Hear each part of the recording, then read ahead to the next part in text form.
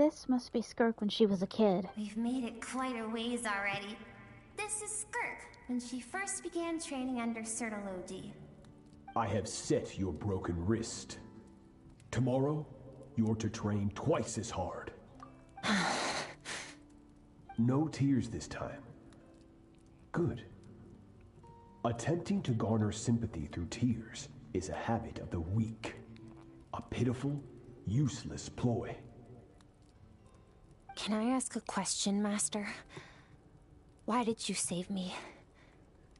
I keep thinking, maybe it would be better if I had died. I wouldn't be haunted by that fire all the time. I wouldn't have to go on like this. I saved you because I have a plan for you. It has been too long since I fought a battle that demanded my full strength, and I hunger for it. Every so-called genius and prodigy I have faced has crumbled like sand underfoot. Before me, even fate bends the knee. So, I will teach you everything I know. Train you by whatever means necessary, in the hope that one day, you might surprise me. But I don't want to draw my sword against you, Master. What you want matters little. Among the boundless sea of stars, the cries of the weak are but faint murmurs that disappear into the void. You of all people know that well. Yes, Master. From that day forward, all she knew was grueling training, emptiness, and fatigue. After some time, her talent bloomed, and she gained control over her emotions, like her master. How should I put it? It was not that human emotion disappeared from her heart, but that reason came to dictate all she was allowed to feel.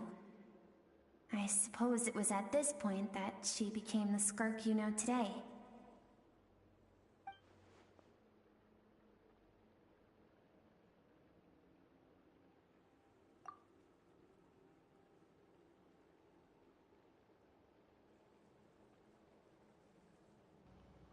So, Sertologi saved Skirk from a disaster when she was a child and never even tried to hide his ulterior motive? I suppose that leaves one final mystery. What really happened with the disaster back then? Did he cause it? Sertologi's final words to Skirk were cold and cruel, but Skirk's reaction made it seem like it was the truth she knew all too well. I have a feeling it all comes back to what happened back then. We're nearly there. He caused all that just so we could have a worthy fighter? I almost don't want to reach the end. Well, shall we? This is the final stretch. This is the final countdown. Okay, I'll stop. I really hope he didn't kill her family because he's bored. That would really suck.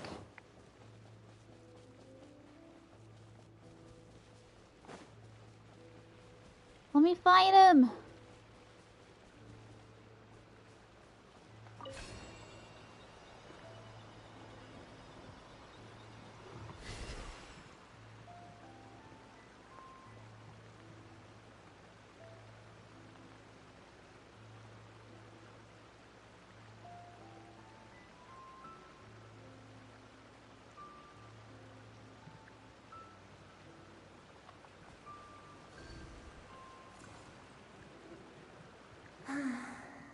These are Skirk's happiest memories. What a simple and carefree time it was. Wisps of clouds dotted the sky. The sun bathed everything in golden light. And when song filled the air, not even the shyest of flowers could resist swaying along. This is Skirk's homeland. She was so curious about everything as a child. Always skipping school to go exploring instead. There was so much to discover. The treasures at the bottom of the sea.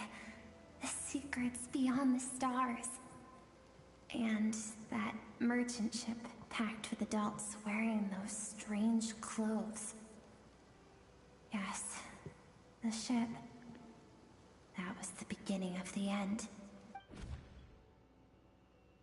It was a spaceship. When it arrived, the people that disembarked wore smiles on their faces and spoke of friendship. They claimed to be merchants from a neighboring planet, looking to establish trade.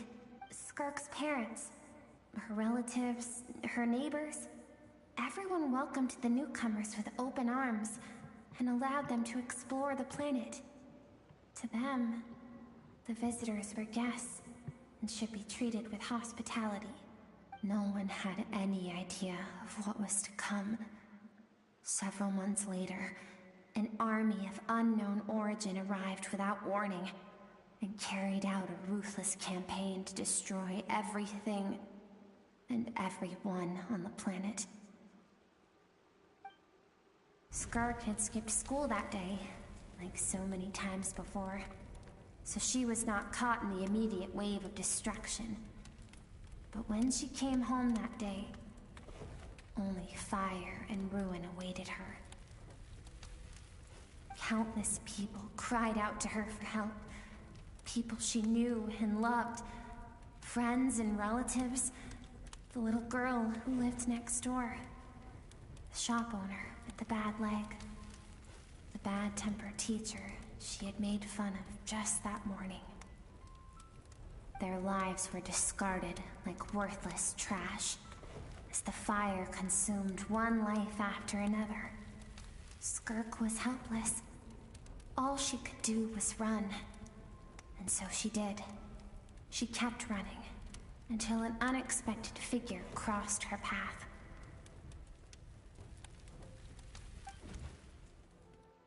If Sertology hadn't been there in that moment, the fire would have claimed her life too.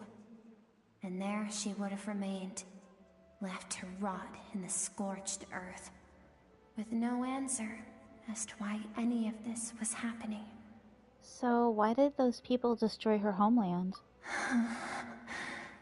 Because she and her people were seen as a threat. A threat? Did they do something bad?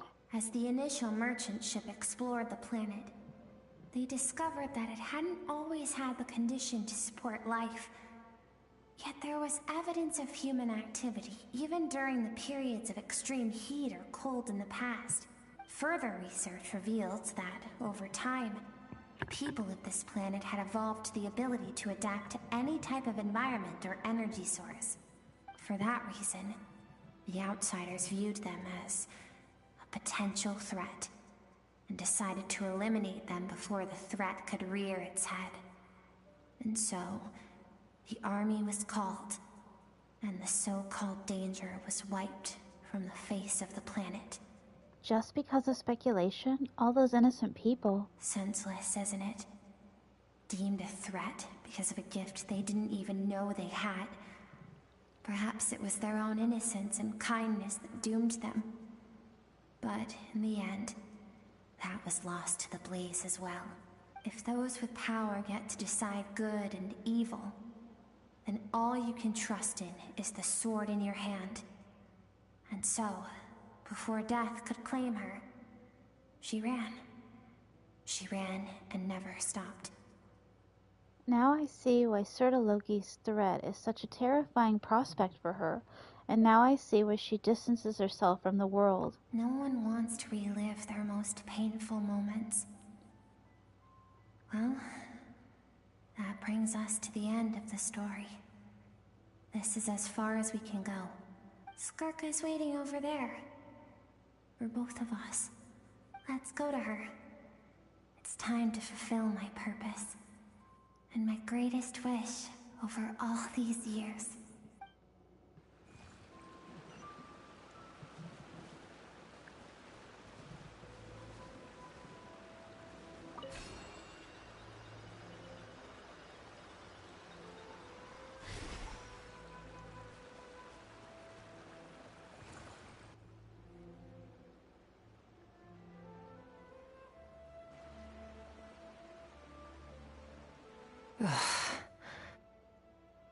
So all this, just so you could bring her here? I have things to say to you. Well, To me, I want someone to witness our reconciliation, even if it takes an argument to get there. And she is the best choice in this moment. Wait, then you must be... Her suppressed emotional self. The version of herself she keeps locked in the recesses of her mind, stifled by reason. All those rejected impulses, those discarded aspects of your past selves, they are a part of me now. I am who you used to be. Someone you have refused to face for too long. So, I came to face you instead. You're wrong. I've faced you all along. And that's exactly why I keep you locked here. Your existence makes me weak. Moments of joy and longing are when we are most vulnerable. Don't forget, it was a penchant for goodness over reason that doomed our homeland in the first place. The vastness of the universe renders everything insignificant. Our feelings most of all. Even so, learning from the mistakes of the past doesn't have to mean erasing everything. Strip yourself of your so-called weaknesses, emotions like kindness and empathy, and what makes you any different from the ruthless soldiers who slaughtered our people? The difference is that I'm doing what is right, what is necessary. I allow you to exist, but with limited freedom. That is the greatest kindness I can offer. I have shouldered everything you couldn't carry. I rose above the numbness and emptiness, and it was cold, unfeeling reason that brought me this far. It made me who I am. It made me strong. That is the problem. I want to shoulder those things together. On the grand scale of the entire universe, maybe our feelings are vanishingly small, but why should that mean they don't matter? Emotion gives warmth to the cold expanse of space. It gives meaning to the world around us. Think back to those nights of gazing at the stars, those afternoons of exploring the unknown. Think back and let them grant you peace. A brief respite from the pressure you put on yourself. That isn't what we need. It's exactly what we need. Aren't you curious about why recovering your strength has taken longer than normal this time? Finally, you get to the important part. That is the only answer I came here to find. Then look around. Look at your inner world. You cast aside your dreams and curiosity, and in doing so, you lost your original motivation. You severed all connection to who you used to be, so you can no longer draw strength from your past. Now, the only things driving you forward are fear and survivor's guilt. But these cannot take you far enough. And so, this river, the source of your strength, grows more polluted by the day. And you think that means I should seek help from a weak little thing like you? Your emotional self isn't weak.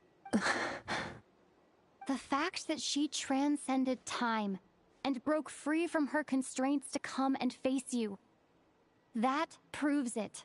Thank you for saying that. I knew bringing you here would be the right choice. To be honest, I'm not here to argue with you.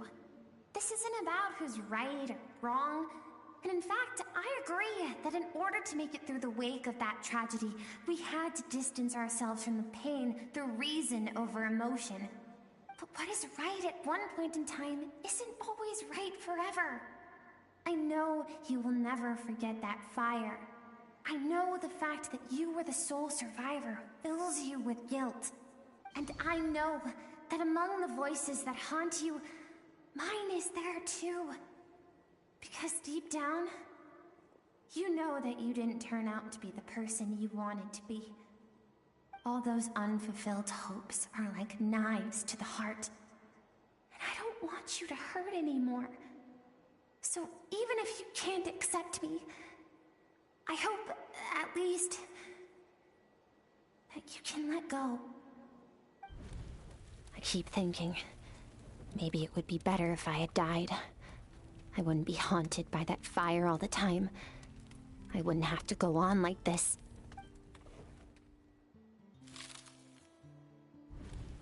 Your dad and I, we're not afraid to stare death in the face, but we need you to survive.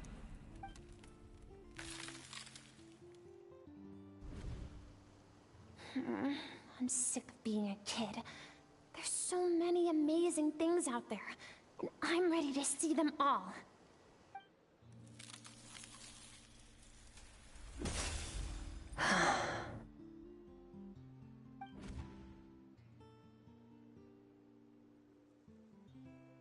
I remember. There was a song Mom and Dad always sang when we went out to fetch water. Dancing water. The sand along your path is begging for your song and movement. Will you carry this burden with you on your journey? I am not the dancing water, and you are not the burdensome sand. But if this is your wish, then I will carry you with me until the end. Thank you. I should be thanking you.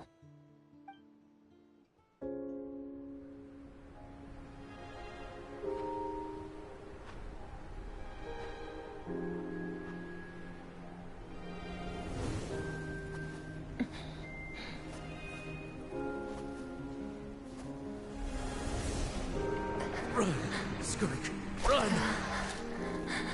Remember, leave no one alive!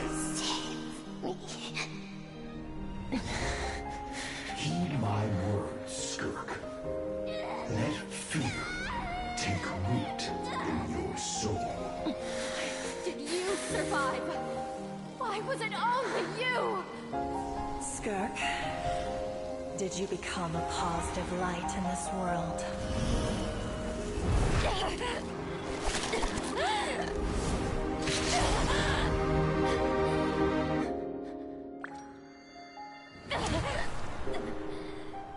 Hey, this doesn't have to be the end.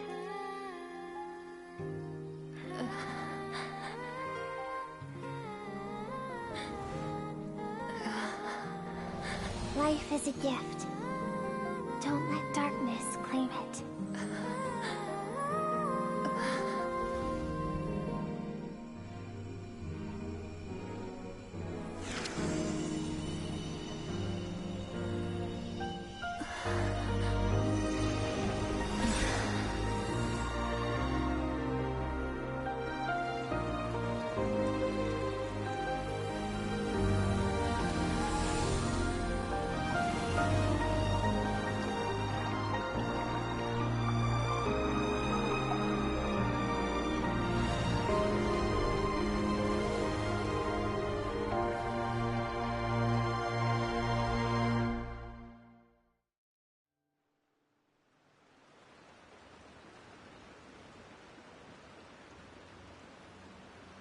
So, you saw my memories then.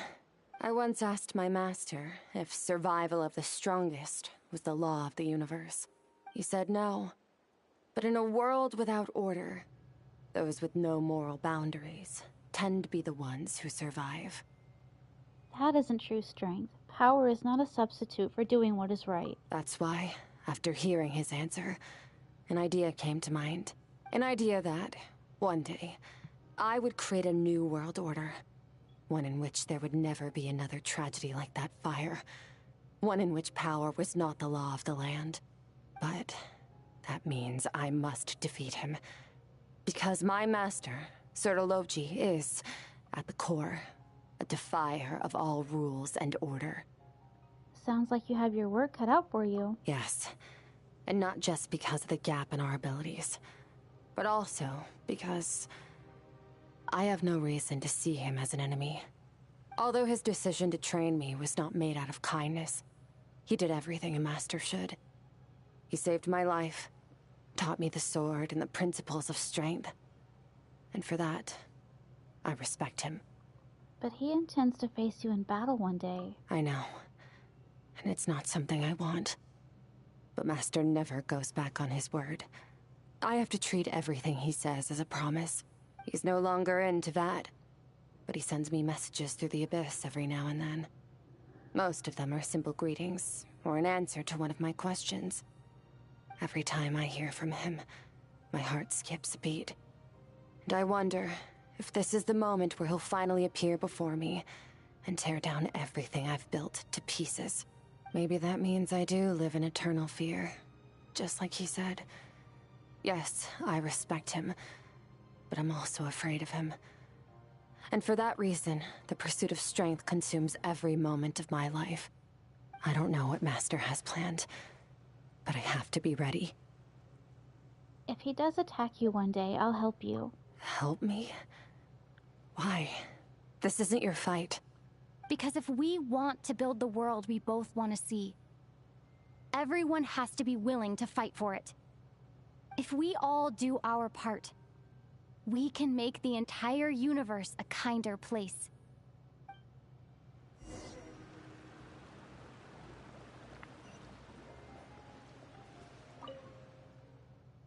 Skirk gazes into the distant sky.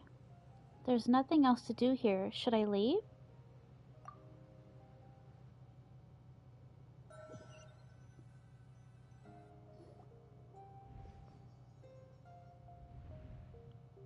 Oh, you're finally awake! Honestly, Paimon was gone for like 2 seconds and then she comes back and finds you both unconscious? Oh, you scared Paimon half to death. You're both okay, right? What does it look like? Looks like your strength is back. You look stronger than ever. Only water from the source can cleanse the rot and filth that flows from the past into the future. I taught you to incorporate the experiences from your journey into how you fight. I suppose what happened today will become an inseparable part of who I am. Okay, so Paimon feels like she's missing some important context. But whatever. Paimon brought back tons of delicious snacks. Let's dig in. All right. It's about time we finished what we started. We're gonna deal with this thief for good, right? Finally, let's show 'em what we're made of. This time, I'm not going to tell you to hold back. But having digested even more power in the meantime, he's going to be tougher than before. The good news is, we have no reason to pull our punches this time. So, let's go. Same place as last time.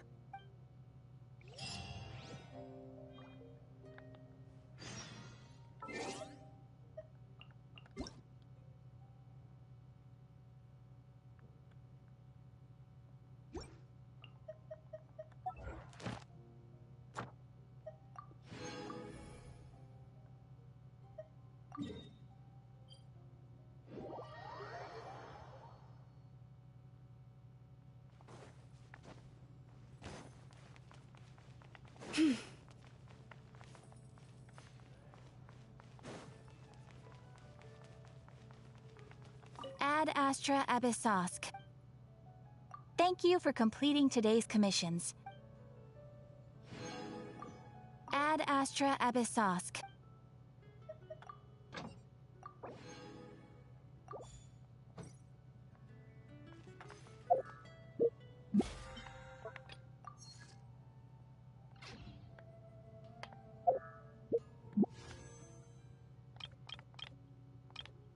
Aw, what a tease. I'm only a few short.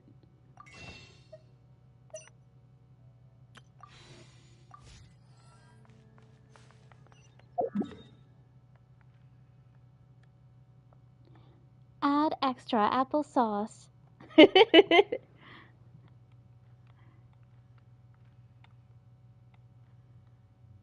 I always say add extra Arby's sauce, then I get hungry.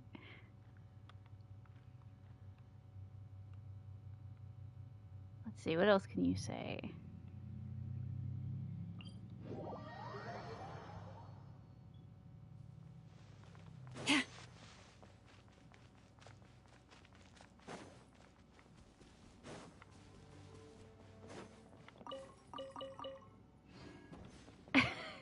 Oh my god, that would be funny to have a commercial with her in it.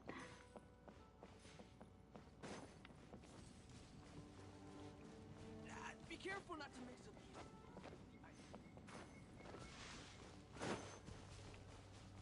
it.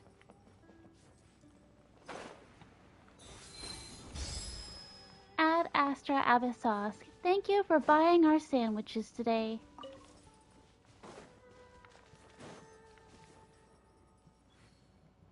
Imagine if they started doing like McDonald's toys. That would be great. I'd buy an Arby's toy. It's like little knockoff characters from Genshin that looked really terrible, and they're made out of like clay.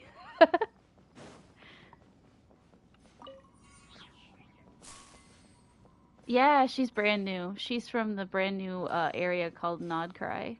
I didn't mean to pull for her. I was actually thirst trapping and trying to pull for Kabe because I'm a lonely, lonely shill, but I got her instead, which is awesome. She's cool.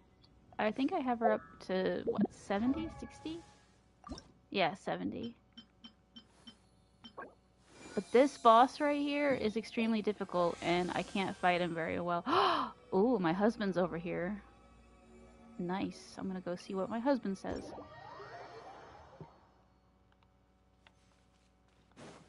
Blins, my beloved, where are you? Oh, and she can turn into a deer. Check it out. Or I guess it's a centaur deer? Husbando! Okay, where is my husbando? Where are you, hubby? I think he's like above us? Where the hell is he? Oh. Wait. Yeah, I think I have to climb the mountain. I hate climbing mountains! Oh well, let's do this. Behold! The things I do for love.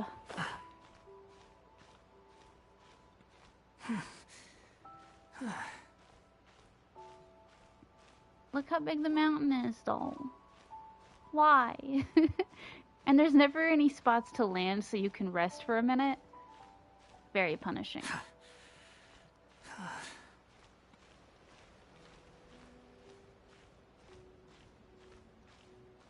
Someday I'll get back into other games, but right now I'm so addicted to this one. It's sad.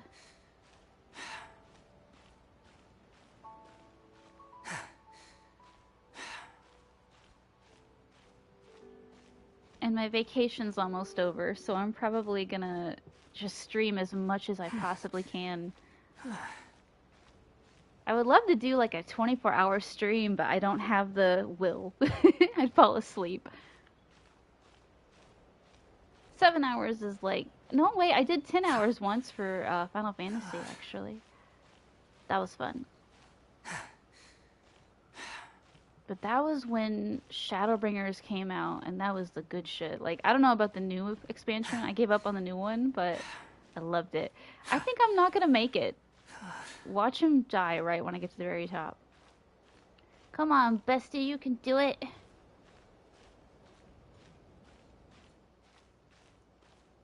Yeah, the longest I've ever gone was 10 hours, 7 hours at most, and then by the time I'm done, I have such a bad headache. You want to use sad. my hat as an umbrella? I the did audacity it! to even make that. Oh, shut up. Okay, where you at, husband? Husband. Husband! Oh, he's with another girl. My cheating heart. I want a divorce. It's over. Repairs complete. It was just an old circuit. Nothing serious. Such remarkable efficiency, Miss Inefa. If it weren't for you, this streetlight would have had me stumped. If it had proven beyond fixing, I may have had to take my own lantern and hang it in its place. Stop flirting with her. I thought what we had was special. Luckily, things didn't get to that point. You wouldn't have needed to go that far. Aino previously proposed a solution. She said she could train the Ratniki so they'd have the basic knowledge to perform simple tasks, like repairing circuits. That way, you wouldn't need to inform Aino every time a streetlight goes out and then wait in the dark until I arrive to repair it. The Ratniki are responsible for fixing the lights? Yes and no.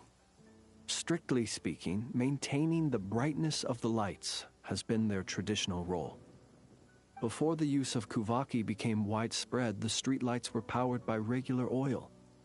back then people were needed to light and extinguish the flames. Because of how dangerous said streets were at night, the Ratniki took on this role. They already carried lanterns, in any case, and were adept at using them while fighting. But as I'm sure you've already noticed, the current streetlights are powered by Kuvaki, and it's not so easy to light or extinguish them using traditional means. Because of this, whenever a light goes out nowadays, all I can do is stand here helplessly and wait for a professional to come along and solve the problem. Why don't you let Aino give you some training? Have you not arranged to have classes? Aino organized an engineering seminar, but all the Ratniki made excuses to leave halfway through. They said things like, I have an urgent task, or I need to go on patrol, or it's time for me to make a report. I didn't leave. It is, after all, disrespectful to the host to leave a seminar early. True, but the biscuits you brought were too much of a distraction for Aino. She stopped teaching completely. And then I was so busy trying to stop her from eating that I could not take over the seminar. So please, the next time you attend a class of any kind, don't bring anything sweet that might attract Aino's attention. And don't bring any toys either. I promise I won't. Please say it in full. The last time you promised not to bring anything sweet, you brought a toy, and Aino was completely unable to continue. I promise I won't bring anything sweet, any toys, or anything else that might unduly divert Miss Aino's attention. That's better. I'll notify you when she next holds an engineering class. For now, I have to pick some laka berries for her. Goodbye. Traveler, do you know of anything else besides sweet treats, toys, and small fluffy animals that might keep Miss Aino quiet for a while? Half an hour shall suffice. I think you'd be better off studying. Well, if you can't take any items, why not try bringing a companion instead? A companion? Oh, that is inspired. Perhaps I should ask Miss Nefer if she can send Miss Yehoda to accompany me. Just don't say it was me who gave you the idea. Naturally. The only reason I wish to ask Miss Yehoda to attend is that if I am to swim in the great ocean of knowledge, I'd very much like someone else to enjoy Miss Aino's educational ablutions. Considering the strength of Miss Yehoda's relationship with the two of you, I believe she would be the perfect candidate to go with me.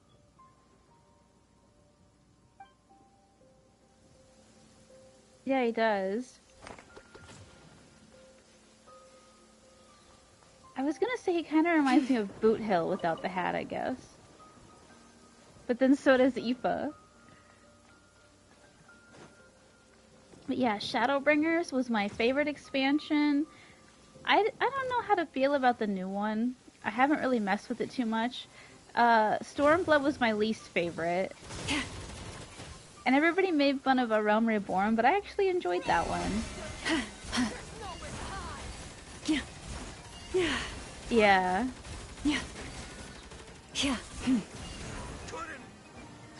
I like them all, though. A grave trend.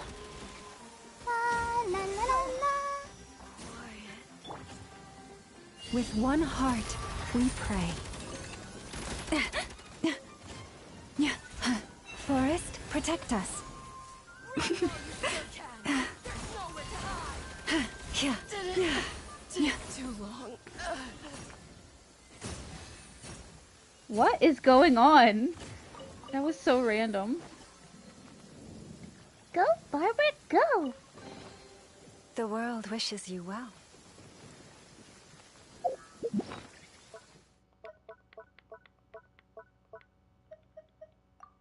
Yay, furniture that I'm never gonna use. Woohoo! The heck is that?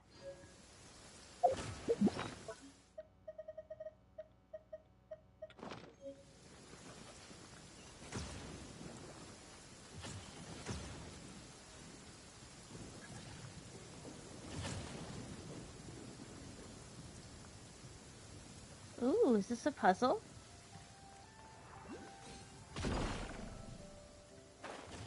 I'm so off track from the story I was doing, but oh well. Let the show begin.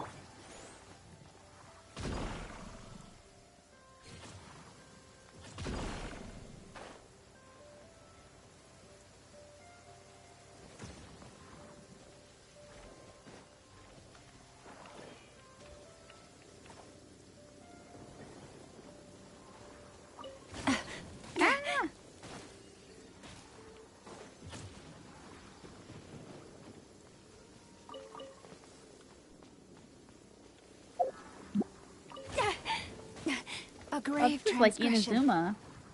I don't like this. That's it. I'm cheating. The wind rises. Got it.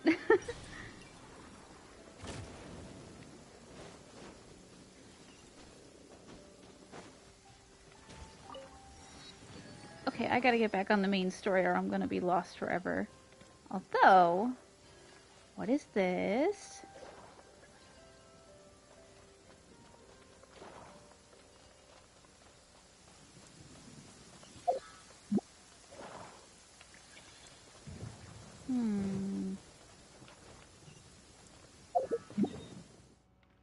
Where was I even heading? I forgot. Oh, Skirk. Yeah. Oh, she is way over there.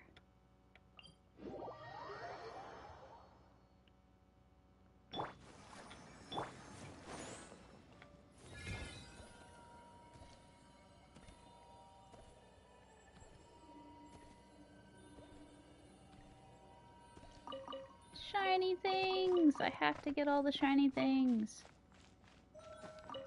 This is why my streams are so long. Must collect everything.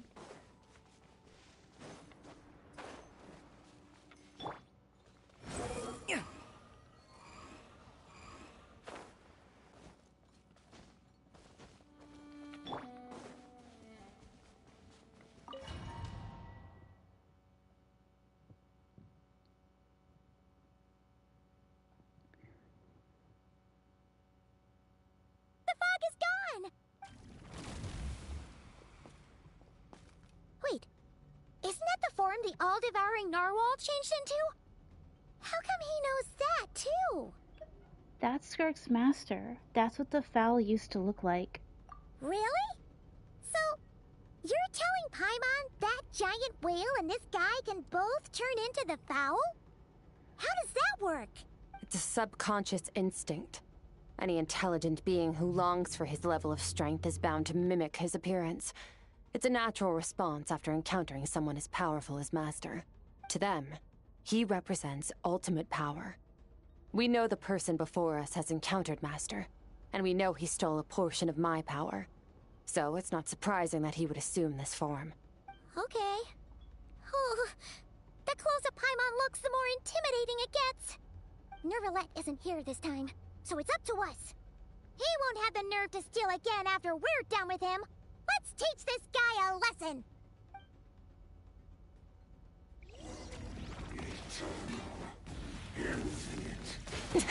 That's more like it. Bombs away! Water jet! Yeah.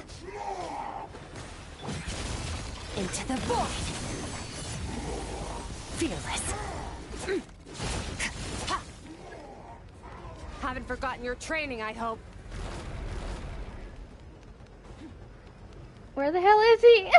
I can't get him. Where'd he go? Do I have to hit these? Fearless. Oh, okay. Got it. Go!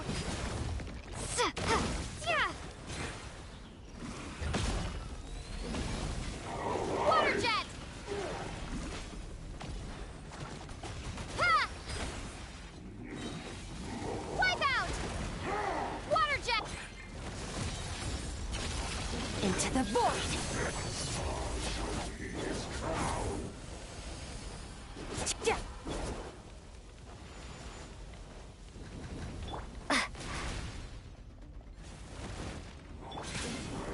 Annihilate.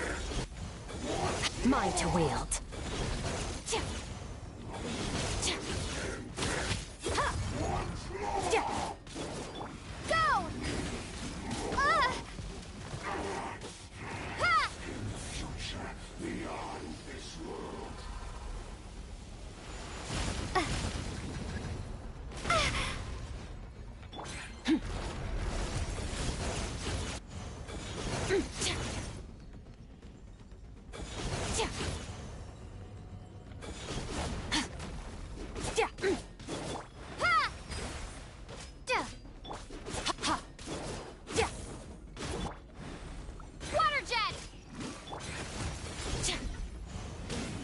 mine to wield.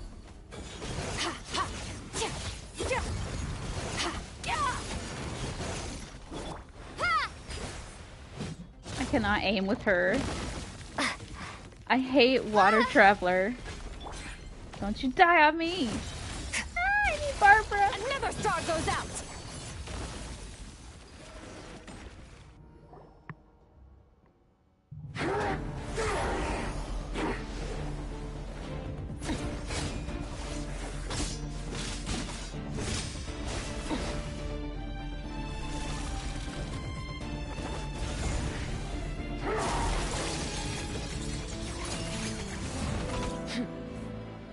Haven't had enough of my power.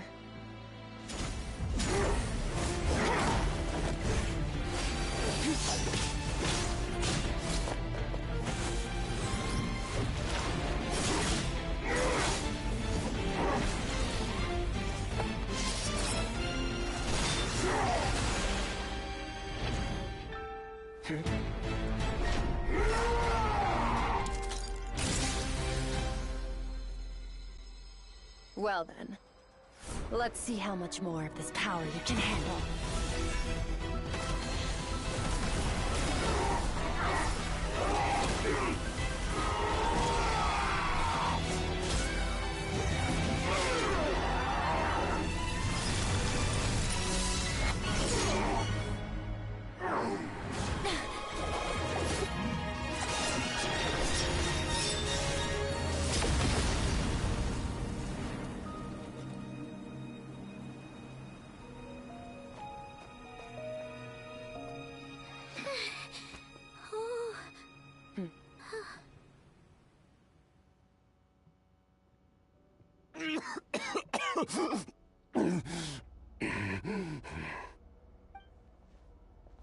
Well, have you come to your senses? You saw that my body was at its limit. So, you deliberately channeled your power into me, knowing that it would destroy my shell from within. Such power. Such keen battle instincts. So, you must be... Skirk, Sertologi's disciple. How long has it been? How long has he been away from Tevat? Hundreds of years. Hundreds? Sorry. It's a lot to take in. I should introduce myself. I am Skofnungar, a friend of your master and one of his followers. This is the first time I've heard your name, Skirk. But hundreds of years ago, I knew you existed. And I knew you would come here. Hundreds of years ago? Sounds like you and Master have quite the history. Care to tell us about it? Of course. Might as well take advantage of a clear head while I can. The story starts a long, long time ago. I was born into a noble family in Conria. As the eldest son, I was set to inherit our title. But I contracted an incurable illness as a child, and everyone gave up on me. I trained the sword harder than anyone else, defeated all of my peers. But it was all in vain. When other people looked at me, all I saw in their eyes was pity, or a strange glee in my misfortune. Even my parents were just waiting for me to die. Over time, my heart hardened, and I became aimless. That was the point where I met your master, Sertologi. We were similar in age, but different in background. He was born in prison, the son of criminals who had been sentenced to death. He spent his childhood wandering the streets, facing more criticism than the literary works in the Universitas Magistrorum. Yet, he always wore a smile on his face, as if Kindness and malice were one and the same, and he could not see the difference. I still remember what he said to me when we first met. You need to fight to survive. Even if it's a losing battle, it should light a fire under you. How can you sit back like this and go down without a fight? That does sound like something he would say. He was the first to acknowledge that I was worth something, and he inspired me to keep going. When we sparred together, it was the first time I'd actually felt the thrill of combat. When I was 10, he stole forbidden research materials and managed to cure my illness. It was like there was nothing in this world he couldn't accomplish. When it came to the human form, he was always intent on pushing the boundaries of possibility. But somewhere along the way, I fell behind. My talents were nothing compared to his, and at some point, I realized he had pulled so far ahead, I was too embarrassed to even ask him to spar. He sounds constipated. Grand endeavor was successful. He sought me out and said to me, "This planet no longer holds anything of interest to me, so I'm leaving. But first, I have an offer. I can use a power I have just refined to break the curse of immortality for you. Your death was once what we worked so hard to prevent. But the immortality you now face is a different kind of pain altogether." I'll pass. Immortality doesn't sound so bad to me. Since I can't die, it means I have an infinite amount of time to get stronger. Maybe I'll finally catch up to you one day, and we can spar like we used to. Are you sure? I cannot say when I will return. Your body, or rather, your soul, might not be able to withstand this curse. All I can do is try. After all, a wise man once told me, people need to fight for their own survival. Wise indeed. Nevertheless, if you grow weary of the pain of immortality, and wish to experience a good sparring match before you wither away, seek out my disciple. Disciple? Never thought I'd hear that word coming from you. Nor I. But Vedifenir said I was destined to find a disciple out there in the universe, and bring her to Tibet. You know as well as I, Vedifenir's prophecies are never wrong. Well, now I'm curious about who this disciple of yours will be. All Vedifenir said was that one day, the stars shall bow in her honor. Sounds pretty impressive. Of course. Only the most outstanding people would have the right to become my disciple. Okay, but what does he look like under his armor? Because, dang. He might help me get over my loss of fins. Blins! See, I'm thinking fins because of Love in Deep Space and all the mermaid people. I'm so confused. Still self-assured as ever, I see. But you're not wrong. I'll be leaving then.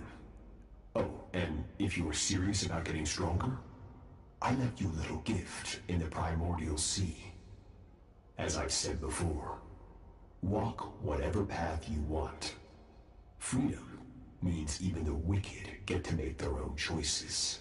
Waiting for me in the primordial sea was the all-devouring narwhal, already beaten into submission by Sertologi.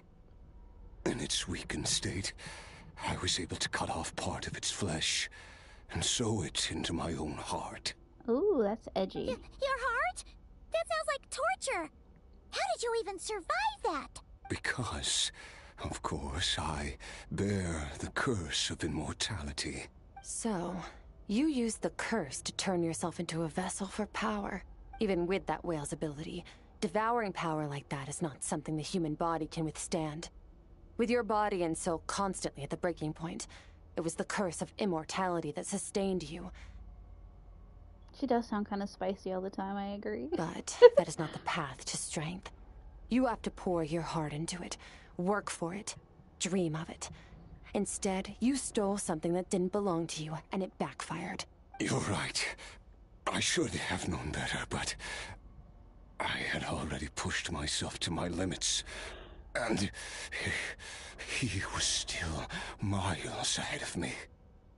So I had to take a leap of faith. I miss your master.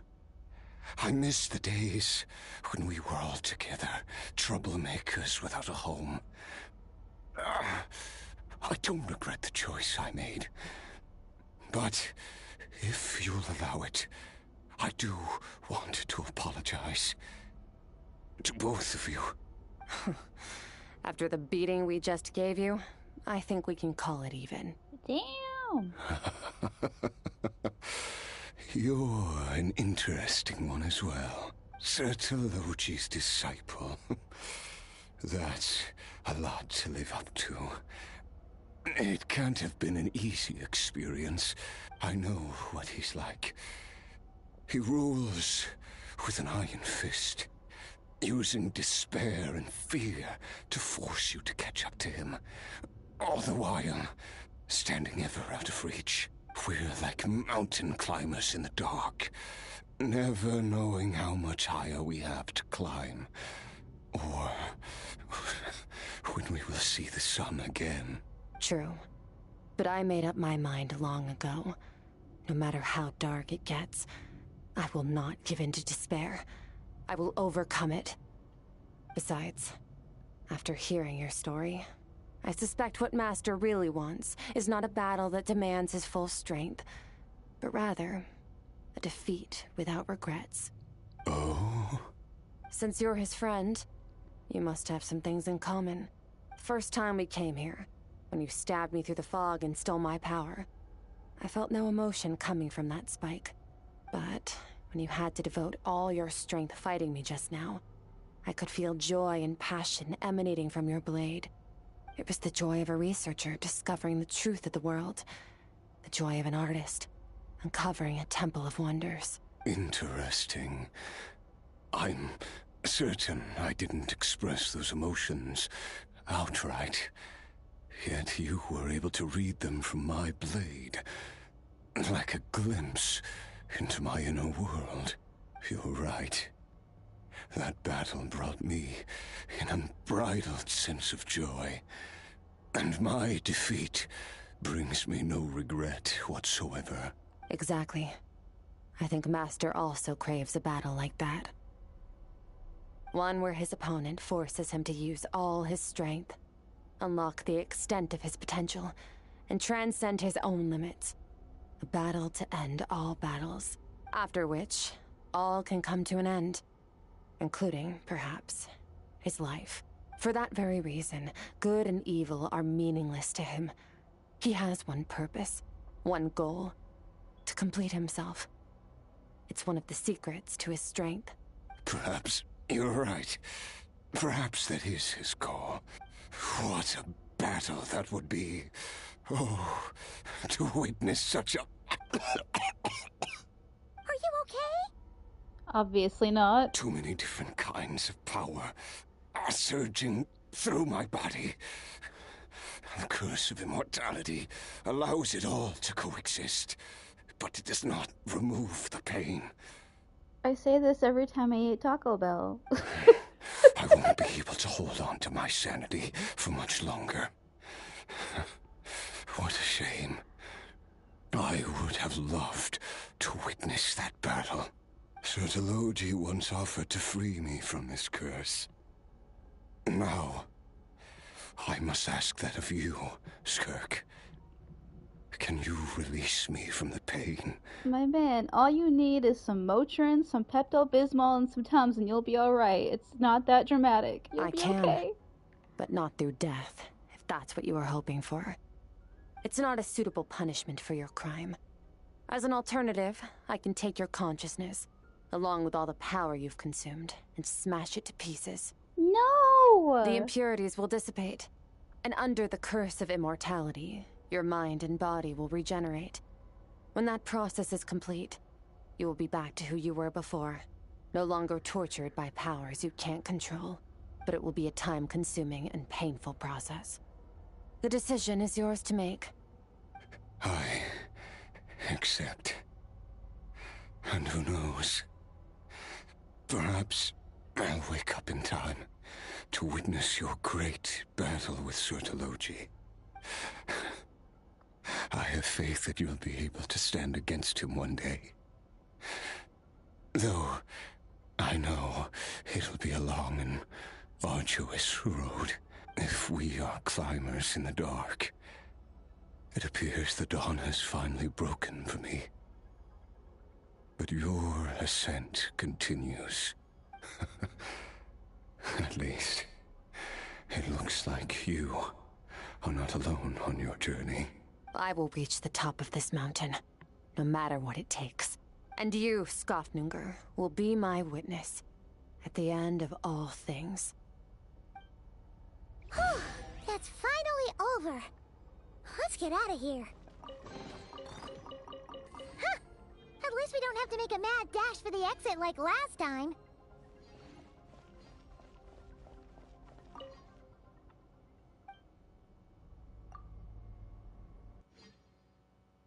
I couldn't take him seriously, man. I wanted to, but... We did it! Ah, it's only been a few days, but it feels like forever. Once again, we've proved there's nothing we can't overcome. We're just that awesome. I didn't even break a sweat. Wow, you sound even more confident than usual. Guess you really have become stronger. Today sure went by fast. It's night already. Oh wait, that reminds Paimon. The stars you mentioned, the ones that died out, are they back now? Yes. The power Skofnungr stole has been returned. So, the stars have regained their light.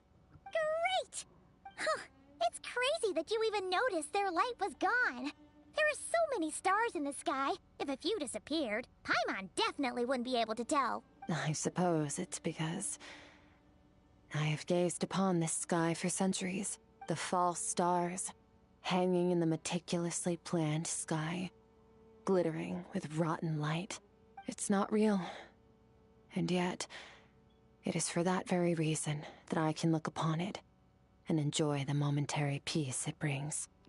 It's beautiful, I agree. I'd like to see what it's like up there. Even the most beautiful of bubbles has to burst. We will return to the real universe one day, whether of our own volition or not. Time marches ever forward.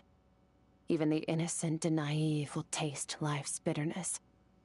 Yet through hardship, we grow, until we learn to seize the sands of time for ourselves, and uncover our true strength. Though we gaze upon a false sky, its vastness and majesty is palpable. One can only wonder, what is it going to take for kindness to reign supreme in the vast expanse of the universe? Ugh, this is all going over Paimon's head. But if she knows one thing, it's that the Traveler always finds a way. Ever since we met, she has filled Paimon's days with happiness. No matter how tough things get, she always finds a way to make it better. If it's too big a job for one person, then we'll do it with two. And if two's still not enough, then three. We've met so many amazing friends and accomplished so many amazing things. As long as we don't give up, we can make any wish come true. I suppose when it comes to you, anything is possible. Well, I should be going. Now that my power is no longer isolated from my emotions, I need more practice to get used to it.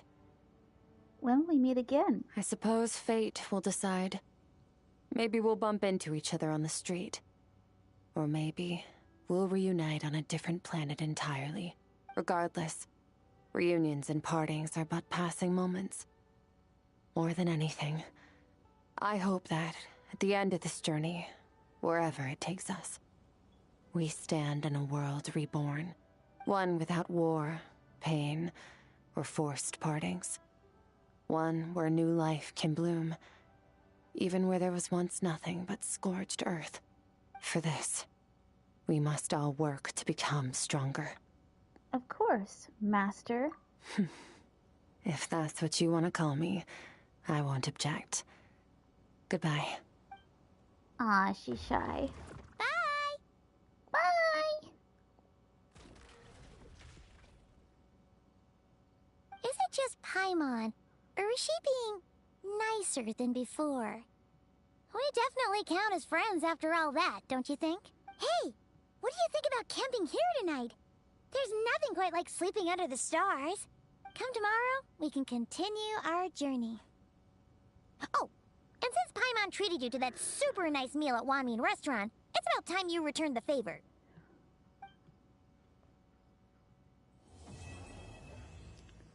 That was a really good opportunity to call the quest When You Wish Upon a Skirk, and they didn't do it, and I don't know why.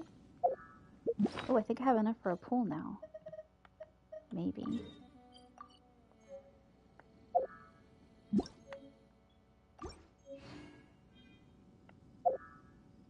Can I get a guitar? Ooh, that's cute.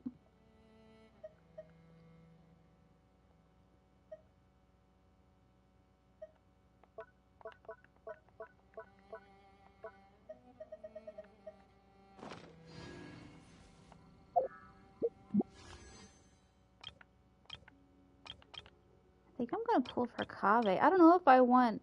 I know he's a 5-star, but I really like Kaveh.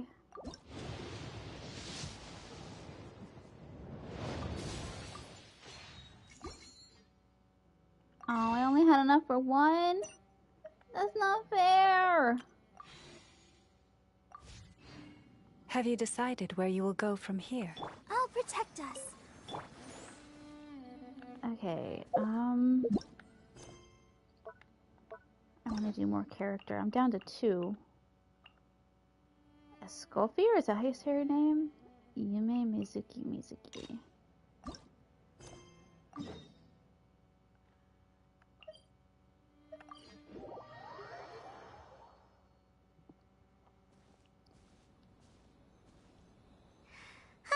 Remember when we chased that Tanuki down this way? Good times. Huh? What's that?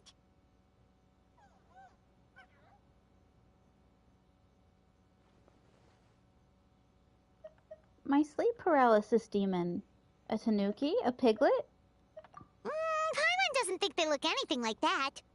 Oh, maybe there's a new kind of yokai in town.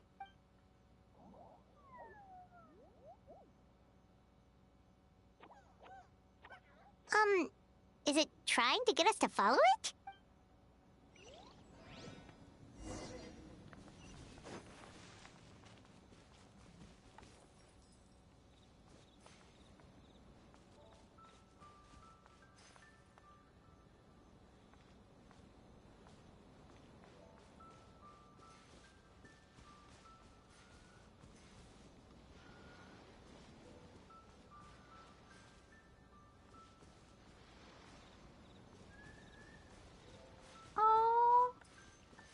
I wish you could pet the foxes.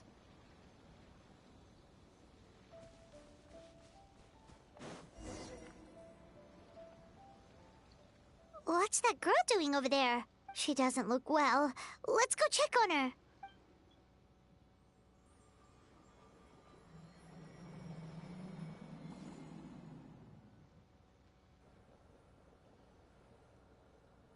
Oh, what just happened?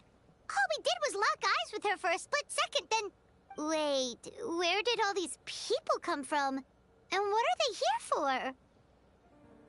Looks like they're waiting in line for some reason. True. Oh, and there's that girl. She's still here. Maybe she knows what happened. Mizuki! If I leave now, will I have enough time? How many times do I have to explain? There's no going back if I report him, but still. Anxiety over a lack of creative inspiration. Well, Inspiration tends to give anxious minds a wide berth, so I hope our treatment will help you relax. Thank you.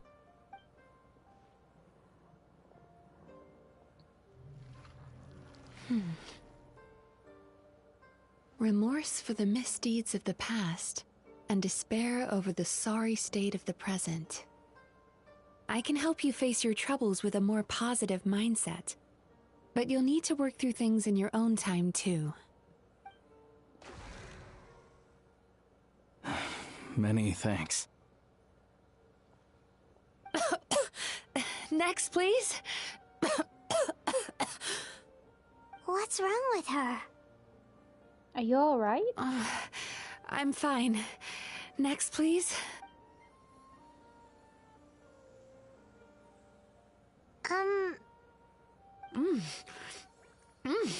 Delicious! Whoa, that was unexpected. Huh? What do we have here? Oh no, I'm so sorry. Sorry for what? We have no idea what's going on here, let alone what you're sorry for. Would you mind bringing us up to speed? Oh, it looks like you've entered my dream by mistake. Let me wake you up, then I'll explain everything. I think she's like a dream succubus or something. Dream? When did that...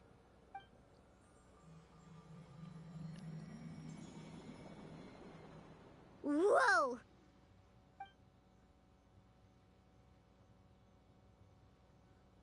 Hi. Feeling more awake now?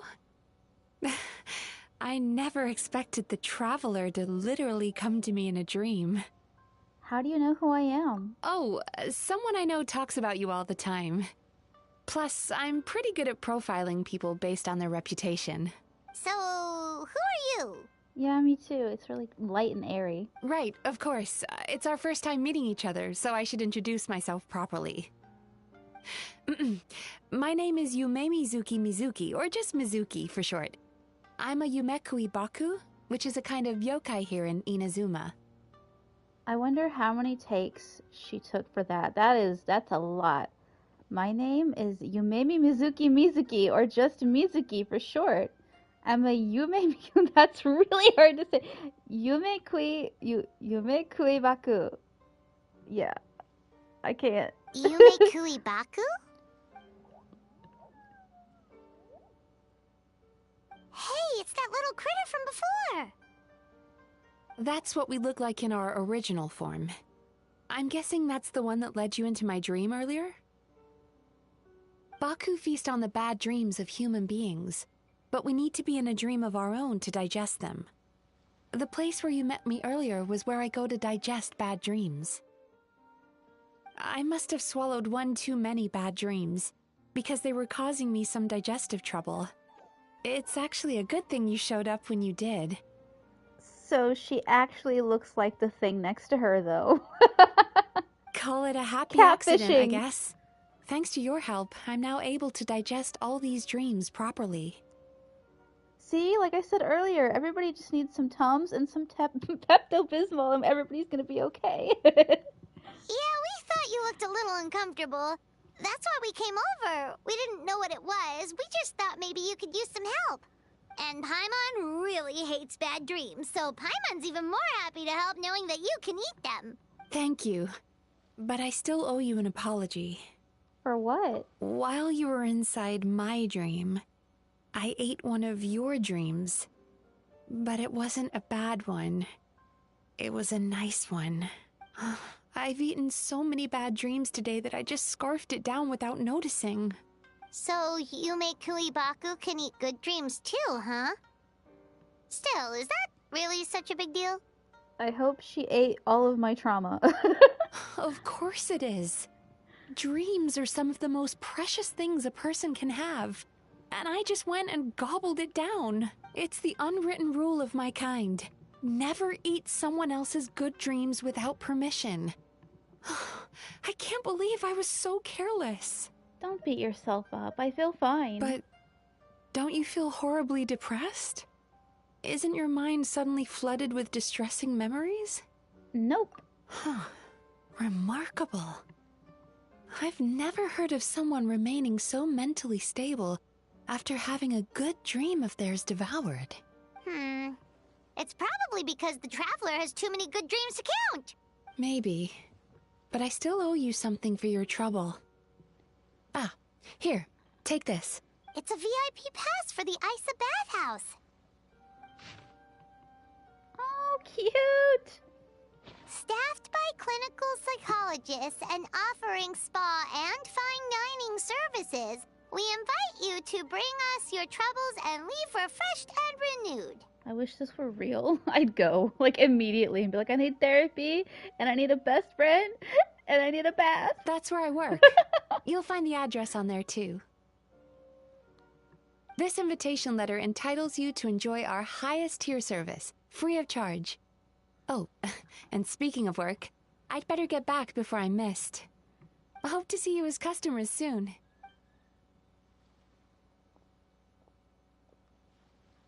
So she's a Yume Kuibaku that eats bad dreams and a clinical psychologist too? It adds up. Yeah, kind of cool. Paimon's never considered therapy before. Then again, Paimon never really gets that stressed out.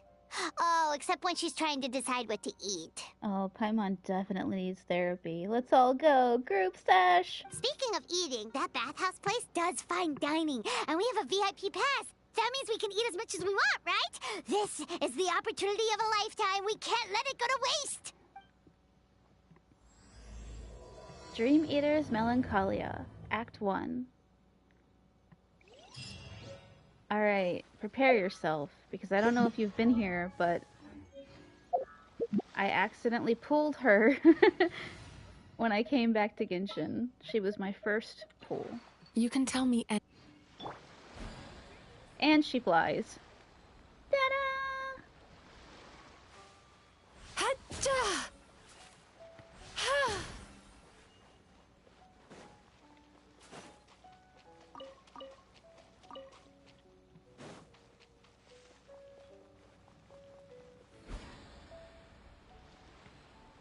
Oh, I guess she doesn't fly, she just kind of floats.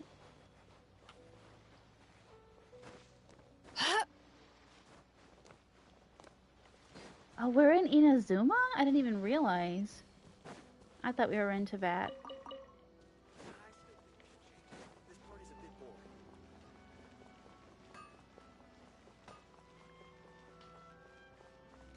Please speak to President Sango. I'm just a helper.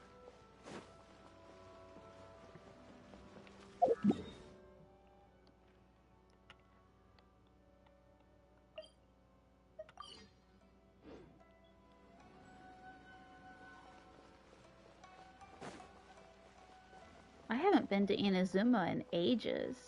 It's so pretty. Did she just say error? Ad Astra Abyssal. I heard you.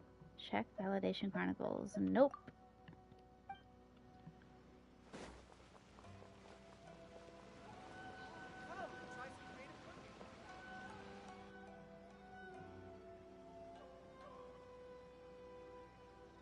Bathhouse.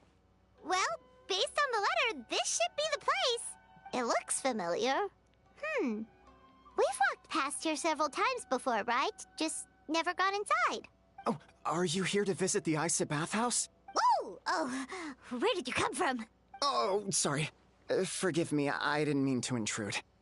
We've been struggling to attract customers recently, so I got a little overexcited when I heard you discussing my bathhouse. Your bathhouse? So you run the place, huh? And business isn't going so great, you say? Oops. Please forget I said that. It just slipped out.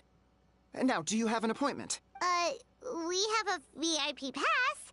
Can we use it now? What? I've told them before, a promotional gimmick isn't gonna magically fix our business. Who issued this thing? Wait, is that Miss Yume Mizuki's signature? I'm so sorry. I had no idea you were invited here by Miss Yume Mizuki. Please, feel free to redeem your VIP pass now if you'd like. Just give your names at reception. Sounds like she has a lot of clout. But aren't you supposed to be the boss? I am, yes, but Miss Yume Mizuki's a major shareholder. the business never would have gotten off the ground without her investment. What? Oh, it's no cause for alarm, though. She's a very responsible person. In addition to being a shareholder, she's also personally involved in our day-to-day business. She only returned to Inazuma recently. Otherwise, I'm sure you'd have heard of her by now. She's a highly renowned clinical psychologist. Please, head on in.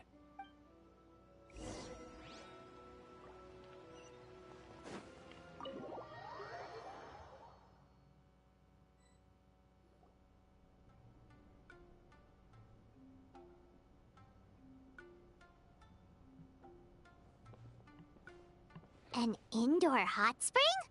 Oh, Paimon's gotta give that a try. Hello? I'll be right with you.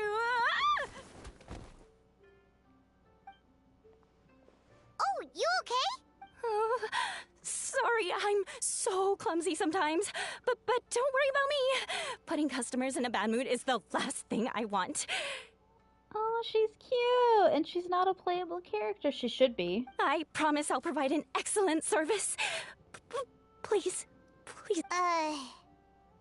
How many times do I have to tell you? You breaking a few plates isn't the reason we've been losing business. Stop apologizing for yourself all the time. All it does is make you look like an easy target. They're all adorable! It's all good. We're not out to target anyone. You didn't hurt yourself, did you?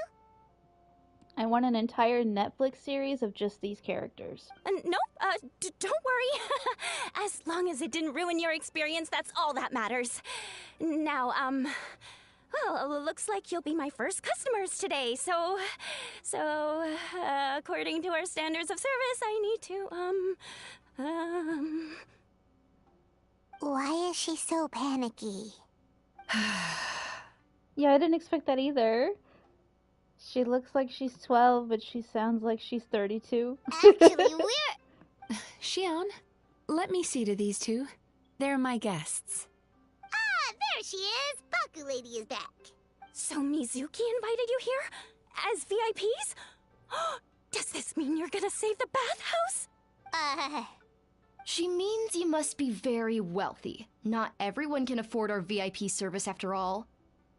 But a couple of customers with cash to splash doesn't solve anything in the long run. You should focus on what to do about our new competitor. Aw, Murasaki. Was that you showing some concern for our business? I'm touched.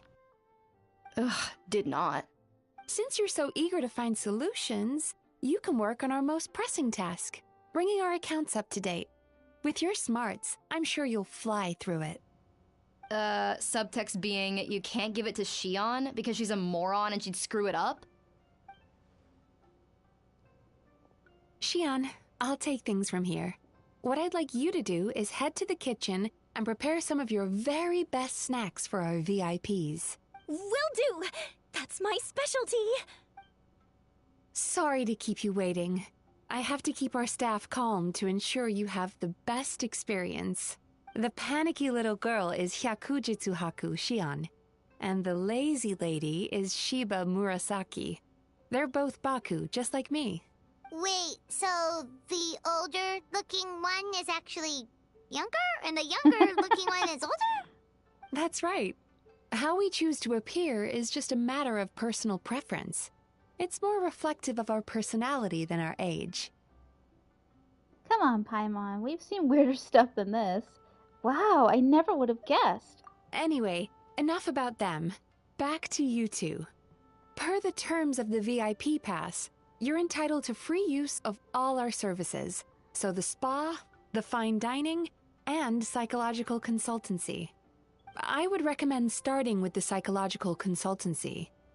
Between me and you, one of the steps involves getting your bad dreams eaten. I think Hoyoverse is just trying to tell everybody to get therapy. Since I ate one of the traveler's good dreams by accident, this seemed like the best way to make amends. Ooh, we get to have our bad dreams eaten by a Yumekui Baku? That sounds fun! But is this a wise decision given the current state of the business? Oh, that's a good point. You've been having some difficulties recently, right? It wouldn't feel right to get all this free service while you're struggling. Is there anything we can do to help out? I take it you overheard Mr. Aikawa complaining about our current situation. Yeah. I'm sorry to cause you concern. Mr. Aikawa is a smart businessman, but he tends to worry too much about short-term profits and lose sight of the big picture. Our financial situation is nowhere near as dire as you're imagining. And in any case, passing our business woes on to our customers is hardly the solution. Please enjoy the services we have to offer. Once you've experienced our hospitality for yourselves, I'm quite sure your confidence in our future prospects will be restored. Can't argue with that. Let's get started. Of course. The only thing is, psychological consultancy is a one-on-one service that takes quite a long time. But I can't just make one of you wait around while the other one is in therapy. So perhaps I can treat the traveler while Shion treats Paimon? Would that work? Fine by Paimon. But, is she up for it? She'll be fine. I noticed how gentle and encouraging you were towards her earlier. You're the perfect client for her. Oh, Secondly, Shion's therapeutic approach is a little different from mine. It often involves food, so she might be a better fit for you. Food? Food therapy? Oh, that sounds perfect. I got her. I knew that was gonna happen. She's always like, food! Food where? All right then, please follow me. Was all that just so you could be paired with me? Don't get me wrong. Paimon is genuinely better suited to Shion. But in all honesty, yes, I had my own reasons for wanting to treat you myself. Who needs Flynn's? I got me a new girlfriend. Your psychology is so unique. I just had to investigate further to satisfy my own curiosity. Please, come with me.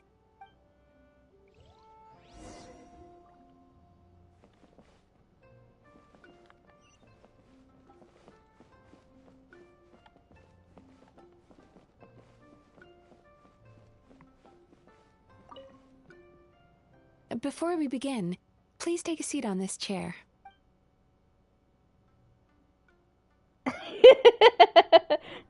He cheated first! I'll forgive him. He's cute. Before we begin, please take a seat on this.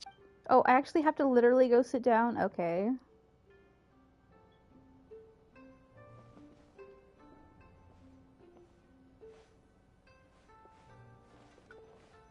You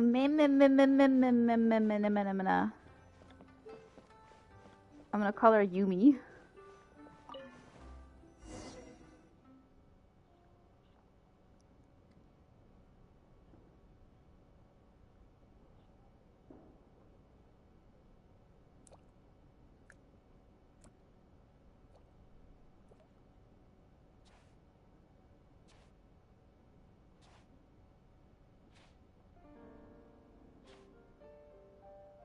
There's a theory which suggests that we bury our most powerful emotions deep within our dreams. That's the territory I would like to explore.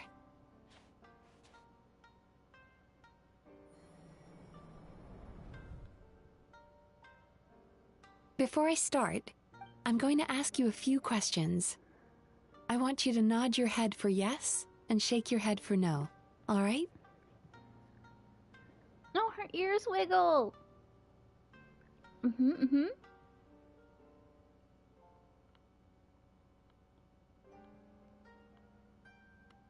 Very good. Now, I'm going to plant a few thoughts in your subconscious, but it's nothing to get nervous about. Just a way to improve your sleep quality, so the treatment will be more effective.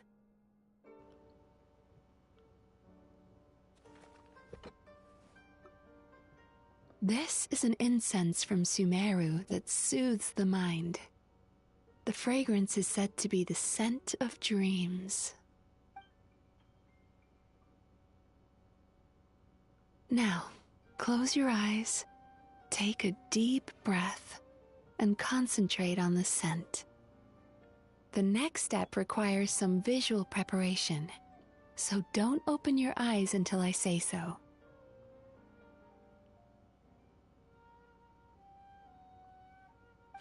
Oh, where did it go? What is Mizuki looking for? Surely it can't hurt to I take need a to have a peek. stern talk with Murasaki. How hard is it to just put things back where they came from?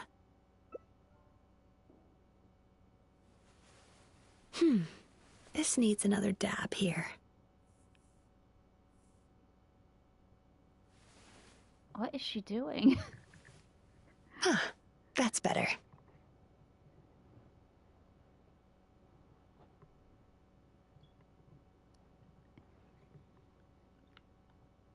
I said no peeping.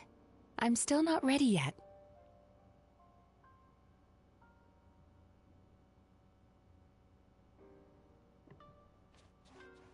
Hey, don't run off now, darlings. Darlings, Come now I'm here. curious. Maybe just a sneaky little peek? For goodness sake, your butt's showing. What the hell? All right. Shh. Let me do that for you. What is going on? This is so weird.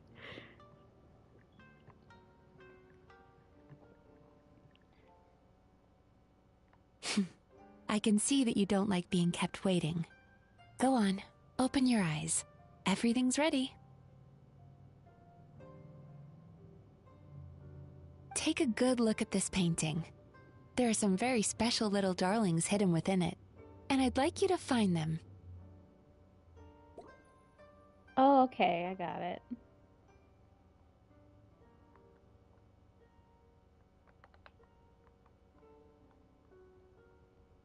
Okay, but what Do do you I see do her? now? Isn't she just adorable?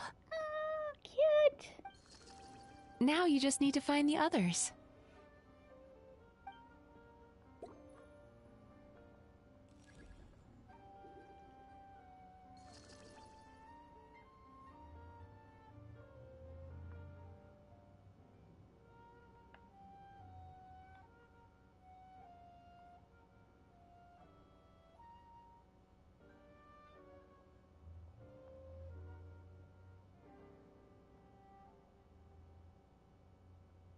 I don't get it. Where's the other one? Oh, there it is.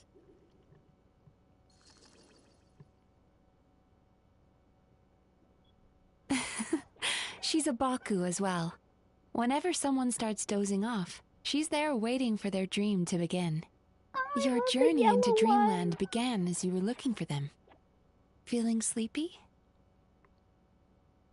Now I want you to take my hand.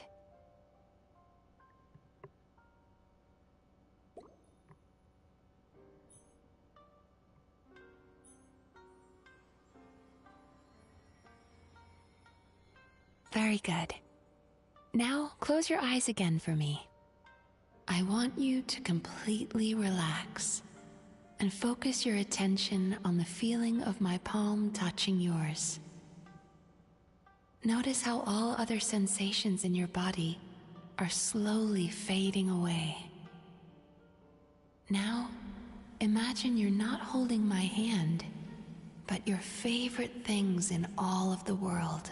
Kit Kats. You run your hand through the sakura blossoms, gently falling through the air. Then through a squirrel's fur. Then you grab a fistful of sand on the beach. You are once again in the wilderness, running with the wind at your back. Gooner. But slowly, your palm loses sensation. You lose your way and find yourself surrounded by darkness. You can't see anything, but you hear someone calling you. And now, a light is shining from the same direction as their voice. This is a lot like Love in Deep Space. It's very otome dating sim. I like it. It's okay. I'm a gooner. We accept gooners here. What is this place? Traveler, come over here.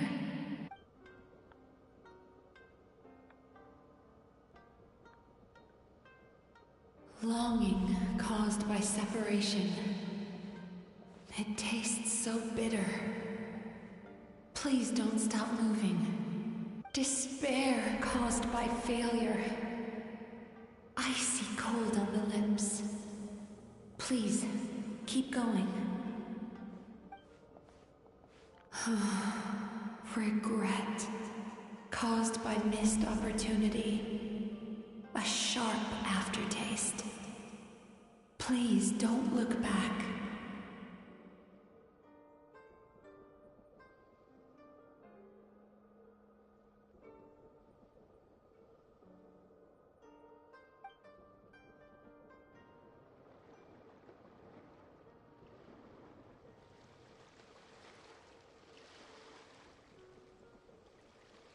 Go to where the sakura petals fall. Go to where the squirrels play. Go to where you can hear the sound of the waves.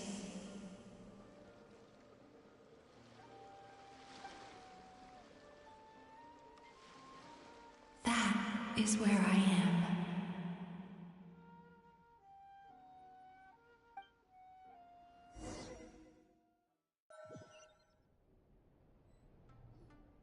Holding my hand tight, those lost sensations come back to you. The feeling of running your hand through falling sakura blossoms, or through a squirrel's fur, or of grabbing a fistful of sand on the beach. And as you return from the wilderness, you gradually recover your other senses as well.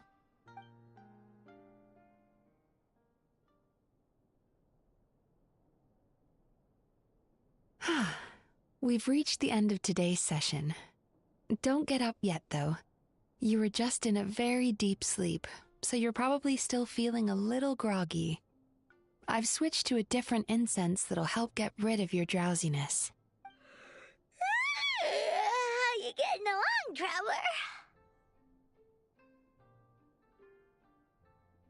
Traveler? How are you feeling after your session, Paimon? Kinda fresher and more relaxed. It feels cozy somehow. Good. That's exactly how you should feel after having a nightmare eaten. It sounds like the session was quite effective. Oh, for sure. Paimon especially liked how she used the sense of taste to help guide the process. But Paimon was asleep for most of it, so she's not really sure how it all works. Do the Yumikui Baku just, like, sneak into your brain and gulp down your bad dreams in one go? It's quite a bit more complicated than that. It deals with people's most visceral emotions, which have to be handled with the utmost care and attention. That sounds super mysterious. Sorry, that probably made no sense at all. Anyway, don't worry about the details. For your purposes, Paimon, just think of it as Xion gulped your dreams away. How are you feeling, Traveler? Really? I still think there's more work to be done. What do you mean? You have quite a reputation for resilience and positivity, so I expected to find very few negative emotions in you at all. But when I was deep in your subconscious earlier, the sheer weight of the emotions hidden there was overwhelming. Oh, dude, I am muted. I've been laughing my ass off this whole time. Dude, how long have I been muted? I said now that I've held hands with her, I don't think I can get married. I can't wear white to my wedding. I'm a ruined maiden. Alright. I'm sure it's fine. I do have quite a lot of baggage from my past. Girl, I have so much PTSD. Yes, you certainly do. But that's not what concerns me the most. Despite all your negative emotions, I couldn't find a single bad dream. So I just gave your mood a boost for now.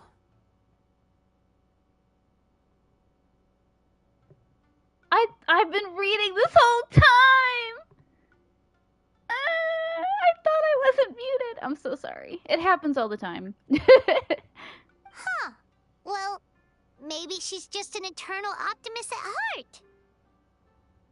Optimist or not, everyone has bad dreams. Maybe they're just hidden even deeper in your mind. You're a unique case, as I suspected. Yes, we accept Gooners here, because I'm the biggest Gooner. If I could figure out how to stream Love in Deep Space, you would see. You'd have to come to every stream, because I get so squirmy and so, like, blushy and over every character in that game. It's like, extreme Goonering. Gooning? Goonerism! But she said she feels cozy, just like Paimon, so whatever you did, the treatment worked. True. But as a clinician, I would have hoped to reach a better understanding of my patient. Sounds like you want to keep researching me? Fine by me. As long as you can put up with a daily nap while holding my hand. Oh, there you go. There's your dream life. Napping all day and holding her hand. Anyway, all jokes aside, it's time for you to try out the hot springs. Your mind has had the chance to de-stress. Now it's time to do the same for your body. Oh, that sounds good. Paimon's feeling relaxed already. You know, this place provides a really great service. It's such a shame that you can't find more customers. So scandalous holding all these hands. Don't start worrying about our bottom line again, or my work so far will count for nothing. Look, as long as we keep providing a great customer experience, we're sure to attract more business eventually. I might contract an HTD, a handily transmitted disease. If you say so. I gotta stop. I think the traveler's recovered from the therapy session now. Let's head to the hot springs. Yay, hot springs!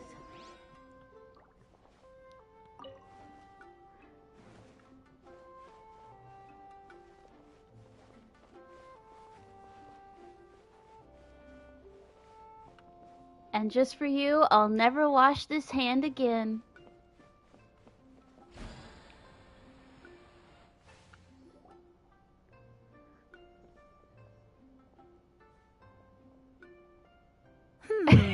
Most impressive, I must say. Yay! Miko, what brings you here? There you are. I heard a rumor that you were about to be kidnapped. Naturally, I had to come and see it for myself. She's joking, right? Paimon can never quite tell with her. Right there, officer. She held my hand without permission. Miko, it's been a while. You know each other? Oh, she never mentioned? Interesting. We've known each other since before I became the Guji. I've told her all about you. But it sounds like she's forgotten all about me. You'll have to forgive me. I just didn't want to scare the traveler off. And hi, I'm Miko's friend seemed like a surefire way to do that. Truth. I wouldn't go that far. Oh, I've missed your way with words. She is the CEO of Gucci, yes. So, Lady Guji, to what do we owe the honor? Why, I simply came to see the business that my dear friend has invested in. Oh, and also to urge you to sell your shares before their value plummets to nothing. You could always invest in the Yi Publishing House, you know. Business is always booming. You only need to ask. Sounds serious. But what's wrong? Are the shares really gonna plummet to nothing? They all found out that we held hands, and they don't want to work with people like us anymore because we're dirty. We're awful gooners. Well, hasn't she told you? Of course. She's your therapist. She has the perfect excuse to never open up. The Isa bathhouse used to be very popular, although not because of the hot springs, despite the name. Their main selling point has always been the psychotherapy services offered by the Baku. But recently, a competitor cropped up. His name is Emura Ichigensai. He operates right here on Narukami Island, and his methods are said to be quite revolutionary. Ooh, Imura is a pretty name. Since he provides a similar service to the bathhouse and boasts even better results, he was able to poach their entire clientele in just a matter of days. Oh, it's such a pity to see how empty this place is now. Miko, my job is to relieve my clients of their burdens. not to share mine with them. Oh, of course you'd say that. You're a professional. But no amount of professionalism is going to fix this situation, is it? I heard people have been lining up since the early morning for Emura Ichigensai's clinic today. He's seeing patients just west of Inazuma City. And, how many patients have you seen today? Surely you know I'm not going to quit. True. Very true. So, that's it? You're just gonna leave? Aren't you two friends? Aren't you gonna help? Oh, I'd love to help, little one. But I don't want to upset my old friend. Miko's acting all mysterious again. I understand why she doesn't want to help. The two of us are technically competitors, after all. Huh? Light novels are one way for people to pursue happiness in their free time. So are hot springs, and so is therapy. Miko and I disagreed quite significantly over the question of how to make people happy. Paimon is so confused by your friendship. It's definitely a quirky relationship. It's definitely a complicated relationship. Paimon's curious, though. After today, it's hard to believe that anyone could offer a better therapy service than the Yume Kuibaku. Which begs the question, who is this Emura Ichigensai guy anyway? Something of a mystery. I tried to look into his background when he first started poaching my customers, but I couldn't find anything. Emura Ichigenshin. I suspect he's avoiding me on purpose, since I'm a competitor. In all this time, I haven't even figured out basic things like where he sees his patients. Well, we at least know where he is today, though, right? Miko happened to mention it in passing. That's true. But I'm sure he'll find a way to avoid me again if I go looking for him. Then why don't we go instead? We can pose as potential customers to get information out of him. As I keep reminding you, this is my problem, not yours. Unless the Isa bathhouse ends up having to close, in which case it becomes our problem too. Exactly. You provide an amazing service here, and we want all our friends to experience it as well. No. I want to be the only one that holds her hand. Huh. Well, now it just seems rude if I reject your help. In return, all I can offer is an even better service on your next visit. Sure thing! Just leave this to us! I'm actually confused. Is that new Paimon or is that Karina Paimon? I usually can tell the difference, but this time they sound really similar.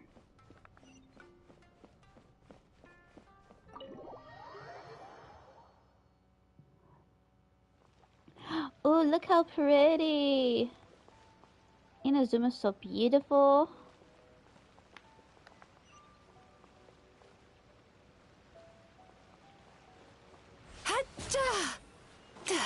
Time to relax. Special yakitori for sale. Come and try some.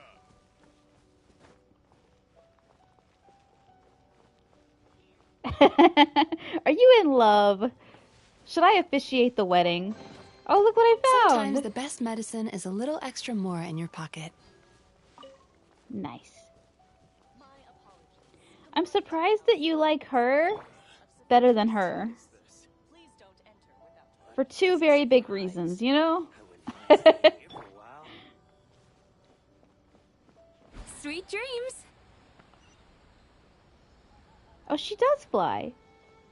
For a little bit.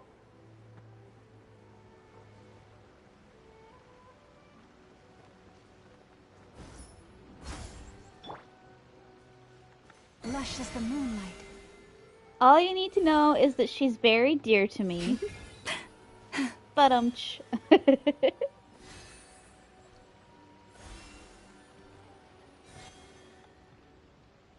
This should be the place.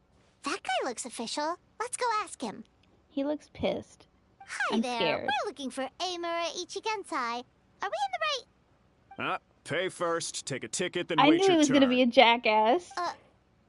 Okay. 97. What number are you up to so far? 53. Be patient, I'll call your number when it's your turn. This is the B&B. Jeez, what a charmer. Looks like we're in for a long wait, huh? Shall I knock him out so we can barge straight in? Shall we talk to the other patients while we wait? Sounds kinda therapeutic in its own way. But we don't really have a good excuse to resort to violence here. And we definitely don't want to scare off our target. She's condoning violence. Why don't we pass the time by talking to some of his other patients? It looks like there's a few of them standing over there.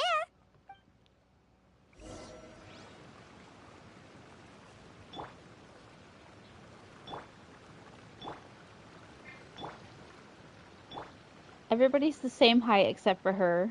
She's like the tallest lady.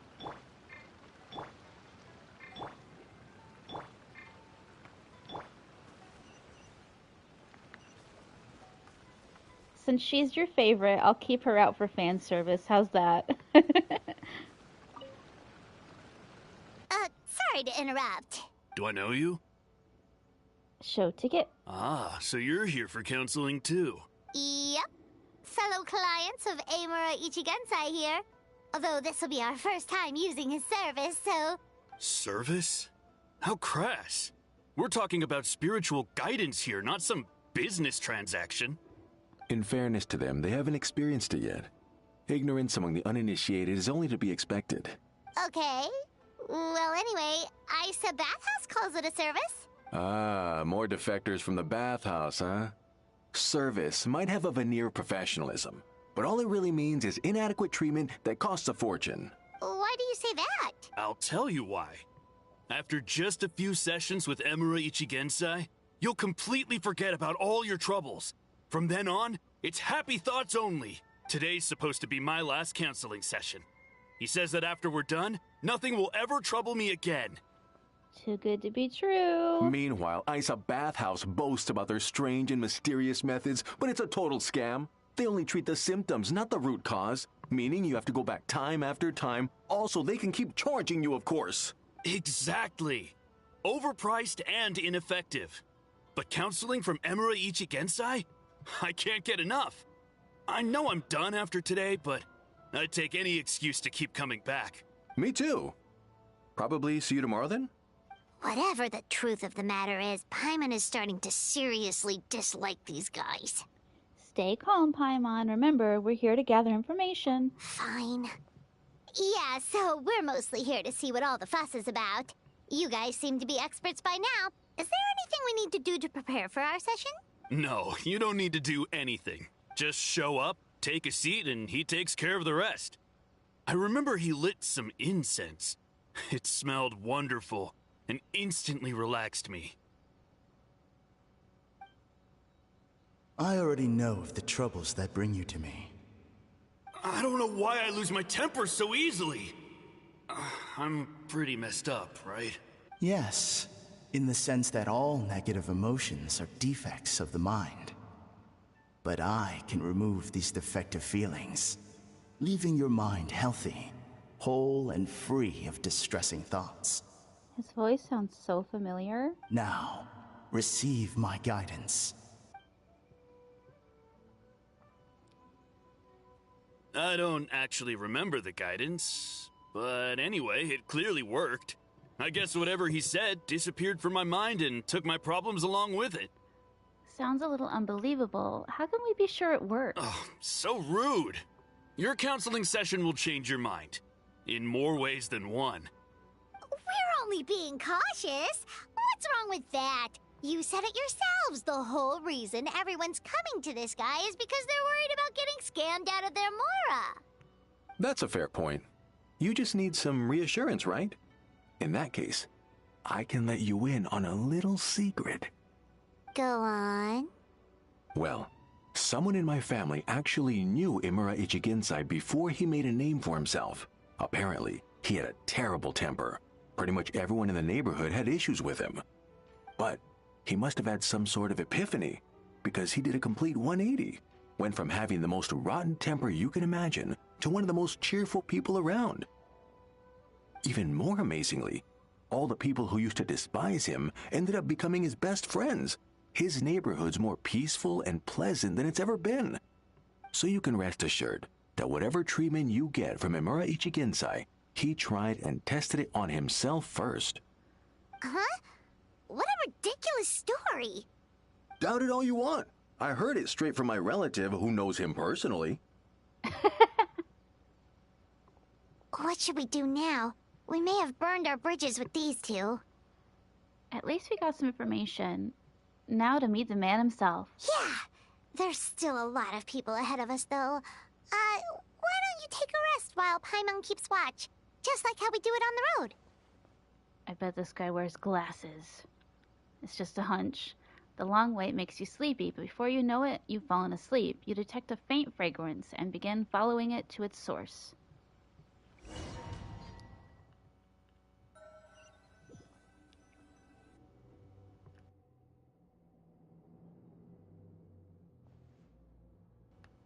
Where am I? Let go of your pain. I wear glasses too. I'm wearing them right now. Glasses gang! Rise up.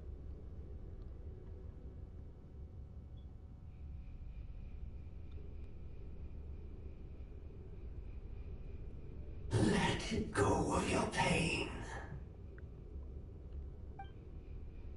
And I? Who are you?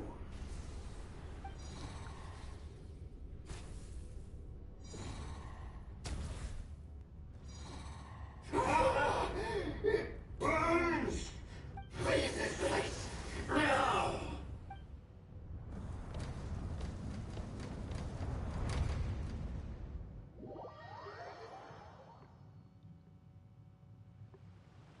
Traveler, it's almost time!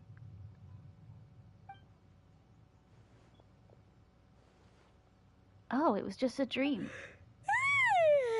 That was a long wait. Paimon's gonna need a nap after this, too. No problem. It's my turn to keep watch anyway. All right, now time for us to go meet Mr. Amura Ichigensai. Let's go. Oh, hello! We're number 97. It should be our turn now, right? Yeah, sorry, the clinic's closed for the day. What? Why? Because Emura Ichigensai doesn't have limitless energy, that's why. He's gone home to rest. You'll have to try again tomorrow. We've been waiting so long! Not as long as some people. Try getting here earlier next time. Do you know where he lives by any chance? I'm not gonna stalk him or anything. I just kinda wanna hold his hand. Save yourself the trouble. Spiritual masters like Emura Ichigensai cultivate their powers with peace and solitude. Someone like you ain't gonna find them. Drat! We should have barged in after all. Let's report back to Mizuki for now. Yeah, nothing else we can do for today.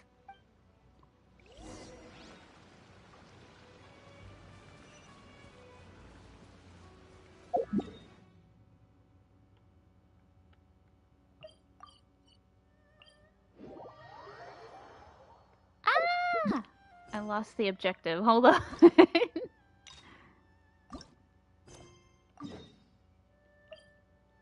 There we go.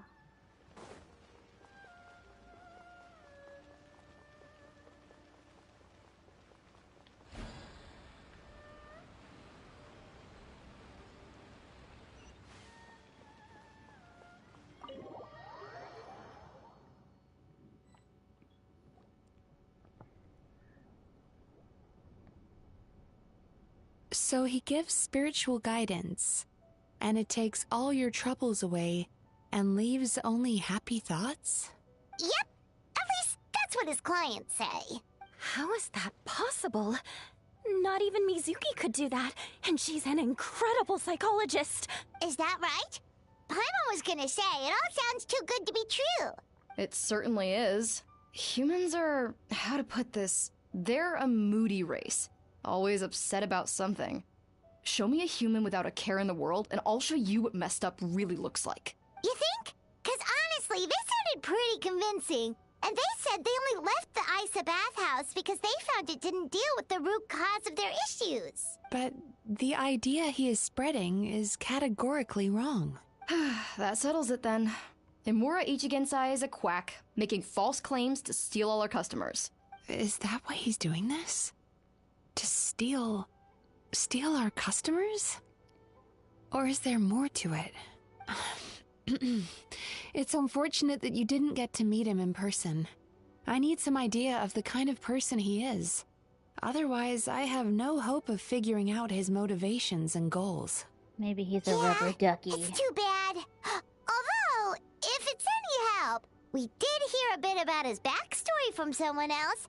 Apparently, he used to have a really rotten temper. But then one day he suddenly reached enlightenment and became a spiritual master or something. Imura Ichigensai. Rotten temper. Now wait just a minute. ちょっと待って.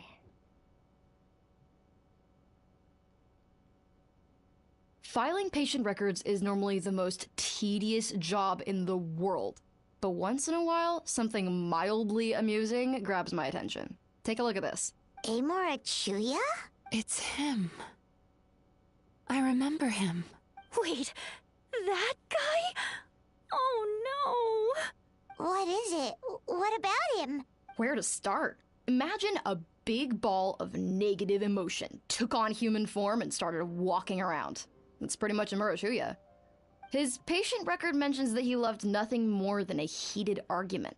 No matter how trivial it was, he could never agree to disagree. He always had to be right. The happiest part of his day would be winning an argument and proving the other person wrong. I know If he someone lost, like that. he'd sulk, and if anyone called him out, he'd throw a huge tantrum. Before long, he'd turned everyone against him. Sounds like he had issues. Oh yeah, serious issues.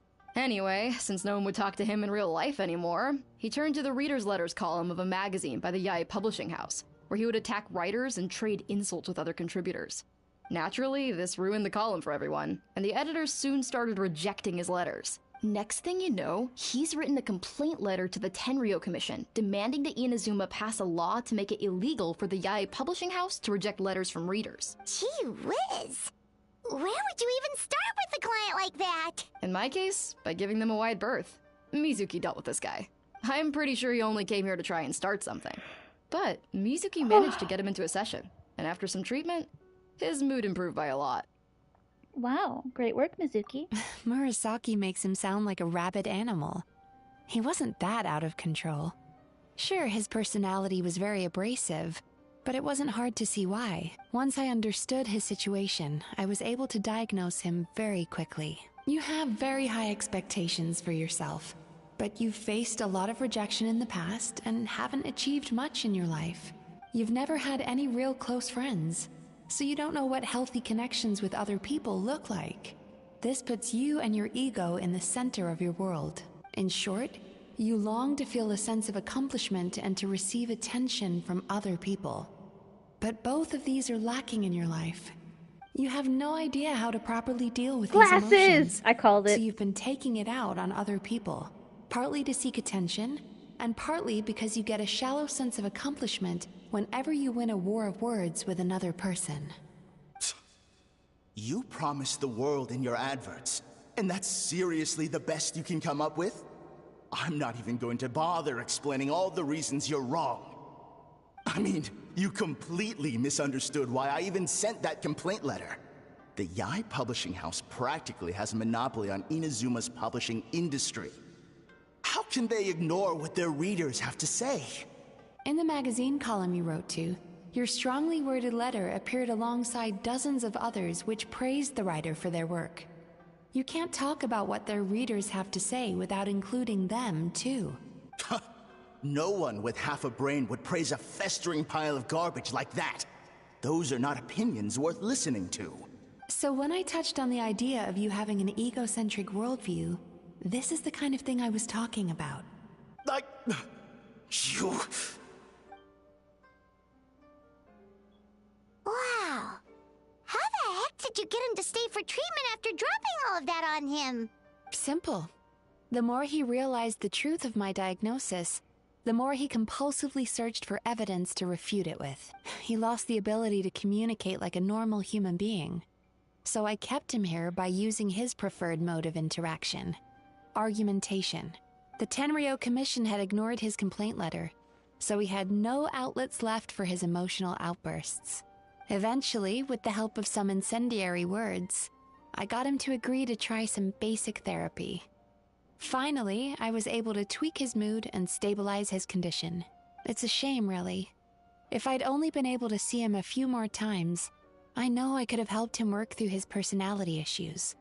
But unfortunately... It was all my fault. For the last time, it was his fault for being a nutjob. What? What happened? Well, so one blunt. day, he comes in as usual for therapy, but Mizuki isn't here, so Shion sees him instead. I don't know what got into him that day, but he suddenly announced that he wished to be free of his troubles for good, and demanded that Shion make that happen. Obviously, she didn't manage it, and then he pulled out a complaint letter to try and intimidate her. That was the last straw for me. I kicked him out and blacklisted him. I know, He hasn't shown right? his face She's here such a mood. since. Whoa. Anyway, now everyone's had a look at his record. Do we think there's any chance that this guy and Imura Ichigensai are the same person?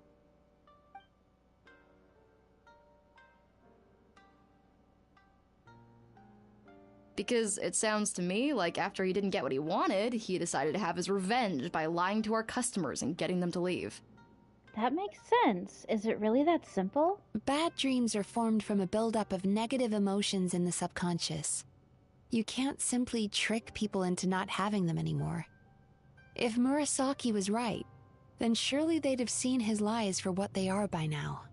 There's no point hemming and hawing. Let's report this guy to the Tenryo Commission for fraudulent business practices. If he can complain, so can we. Is anyone there? We'd like to book a therapy session. Can we start now? Hello. Please come with me. I'll get you registered. Wait. Those are the two guys Paimon mentioned earlier. Just this morning, they were calling the bathhouse a scam and a ripoff. How are they back here already? Oh, really? Well, that proves it, doesn't it? I was right. Now that they've realized they were lied to, they've come back. So chin up, Mizuki. I bet you business will start picking up again from tomorrow morning. Yeah, you Yume Kuibaku provide an unbeatable service. No scammer's gonna run you girls out of business. Interesting. Well, good. Murasaki, go help Shion, please. Should have kept my mouth shut.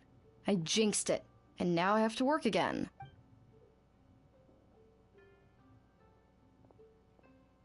Now we just need to report this guy as a fraud to the Tenryo Commission. Like Murasaki suggested. Problem solved. It looks like the Isa bathhouse will be back in business in no time. No idea if our investigation actually helped, though. Of course it did. You were a huge help, and I owe you big time for it. Oh, Now my then, lord. You only got partway through the VIP experience last time, didn't you? You still have to try the hot springs and snacks. Both are top tier. Oh, true! How could Paimon forget about that? Especially the snacks.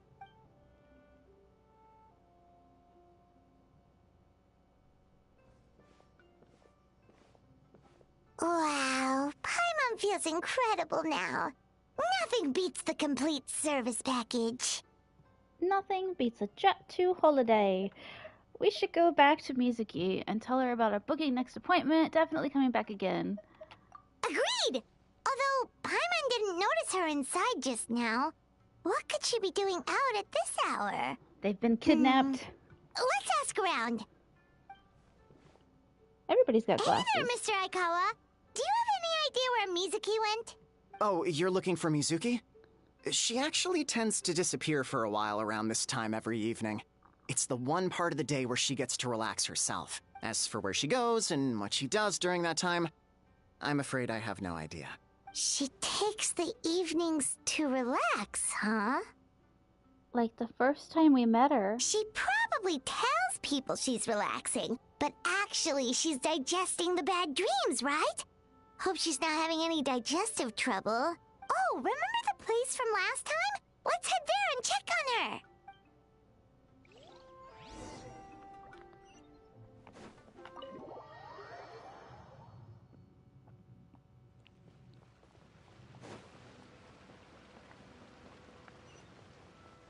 When does she actually ever relax? Like, really Time relax? to relax. Perfect timing.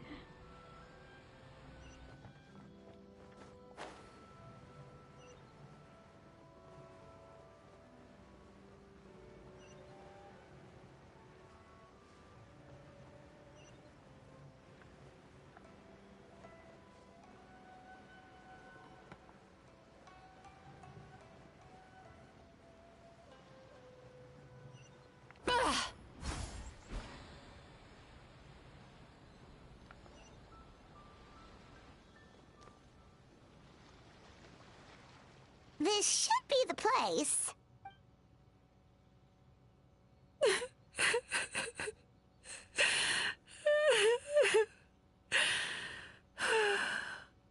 What?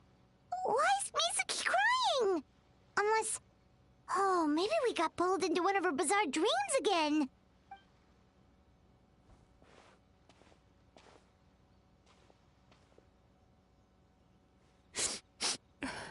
Traveler? Paimon? What are you doing here? Well, firstly, we were hoping to get our next appointment booked in. Oh, I see. I was planning on making it back before you finished in the hot springs, but I ended up spending longer here than I intended. It's truly a nightmare. Don't worry. This isn't a dream. I was just feeling a little sad. See, now you gotta give her a hug. Aw, what's up? Indigestion getting you down again? No, my digestion was fine this time. What you saw just now was the aftermath of the digestion process. Like I said, bad dreams are basically bundles of all kinds of negative emotions. When I digest them, I feel them all for myself. So when I'm processing these emotions, I tend to get quite, well, emotional. Does that happen to all Yumikui Baku? Oh, don't worry about the others. To feel these emotions, you first have to understand them. Most Baku have a very poor understanding of humanity. So to them, a human bad dream just tastes like a slice of bland white bread. They can basically wolf it down and barely notice the flavor. I'm the odd one out in that sense. When I was studying abroad, I made a serious effort to learn as much about human psychology as possible. Now I understand human emotions much better. I can empathize with them, and I can now discern many complex emotions when I turn my attention to digesting bad dreams. But still, that's no reason for you to be concerned about me. I wouldn't be much of a psychologist if I didn't have the mental fortitude to handle this stuff. Letting your emotions out is one of the most effective ways to process them. Now that I've done that, my mental state is back to normal. Paimon thought maybe seeing those customers had upset you somehow. It even makes Paimon mad. You work so hard for them, and then they turn around and accuse the bathhouse of being a money-making scam? Yes, they were led astray by some swindler, but it's not like they took much persuading. I can't blame them. The idea that you can forget all of your troubles and never have a bad dream again is a very alluring one. Who wouldn't want to believe that? Traveler, if I really could make you forget all of your troubles for good, would you want me to try? Aw, hell yeah. As you imagine forgetting your pain and longing, the joy of reunion that you are looking forward to one day disappears along with it. As you imagine letting go of your hopelessness, you also feel your fighting spirit slip through your fingers. As you imagine being free from your painful regrets, the formative experiences of your journey lose their roots.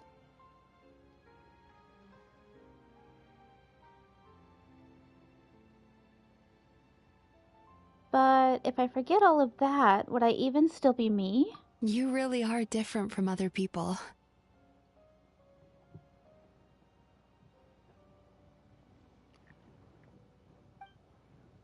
Discovering what troubles people is easy for me, even in your case. But although I can see your troubles clearly, I still don't completely understand you.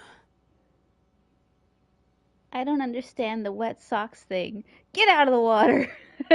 Take those off. Thanks for checking in on me. As a psychologist, I know how to take care of myself, but you showing that you care is still appreciated. Anyway, it's much too late to book another appointment now. You should head home, get some sleep, have a wonderful dream, and come see me again tomorrow. Alright, good night! Who goes into the water with their shoes on? They love wet socks! What was the other girl's name that did the exact same thing? This is some kind of fetish, I swear to God.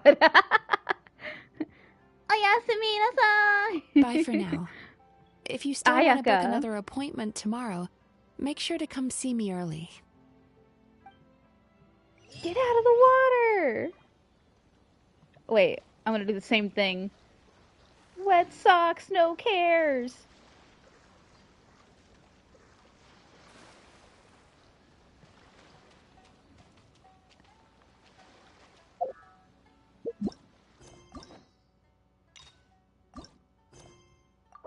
Wait, what?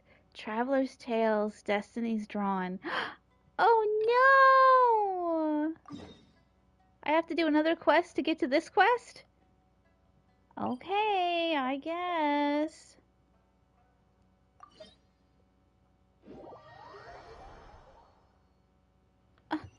I don't wanna! I was enjoying that quest. How do you do, focused storytelling? Can I do that? Let's see.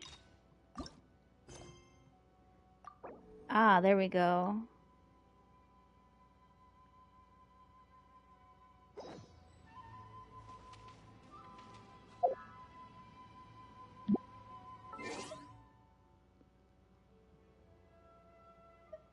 Aw, sorry, it's been fun. I appreciate you showing up.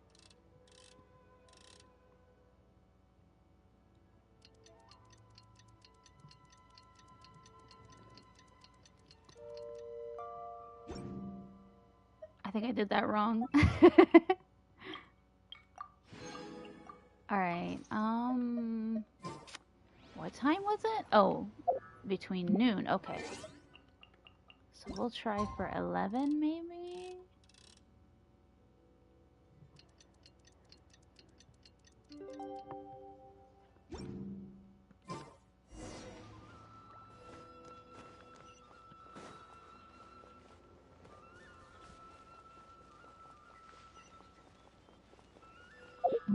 Oh wait, I'm way away from the bathhouse. I was gonna try to run there.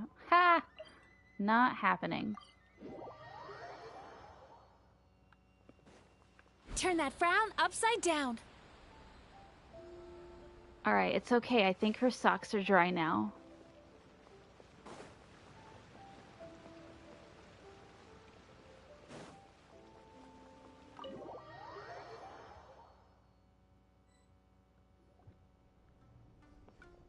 Mizuki! We're here to book our next therapy appointment. Your wet socks have caused emotional damage. I'm back for another session.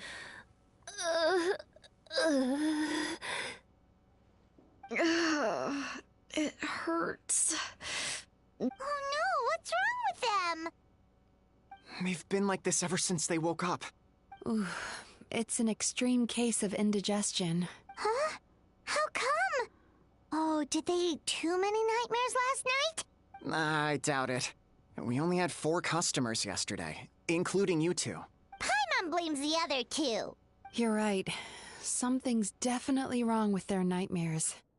Our ability to digest dreams isn't just a matter of quantity. It depends on the emotional intensity, too. Point being, no normal person should ever have a nightmare of this magnitude. Oh,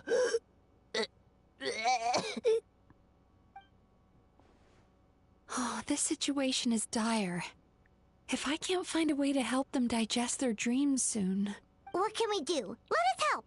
We need to find those 2 customers from yesterday and figure out the cause of their bad dreams. Without knowing that, I have no way of treating them. Traveler, Paimon, I know you spoke to them both. Think you can track them down? Let's see. They did say they were gonna get counseling from Amora Ichigensai again. Chances are that's where we'll find them. Lead the way. I'm coming with you.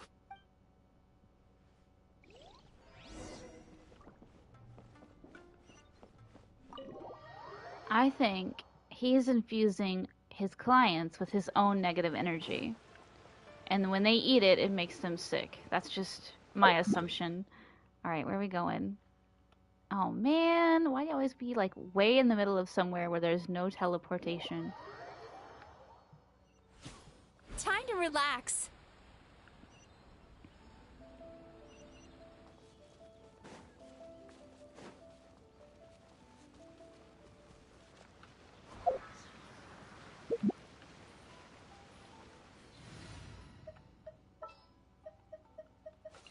Whatever would you do without me?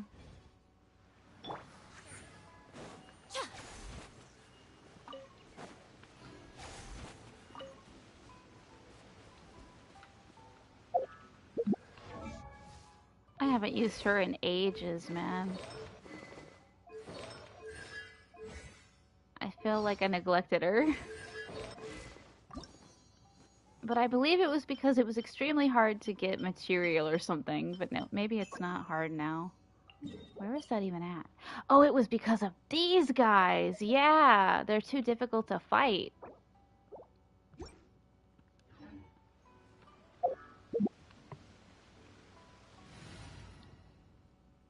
Ichigai is trying so hard to be a K-pop Demon Hunters villain. Oh my god, that's what this reminds me of. He wants to be our idol.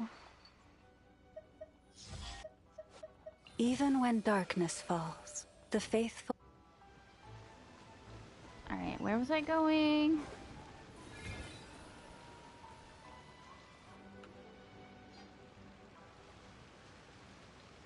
You know, I went out to sea earlier today, but was so distracted that I lost my net. Oh well, it's not a big deal though. Yeah, I messed up today too. But hey, what's the big deal? A few bandits got away, it's not the end of the world. Oh my god.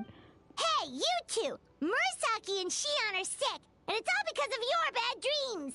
Whoa, someone's in a bad mood, huh? So funny. I know, right? What's wrong? They're acting so weird. Paimon was pretty aggressive just now, but they don't seem offended at all. Allow me. Gentlemen, do you still remember visiting Isa Bathhouse last night for dream regulation therapy? Did we? I don't think so. Huh.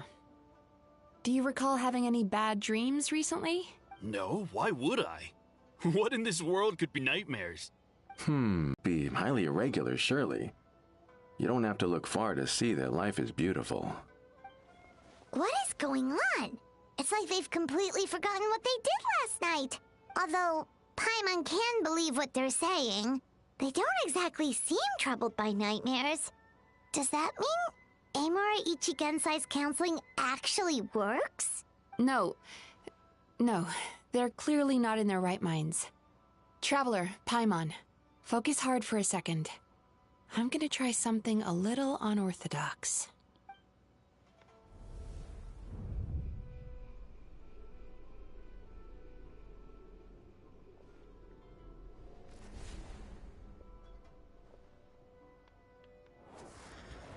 Whoa! What did you do? Entered their subconscious minds. I noticed they've both become disassociated from their subconscious, meaning I can access it, similarly to how I enter people's dreams. No! No! Those thugs! I won't let them get away with this! I won't! The sea is too rough today. I should stay on dry land till things calm down. Huh? As you can see, their troubles haven't gone anywhere. Susukita seems to have a short fuse, which causes him to act out of line. I'm sure this has caused him a lot of grief in his line of work. As for Umiko, I believe he developed a fear of stormy waves after a near-death experience. Now he's reluctant to sail out to sea at all, which is having a devastating impact on his livelihood. Their negative emotions have been isolated from their conscious minds and left to float around in their subconscious. That's why on the outside, the only emotion they appear to feel is happiness. But those suppressed emotions will only continue to fester in their subconscious, eventually turning into the nightmares that have been giving Murasaki and Shion indigestion. How did this happen? If it's Emura Ichigensai's doing, I guess he's not the straightforward calm man we thought he was. Maybe he really does have ways of influencing human emotions. That would explain why no one has blown the whistle on him yet. Did you notice anything strange when you came here yesterday? Not really. They were a lot more serious than today. Actually, since you ask, you remember the strange dream from yesterday and recount it to Mizuki. You sure kept that one quiet. I didn't think much of it at the time. Oh, no. Look, we have to find this Emura Ichigensai right away. Mizuki? What is it? Something inhuman is at work in Emura Ichigensai. The Traveler's dream confirms that. He has victimized everyone who has received his so-called counseling. If we don't find and stop him as soon as possible, his victims may well suffer irreversible damage to their psyches. Yikes! Well, guess we better press these guys a little harder. Do you know when Emura Ichigensai will be here next? Not Guima. What's with the urgency? Why does it matter when he shows up? Is it Guima or Gima? How do you say it? Yeah, he'll turn up when he's ready. No point in trying to rush him. Ugh, this is infuriating. You do remember what happened last night, both of you. Only you don't want to talk about it, because you can't reconcile the presence of a nightmare with the happiness you presently feel. Just thinking about it brings up an overwhelming sense of being torn apart. You can't quite put it into words, but you fear you're a hair's breadth away from a total breakdown. Is that about right? I always get it wrong. Gima. Please, stop. Everything will be fine as long as we don't think about it. Isn't he voiced by the frontman at Squid Games? I'm just gonna call him Demon Frontman. Emura Ichigensai's treatment has clearly left you wounded and vulnerable. But don't worry, I'm not here to snap you out of your denial. At least, as long as you answer our question. All right. But seriously, we really have no idea. We've asked already, and all we know is that he's not coming today. Yeah, apparently, yesterday's session kind of tired him out.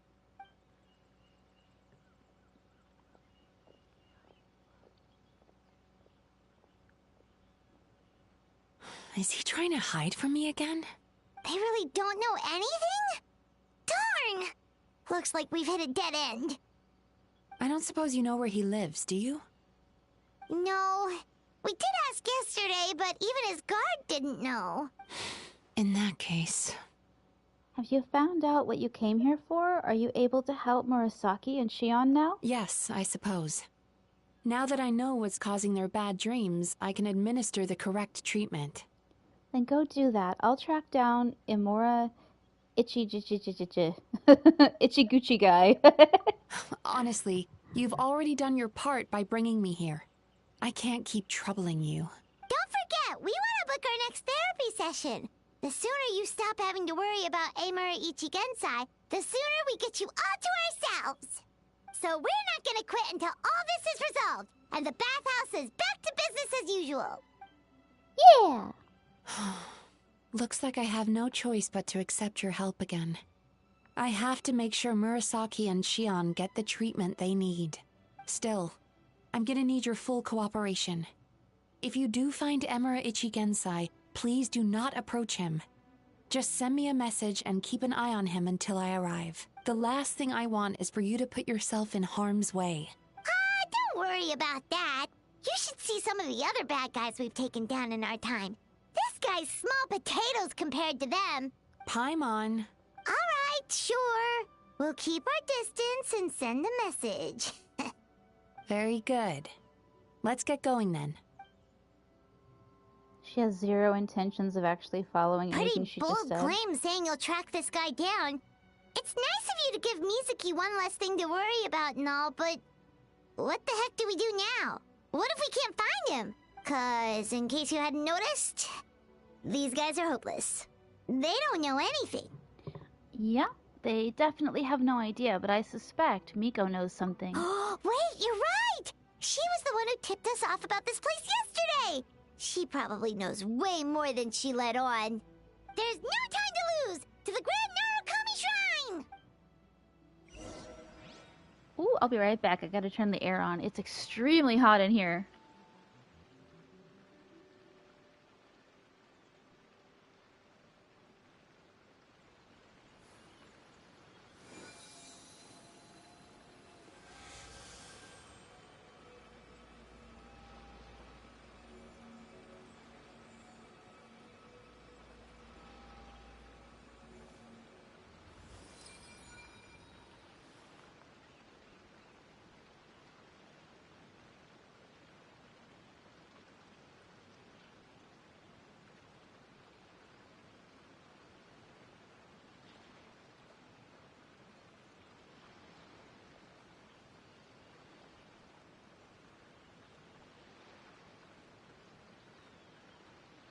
If ever you find that the animals in Nodcry behave in ways you do not understand, just ask me and I will explain.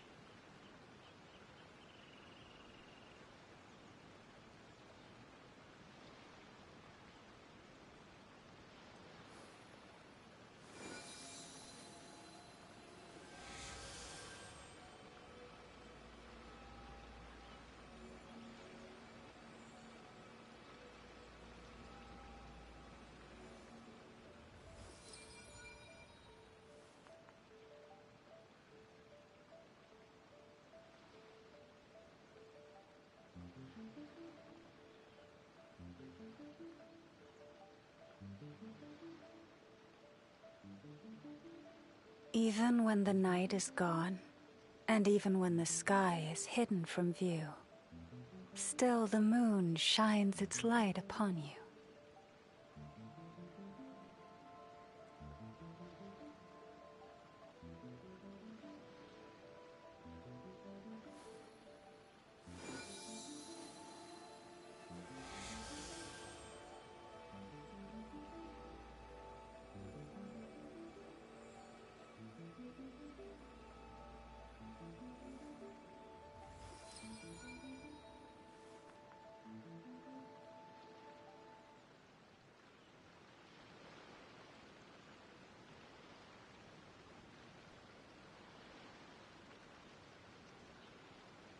If ever you find that the animals in Nodcry behave in ways you do not understand, just ask me and I will explain.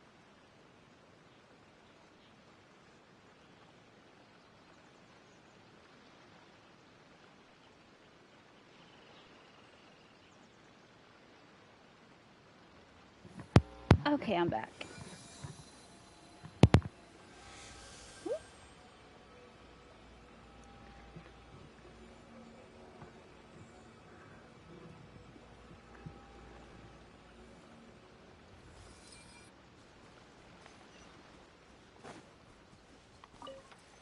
I usually hate winter, but I'm so ready for it, man. It's so hot.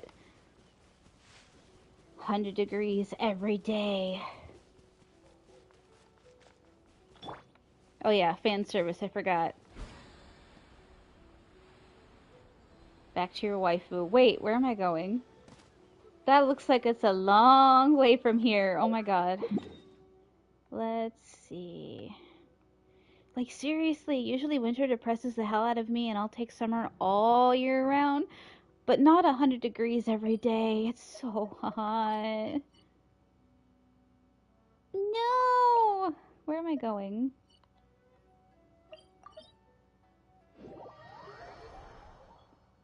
Damn it, I didn't mean to end up here again. Wait for me, Miss Miko! I'm coming! Oh, I didn't hit navigate. Ah! See, it's the weather. It's frying my brain. There we go.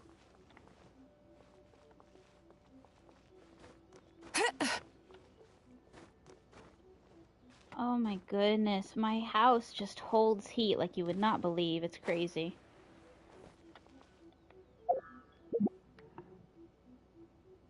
Like, it's freezing cold downstairs, but burning. We've got like, what do you call that? Popcorn ceilings? Just absolute awfulness. I hate it.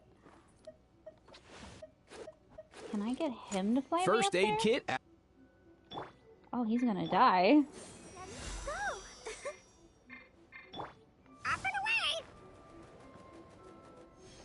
Ah, okay, that was close enough. Whatever.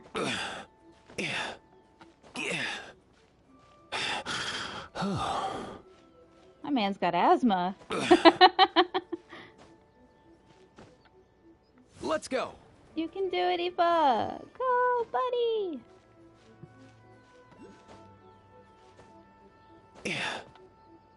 Such a good husband. How many husbands do I have by now? One of these days I'm gonna make a stream where I just sit and count all the husbands I have in video games. And call it the Delulu Choo Choo.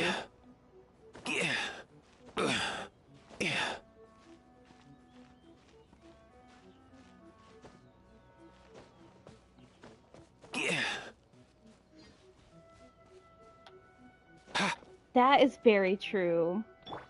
Absolutely agree.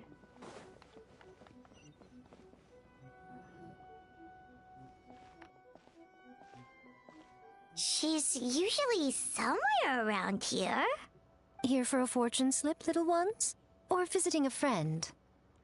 Whoa! Where did you come from? It's been a while, Lady Gucci. That was a little lukewarm. You're starting to sound a lot like her. But pleasantries aside, what's the matter? You look rather out of sorts. We need to locate someone. Do you know where we can find Imura Ichigensai? You may remember I dropped a not-so-subtle hint as to his whereabouts yesterday. You mean to tell me you still haven't found him? Aha! So you did bring him up on purpose! Let's not lose focus here. You're here to ask for my help. So would you mind explaining the situation to me? Yeah, fair enough. We went to the place you mentioned, but he slipped through our fingers. Next thing we heard was he's not seeing patients there anymore. Apparently, he loves his peace and solitude. So obviously, we've got no idea where to find him now. Oh, and after the lengths I went to get you that location. Don't know if this helps, but we did learn some other stuff about him yesterday. For example, a guy matching Amura Ichigensai's description came to Mizuki for therapy once. Only his name was Amura Chuya. Wait, what? Amura Chuya? You know him? I once asked the Yai Publishing House to host an event for contributors to the Reader's Letters column. I had hoped it might be a fun chance to meet some like-minded people and chat. Until he showed up. Are you telling me that Emera the Hellraiser and Emera the Healer are the same person? Based on everything we've learned so far, it certainly looks that way. All right. Well, in that case, give this address a try. Really? Who chooses to live in a place like that? This was the delivery address he gave to the Yai Publishing House once, when he placed an order for several dozen books in one go. He also requested to pay on receipt. The warehouse took one look and assumed it must be some kind of prank, so they rejected the order, earning them an honorable mention in his complaint letter. Of course, with the benefit of hindsight, it's rather obvious why he lives there. Someone as antisocial as him wouldn't be welcome anywhere else. You've got a point. Well, we clearly made the right decision coming to talk to you. I'm just glad I could help my old friend. You mean Mizuki? So you really do want to help her? I can tell that she's invested an awful lot into the Isa bathhouse. It's only natural for me to show some concern when I see a friend's business in trouble. Really? 'Cause yesterday it looked more like you were looking for a fight. I assume Mizuki has told you that we're competitors. She has always believed that, ever since we were classmates. And now that I'm the Guji of the Grand Narukami Shrine, I'm sure she must feel the need to prove herself through her endeavors at the Isa bathhouse. I'm the Louis Vuitton of Teyvat. The last thing she'd want is for me, of all people, to swoop in and save the day the moment the going gets tough. So if I want to help, I have to be mindful of her feelings and tread delicately. It's rare to see you being so considerate. I'll take that as a compliment. Mizuki's always so considerate towards others. It would be nice for someone to reciprocate once in a while. Well, since you're in a difficult position, maybe I can do the honors instead? Well done, you took the hint.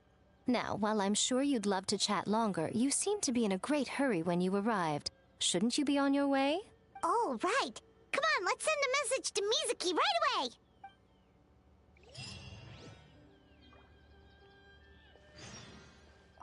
Don't tell Mizuki about our conversation, by the way. If she asks, just say that you figured it out all by yourself. I'm gonna act like I'm not Mizuki right now and I didn't hear anything.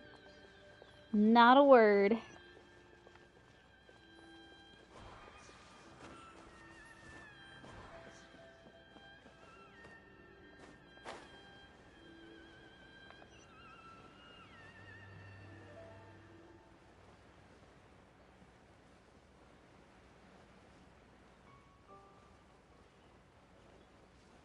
Thanks for stopping by. It was fun to talk to you. I hope your day goes Gucci. Alrighty. Thank you, I appreciate it. Turn that frown upside down.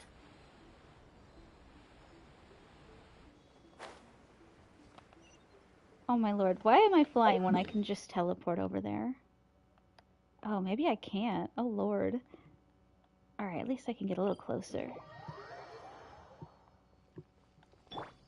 Aoife, my beloved. Easy now, Kakuku.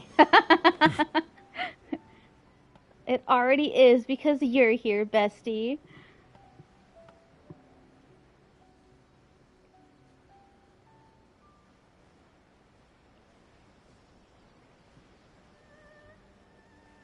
Oh, I just noticed the bottom of his shoes.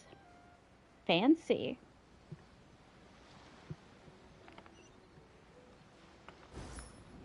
My husband has good taste in clothes.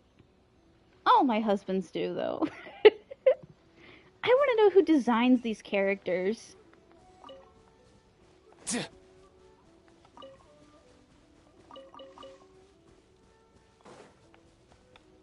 Like, I don't have that kind of talent, but if I did, I would make so many husbandos every second of every day. This should be the place Miko mentioned, right? Traveler, Paimon. Yes, ma'am. Reporting for duty. Mizuki! That was quick. All thanks to you two. With what I learned from those two guys, I managed to give Murasaki and Shion effective treatment as soon as I got back. That meant I was free to head out again as soon as I received your message. So, this is where Emura Ichigensai lives. Sure hope so, 'cause this is our only lead. Wait, do you guys smell that too? Some kind of fragrance. Seems like it's coming from inside. I smelled the same scent yesterday, too. Then that confirms it. We've come to the right place. Now we may face great danger once we're inside. So from here on out, stay close to me and stay focused. I don't want either of you getting hurt. Don't worry about us. We'll be fine. You just focus on what you need to do.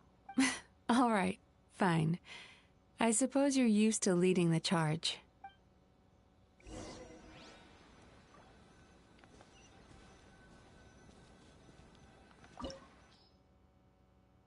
What do I need? Electricity? Based on Miko's information, you and Mizuki managed to find Amora Chuya's hiding place. Alone on a small island, this isolated house seems to harbor some kind of mystery. Even though there is a palpable sense of danger in the air, the two of you decide to venture inside. Alright, let's, who do I want? They're both wind, so... Ice, water... Let's go. Time is against us. What was the other one? Oh, I guess it was wind. I better go with my hat man. Hat man, where's you at? Oh, there he is. Okay. This had better be important. Yeah. Don't be angry. Perfect.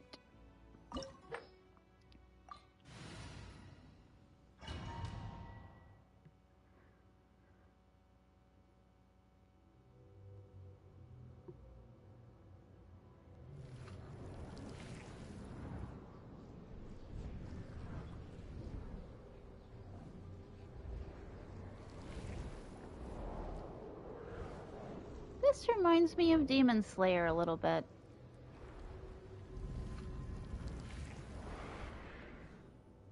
Spooky.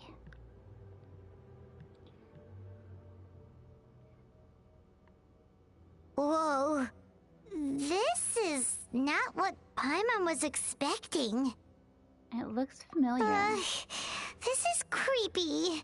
Feels like there are loads of eyes staring at us. Calm, yet repressed. The signs are all there. What is it, Mizuki? Figured something out? Nothing new. Just further confirmation of my suspicions. Emura Ichigensai should be hiding deep inside this place. Stay close to me.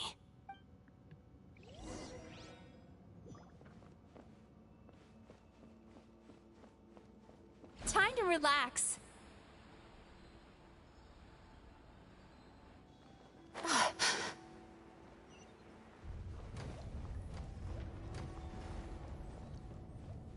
Wait, how am I floating on the air? That's He set up an ambush? Seems like we're not welcome here.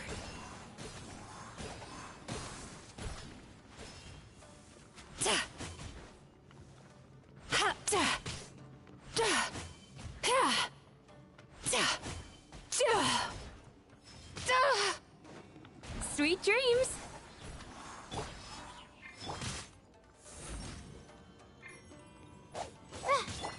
Speed of light. Yeah.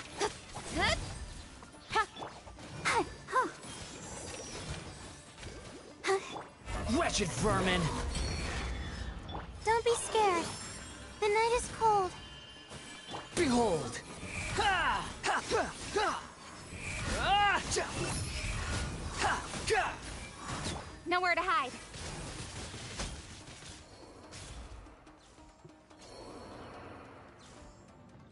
Incoming. Come on. We can do it. Whoops, wrong one. Cast your worries to the wind. Time to relax. Aw, Taffy, you just missed her big ultimate tricky attack. patient. Right when you left. I'm so sorry, buddy. A cheap shot. Your wife is a hero. Cold. Mine to commit. Speed of light. Yeah.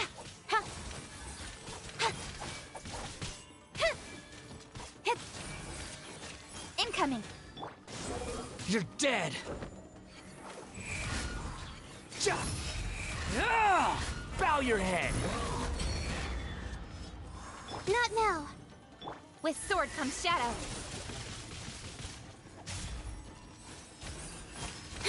Squall and fury!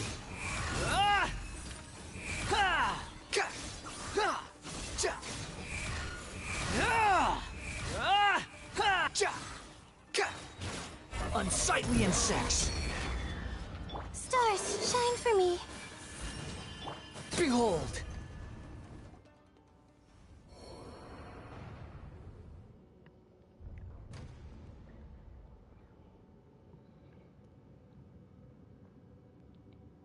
Miss Yume Mizuki, you found me at last.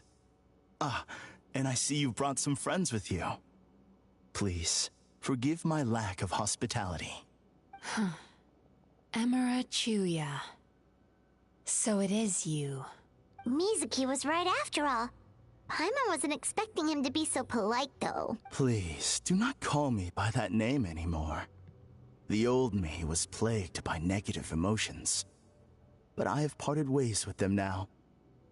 That period of my life is consigned to the past, and the name along with it. You have to listen to me. There is no way to get rid of all your negative emotions. This life you're living now is a lie. Your perspective is most amusing. What's so funny? Don't you know you're harming people? Harming people? That's what you believe? Very well. I understand and accept your perspective, even if you cannot afford me the same courtesy in return. Ugh, what is up with him? He's being so calm and polite. So why does everything he says make Paimon want to punch him? As you can see, Miss Yume Mizuki, all my psychological problems have been completely resolved. I must thank you for your attempts to diagnose my condition. But I see now that the truth is far simpler than you were proposing. All my misery was merely a consequence of human frailty. I could not hope to remove my emotional impurities on my own strength. I lived in fear and anger. Fear that I was not worthy of other people's attention. Anger at how they invalidated me. I became a slave to my emotions. They turned me into a wretched and loathsome creature, hostile to everyone. But things are different now. I've acquired the ability to eradicate those emotions for good. No longer will I be afraid. Never again will I be stirred to anger.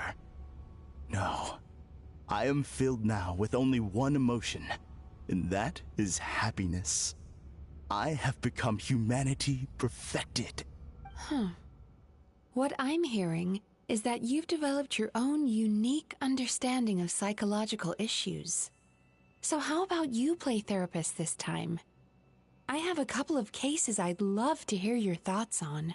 I would be delighted.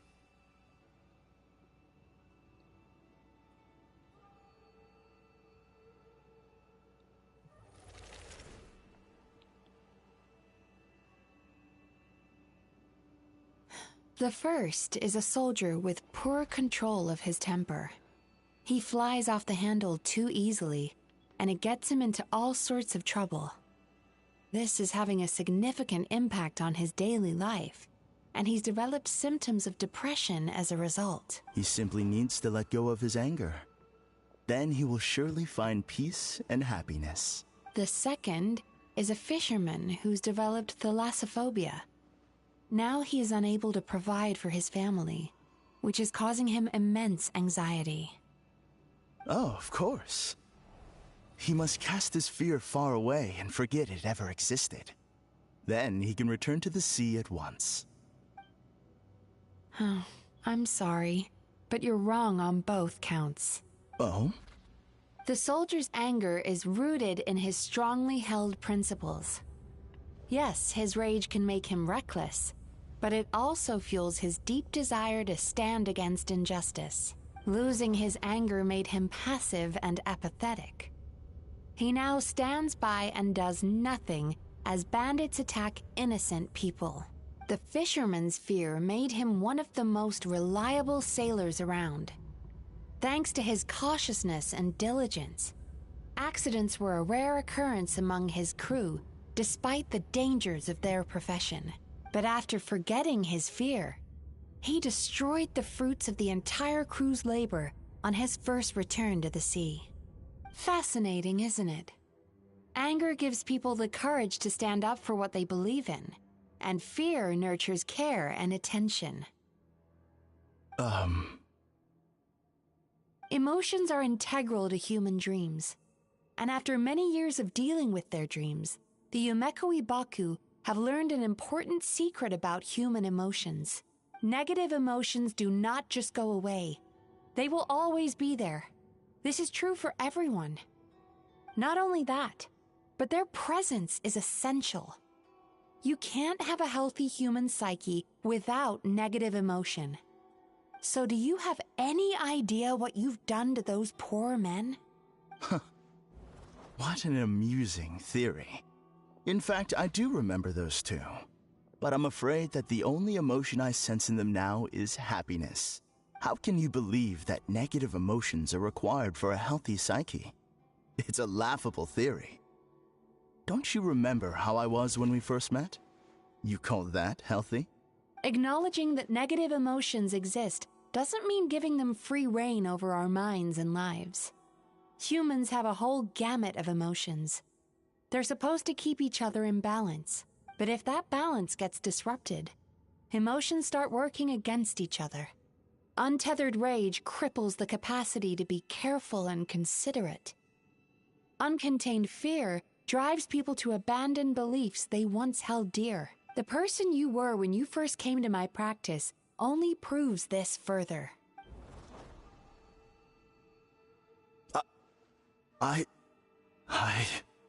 You were dominated by your emotions. Under their influence, you deliberately inflicted pain on other people. Meanwhile, the person you are now is so lost that you aren't even aware of the pain you're bringing to others. This diagnosis is going to sound harsh, but I'm afraid it's accurate. You've simply gone from one extreme to another. You say you've reached perfection, but you're just as dysfunctional now as where you started. How entertaining. Still, there's no need for me to argue back. You have failed to provoke me. I will forgive you for this offense, because I know my present perfection to be a fact. I have direct and incontrovertible evidence. You once told me that nightmares are the result of a buildup of negative emotions. But ever since I acquired my present abilities, I never had another nightmare again. Clearly, that proves that all of my negative emotions have been definitively eradicated. I'm afraid not. Look where we are right now. We're inside your nightmare. What?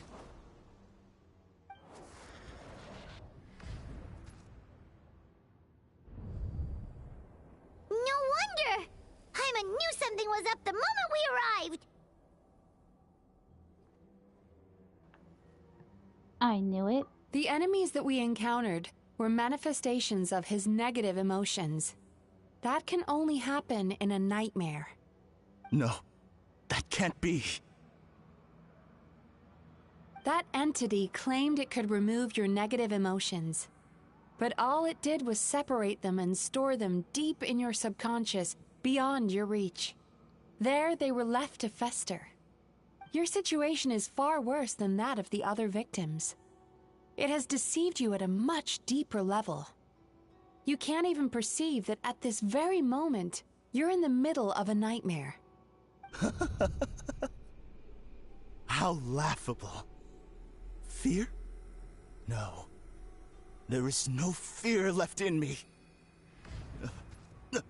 This is all just a terrible joke. This is no dream. No. Something's appeared behind him. So, my arch-nemesis has seen through my trickery. Clearly, you came prepared. The emotional cocoon I've wrapped him in was all but impenetrable. Yet still, you managed to tear it down. So it is you. Just as I thought. What is that? A nightmare monster. A fearsome yokai that was once the bane of Inazuma. We Yumekui Baku eat the nightmares of humans, while they called those nightmares their home. So we were natural enemies. When I heard the traveler recount that strange dream, I knew that this was a possibility. But it's still a shock to see one of our long-lost arch-enemies in the flesh. They were supposed to have gone extinct long ago. Then allow me to formally introduce myself. My name is Kurayume, and I am the last of my kind. Kurayume. That's a name I haven't heard in a long, long time. How have you survived all these years? Likewise, Yumenazuki is a name that takes me back to a different age. Although I must say, we may be born enemies, but I have never felt any great animosity toward you personally. Ultimately, the fall of the nightmare monsters was the fault of our hosts. Humans are such fragile creatures. But now, I have found a way to revive my kind, and you are too late to stop me. Oh no! We've got to catch up to him!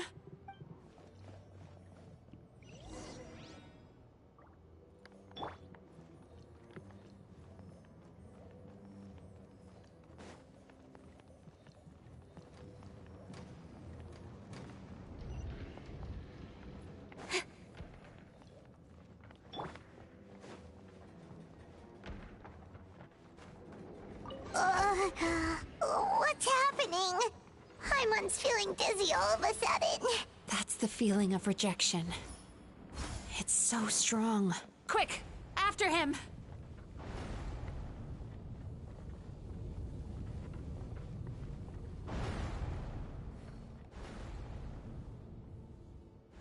There he is! Right there! Whoa! What happened to all the paths?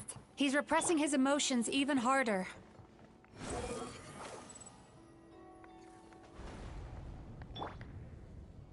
Turn that frown upside down.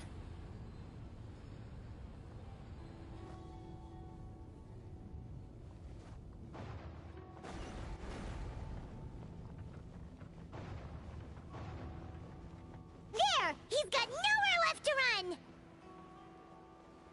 Whoa! What's happening to the ground? Watch out! What the heck? Oh no! I don't think that was supposed to happen, y'all.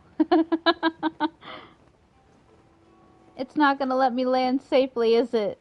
Nah. Whee! Oh, I guess I was used my supposed to do powers that. to cushion our fall. Is everyone all right? Don't worry, we've fallen from bigger heights before. The bigger issue here is that he got away and we were so close! Ugh. We've been completely cut off. That creature has taken complete control of his consciousness. We'll never catch him. Would it be easier if we wake up now and go catch him in the real world? If this is his nightmare, he must be asleep somewhere, right? Remember the fragrance we smelled on our way in? That's how the monster lures people into the dream state. Now we're inside. We can't get out unless we manage to defeat him in his true form. He's turned Emarachuya's nightmare into his lair. There's only one way to force him into the open. And that's by finding a way to eat this nightmare. Eat this nightmare? But is that even possible? Not only is it possible, Paimon, it's quite literally my job. Oh, Paimon knows that. It's just... We all saw what happened to Murasaki and Shion, and this nightmare is super intense. Paimon's worried this won't turn out well. This monster has harmed too many people. We have to stop it. But Mizuki... It's okay. I knew what I was getting into. Let's get moving. We may not have caught him, but our chase wasn't in vain. He led us deep inside his dream. We should now be at the subconscious layer that makes up its core. It's so dark. That's what happens if you leave your negative emotions to fester. There must be a lot of emotional fragments in this place. We need to follow them one by one until we reach our destination. Wait, but what is our destination? Where the light is.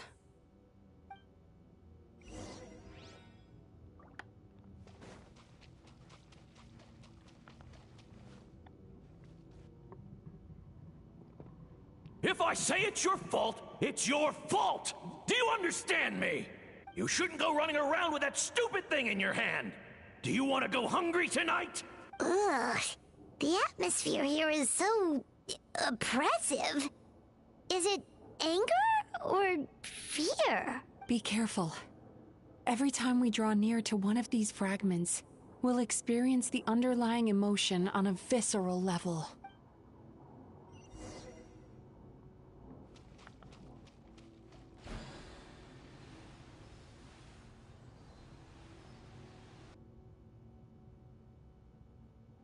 You, a writer? Didn't they reject you already? Get rid of this trash! Go find a real job! Aw, poor guy. Paimon feels so bad for him. We shouldn't stay here. Let's keep moving.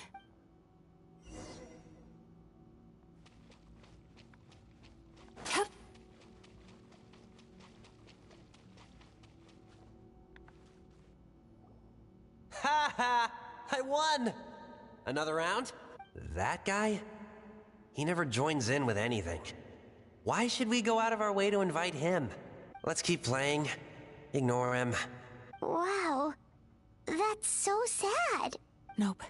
Not here either. Look! There's the light!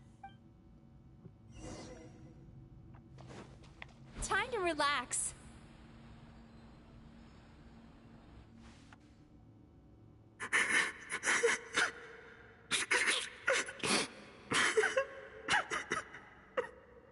What is this place? It's his sorrow.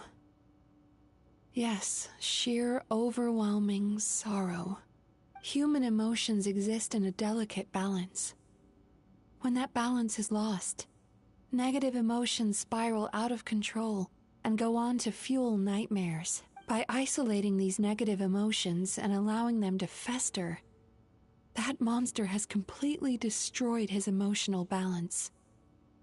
That's why he was able to create such a powerful nightmare. If we want to restore balance, we have to dispose of the excess negative emotion. Oh, so that's what you mean when you talk about eating nightmares. Well done, Paimon. Very clever. Aw. Alright, what's the next step? I need to find a way to separate the negative emotions out. For that, I need a special medium. Sorrow might just do the job. As long as it's kept in check, it can calm the waves of emotions and help him regain some measure of control. Let it out, Chuya. Let the tears flow. You'll feel better after a good cry.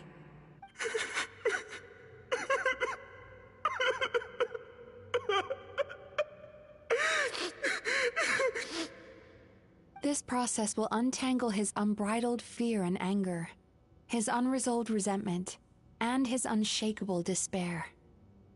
These excess emotions will be separated out from the rest. They are the source of this nightmare.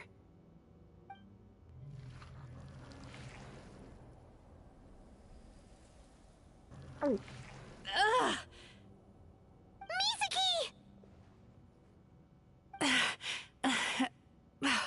It's all right. It's an unpleasant flavor, but I've tasted it thousands of times. A good cry can work wonders. Even though he seems beyond helping, I think he should be able to take another step out from the swamp of despair now. Are you ready to come out now, Chuya? I'll be waiting for you right here, son. I'd love to listen to more of your stories whenever you're ready.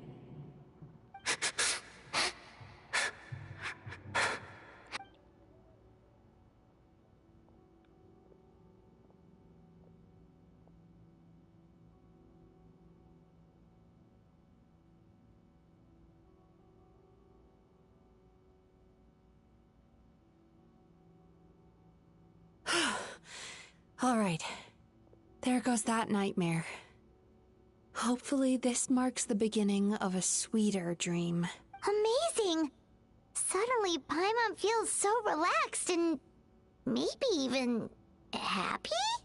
I thought I had found the perfect host, but you found the one weakness in his emotional armor. Ah! He's back again! Freeing a single host from my clutches changes nothing! You cannot stop me! I told you you are too late!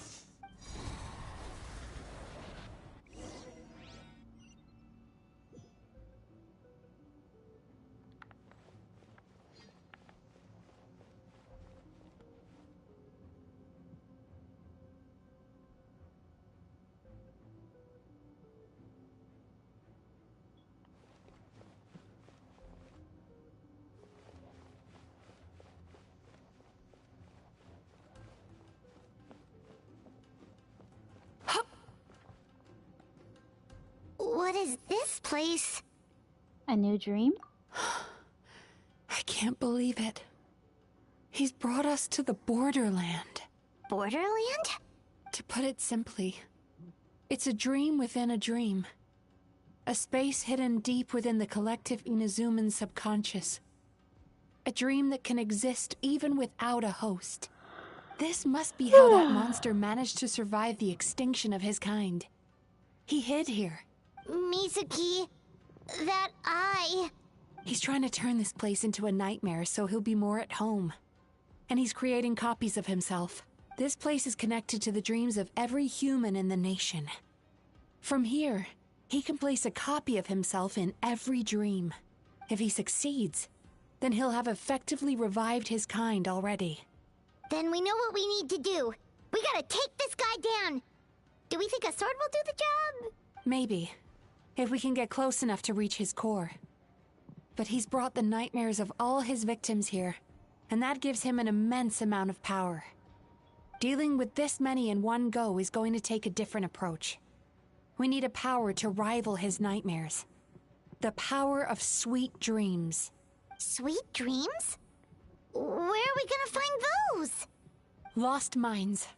There should be some around here, and some of them will have come from sweet dreams originally. Come on, follow me.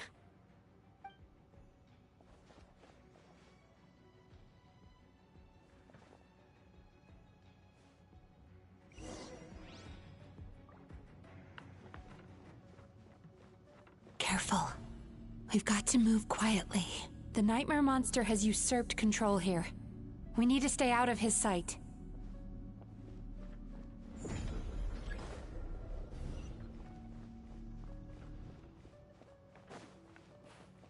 Sweet dreams!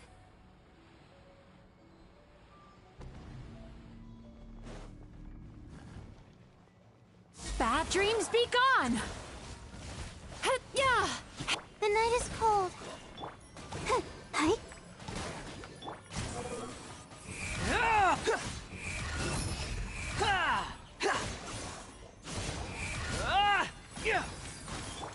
Turn that frown upside down.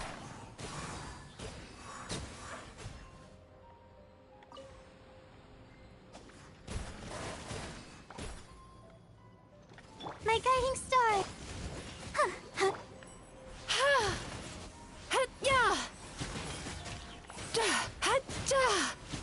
Nowhere to hide. Squall and Fury. Ha! La la la la. The night is cold. Cold. Mine to commit. Go, Barbara. Oh. The wind rises. Ja, ha! Ha! Ha! Ka! Ah! Wretched vermin! Hi. Let the show begin. My guiding stars.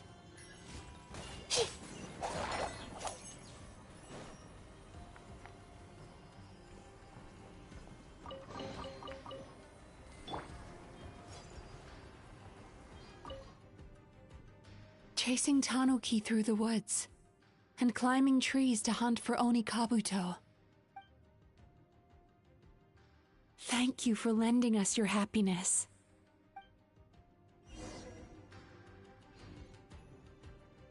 Let's dance.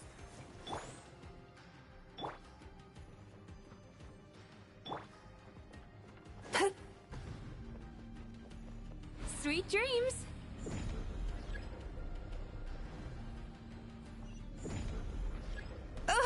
I can still feel the pain.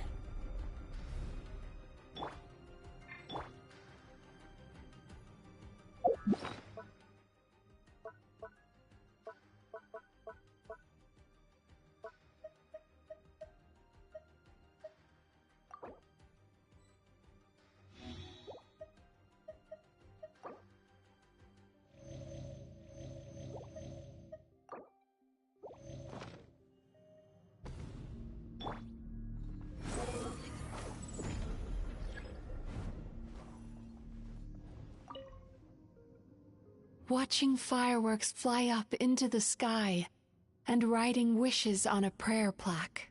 Thank you for sharing your passion. All right, we've gathered enough power to proceed.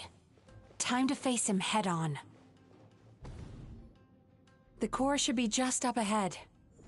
This will be a tough fight. Why? Are these sweet dreams not sweet enough?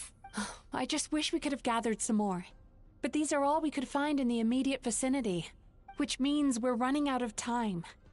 Our chances of success are shrinking by the minute. We have to act now. No problem. We're ready to go.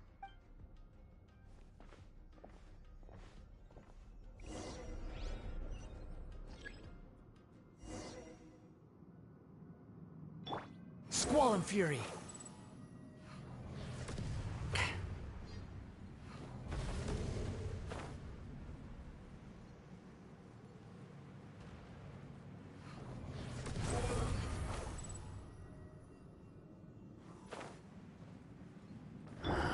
The alacrity with which you walk into my trap surprises me. Do you not realize why I lured you here? Because this is my domain. The world where I rule. Not yet it isn't.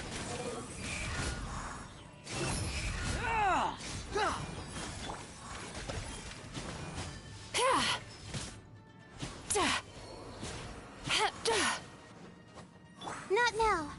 Don't be scared. comes Shadow.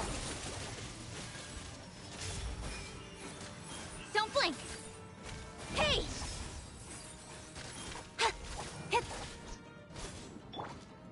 Sweet dreams! Now, use the power of the good dreams. I think you will find it to be quite ineffective against the power of my nightmares. The night is cold. Huh. Hey? The wind rises. Know your place. Cast your worries to the wind. I'll protect us.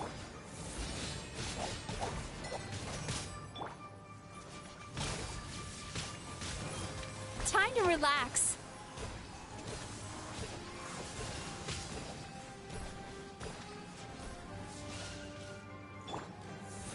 Cold, mine to command. Behold. Yeah.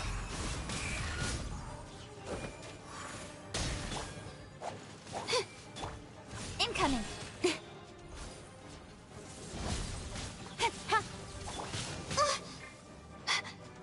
Ready, steady, go!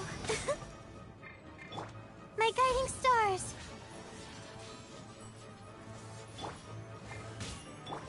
Turn that frown upside down. Bad dreams be gone.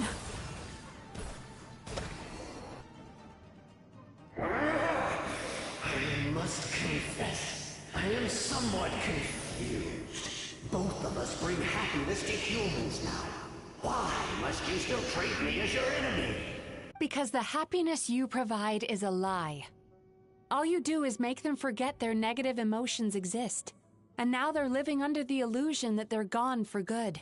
All the while, these repressed feelings continue to fester in their subconscious, eventually becoming nightmares intense enough to become your home. Your kind has always thrived by magnifying your host's negative emotions for your own gain. What you're doing now is no different from what you've always done. Incorrect. This time, I shall change the fate of my entire kind.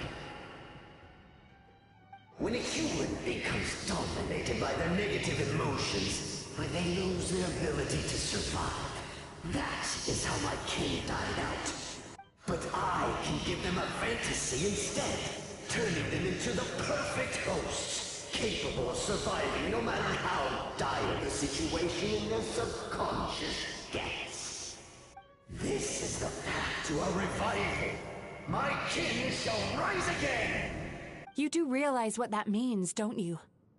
You've gone from one extreme to the other. Oh, I'm perfectly aware. There is nothing you can say that I do not already know. For over all the years that your kind has been learning about the human mind, I have been hiding here, watching and learning from the fruits of your labor. But I'm afraid I could not care less for the moral burdens that you impose upon yourselves. The health of the human psyche is of precisely zero interest to me. Now here's a question well worth thinking about. If we allowed the humans themselves to decide, which of us would they really choose? You or me? Do you see now? I won this battle long before you ever set foot inside this tree. What's going on?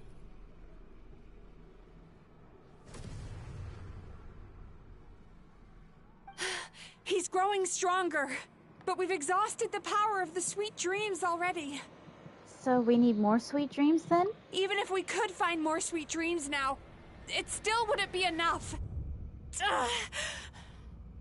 If you accept that negative emotions are an immutable presence in the human mind, then you must also know that such emotions include apathy and sloth. Without the Yumekibaku there to hold their hand and walk them through dream regulation therapy, do you honestly think that anyone would ever be inclined to embrace their negative emotions?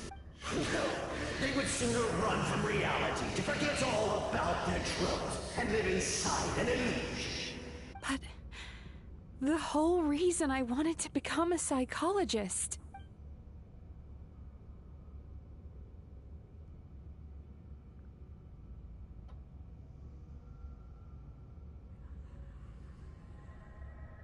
Mizuki. Traveler. Bestie! These feelings. So that's how they should taste. Longing. Caused by separation. So bitter. And yet the experience led to a whole new journey for you. If you keep pressing on, maybe even more precious memories await. Despair. Caused by failure. Icy cold. And yet in conquering this despair, you gained the courage to face the lightning. Regret. Caused by missed opportunity. A harsh aftertaste. And yet it's only through that loss that we can learn to appreciate everything we have. And after all these flavors comes sweetness, passion, and refreshed hope. So that's why I was able to taste a sweet dream at our first meeting. Long before you ever met me. You'd already gained the courage to never avoid or run away from your feelings. And all your nightmares had become the fuel for sweeter dreams. The power that you have gained by processing everything from your long journey is surely far stronger than any power wielded by that creature. The whole reason I wanted to become a psychologist was to try and help people become someone like you.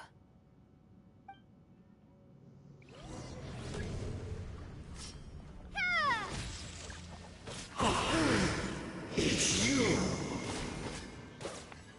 Your dream is so powerful! Traveler, give him all you've got!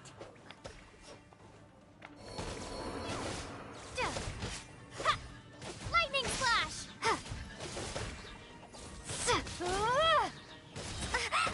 Bellowing Thunder!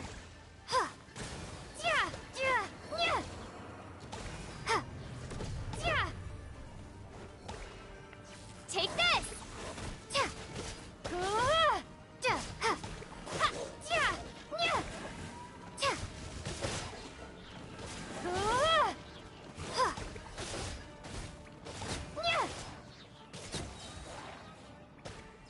Lightning Slash!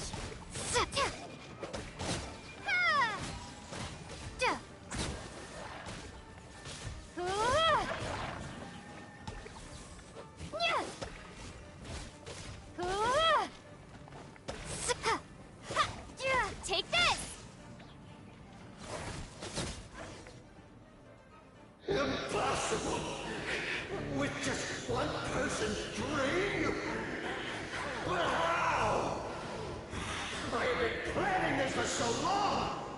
Once the false dream he created has been destroyed, I can make sure all his victims make a full recovery. I don't think I ever would have been able to do this without your help. Don't mention it. You shall join my ancestors in death! You and my failure of a host! What? He's still not dead? Wait, does anyone else hear water? Where is that coming from? Maybe he made his host build some kind of device in the underwater cave. Once he realized we were onto him, he decided to sacrifice his host. So you mean we're in danger in the real world too? We've got to wake up. But how? Like, pinch ourselves?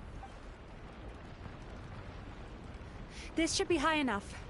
Traveler, Paimon, jump. Huh?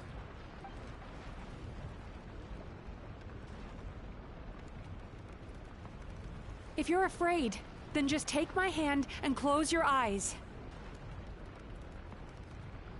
I assume I'm not allowed to open them again until you say so? Yes, just like the last time.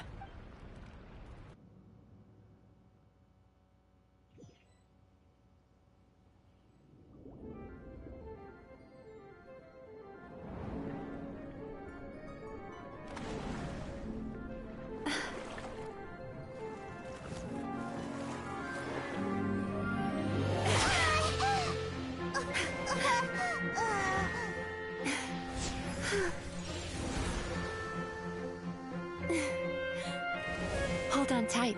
The Yomeku Ibaku are getting to work.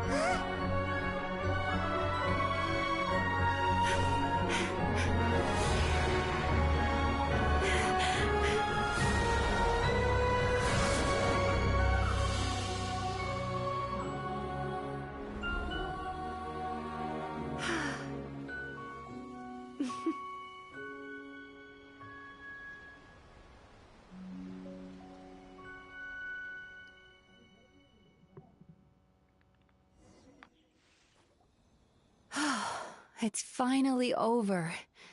It's a good thing I had the foresight to ask them for help, or I'd be the one dying from indigestion tonight. My good dreams helped, right? Mm-hmm. They were very delicious. Traveler, could I pick your brain with another question? What do you think humans tend to have more of? Happy dreams or bad ones? Bad dreams? You've noticed it too, then. Most people struggle to deal with their negative emotions. They bottle them up inside until they've festered and turned into nightmares. As a result, humans have far more bad dreams than good ones, and most happy dreams are short and fleeting. They are so rare that it's basically impossible for them to be shared with others. Heck, there are even people out there who only have the mind space to have happy dreams after they've given us their bad ones. Which is all to say that the dreams we get to taste are usually bad ones. No matter how hard we try, we can't seem to change this state of affairs. I once believed the only reason we Yumeku Ibaku existed was to serve as a disposal method for nightmares. It's a fate that we cannot escape, no matter how many dreams we eat or how many years pass by. Even though I call myself a clinical psychologist, I also have dark thoughts sometimes. I suppose that's the only problem I have. Still, after learning the principles of psychology, I came up with a new way to look at all of this. If we can use psychotherapy to help people come to terms with their emotions, they'll gain the ability to deal with their nightmares on their own, so they'll no longer need to call upon us for assistance. That way, more and more people can free up their minds for truly happy dreams, until there'll be enough to share around. That's a beautiful wish. A naive one, more like. Even though I've run this business for quite a long time now, it still hasn't come true. Not even once. So I must thank you. Because after meeting you, I finally became sure that my wish is achievable. And knowing that is all the treatment I need against the dark thoughts I sometimes have.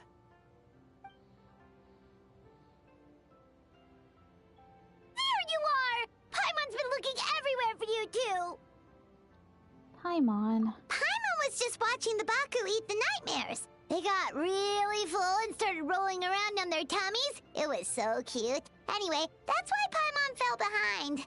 Got a little distracted watching them. Oh, and speaking of Baku, we were gonna book another appointment with you, weren't we?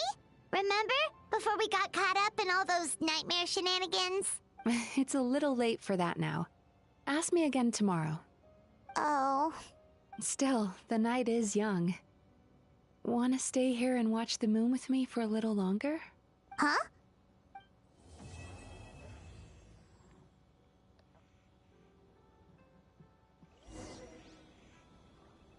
Oh, cute.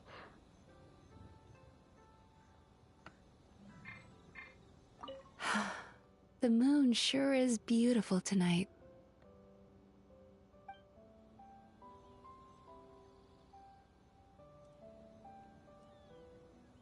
I feel like this would be more effective if I had played a male character.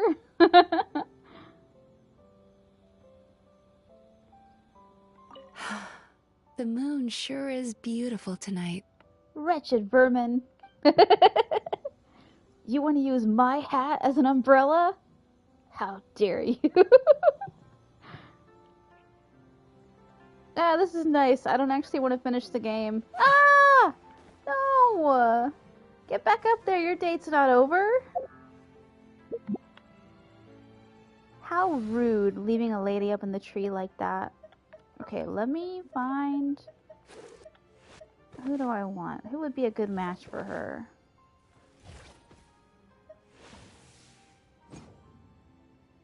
According to the oratory, nah. Let's do this guy. Want me to join? Why, yes I do, sir. He's tall, though. Maybe he's a little too tall for her. Ah! My beloved! I'll reach you someday, my darling. Or not. Oh my god. I'm a little clumsy, you know? Not too far now. You can fly, right? Yeah, get up there. The moon sure is beautiful tonight. That was not supposed to happen. He just kind of slipped right off. Get up there. Oh my god, I know you can do it, bestie. The branch is too thin. Come on, buddy. You got this. Just go slow. Go slow. Ah! This is more fun than actual gameplay. I don't have any tree climbing riz, so she's probably like, you're pathetic. I don't want to see you anymore. Be free.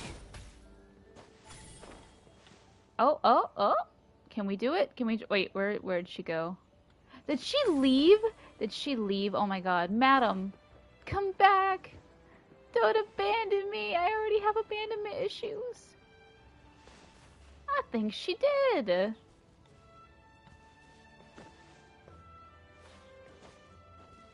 I'm so confused. I think she left for real. Come back! Or is she up further? Nope, she's gone. Alright, to the bathhouse.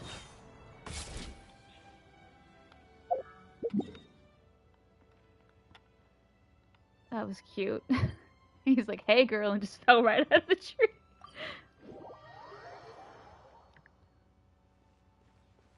Guess we're just not meant to hold hands, huh?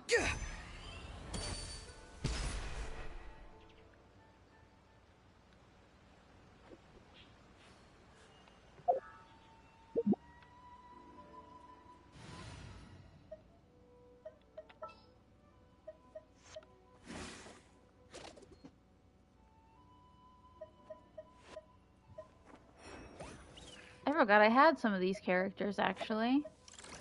She's so cute.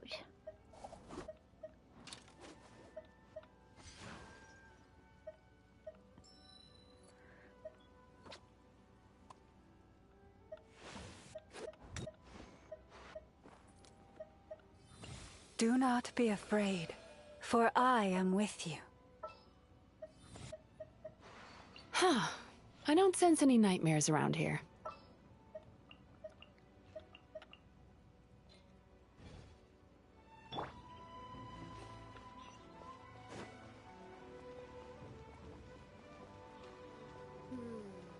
I think this time it turned out better. New clothes.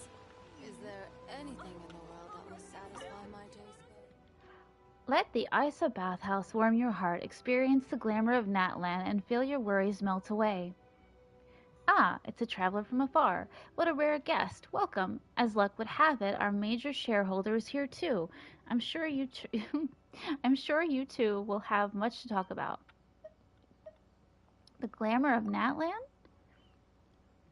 It might be a little too much to call it glamour. Isa Bathhouse is a hot spring inn in Inazuma that I founded after experiencing the volcanic hot springs in Natlan. The healing power of a hot spring is unforgettable once you've tried it. After I returned home, I also wanted my friends in Inazuma to experience that same warm and comforting feeling. I had no idea Isa Bathhouse would become so popular. Even some big shots frequent this place. Something that makes me regret setting the price so low. What's Natlan like? Oh, so this was like before Natlan was available, huh? It's nothing like Inazuma, which has oceans surrounding it. Natlan is a country of red-hot passion, both in name and climate. What I said might be a bit confusing, so here are some souvenirs I brought back. You can have them. Who knows? You might be able to get a sense of Natlan's scorching temperatures. Ooh!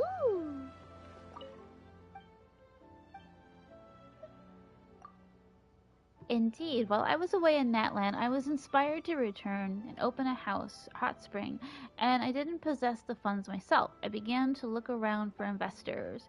In the end, a clinical psychologist who had been living among the people of the springs, none other than the venerable Yume Mizuki herself, caught wind of my endeavors.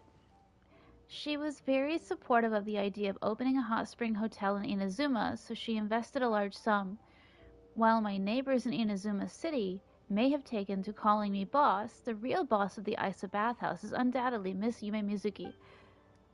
At most, I'm just a manager in charge of commercial operations. As for the key decisions on business and development, those are all taken care of by Miss Yume Mizuki. Is it Yume Mizuki? Yume. I know Yume means dream, but what does Mizuki mean? I gotta look it up real quick. I'm hooked on phonics here. Give me a second. What does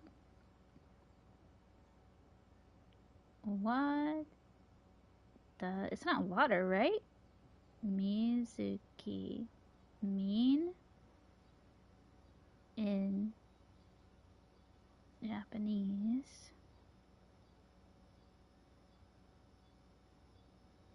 Or is it Chinese? Okay. Beautiful moon, auspicious hope, and dogwood shrub. So, moon dream?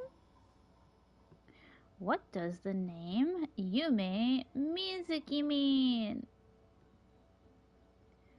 Third lunar month, and is also interpreted as dream-seeing moon or moon of dreams. Ah, mi means to see, and suki means moon. Historically, the third lunar month corresponds to April in the modern calendar and is a time of blooming cherry blossom. Oh, okay, so it's linked to Inazuma. That's really cool. Very pretty.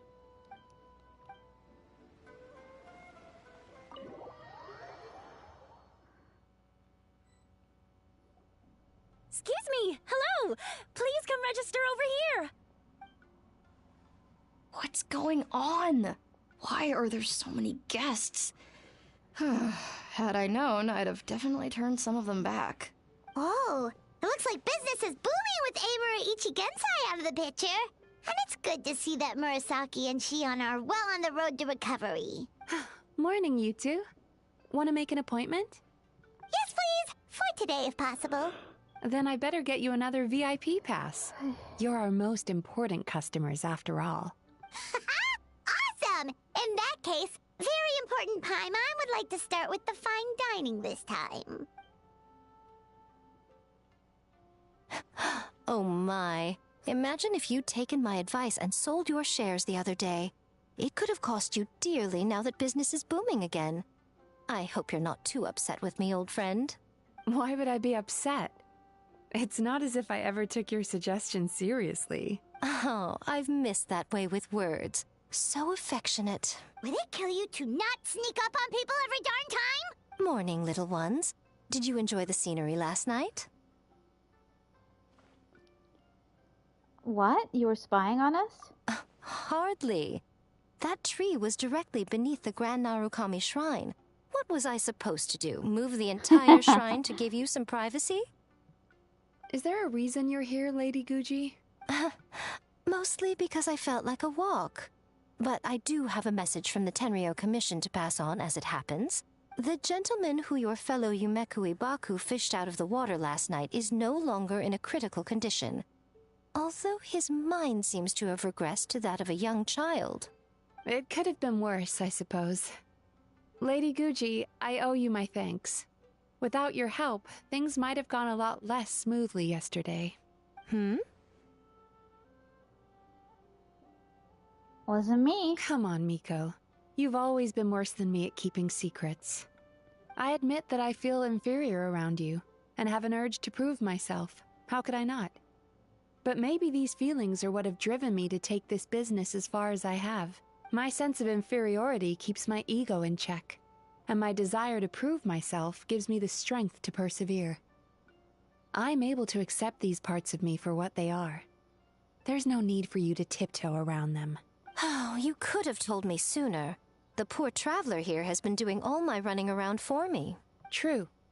But then again, without the traveler's help, you'd have been placed in a difficult position. Emira Ichigensai had amassed a huge following. For the Guji of the Grand Narukami Shrine to publicly go against him would have been a dangerous move. An angry mob of zealots could have done some serious damage to the shrine's reputation. Much safer for the Guji not to get personally involved. It was the right decision. While that's all true, my main concern was that I didn't want to upset an old friend. Otherwise, I could have taken a much more direct approach. Miko. I always seem to forget that you're more cunning and less adorable than you look. Seems like my worries about upsetting you were unfounded. It's not that I don't get upset. Everyone has their fair share of troubles. But every sorrow has its cure. Here's your new VIP pass. Please take good care of it.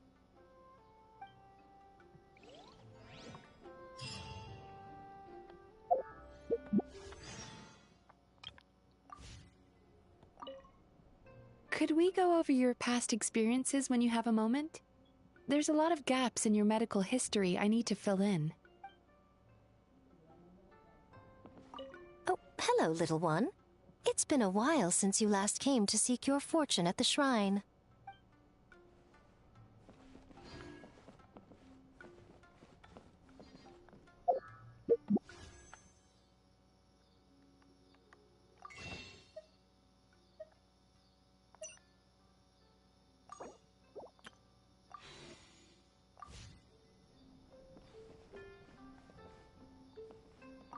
So sorry, I'm still registering the last customer.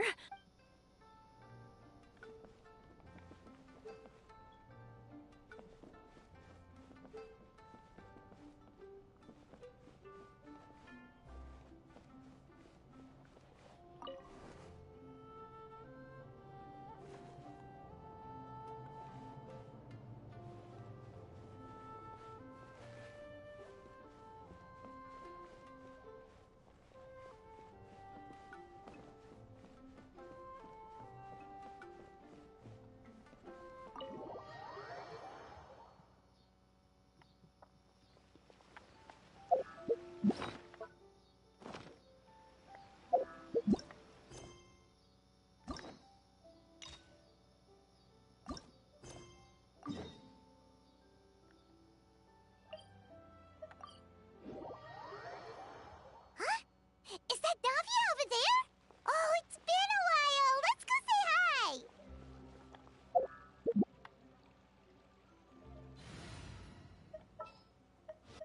Count me in.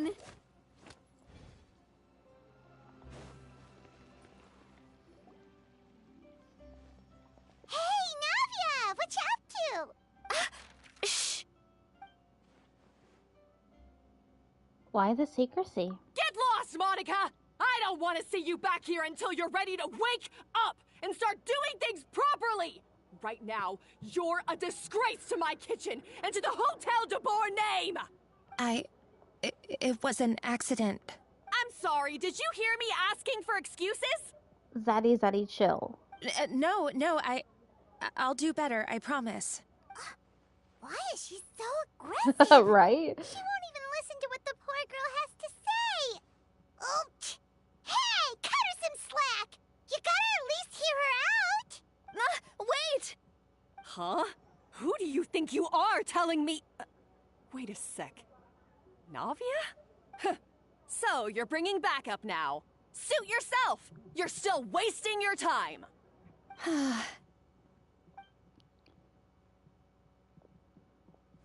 Savannah, is this how you always treat your staff? My staff is right. I'm the one in charge here now. And last time I checked, the Hotel de Boer doesn't take orders from the Spina di Rosula. Of course. How you run your kitchen is none of our business.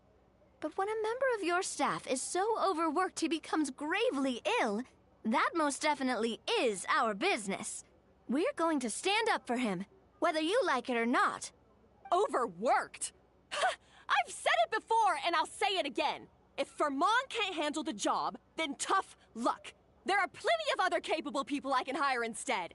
But Fermon can do the job, he just... Monica, back inside, now! Huh? But you said I shouldn't come back until... Just do as you're told, and not another word out of you! Come on, we have work to do! Wow, what a horrible person! Sorry. Looks like I've dragged you into some drama again. So, who was that? Her name is Savannah. She's the new head chef at Hotel de Boer. Ever since she took the job, she's been enforcing a brutal work regime and putting a huge amount of pressure on her staff. One guy was so overworked, he collapsed from illness. He's been bedridden for days, and he can barely even talk properly. I'm sorry. I'm sorry. It's all my fault. I don't deserve to be a chef. At his family's request, the Spina di Rosula is trying to mediate on his behalf. We're not exactly making a ton of progress, as you saw. Savannah is adamant that Fermon's exhaustion and illness have nothing to do with her or how she's been running her kitchen. She's refusing to have any kind of meaningful dialogue with us. Our next thought was to talk to the other chefs at the restaurant and get a better idea of their working conditions. But with Savannah watching them like a hawk, no one has been willing to open up. And that's why I'm here, doing it the old-fashioned way. Camping out, watching, and waiting for an opportunity. So you were waiting for Savannah to leave, and then you were going to approach Monica? Oh, shoot! It all makes sense now. Sorry. Paimon should have thunk before she spoke. Did Paimon ruin everything? Oh, no, not at all, Paimon. Honestly, the way she was laying into Monica, someone had to step in. I'm sure I would have piped up if you hadn't. And besides, I don't really think I'm built for espionage. Either way, Savannah's seen you now, so you probably won't get another chance. Yeah, meaning it's gonna be all the more difficult to get the inside scoop now. Oh, I might as well head back to the Fleuve Cendre then. We'll need to come up with a whole new game plan. Paimon will join you, 'cause this is kinda all Paimon's fault. Then I'll join you too. Guys, it's fine. You don't need to worry about it. That said, if you were planning to visit the Fleuve Cendre anyway, let me take you out for a meal. I'll make sure it's a proper feast. A really famous chef just joined the Spina di Rosula's tavern. Her name is... Sorry to interrupt. I just wanted to apologize for the scene you witnessed just now. We shouldn't subject our customers to that. This is a small token from us. It's some candy from Monica. She asked me to make sure it was delivered into your hands. Monica's the one apologizing? Huh. Clearly Savannah is the one who owes an apology. Our head chef has been a little highly strung lately. Sorry for everything. Paimon, don't make things more difficult for her. Thank you for the gift. All right. Since there's candy, Paimon will drop it. Not the candy. Thank you for understanding. We'll make sure to pass your feedback on to Miss Savannah.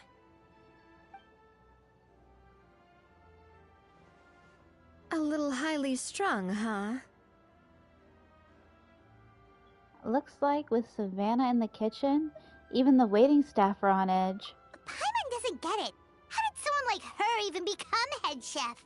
Well, according to Fermat's family, she hasn't always been like this.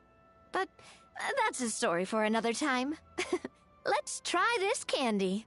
Ah, yes. Never underestimate Navia's affinity for sweets. Oh, Paimon totally gets it. Come on, dig in! Huh? Hold on, there's something written on the wrapper. Find Escoffier.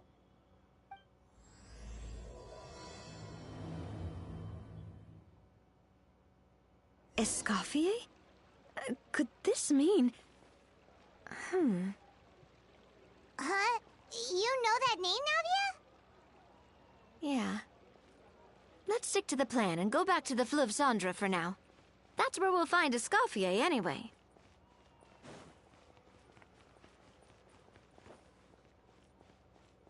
All this talk about food has made me hungry. I'll be right back. It's snack time!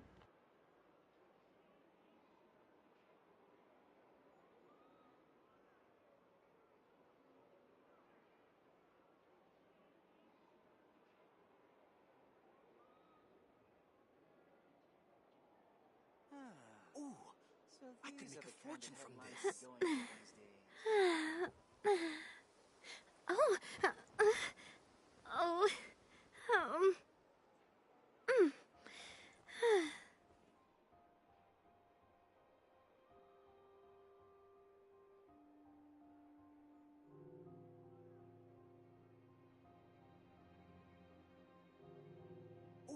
I do love Spina di Rosula's logo.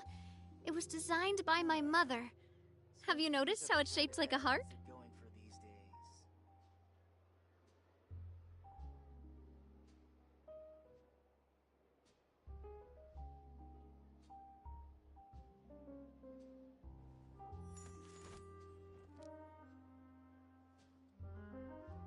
Ooh, I could make a fortune from this.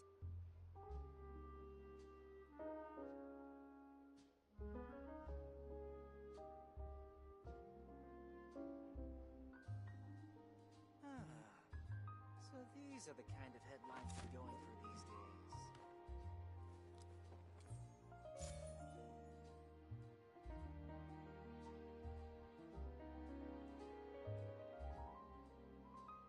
Ooh, I could make a fortune from this.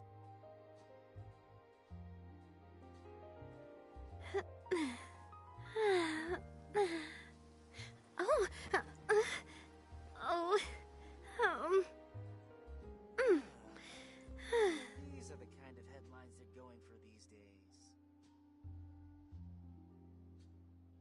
Ooh, I could make a fortune from this.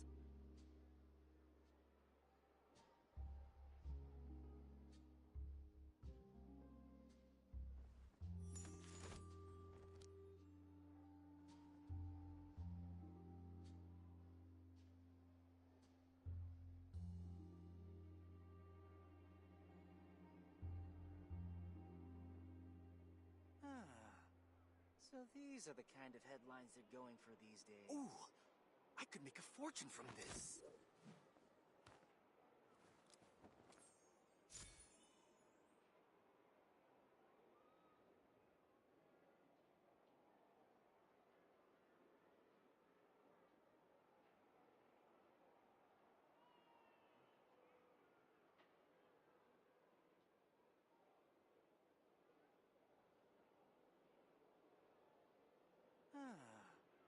So these are the kind of headlines I could make a fortune from this.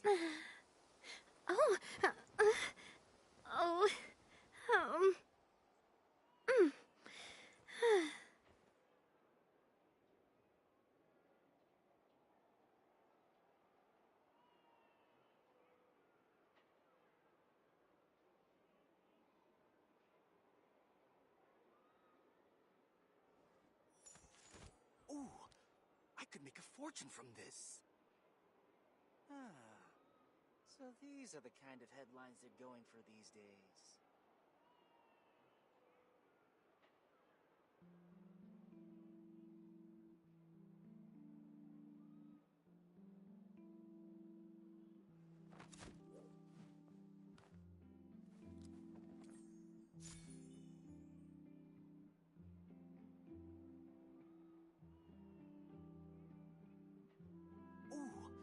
I could make a fortune from this. These are the kind of headlines they're going for these days. I really want to go traveling. I don't mind where we go, as long as I have my friends with me.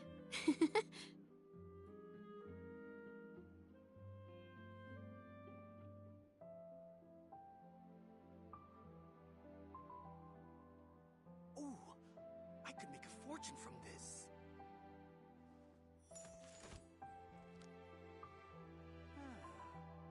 So these are the kind of headlines they're going for these days.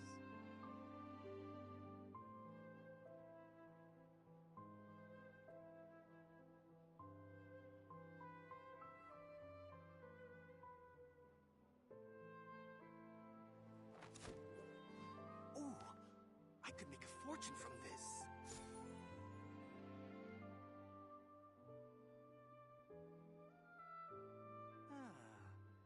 So these are the kind of headlines they're going for these days. I do love Spina di Rosula's logo. It was designed by my mother. Have you noticed how it's shaped like a heart?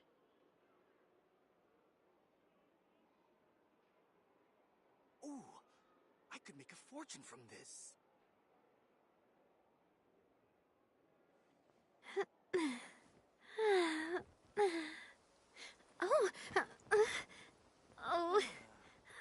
So these are the kind of headlines they're going for these days.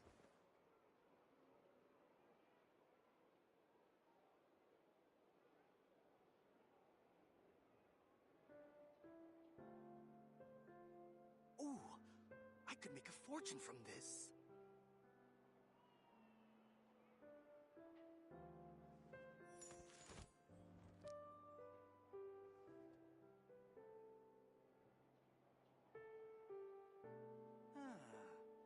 So these are the kind of headlines they're going for these days.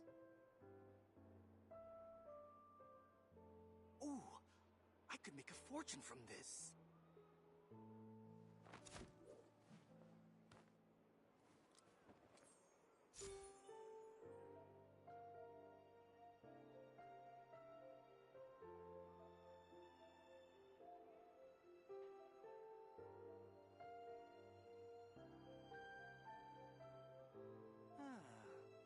So these are the kind of I could make a fortune from this.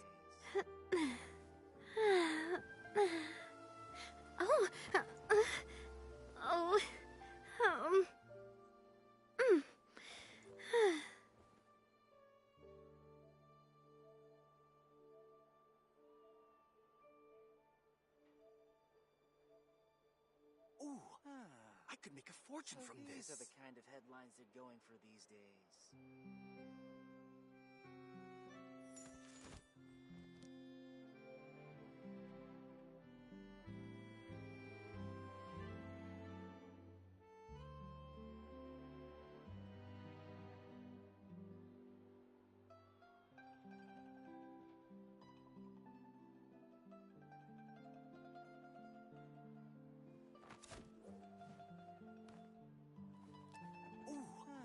I could make a fortune from These this. are the kind of headlines they're going for these days.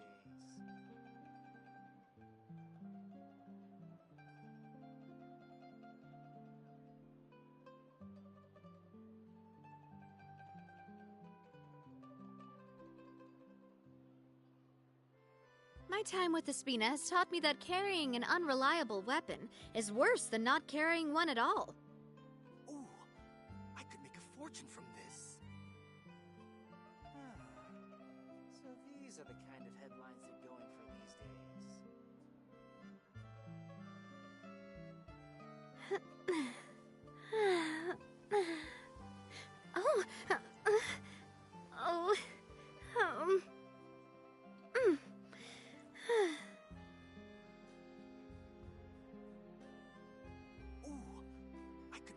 fortune from this.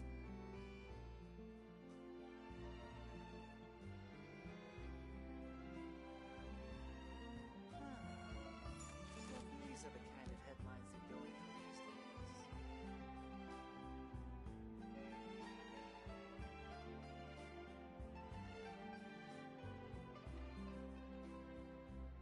Ooh, I could make a fortune from this.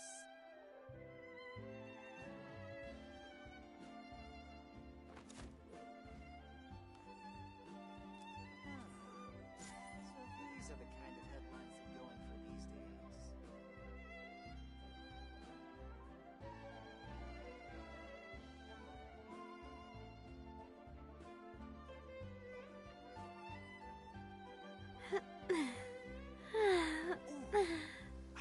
Oh, oh, um, mm.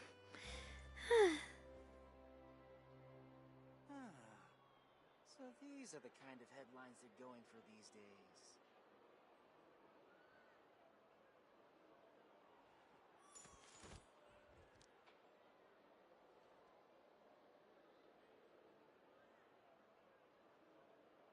Ooh, I could make a fortune from this.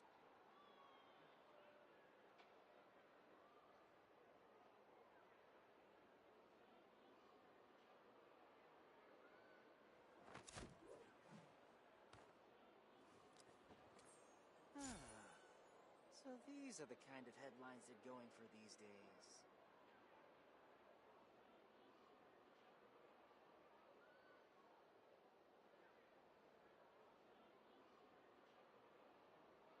Ooh, I could make a fortune from this. Oh, oh, So these are the kind of headlines that go in for these days.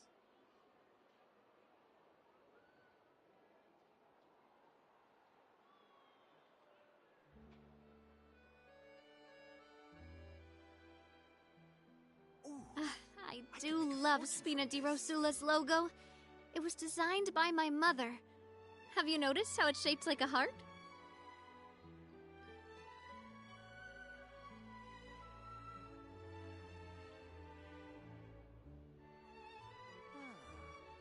So these are the kind of headlines that go in for these days.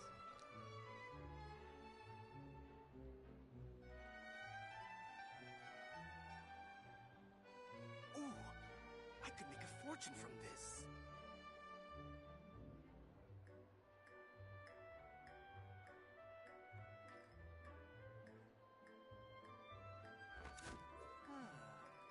So these are the kind of headlines that go in for these days.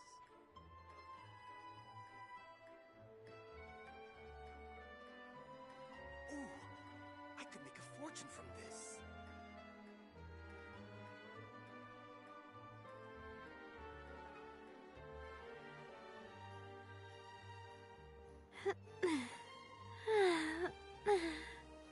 oh, oh,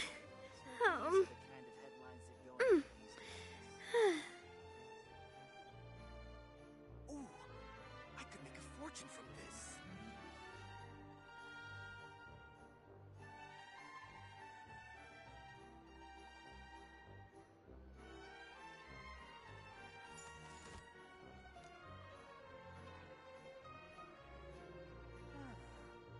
So these are the kind of headlines that go in for these days.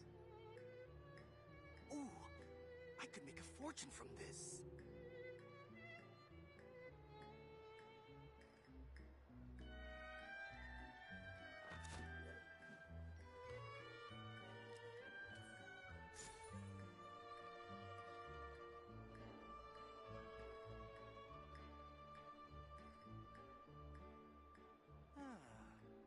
So these are the kind of headlines that go in for these days. Ooh, I could make a fortune from this. oh, oh,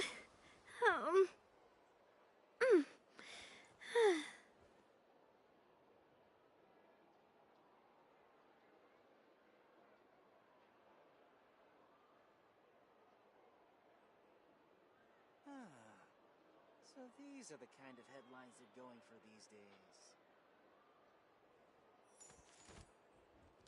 Ooh, I could make a fortune from this.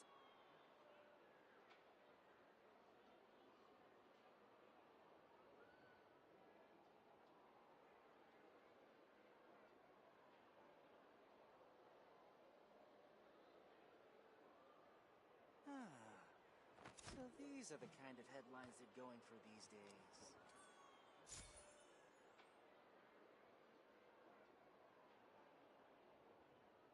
Ooh, I could make a fortune from this.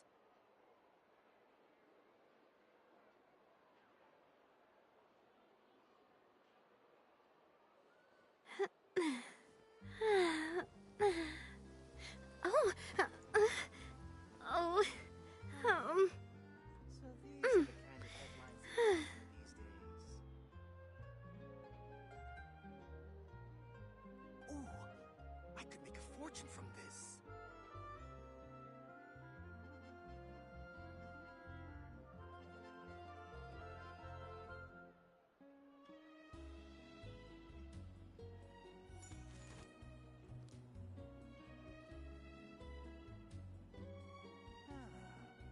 So these are the kind of headlines they're going for Ooh, these days. I could make a fortune from this.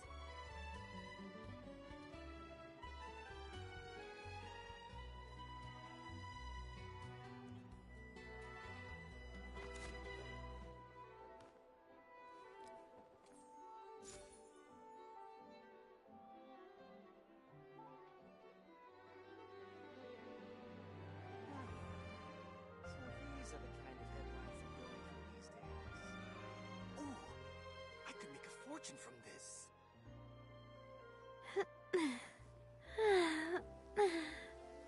oh, oh,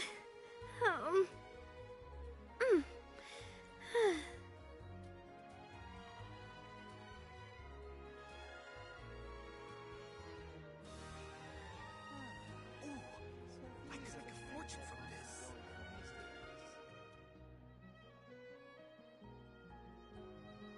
My time with the Spina has taught me that carrying an unreliable weapon is worse than not carrying one at all.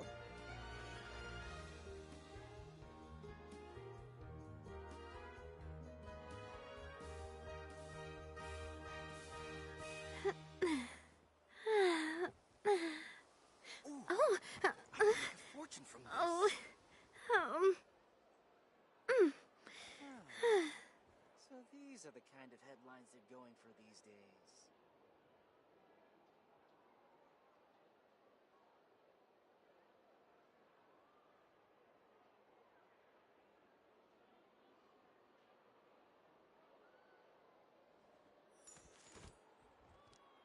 Ooh, I could make a fortune from this.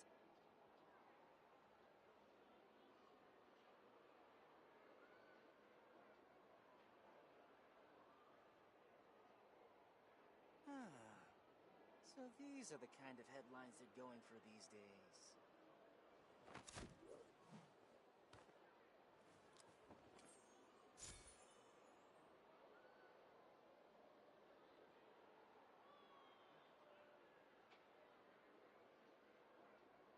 Ooh, I could make a fortune from this.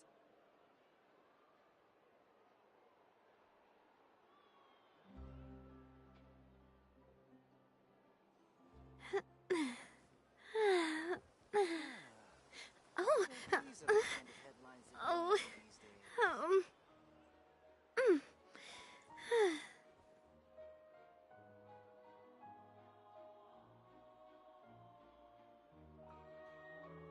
Ooh, I could make a fortune from this.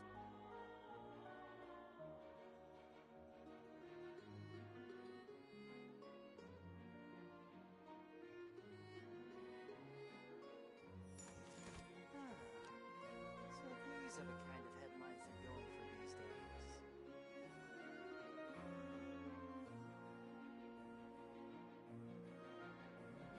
Ooh, I could make a fortune from this.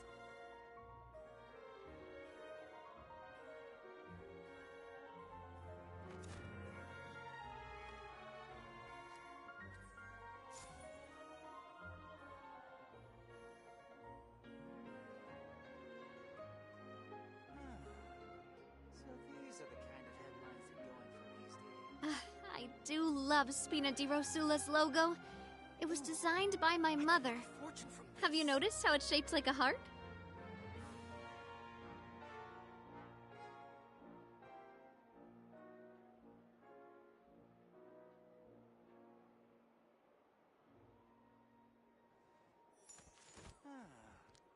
So these are the kind of headlines they're going for these days.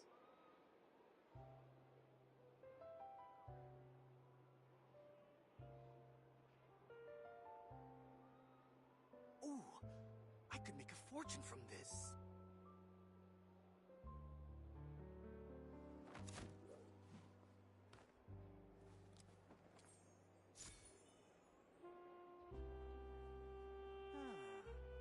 So these are the kind of headlines they're going for these days.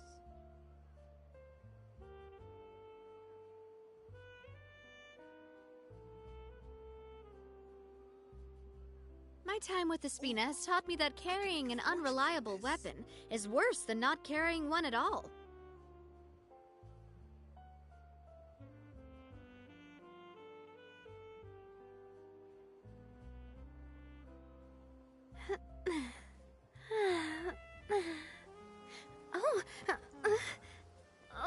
These are the kind of headlines they're going for these days. Ooh, I could make a fortune from this.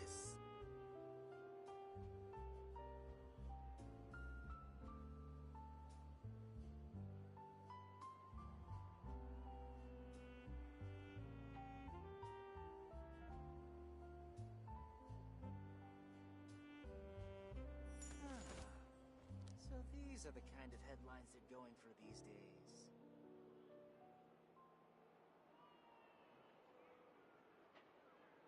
Ooh, I could make a fortune from this.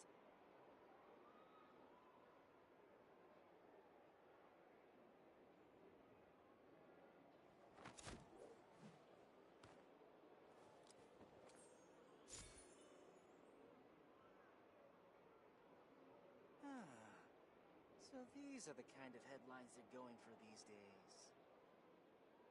Ooh, I could make a fortune from this.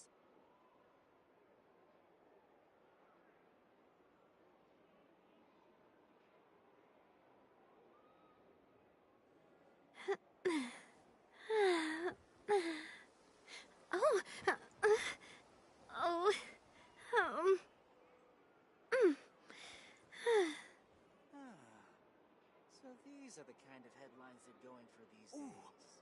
I could make a fortune from this.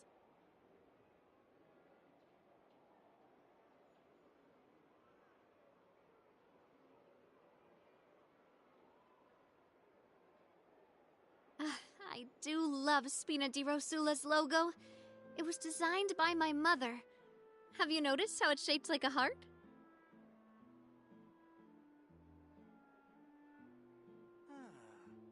So these are the kind of headlines I they're could make going a for fortune these from days. this.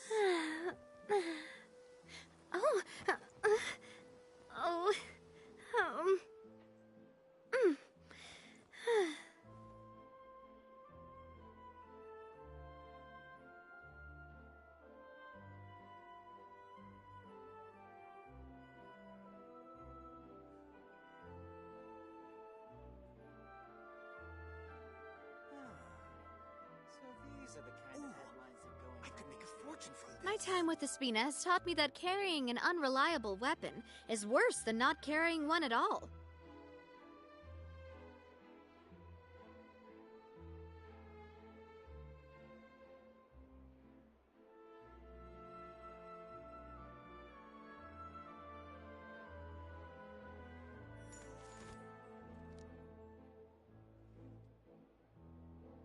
Ooh, I could make a fortune from this.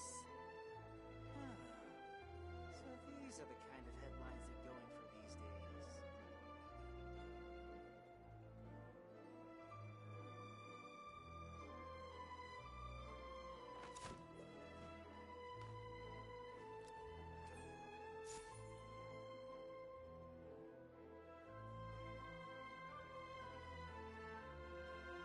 Ooh, I could make a fortune from this.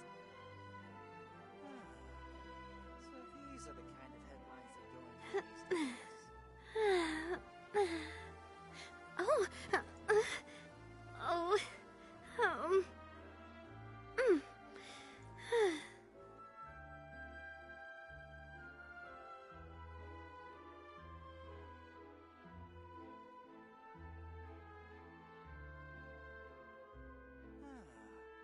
So these are the kind of headlines that I do love Spina di Rosula's logo. It was designed by my mother. Have you noticed how it's shaped like a heart?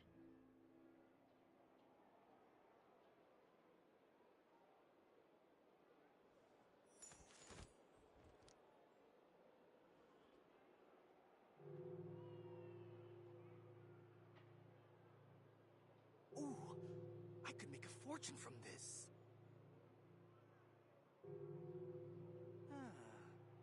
So these are the kind of headlines they're going for these days.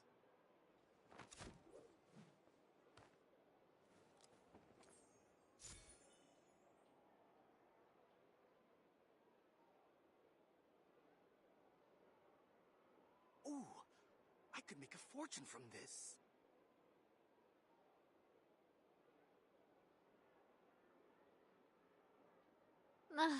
I really want to go traveling. I don't mind where we go, as long as I have my friends with me.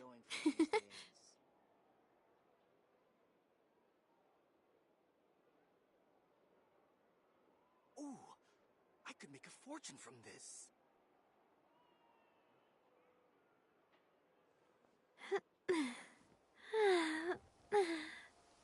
Oh, oh, mm.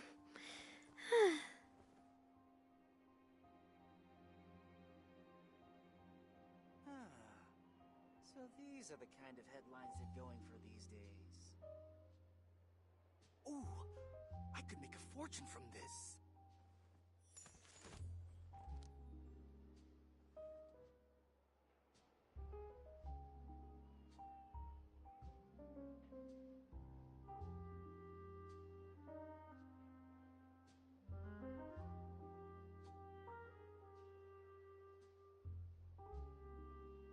Ooh, I could make a fortune from this. So these are the kind of headlines they're going for these days.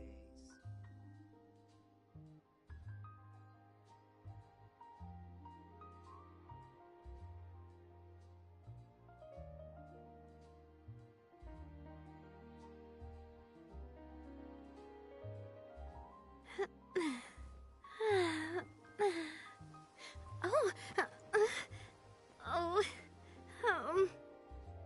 mm. Fortune from this. So these are the kind of headlines they're going for these days.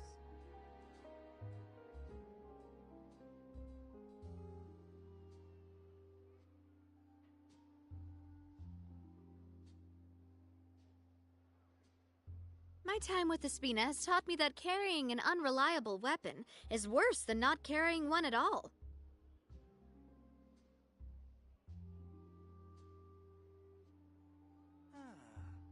So these are the kind of headlines they're I going could make for a fortune from this. Oh, oh, mm.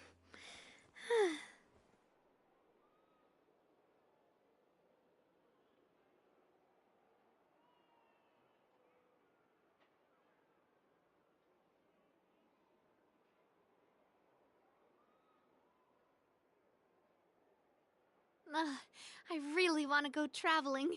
I don't mind where we go, as long as I have my friends with me.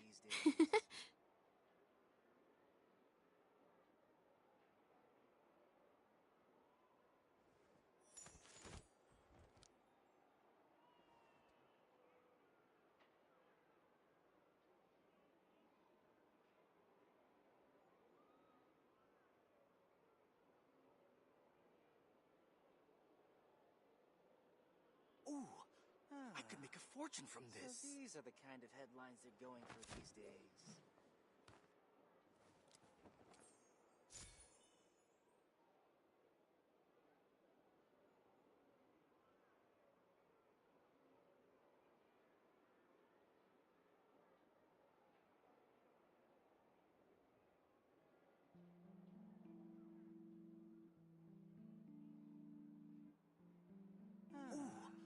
I could make a fortune from this.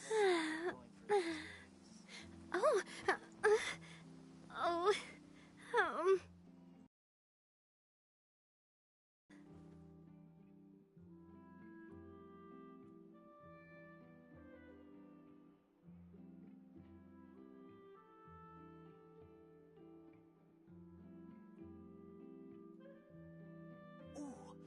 I could make a fortune from My time with the Spina has taught me that carrying an unreliable weapon is worse than not carrying one at all. So these are the kind of headlines they're going for these days.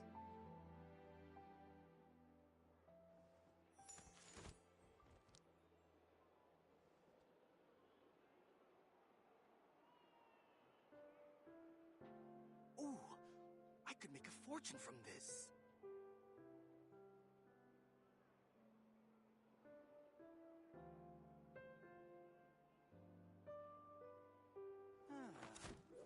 So these are the kind of headlines they're going for these days.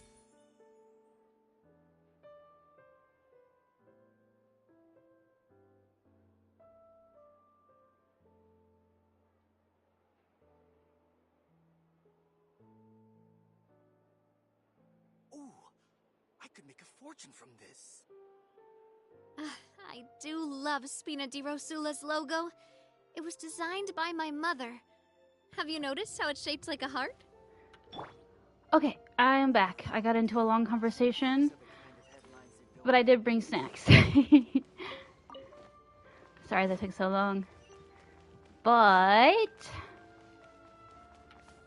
I'm probably gonna mute myself while I chow down, sorry. I'll try to do the dialogue when I have the chance.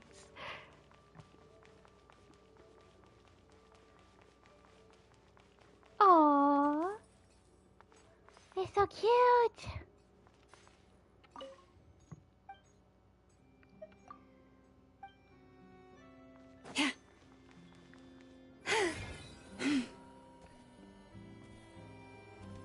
So I was gonna do a character quest, but we're on Navia's side quest now, I think.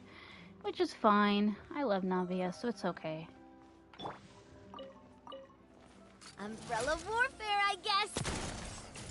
This one's got your name on it. Sorry, doggy. I wasn't trying to aim for you. I was trying. He's like, I'm gonna hell out of here. Come here, come here. It's okay. I'm sorry. He's like, nope. This one's got your name on it. Watch out!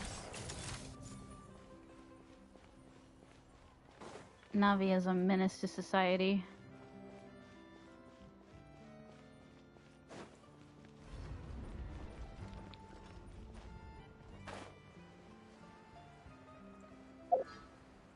Does she have a weapon on? Okay, I was like, why did it disappear though?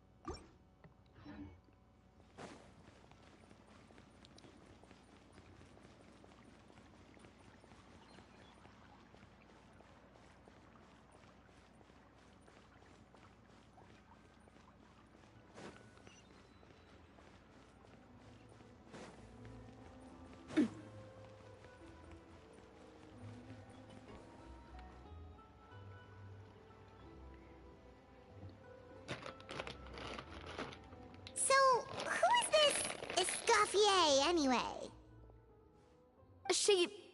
Well, for starters, she used to be the head chef at the Hotel de Boer, before Savannah. She recreated the legendary Gâteau de Boer and restored the restaurant back to its former glory. Safe to say, she's the most renowned head chef in the Hotel de Boer's history, after the culinary genius Modeste himself. Gâteau de Boer? That's the super exclusive cake that they only sell a few slices a day, right? Wow. Why the heck would she let Savannah take her place? Well, apparently, the Hotel de Boer was reported for a safety incident. Someone claims that the kitchen was adding an illegal substance to their menu. But none of the chefs had any idea how it could have gotten into the food. In the end, Escoffier decided that as head chef, she should take responsibility. And she was sent to the Fortress of Meripede. The Fortress of Meripede? Well, you're right. The quantity of the substance they found was fairly minimal. Even the guards believed the whole thing was probably just an accident. Escoffier didn't have to stay in the fortress for long, but still, by the time she returned, the role of head chef had already passed to Savannah. So that's what happened. Paimon still thinks it's really unfair. Even though Escoffier is no longer head chef at the hotel, she's still well respected by the staff. So, I'm guessing what Monica wants is for us to convince Escoffier to try and negotiate with Savannah on the staff's behalf. Oh, Paimon gets it! Monica wants Escoffier to come back and kick Savannah out. It's simple. If the new head chef is stressing everyone out, then the solution is just get the old one back. Well, about that... You thought cream of mushroom soup was ready to serve after 3.5 minutes on the stove! You'd have had more sense serving hot water with ice cubes. At least then you wouldn't have wasted all this perfectly good cream and mushroom! What do you say, Hilaire? I'm sorry, Cream. I'm sorry, Mushroom. As you can see, Escoffier is that kind of chef as well. Are they making fun of Gordon Ramsay? I'm an idiot sandwich chef. How has the Hotel de Boer made it this far? I am at a loss for words. You have to leave it on the heat for long enough to allow those flavors the chance to come out. Don't be fooled by the aroma when the water first starts to boil. Got it? Yes, Chef. I'm sorry, then Chef. Go back and do it again. The customers are still waiting. Remember where you went wrong and don't repeat the same mistake twice. Yes, Chef.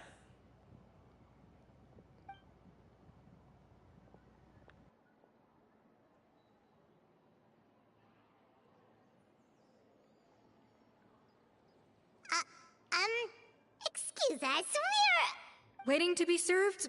Sorry, we're pretty busy. I'm afraid you have to join the line. Oh, no, we're not here to eat. So you're not paying customers? Then I'm afraid the wait will be even longer.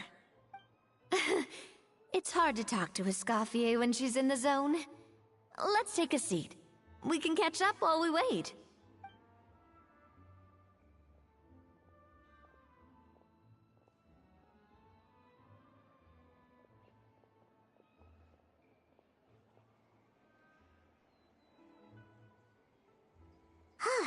Looks like the rush hour is finally over. Is it always this busy here?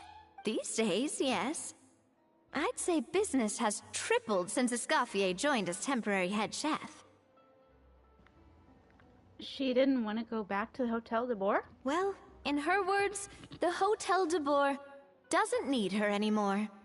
It doesn't look like she's got any plans to go back. I guess I'll be heading off then. Wait, take these home with you. We can't serve them now, and there's no sense in letting them go to waste. Oh, thank you, Chef. For what? Like I said, I just don't want them going to waste. Oh, and tell Fiamma to get well soon, so you're not running yourself ragged every single shift. Fiamma. That's the second time we've heard that name. Who is that again? He's the chef that fell ill from stress. Hilaire is his son. And with Mom stuck at home taking care of Dad, he decided to pick up some work to help pay the bills. Escoffier knows their situation, so she's been making some extra food every day for him to take home. Hey, I heard that, Navia! I've told you before, no one's making extra food.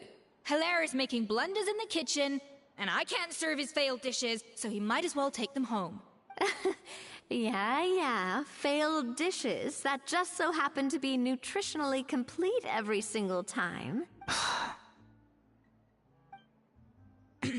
So, you two must be the world-famous traveler and her companion, Paimon, yes?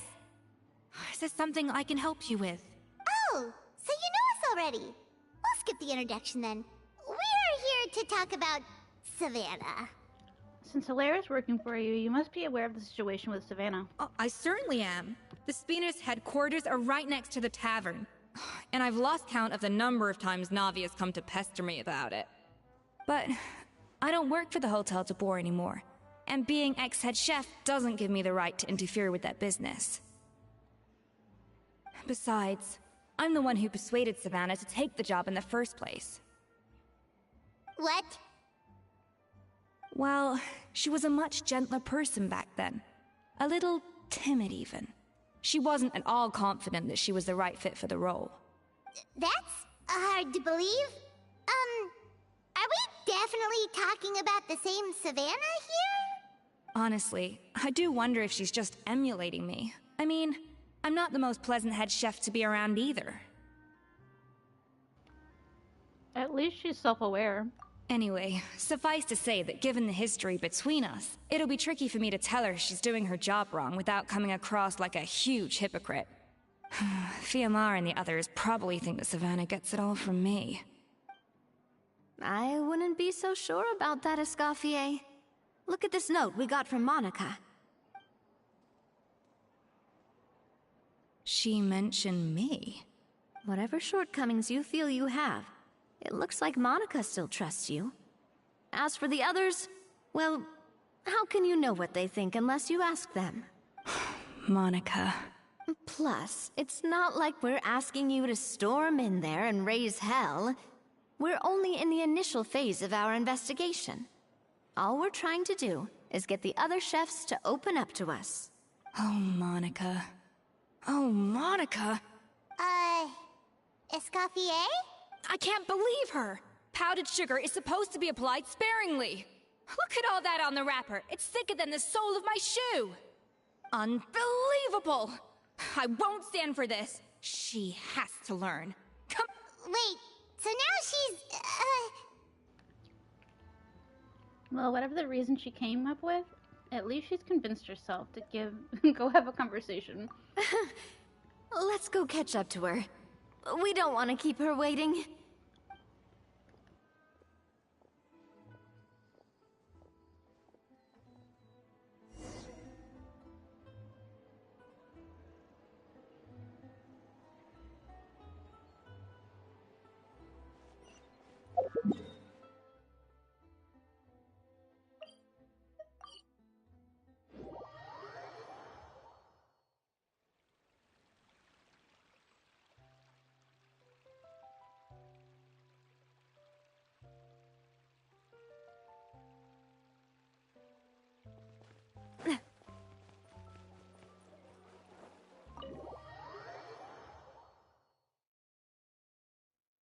Wait, she looks like...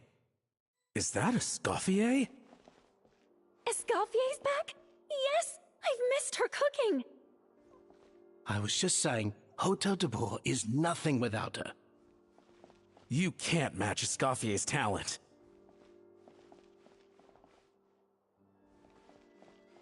I'm sorry. I'm so sorry.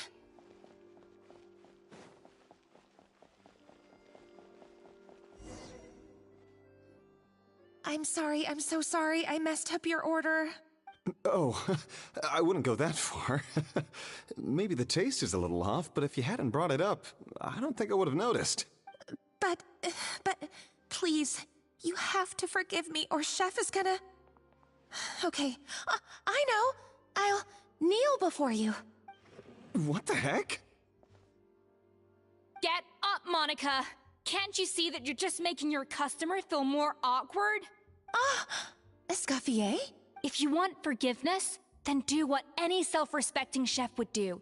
Make the dish again. And this time, get it right. You cannot go begging your customers to feel sorry for you. Savannah said that I'm not allowed back in the kitchen until I've corrected my mistake. But if I can't go back into the kitchen, I can't do the dish over.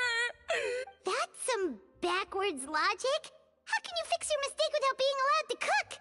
If this is what Fermat had to put up with, then no wonder he had a breakdown. We apologize for interrupting your meal, sir. It's fine. With my layman's palate, it's not like I can tell the difference anyway. I was actually quite enjoying my meal until she appeared out of nowhere and started apologizing. Oh, well, it's because Chef Savannah tasted a bit of the leftover soup from my pot and then threw me out of the kitchen. Gosh, that's pretty strict. Has she always been that way? I don't recall things being like this when Escoffier was head chef here. I gotta say, you're all looking a little worse for wear these days. I mean, Escoffier was strict too, but I think the difference is that her criticism was more constructive, so you knew what you did wrong and how to improve, and we all knew that it came from a good place. Chef Escoffier was hard on us because she truly wanted us to reach her level. But these days, whenever we make a mistake, we just get told to wake up, get your head in the game, or just do it again. And it's only gotten worse since word got out that Chef Escoffier had started working again in the Fleuve Cendre. Monica, you don't need to call me chef. I'm not the boss here anymore. Yeah, but through no fault of your own. What happened back then? That wasn't on you, and all of us know that. That banquet was a huge event, and so many staff were involved every step of the way. With so many moving parts, there's no way of knowing how that lumiline ended up in the food we served. Lumiline? What's that? A new drug from the Fontaine Research Institute, produced from an extract of the lumitoile. Apparently it sharpens the senses, so they used it to treat people with impaired responses to stimuli. Oh, yeah, I've heard about that. They found out you can use it as a flavor enhancer since it stimulates the taste buds. Makes things pretty addictive. They also found that overuse can have mood-altering effects, and even lead to nerve damage. So it quickly ended up on the guards' list of controlled substances. Unfortunately, however, some food products containing the additive had already made it to the market by the time the guards banned it from the restaurant industry. Everyone knows that in all likelihood, someone probably just purchased a batch of contaminated ingredients by mistake. But you took all the blame. We all know why. You just didn't want to see this turn into a place where tensions are constantly running high. Because everyone's suspicious of each other all the time. And now look at you. A fry chef in the Fleuve Cendre. What are you trying to say? Sure, the Spina's Tavern is no Hotel de Boer, but come on. It's not that bad, is it? Oh, the Fleuve Cendre, you say?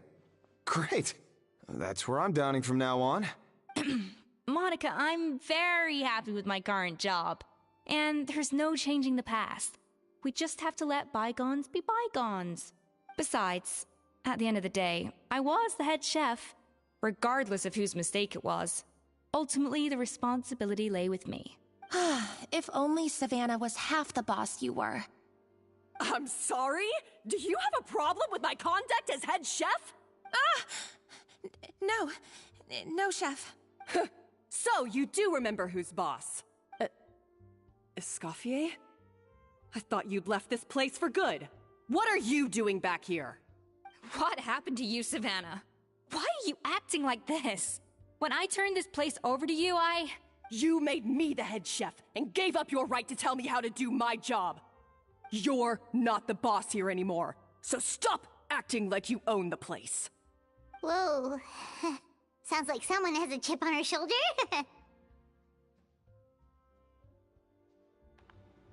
Maybe we should give them some space. Oh, Savannah! My god, have you grown a temper since I last saw you? Have you put even half the amount of energy into improving your cooking skills, or are you still using the Pluie Lotus as an off-brand marcotte, thinking no one can tell the difference? That's none of your business! What happened to not storming in and raising hell? Ho ho! I was not expecting to see something this spicy as soon as Escoffier returned. Huh? Fan Asian? Aye, miladies. Might I make a humble suggestion? Given that we have ourselves a tête-à-tête between chefs at the Hôtel de Bord, I dare say it would be de rigueur to settle this the traditional way. The traditional way? That can only mean one thing. Sounds like we're in for a history lesson. That's right. I'm talking, of course, about the tradition established by Modeste himself. The cooking contest! The cooking contest? According to legend, the founders of Hôtel de Bord, Modeste and Savelli, used this method to resolve all of their disputes. Iron Chef. Everything from petty arguments over next week's menu to disagreements over the strategic direction of the restaurant. The cooking contest would decide who had the final say. Huh. Sounds like they had a lot of free time on their hands. Ah, well, it might sound that way to us. But in fact, the cooking contest played an enormous role in motivating chefs to hone their skills, reaching new heights of excellence in the culinary arts. And indeed, the reintroduction of this institution in recent years has surely been instrumental in transforming the Hôtel de Bord into the top-ranking restaurant in Fontaine. Reintroduction? Someone brought it back? Who? Ahem. What say you, Escoffier? Surely you of all people won't back down from this challenge. It was you who put the rule in place, after all. Thought so. There's your answer, Paimon. Sure, I reinstated it, but I'm not a chef at Hôtel de Bord anymore. Isn't this bending the rules a little? I see no issue as long as both sides agree to the terms. We could simply treat it as an exhibition of sorts. Savannah, any objections? Exhibition. Huh. No. If we're going to battle it out, let's put it all on the line. If I lose, it's up to you what happens to me. I don't want anything to happen to you. But if you lose, you hand over the Codex de Bord to me. What? The Codex de Bord? The Codex de Bord, what is that? Only the legendary handbook written by the original head chef Modeste. It contains all his secret recipes, including Gâteau de Bord. It's the greatest treasure in Fontaine's culinary world. And only the present and former head chefs of the Hôtel de Bord have the right to read it. Present and former? Wait, but that already includes Savannah, though. What do you want that old thing for? You have your own copy, don't you? Don't take me for a fool. You know perfectly well what I mean. I want your copy, the original version, the one you took with you when you left us. I'm sorry, I must be missing something. You know, there's no difference between the original and the copy, right? They contain the exact same recipes. Stop trying to change the topic. What's wrong, Escoffier? Scared you're gonna lose to me? Or are you scared of me getting my hands on the original codex? Savannah, you may remember that we gave her the original as a parting gift, to thank Escoffier for her years of service. Asking for it back feels a little, Oh, I'm sure it won't be an issue, as long as both sides agree to the terms.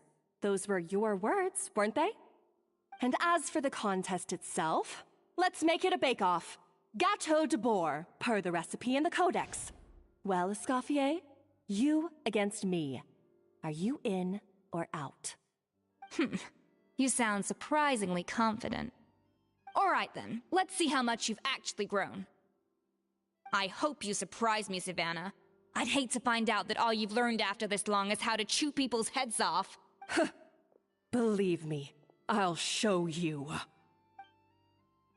Escoffier, are you sure this is a good idea? You accepted her terms a little hastily. Oh, it'll be fine. Let's head back to the Fleuve Cendres so I can get prepping. I do apologize. This whole ordeal reflects rather poorly on us. Wait, aren't you the boss? Can't you rein Savannah in a little? I'm afraid it's not quite that simple. The Hôtel de Bord runs as more of a partnership, you see. It was founded by two friends, Modeste and Savelli, and it's been that way ever since. So, while I am technically Savannah's boss, it's not really my place to interfere with the business of the kitchen. To be perfectly honest with you, that's part of the reason why I suggested a cooking contest. If Escoffier wins, it would be the perfect opportunity for her to talk some sense into Savannah. Or, of course, if she wanted to return, then... But anyway, I'm getting ahead of myself. Whatever the outcome, this contest will hopefully serve as a turning point for us. Please, pass on my best wishes to Escoffier. I must say, Savannah surprised me with her confidence. Does she really believe she can best Escoffier in the kitchen? I thought she was just blowing off steam when she first raised the idea to me. When will Linny and Lynette do another show? I can't believe I got to witness that firsthand. I only stopped by here for a quick meal. I definitely got my Mora's worth today. Sir, it's a restaurant, not Jerry Springer. Calm down. I wonder if that was Griffin Burns with a French accent. It sounded like him. I get confused though, like I hear the same voices all the time, but every main actor plays like 10 billion NPCs and it's hard to tell who's who. When will Linny and Lynette do another show? The only voice I can spot like a mile away is always Todd Habercorn. And a few others, but I can't think of who they are right now.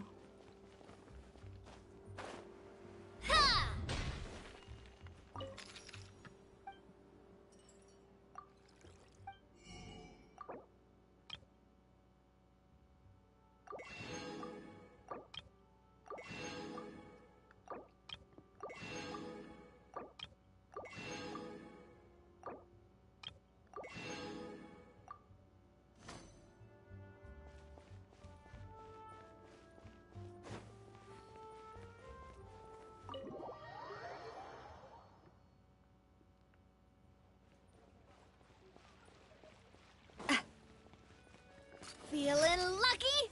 Watch out!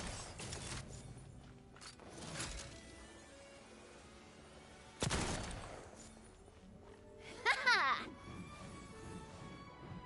Yeah!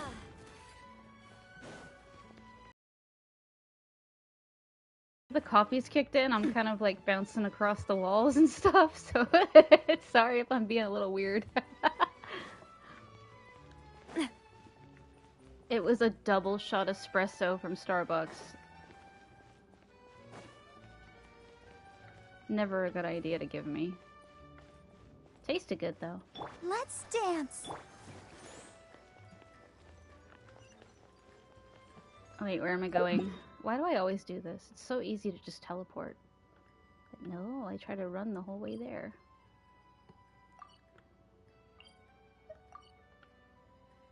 I really like her name though, Escoffier.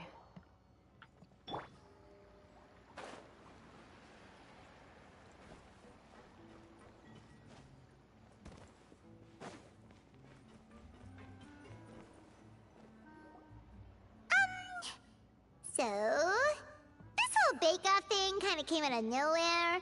Was it really sensible to just go along with it? Well, I got a sense that she's holding something back. But we chefs always express ourselves in our cooking. So if she won't talk, this might be the best way to find out what's really going on with her. She's addicted to whatever that substance was that we put in the food. I don't know if she put it in the food, but it seems like her mood's like off the charts because maybe she accidentally ate the food and it messed her up. I don't know. Or she's just mean. Huh? Holding back? Sure didn't sound that way to Paimon. Whoa, look at the dude in the background. He is stacked. Bro's on that P90X. Escoffier only picked up on it because she's the same way. Always closed off, never letting you know what she really thinks. Oh, I'm on a sugar high now. Oh my god, I'm so sorry, guys. I'm gonna say the dumbest false, shit. at least where your macarons are concerned. I've been nothing but truthful with you about the disgraceful amount of sugar you use. Oh my lord. Okay. That's one case where you can keep your thoughts to yourself. So anyway, what's this Codex de Boer she's so obsessed with? Oh, that? Well, it's not so much a recipe book as a diary of Modest's adventures. Back in the day, he and his good friend Savelli explored far and wide, partly adventuring, partly looking for new ingredients and developing new recipes. Their creations had an enormous influence on the course of Fontaine cuisine, turning it into a much more vibrant and diverse scene. For instance, legend has it that the original Gâteau de Boer was made using a special secret ingredient that Modeste discovered on one of his adventures. So rare was the ingredient that they could never make more than 16 slices of the cake per day. But everyone who tried it claimed that it was one of the most blissful and invigorating things they had ever tasted. Modeste and Savelli went on to found the original Hôtel de Boer, which catapulted them to stardom in Fontaine's culinary world. Especially Modeste. He was hailed as a once-in-a-generation genius, and over time, the recipes from his adventure log became known as the Codex de Boer. Paimon's heard this kind of story before. Armed with the Codex, the Hôtel de Boer took its rightful place as the finest restaurant in the land, serving those recipes for centuries to come. Something like that? What? No, of course not. Cooking is a constantly evolving art form. How could any restaurant survive if they only served food that was popular last century? Anyway, never mind centuries. Savelli and Modeste parted ways not even 10 years after their rise to fame. Then, Modeste passed away while he was still in his prime. And that was it. The end of the Hôtel de Boer's heyday. It fell into decline, and for most of its history, it was just a nondescript place with a couple of cheap tables. It's only in recent decades that it started recovering. Even then, it still took numerous relocations and changes of management before we finally ended up with Vanigem and the restaurant we have today. Oh! So the Codex really isn't all that, then. Paimon figured it was like one of those mystical books they have in Liyue's martial arts novels, where the main character learns all their secret powers from. Yes, well, that's fiction, and this is reality. You can't meet the tastes of modern diners by following some ancient recipes from a dusty old book. Case in point. Even the Gâteau de Boer they sell now is actually Escoffier's reimagination. Wait, really? Why though? Didn't that recipe make it into the Codex? It did, but like I said, it's the dusty old book now, and the records aren't as legible as they once were. Not to mention that there's no way of finding the secret ingredient Modeste wrote about. So, reimagination is right. I consulted some historical records and took what I could from the Codex. But ultimately, the Gâteau de Boer of today is my own recipe. As for why we gave it the same name and kept the tradition of only selling 16 slices a day, well, you've got Vanigem's business sense to thank for that. Oh! Huh. Well, that kind of takes all the mystique out of it. Hey now, it might not be the original Gâteau de Boer, but it's still the most delicious cake in Fontaine today. And who knows, maybe Escoffier's version is more suited to your palate. Just think, if the original truly was the perfect cake you're imagining it to be, there's no way the recipe would have been lost to history, right? Not to mention that the Hôtel de Boer never would have fallen into a slump. Anyway, before I left my role as head chef, I made a copy of all the recipes from the Codex, including my own improved versions, and turned them over to Savannah. So why is she so interested in the original copy? Could it be a symbolic thing? Like, whoever holds the original Codex de Boer is the true head chef. Well, it was clearly precious enough to give to Escoffier as a parting gift. Meanwhile, Savannah only got a copy. Maybe from her point of view, it's like management doesn't truly see her as being worthy of the role. You think so? The only thing is, it was her suggestion to gift me the original in the first place. Well, a joint decision by her and Venegem. But still. What? Huh. Guess she's had a major change of heart since she became head chef. Yeesh. Who knows? We could speculate forever. Better to just let our Gato do the talking.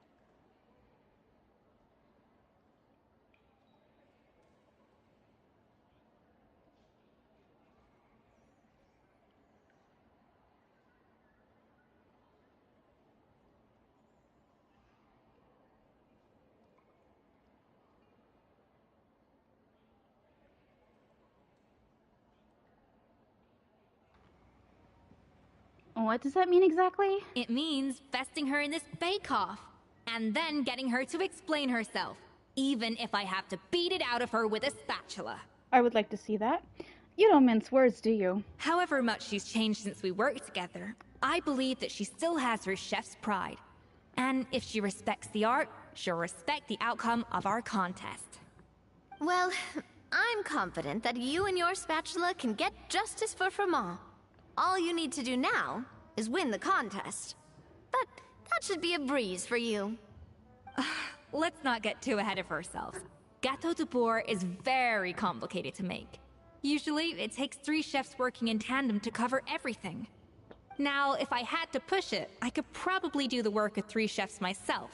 But I'd prefer to play it safe if I can find a couple of assistants in time. Oh, me, I volunteer as tribute. Well, that's easy. The 3 of us are veterans in the kitchen. You just need to pick 2 of us. Well, I have heard the Traveler is an accomplished cook, as well as a warrior. But be warned, I will hold you to exceptionally high standards. Think you're up to the task? Bring it on. Oh, count me in too. I've spent weeks perfecting my macarons after your scathing review. Even if it means competing against the Traveler, so be it. I'll show you what I'm made of. Confident. I like it. Alright, let's start with some elementary mise en place. Show me your knife skills. I've always called it chopping stuff up, not mise en place. But it's basically the same thing, right? Oh, Navia. The difference in your case is that mise en place is chopping stuff up without sending juices flying all over the kitchen. Ooh, are we Dana carving this up right now? Chopping broccoli. Chopping broccoli. Oh wait, there's no broccoli. Chopping apples.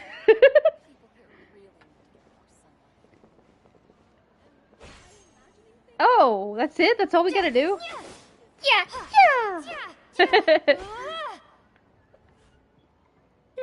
Looks like you found that easier than I expected.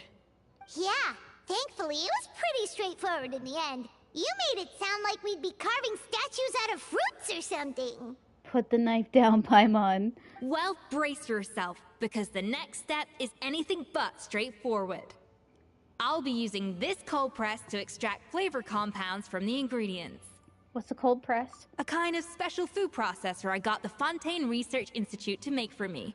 It uses cold temperature extraction to isolate the essence of cooking ingredients, which can then be used to flavor dishes more precisely. But this isn't exactly standard kitchen equipment, so that probably didn't make a whole lot of sense. Let me give you a demonstration instead. Custom-made equipment from the Fontaine Research Institute, huh? That's some pretty high-tech food prep. Paimon's never used anything this weird before. Cool. Not weird. An inspired melange.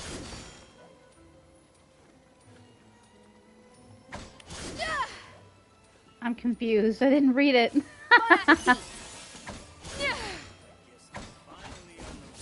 The device isn't cold enough yet. I need to reduce the temperature.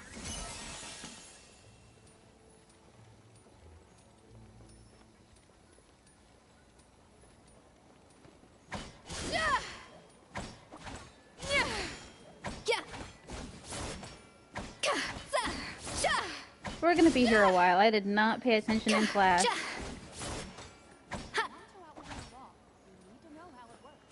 An inspired melange.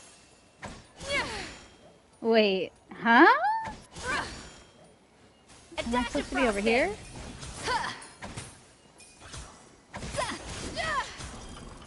Oh, okay. We doing this right?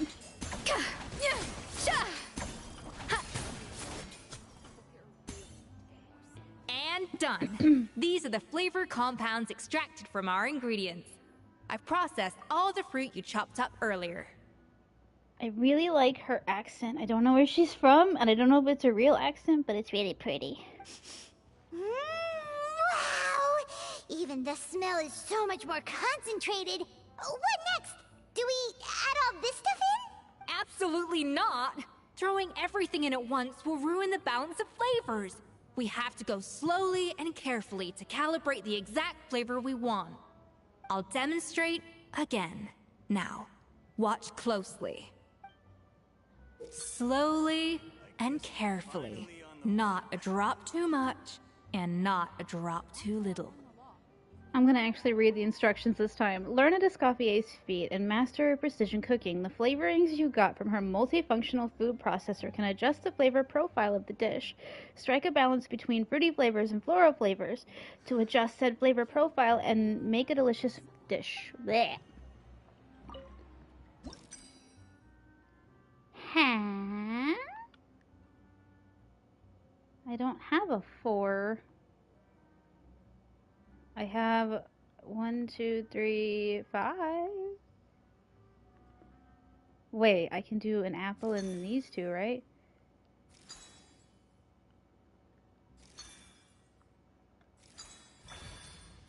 I messed that all up, I think. It's gonna taste terrible.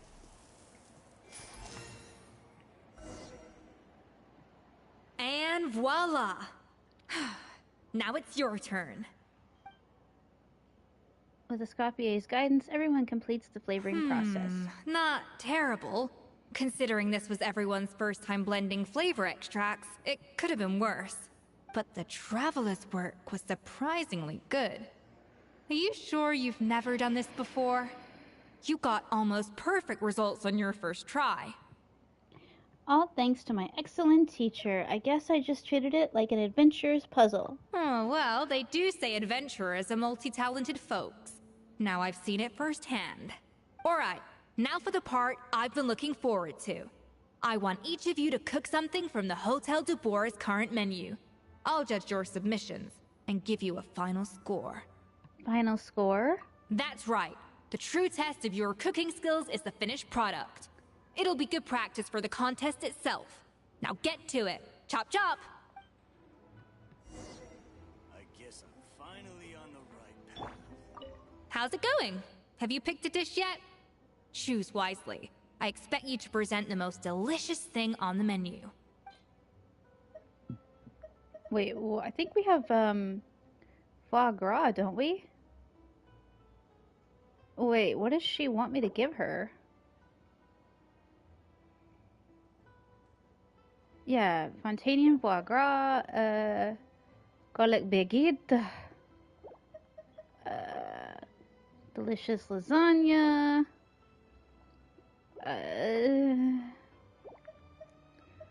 I just know that foie gras is supposed to be fancy. A traditional dish of Fontaine, the foie gras only needs to be pan-fried before being served. Thanks to the masterful temperature control, the golden brown foie gras tastes enticingly tender. The process takes focus and concentration, or else the delicious liver might be liquefied into an oily mess. So that's what it is. I always wondered.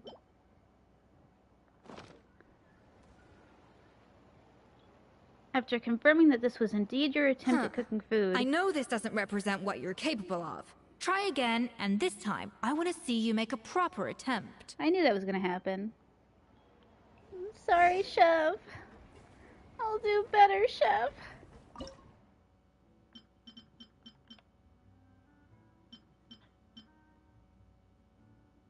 Ooh, this is all new stuff. What am I supposed to be cooking? I don't understand. Duck confit. That looks pretty good, right?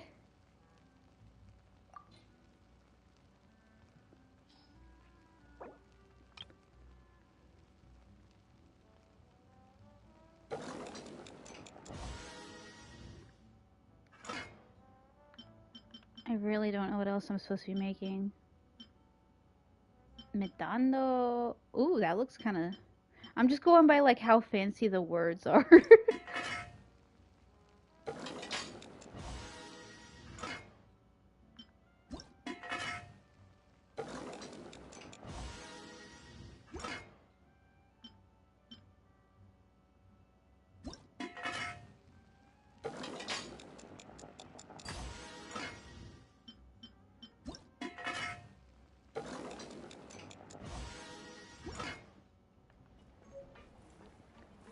How's it going?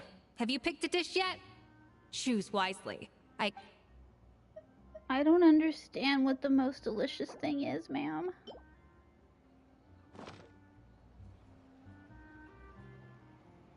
Her face lights up as you... Yeah, okay, Look that's good. at that! With the grace of a snow-winged goose, as I like to say. Now, let the grating commence. Fancy words equal Pretty fancy good, right? food.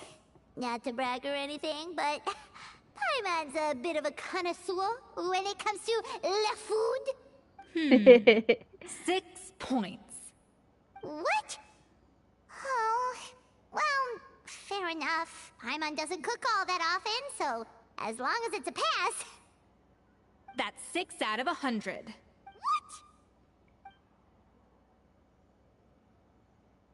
You say you're a connoisseur, but it's quite clear from this dish that you have far more experience consuming food than creating it. I'm a connoissaurus rex, what can I say? Roar. By that logic, I suppose you think listening to Lady Farina on repeat every day would make you an opera singer. Aww. You're mean. Me next, me next. Step I'll have you on know me. that this batch of macarons has 2 whole tablespoons less sugar than my previous ones. Ooh, her gloves are pretty. So you went from 12 tablespoons to 10? Well, it's nice to know you actually measured it out. Because it tastes like you just threw in whatever was left in the jar. 6 points. Aww. Yikes, she's a harsh judge. Now to the final dish. So, what do you think? This is our last hope. 8 points. Darn, that's barely higher than what we got. Not exactly. The color is spot on. Beautiful aroma. Excellent presentation. I have to give this one 8 points out of 10. Maybe even 9 points. Huh? How did you pull that off? It's all that practice from cooking for you, Paimon. Don't get me wrong. There's room for improvement. But still, this is clearly the work of an accomplished chef. I can tell that you've put many hours of work into honing your skills in the kitchen. I can really taste the grace of the snow-winged goose in this dish. The traveler's journey, with all its trials, tribulations, and setbacks. Not to mention the frustrations of having a picky eater for a partner. Hey, you made that last part up! No way did you taste that! Well, it looks like I lost fair and square. I guess you'll be taking the Traveler as one of your assistants then? But if it takes 3 chefs, that still leaves 1 slot remaining. Maybe Paimon and Navia should keep practicing and see how it goes? Chef Escoffier! Oh, it's Hilaire! What brings you here? I heard the news about the cooking contest. You're doing Gâteau de Bois, right? I was just wondering if you needed any help. Huh. And you think you're up to the task, do you? Oh, no, I know I'm not there yet. It's actually my dad who wanted to help. Firma, last I heard, you could barely get out of bed. Chef Escoffier, Navia, Traveler, thank you all so much for everything you're doing for me and my family. I've had enough of sitting around at home while you run yourselves ragged. If you let me, I'd like to help you win this cooking contest. Are you sure you're up to the task? Yeah, I was gonna say the same thing. Don't you worry. I'll be fine. I'm feeling much better now. I'm sorry. I know I've been rather useless these past few days, but not anymore. The fact is, I'm a fine chef, despite recent events. I've proven myself in the Hotel de Bois kitchen, so if anyone's qualified to work under Chef Escoffier, it's me. I think. I mean, I hope so. Firma, have you even set foot in a kitchen since leaving Hotel de Bois? I have not, but I'm fully rested now. I know I can handle it. I'll prove it. Let me whip something up for you right now.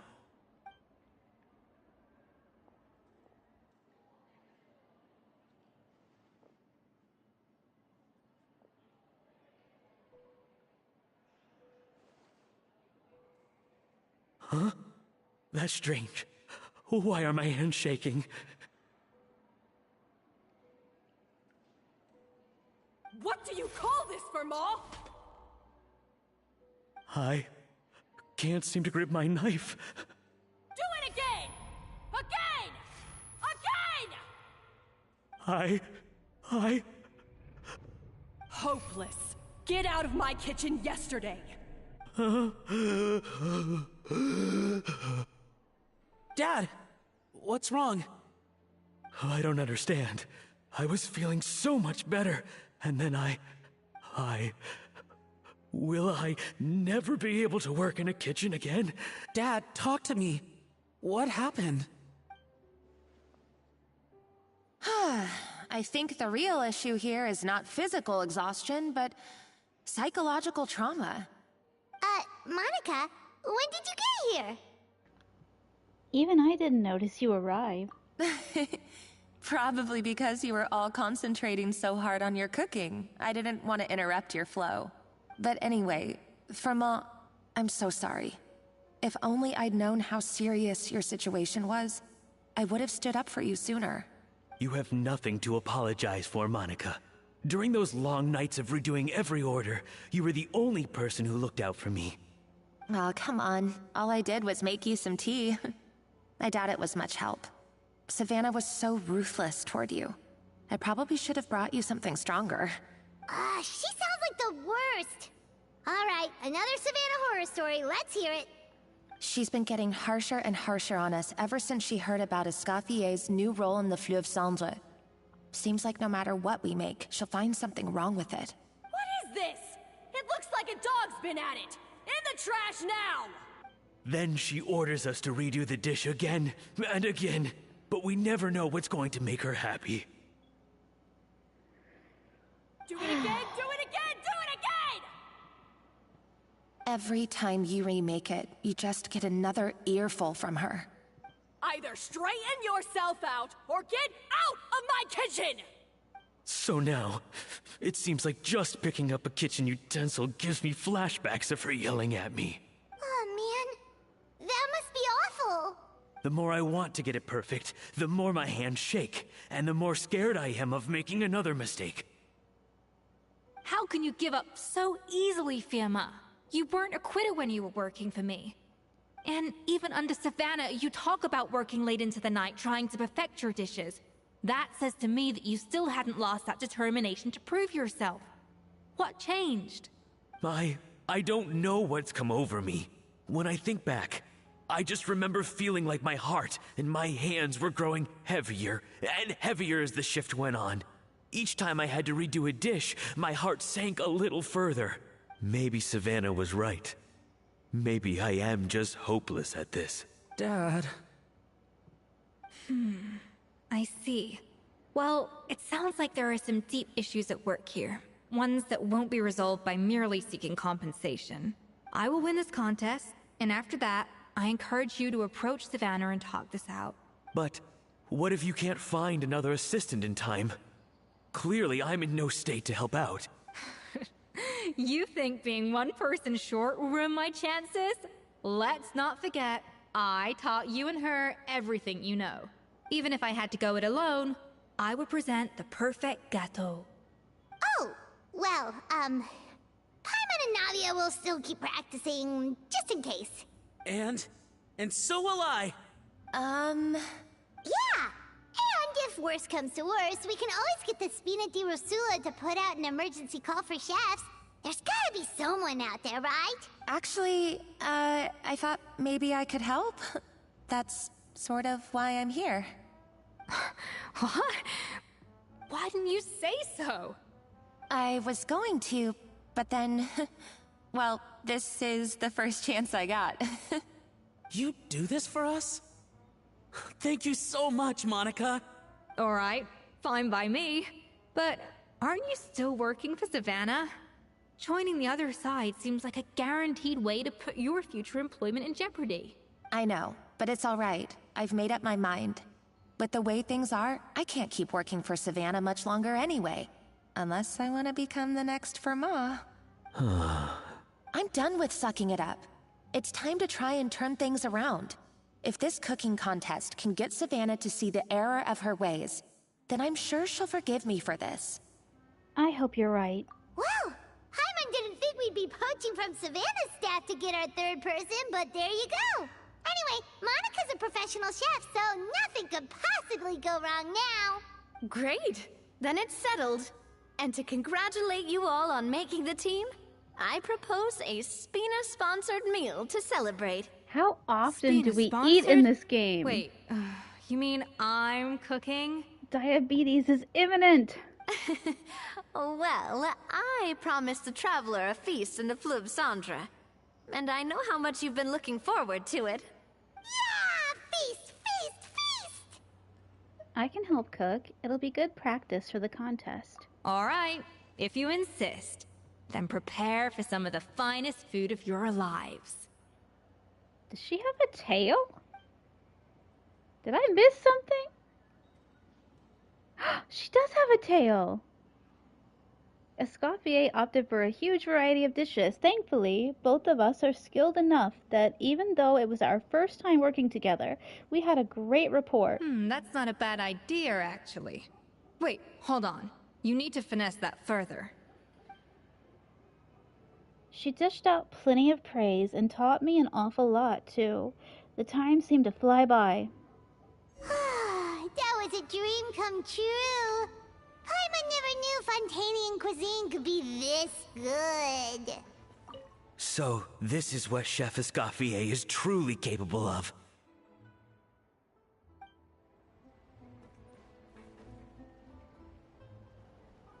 This looks like an out-of-body experience. I wish I could eat that all over again. It's not often that Escoffier goes all out like this. And it's all because of you, Traveler. I'm not liking the fish dish over here. That's a little nightmarish, to be honest. I wonder if that's a real dish. Wow. I don't know if I'll ever be able to cook as good as that. Wait. Raphael? Raphael, are you in there? No! Only Love and Deep Space fans will understand.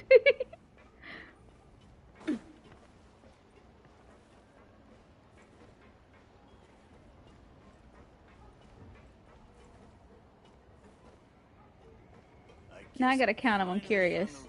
1 little fishy, 2 little fishy, 3 little fishy, 4, 5, 6, I gotta kind of get it. 1, 2, 3, 4, 5, 6, 7. No! 7 lives! And for what? Nobody even ate them! For shame. PETA will hear about this.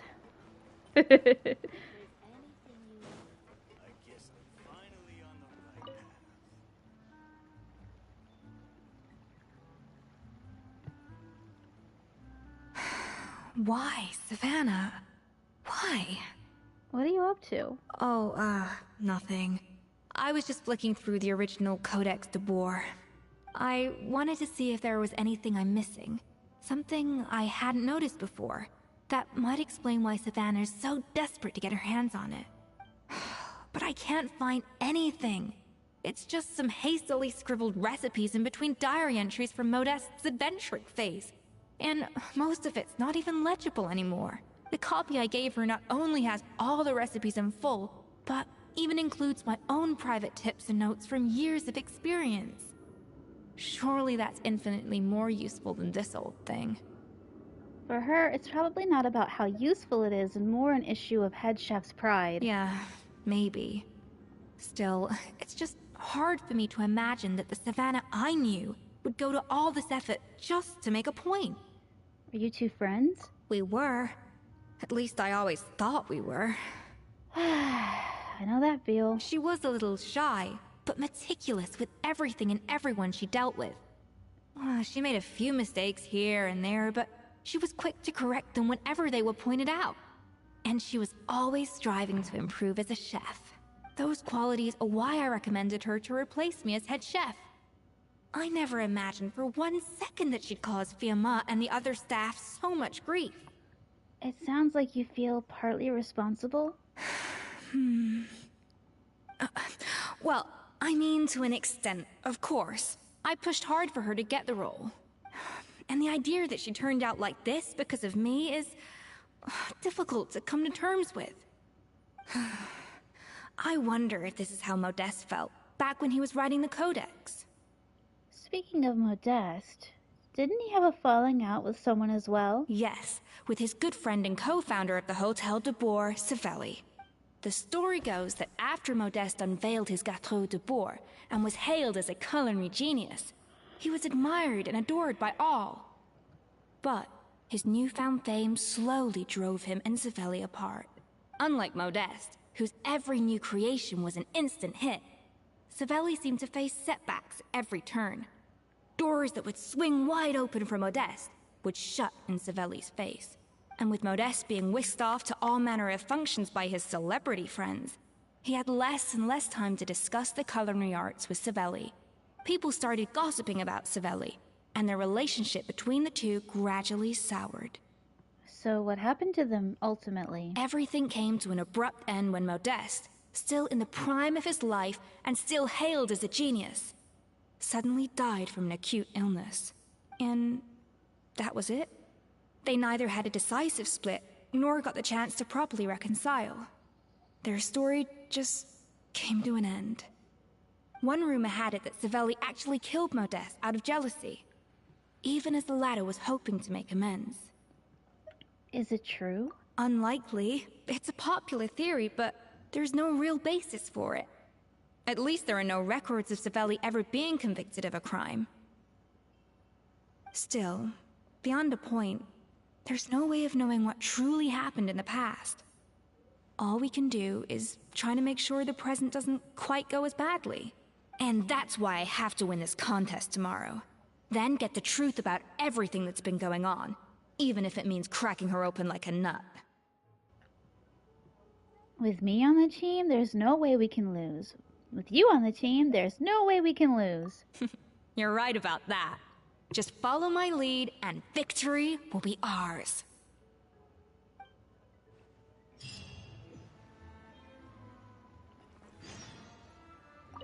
Let's hope that Savannah isn't all sizzle and no steak.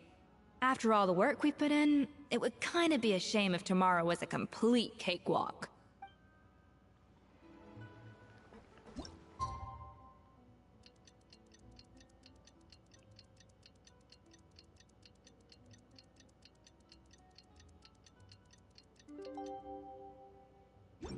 It's Cooking Contest Day! To the Hotel de Boer! Toot sweet!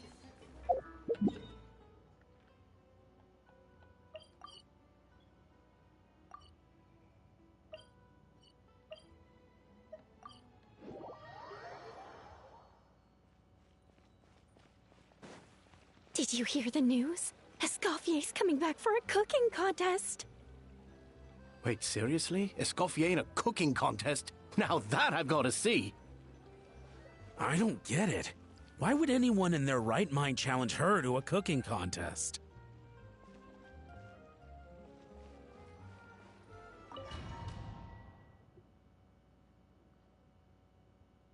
Mesdames et messieurs, welcome one and all to the Hotel de Bord and to this most exciting of cooking contests. Savannah, I brought the original copy of the codex you asked for. Monica? Huh. In the interests of fairness, this contest will be conducted in a double-blind format.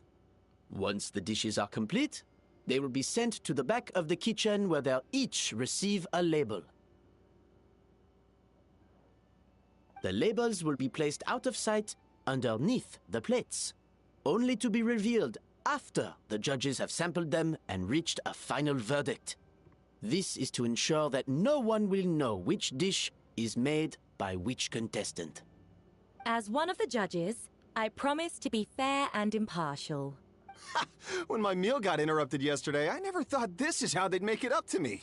Getting a seat on the judging panel is a pretty sweet deal. Both contestants have taken their positions. Then, without further ado, let the Hotel de Bord cooking contest commence!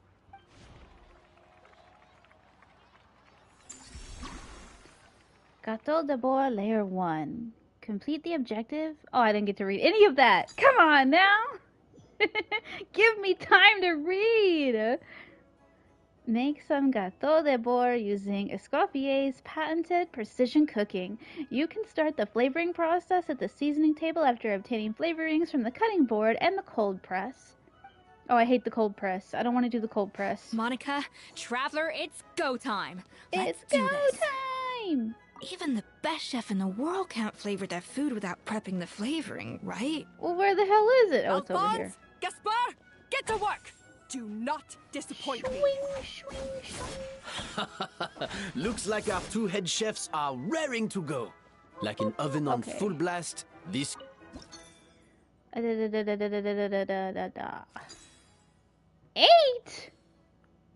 8? What?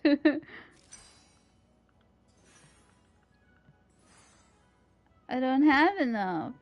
I'm confused. I thought I had enough. Oh, I guess I can do A more. little amuse-bouche. Yeah. I'm confused. I'm confused.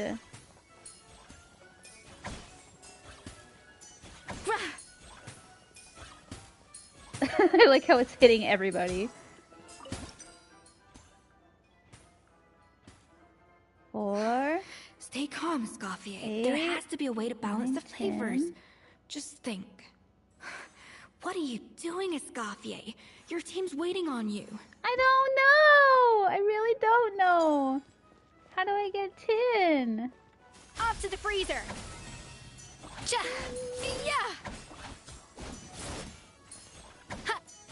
Oh, I want to use your table. Yeah. Oh, wait. A little amuse-bouche!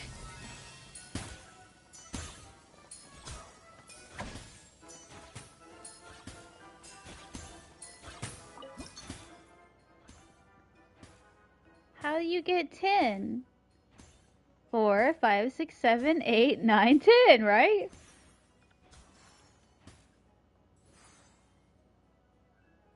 Add flavoring to achieve balance of flavor.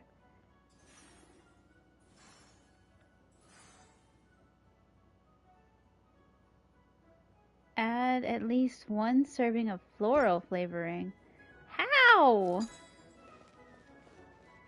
I need help! Is there a doctor in the house? Oh wait, that's not even mine, is it?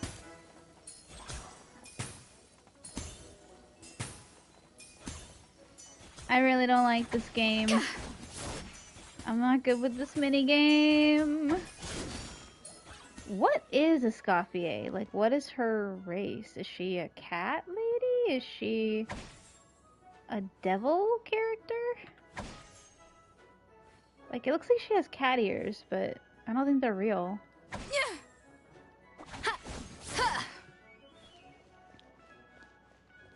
Bon appetit! Oh, that's how you get the blue. Okay, okay. I think I got it. But I still don't have 10.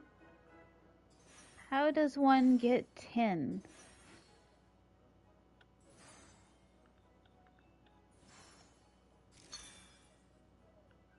Huh? I don't understand. Off to the freezer!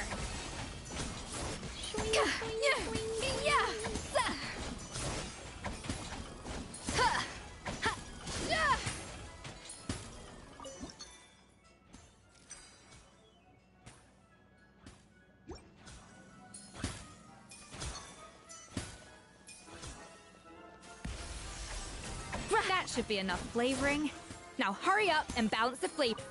Girl, I'm trying my best. Shut up.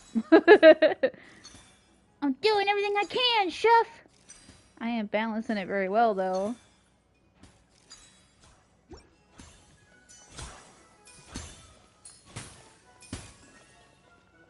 Yeah! Yeah! A dash of frosting! Yeah! Yeah! Yeah! Yeah! Yeah! Yeah!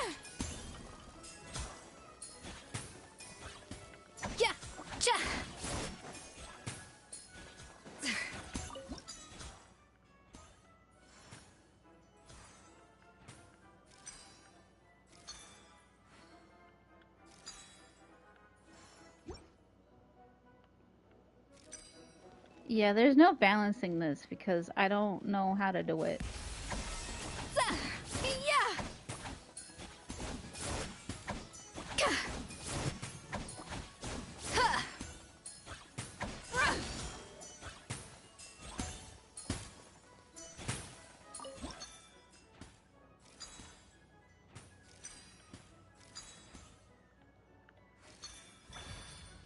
Yay, I did it!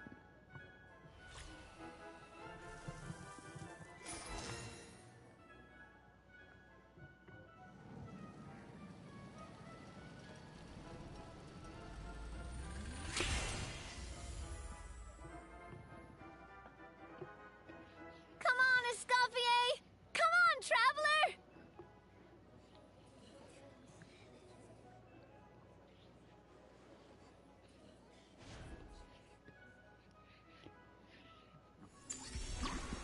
Oh no, there's more.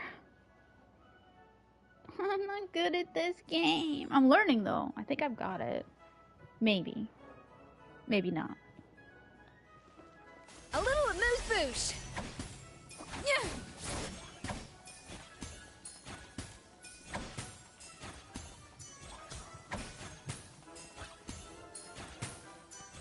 Alphonse! What are you playing at? Not how I taught you to do it!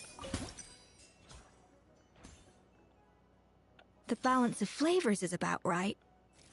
But the quantity is too low.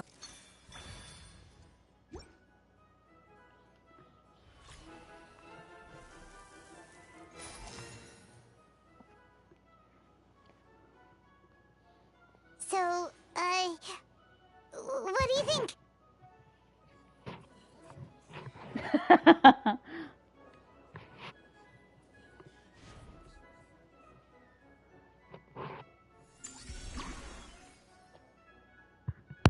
Make the last layer of cake.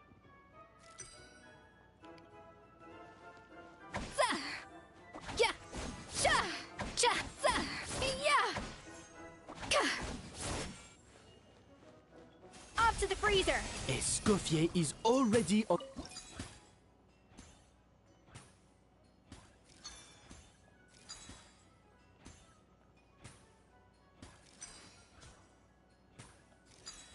Crap. Too far. Too far, too far, too far. I think this flavor profile is still a little bit off. Enough! Oh, you...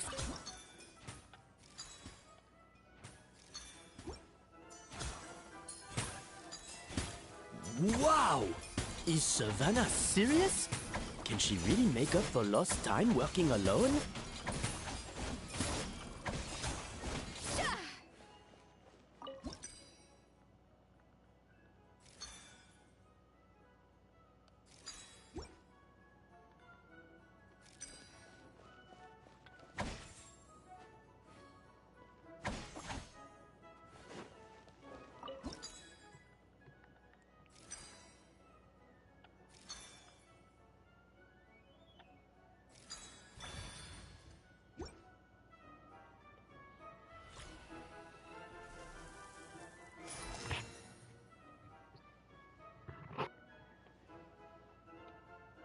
You can't match Escoffier's talent.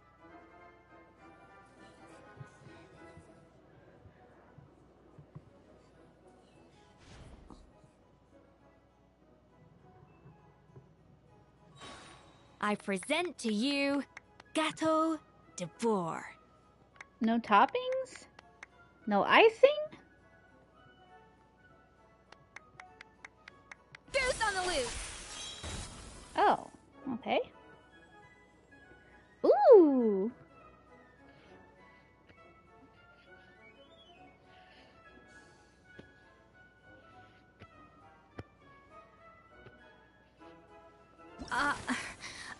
I was just exercising caution. I had to make sure everything was perfect.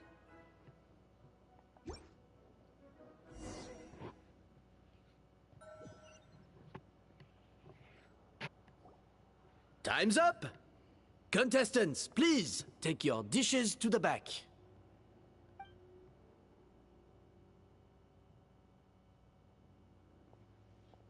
Huh. That guy was right. You really can't tell whose is whose just by looking at them.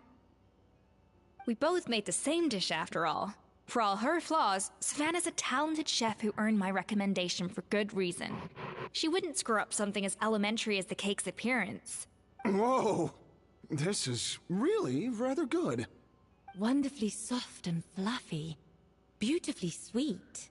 This is a masterclass in how to make Gâteau de Bourg.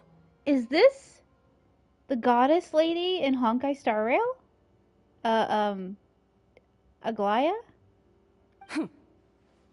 I think that was Aglaya. I would give this one at least 9.9 out of 10. Only because there's something about the flavor of the base. It's just a little different from the recipe I'm used to. Huh? Really? I couldn't tell.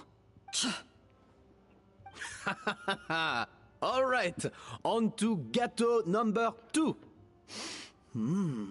I haven't had a single bite, and already this aroma is a delight to the senses. I want this job. I have a feeling that this gâteau will be a gâteau for the ages. How exciting! I'm gonna dig in.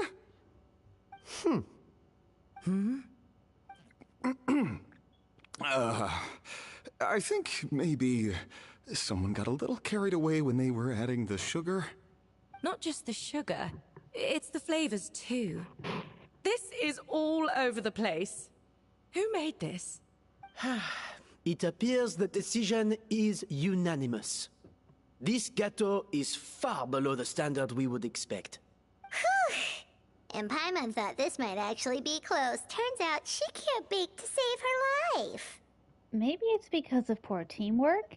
She spent half of the time just berating her staff. Something's not right here.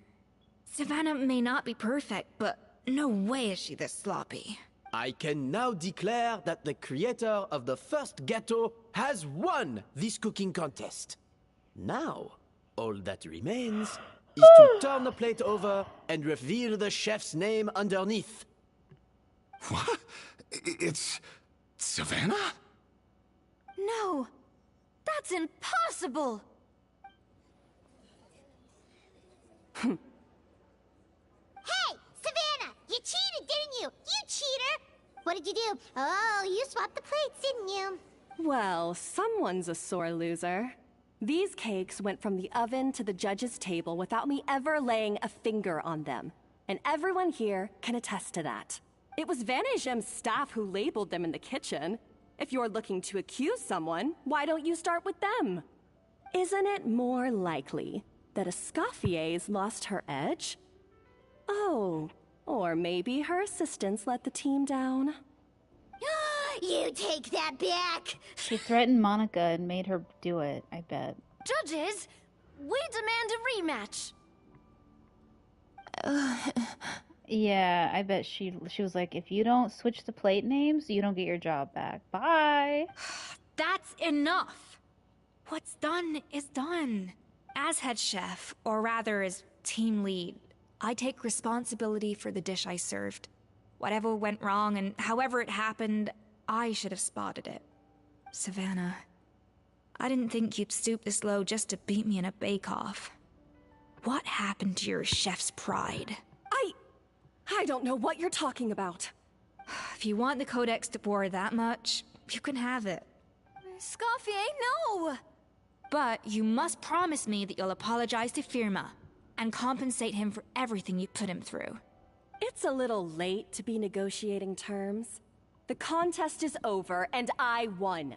That means you owe me the Codex, and I owe you nothing. Look, Savannah, you may have fooled everyone else, but can you really fool yourself? What I'm offering is to accept defeat without looking to expose what you've done. But only on the condition that you promise to stop putting so much pressure on your staff. Come on, Monica, speak up. Fine. I'll treat this as your final handover of duties from one head chef to the next. So, will that be all, ex-head chef? Or is there any other unfinished business you'd like to leave in my hands? I didn't mean that to be a scolding from your former boss. Just a word of advice from a fellow chef and a friend. But I don't know if you're even open to input from other people anymore. I know what I'm doing. I don't need your advice. All right, fine. I'm glad to hear it.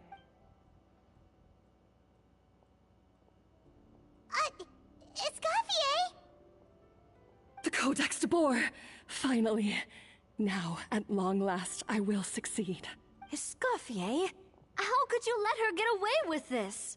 Yeah! The Codex is a souvenir of your time here! Doesn't that mean anything to you? It's alright. It was just a bake-off, not the end of the world. I'm already over it. Besides, it's not all bad. She agreed to compensate Firma.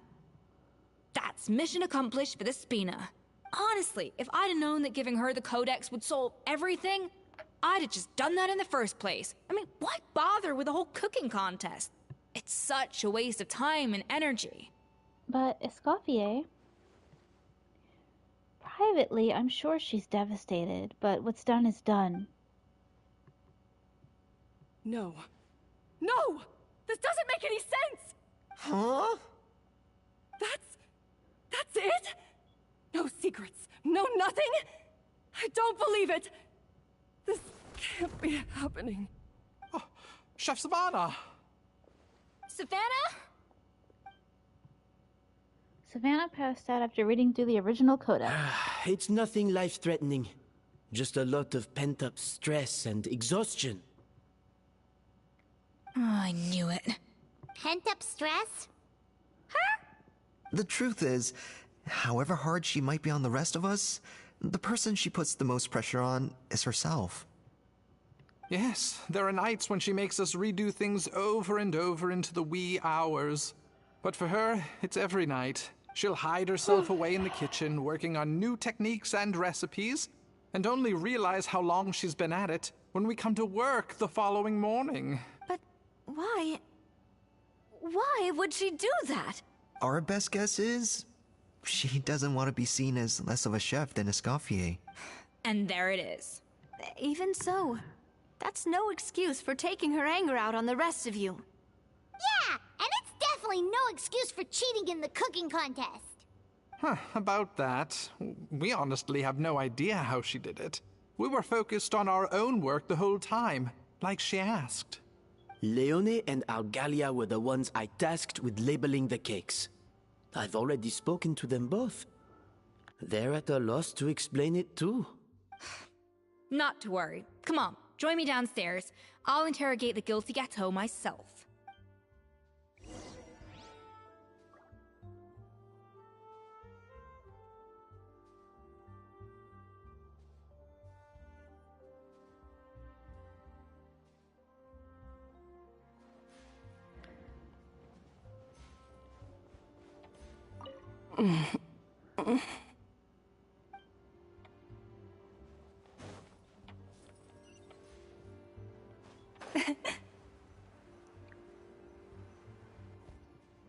Well, how is it? Have you figured out what it was? Oh, this is aggravated assault on my palate. I'd rather eat wet cement than this. Is it really that bad? I made sure to taste test it before it was served. Oh, relax. This isn't your cake. Savannah never switched the plates. The offending flavors are coming from in between the icing and the cake base, which means someone tampered with it while it was being made. Or in other words, we have a traitor in our midst.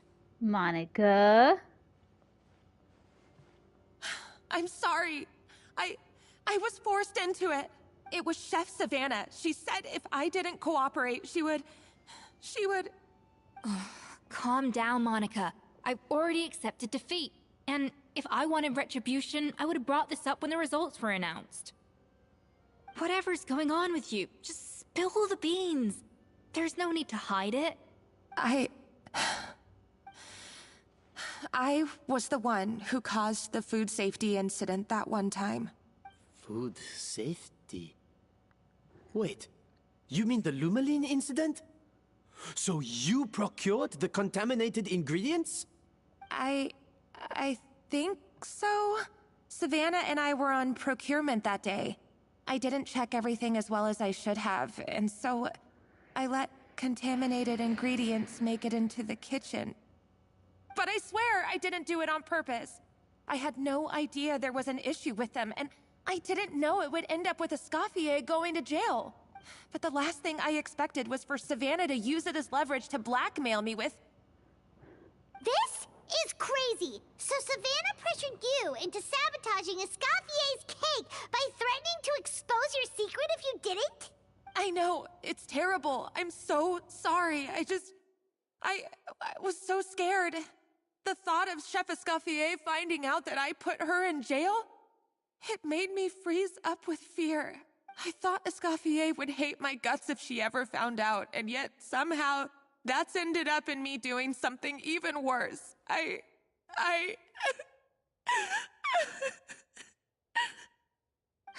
Seriously? All this fuss over a little slip-up? Huh? Firstly, it's not like I got a life sentence. I did my stint at the fortress, and now I'm out. And secondly, I had my own reasons for leaving the Hotel de Boer. This wasn't the only factor. So, you don't need to feel ashamed or frightened or anything like that. Any more than you need to add butter when you're pan-searing foie gras. You mean... you forgive me? Oh, well, I'm not saying you don't have to take responsibility for your mistakes. You should tell Vanagem to mark down your performance for the past few months. Then do some digging and find out exactly where those contaminated ingredients came from. Sure, you've made mistakes, but now's the time to fix them. Understood? Understood. Good. Now, back to Savannah. What about the original codex would compel her to resort to blackmail? I have my suspicions. Not that I've got any proof to back them up, though. Ugh. What happened to me? I've overheard some customers murmuring about how the Hotel de Boer hasn't been the same since Escoffier left. They think our menu doesn't taste like it used to, especially our signature items. You mean Gâteau de Boer? Now that you mention it, I noticed it during the contest too. I couldn't put my finger on it, but the flavor seems subtly different from how it used to be. But the difference was so small, I'm sure no one would notice it besides our most loyal customers and true dessert connoisseurs. Still, as head chef, it's easy to see why Savannah would get so hung up on it. So many times I've seen her make the cake base over and over again, late into the night, determined to match Escoffier's version. But something's always slightly off every time.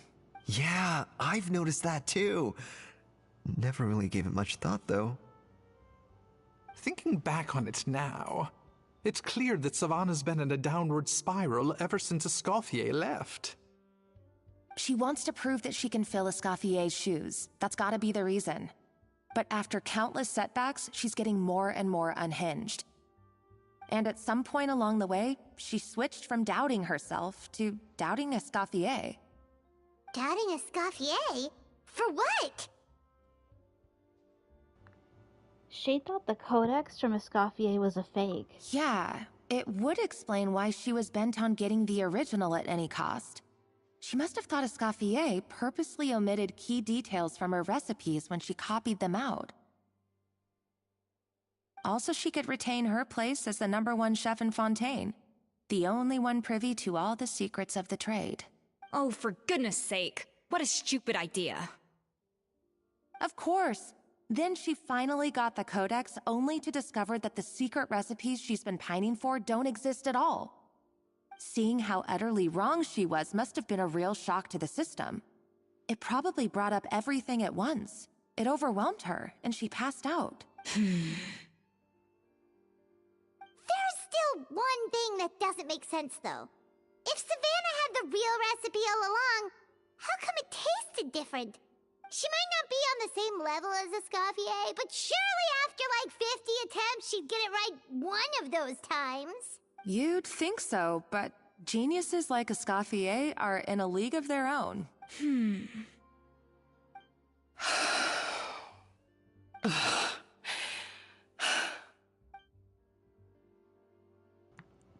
She's keeping the true New recipe head to chef, herself. you say? What's her name? I don't think I've heard of her before.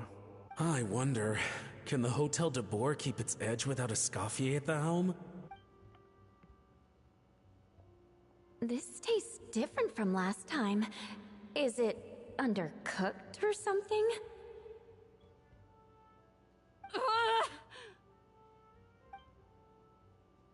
Get your hands on the codex, no matter what it takes. Take this. It's a copy of the Codex de Boer. From now on, you will be its keeper. Don't listen to the doubters. If I say you can do it, then you can do it. Even if you don't believe in yourself, at least believe in me. Hey, did you hear me? Once I'm gone, the restaurant is all yours. So you let the Lumiline into the kitchen? All this time, I've been blaming other people, but maybe I'm the problem.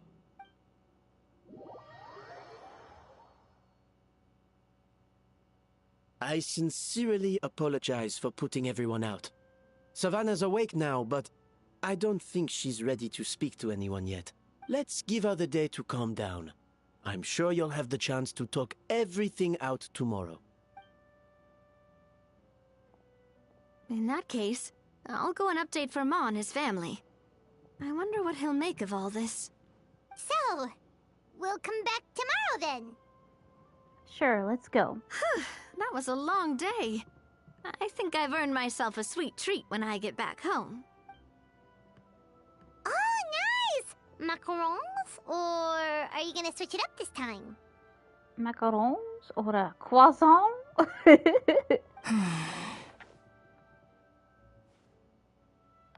What is it, Escoffier? Traveler, how much do you know about the snow-winged goose? A little, I guess. Not a whole lot. Every year, they migrate long distances in search of a suitable home. There's always one goose at the front whose job is to lead the flock. Fontaine poets often use the image of that goose to explore the ideas about leadership and genius. They usually imagine someone who's a cut above the rest, a model of perfection.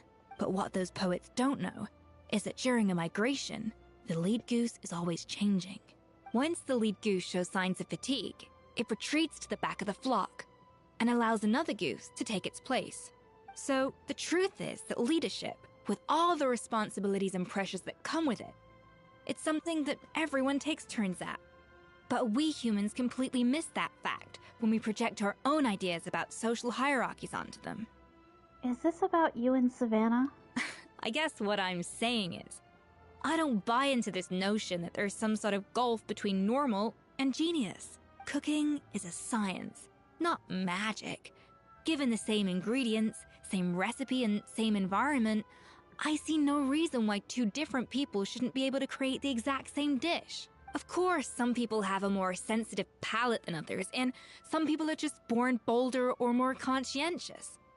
But these are all variables that can be accounted for with time and practice. I'd have no reason to expect so much from others if I believed that perfection can only come from the hands of a genius. The only reason I hold people to high standards is because, well, I believe they're capable of greatness. I don't know if you're right, but I think that's a great thing to believe in. Okay, I've made up my mind. I'm gonna get to the bottom of why Savannah failed. And come tomorrow, I'll give her the scolding of her life, pointing out all the mistakes she's made along the way. Then she'll finally see the error of her ways.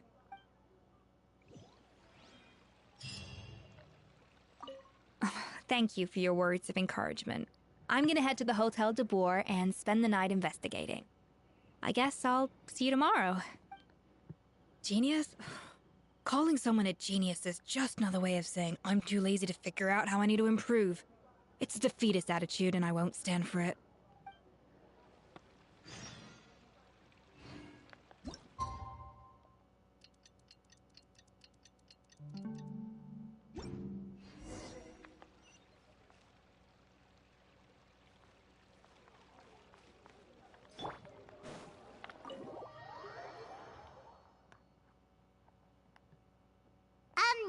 Why are we here so early? Our meeting with Van isn't for a while.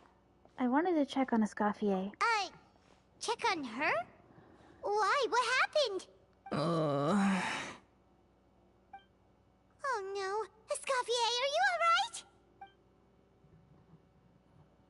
alright? I'm fine. Just need to get some more coffee in me. You really did pull an all-nighter then. Huh? What happened to my coffee? Did I really drink it all? Let me get you a fresh one. For now, you should get some rest. Alright. Thanks. I appreciate it. Well, there's cooking facilities here. Or we could just grab a cup of coffee from Cafe Lutece, but either way, hurry! If you want tea or water, just help yourselves.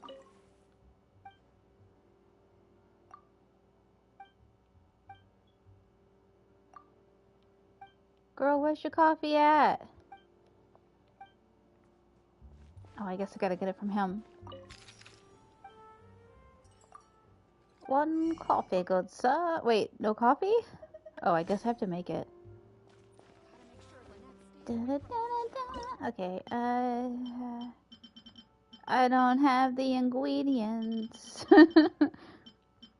Do I even have coffee here?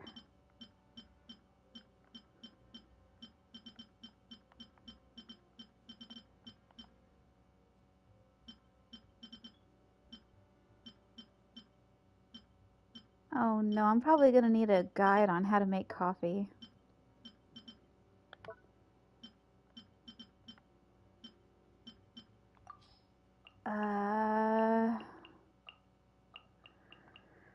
Recovery dish? I don't know. I'll just go through the whole list. We have haggis? I've never really paid attention to what we have.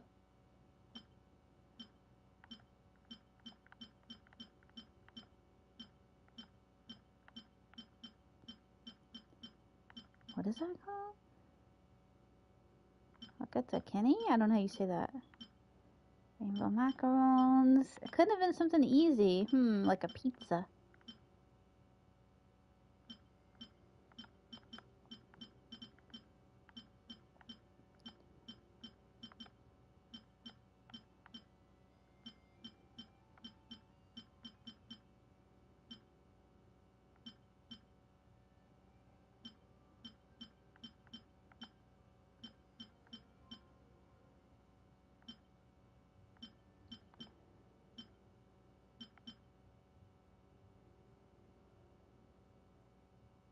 Fruity Duet reminds me of Adventuring and Dr. Ratio.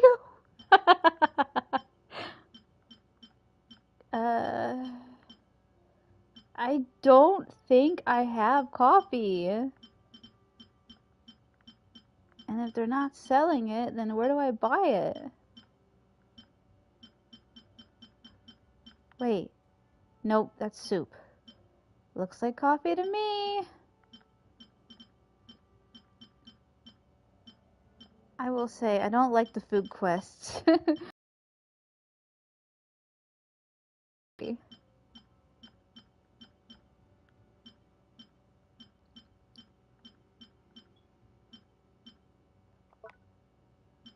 don't know what the ingredients are for coffee either. Cream and sugar? Do I have like mocha or anything like that? I don't.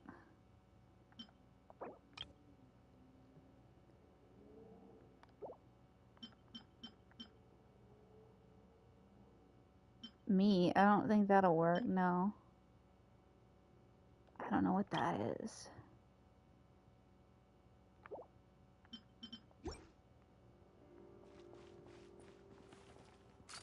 Coming at ya! So you don't sell coffee,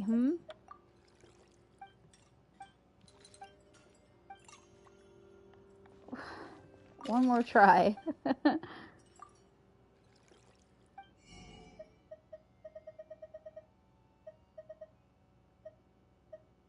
I think I bought all of the recipes. What the heck?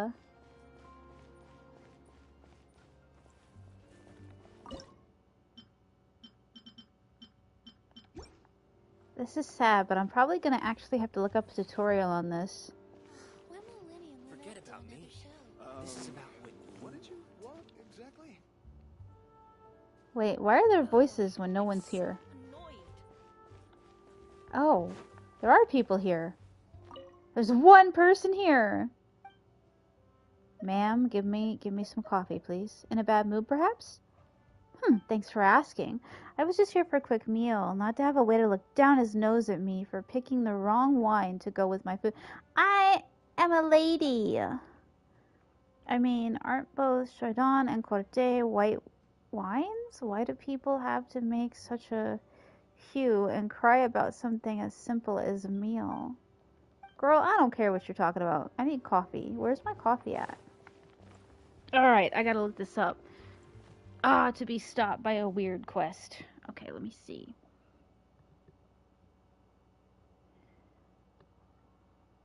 How to make coffee in If you want tea or water, Genshin just help Impact. yourselves. You must first gather coffee beans, milk, eggs, and cream from the game's world. Then go to the cooking pot. Where do you get coffee beans? Okay. How to acquire.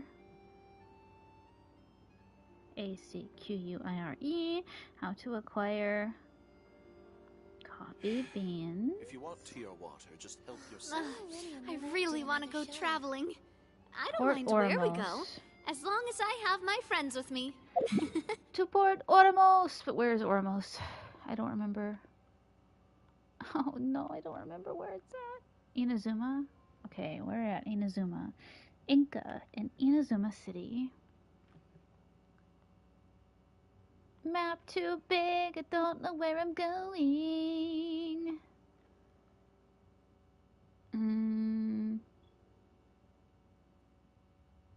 This is Natlan, isn't it? Yeah.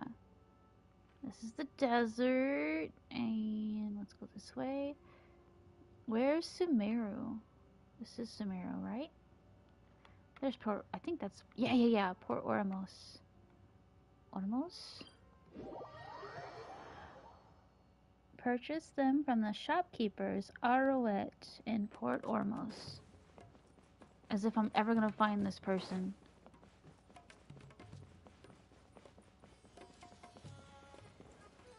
Coffee? Give me all your coffee! This music never gets old. Give me all your coffee!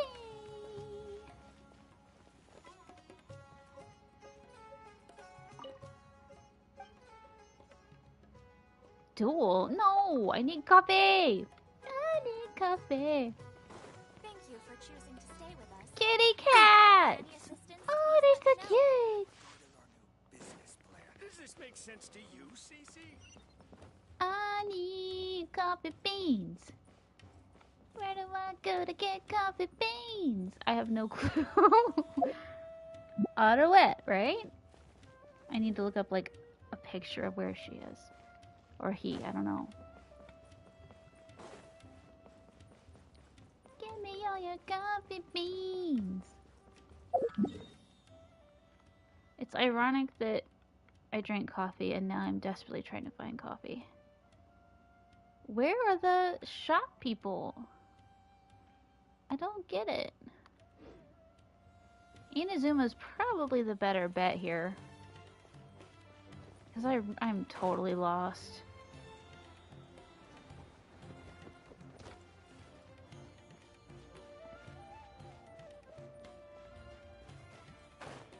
Like, honestly, where are the merchants at?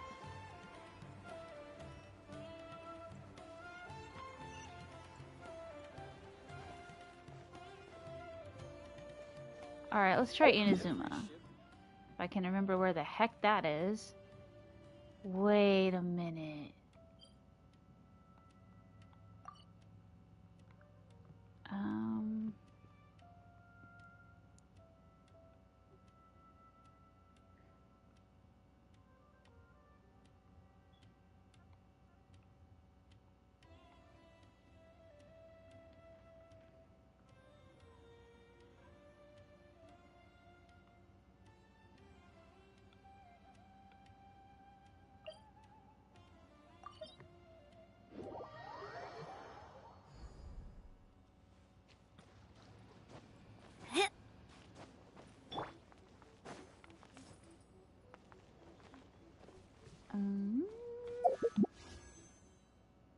Oh, not this. Map. Okay. Destiny drawn. Onsen. Food.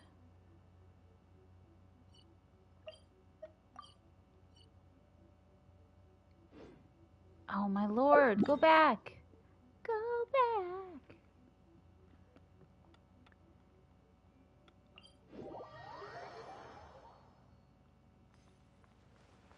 I'd rather fight really hard bosses than try to find food ingredients in video games. Drives me nuts.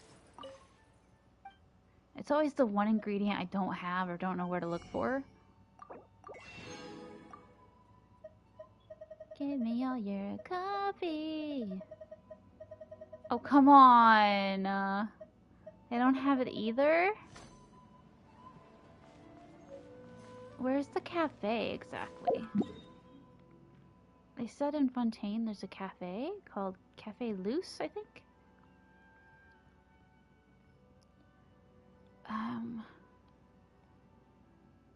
If I can find the cafe, I might be able to... Is that the only cafe available? No!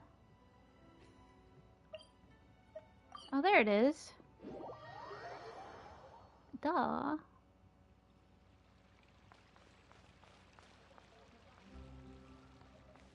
Wait. What? I'm so lost. This is just the same place.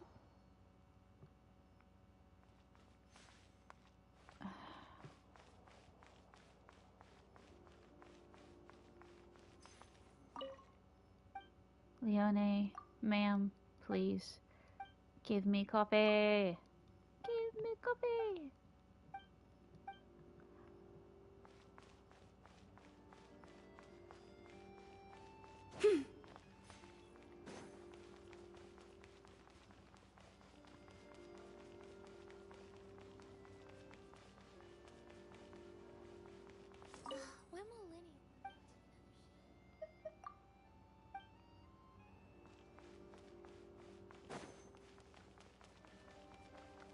Forget about me. This is about...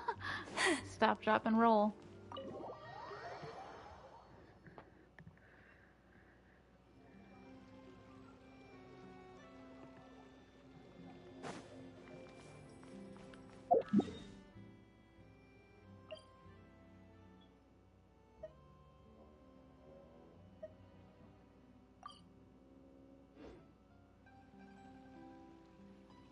I'm confused. Why are there two of these? What the heck? What the heck and heck, bro?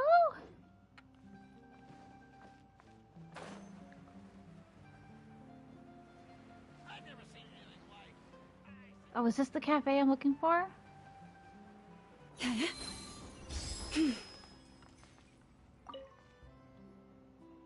Hello, what can I get for you?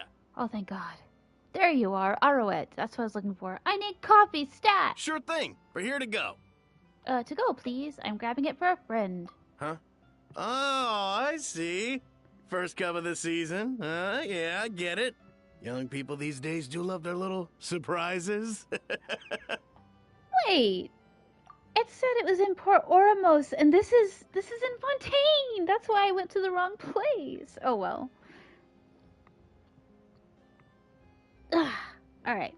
Not convinced we're on the same page here, but I'm not here to chat. Let's get this coffee to Escoffier. Yay! Coffee, coffee, coffee, coffee, coffee! The tea here just keeps getting better and better.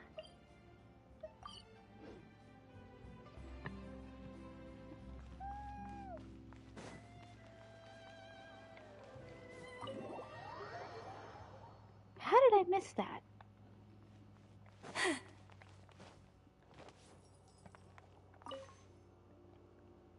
Coffee. Need coffee.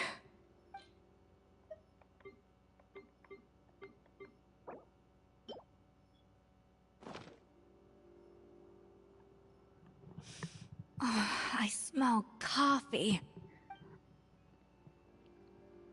I feel much better now. Thank you so much, Traveler in Paimon. glad to hear it. But make sure to catch up in your sleep when you get the chance. How goes the investigation?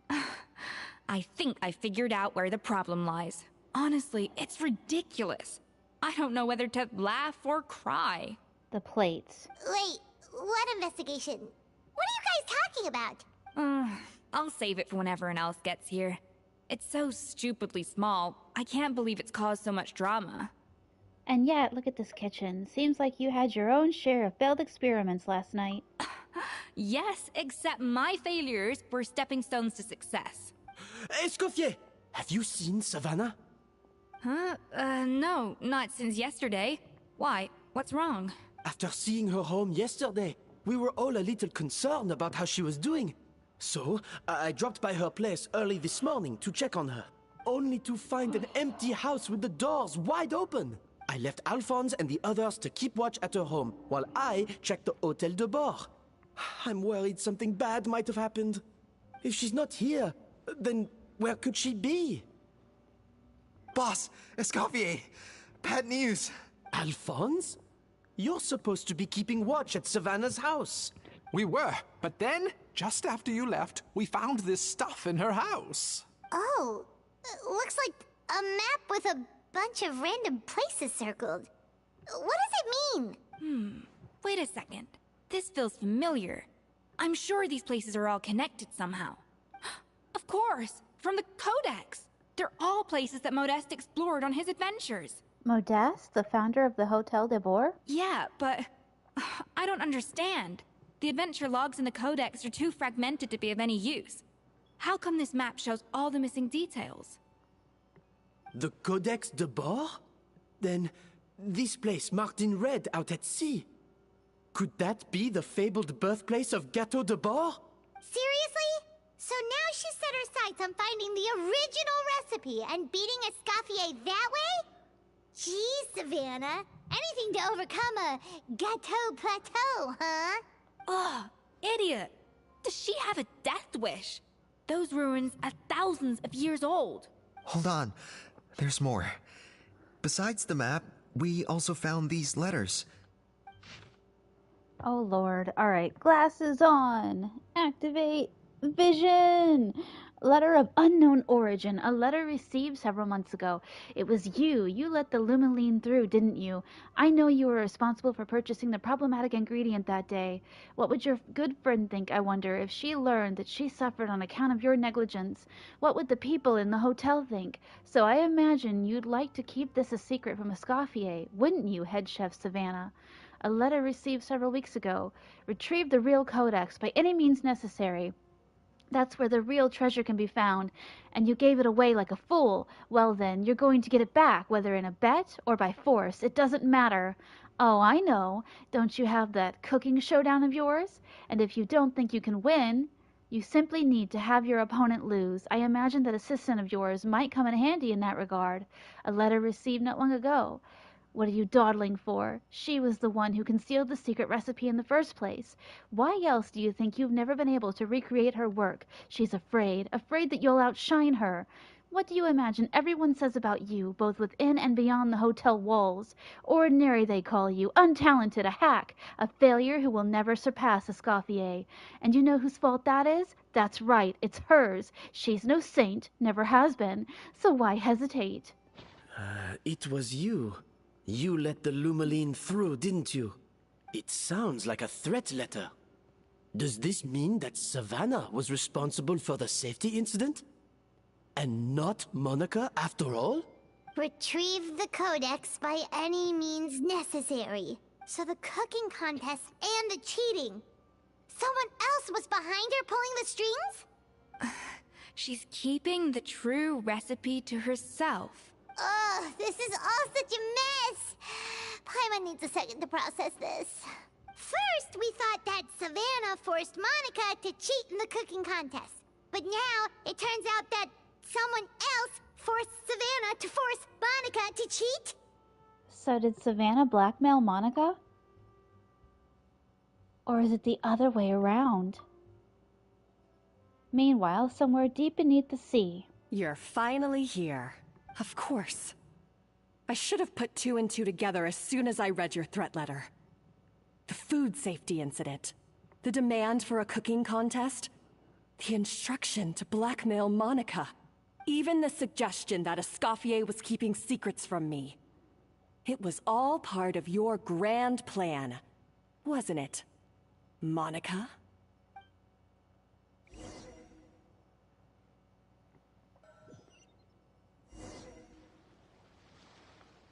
We should be getting close to the spot marked on the map.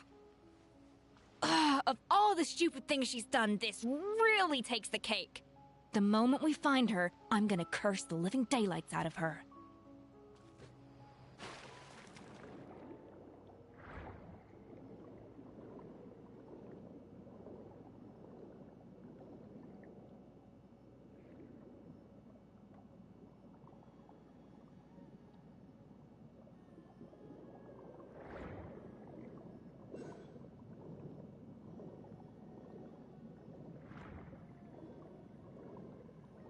Oh no.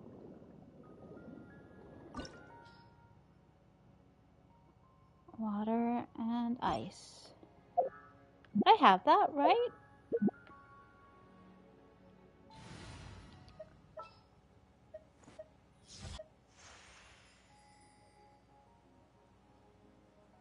Anything I can help you with?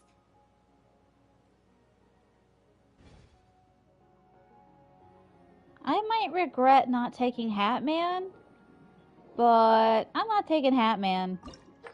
I'll probably end up dying and having to come back, but... Ooh, level 90? I don't know.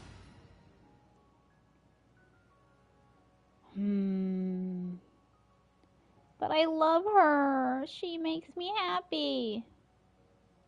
But without Hat Man, I can't fly across things.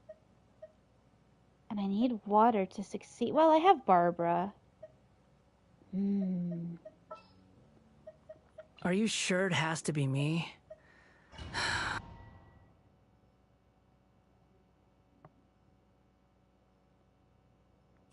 Off to the freezer!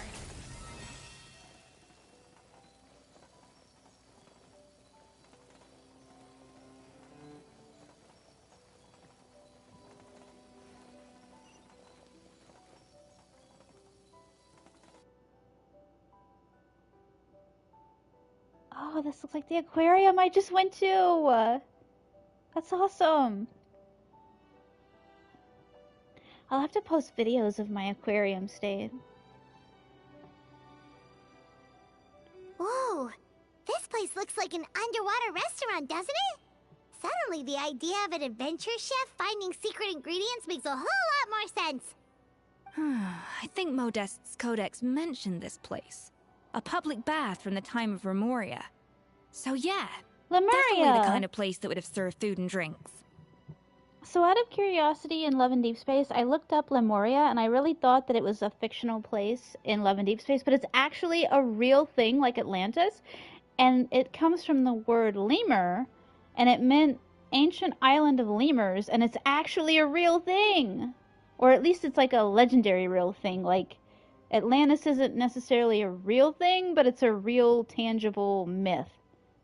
So, Lemuria, Remuria, it's all mermaid stuff. I love it. Huh? Some blubber beasts have come to join the party? How did they get here? Aww. Adorable. Aw, they ran off! Guess they're not used to seeing humans. Let's head further in. That could be easier said than done. Something's blocking the entrance. Well, did Modeste mention it in his adventure logs by any chance? They must have gotten through somehow. Good point. Yes, that's right. It's coming back to me now. We prepared a banquet for our shy little guests, and as the food flowed away on the current, they broke into a joyous chorus, and the path opened to us. We have to feed the blubber beasts? With what? There's nothing here besides rocks, romaritime flowers, and lumitoile. See, this is why you should always bring snacks. You never know when you're gonna need them. Now we have to head all the way back to shore and grab some. There's no time for that. Romaritime flowers and lumitoile will have to do. They may not look appetizing to us, but who knows? They could be blubber beast delicacies. Wait, we're seriously gonna try this? You collect the romaritime flowers.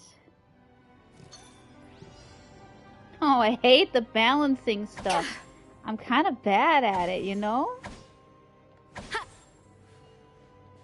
A little amuse-bouche.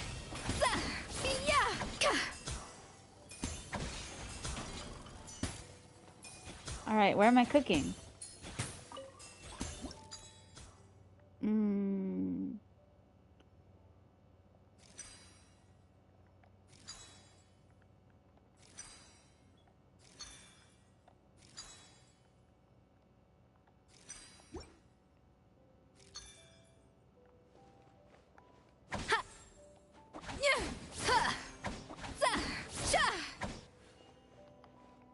No recipe, no problem.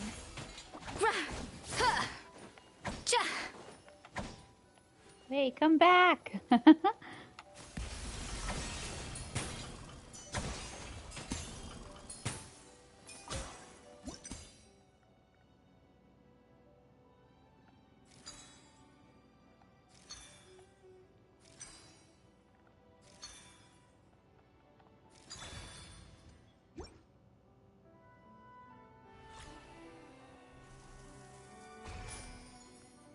Oh, that looks cool.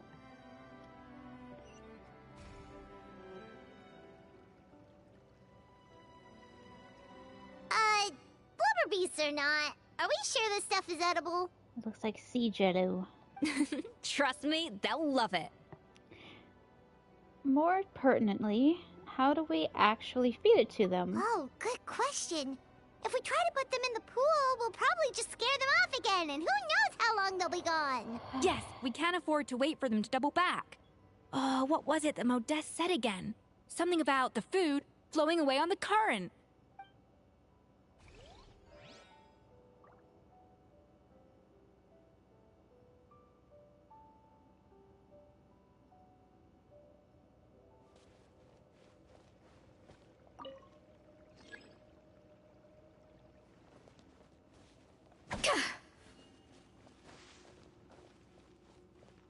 Hey, be careful! Scare them off too much and they might not come back again.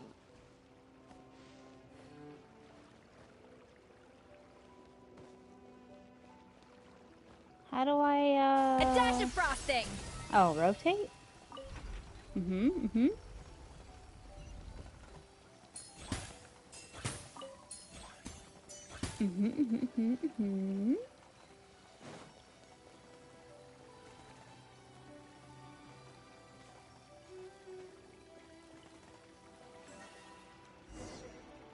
The blubber beast happily scarfs down the food. Wow, it's really singing! It must taste better than Paimon thought! And again.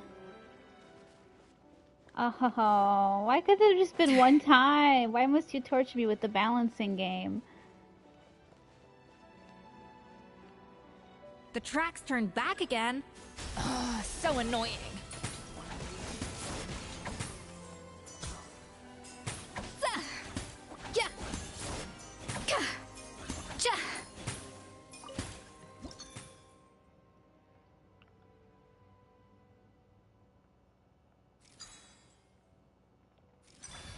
Oh, that was fast.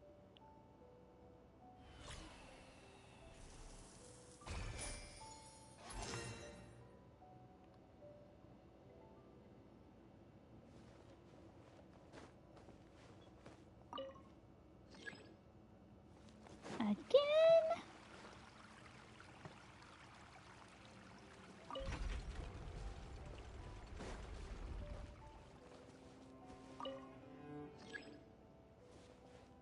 Oh, okay. Is there one over here? Where are you, Mr. Blubber Beast? I guess that's it over there.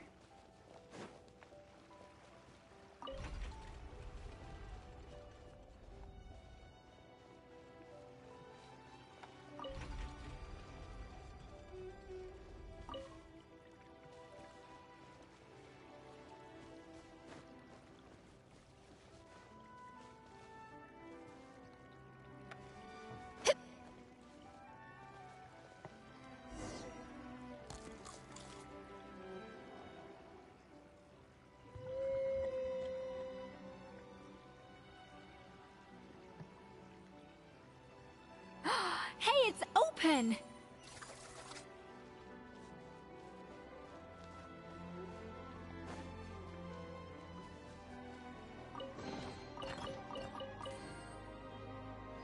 Aww. Hi, little fella. An inspired melange.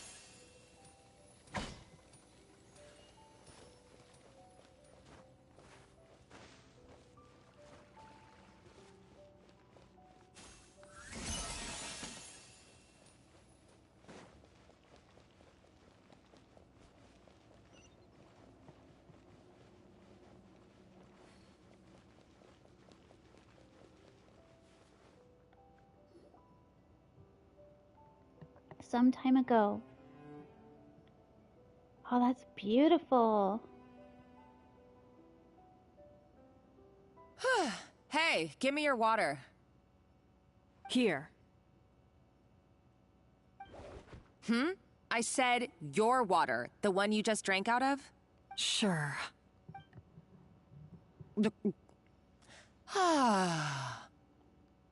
All those years slaving away under Escoffier, and then you. Today, it's finally paying off. Not only have I found the ruin that Savelli kept hidden, but I also get to boss you around like my little lapdog. Hey, go scout ahead for me. If we need to do any more blast tunneling, I want to know where to lay the explosives.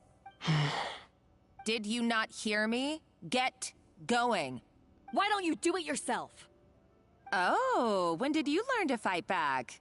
You're always so compliant when I give you instructions by letter. That's because you threatened to expose me for the Lumiline incident. I swear, if I'd known what you were planning, I'd never have... Ha! Don't be so self-righteous. Admit it, you've always been jealous of Escoffier. That's why you lapped up everything I told you. You were terrified of her finding out about your part in the Lumiline incident, and you resented the way her reputation hung over you. So you jumped at the chance to convince yourself that she was the villain, that she deliberately hid her secret recipes from you just to hold you back. It was the only excuse you needed to justify getting back at her. First, idolization, then jealousy, suspicion, and self-deception. That's what this comes down to. It was the same story with Savelli and my ancestor. He offered Modeste his friendship only to murder him out of vanity. He promised to explore the world with him, only to later destroy all records of their adventures. It's a miracle I even found this place. You have no idea the countless hours I spent piecing it all together. So you see, you're no better than Savelli. If you can't beat him, betray him, right? I am no Savelli, nor will I ever be. Oh, put a lid on it. You really think you can absolve yourself of your vindictive and jealous behavior now? Just because you finally realize that Escoffier never kept any secrets from you? You didn't show any remorse when she left, or in the cooking contest. Why start now? You have no right to redemption. You're right. I don't deserve her forgiveness. But I am done being bullied into submission by you! Ooh, feisty. But you should watch your tone. Talking to me like that could get you in big trouble. I somehow doubt that, since I poisoned both our water bottles. What?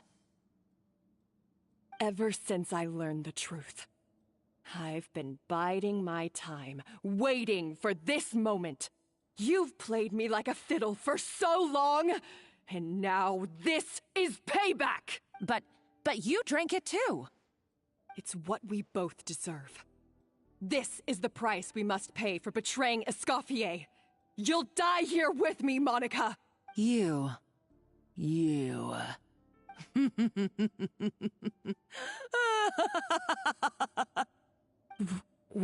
What's so funny? Oh, you're too much. I thought I'd play along for a bit just to amuse myself. You gave a very rousing performance. I saw your dumb plan a mile off. There's no poison in these bottles, just clean, fresh water. No. Revenge is a dish best served cold, you know. Did you really think your half-baked plot would fool me? You're a lousy chef, and you make a lousy villain, too. A complete waste of space. No wonder you never amounted to anything. Everything I ever did was a failure. And now, I failed again, for the last time. Hey, why don't you try your hand at being a comedian in your next life? You got a good laugh out of me. But now the show's over. You should have just done like I asked, Savannah. All I wanted you to do was scout the ruins for me. But you had your chance, and now it's time to say goodbye. Stop right there! Let her go, Monica! We've got you surrounded! Escoffier? Ugh, looks like I'll have to keep you around for a little longer. You can't! Stay back if you want her alive! Escoffier and the Traveler. I can't take you both on in combat, but if you so much as flinch, I can end Savannah's life in a heartbeat. Monica, what are you hoping to achieve by this? You're about to commit murder, and for what? A recipe? A recipe?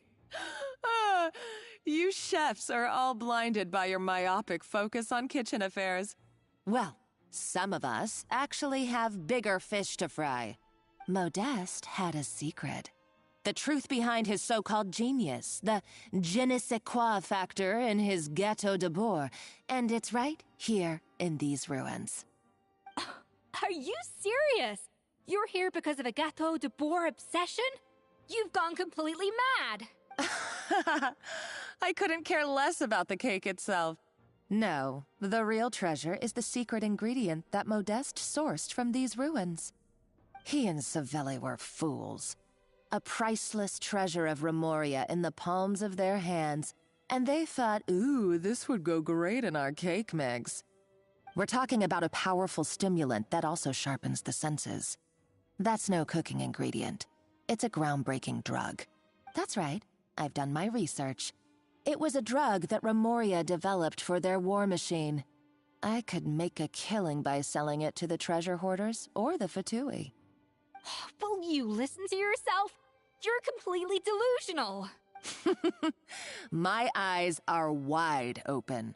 Just wait till I get my hands on this treasure. You'll see what a fool you've been.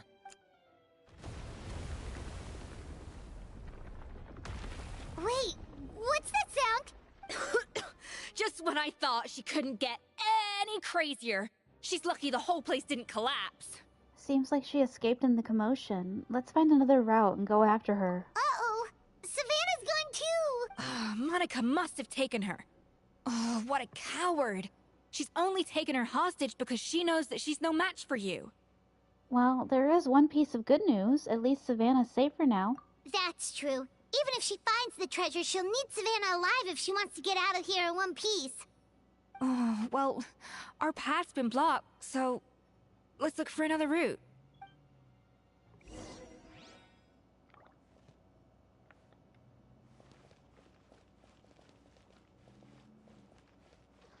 The water looks pretty deep here. Maybe it leads somewhere.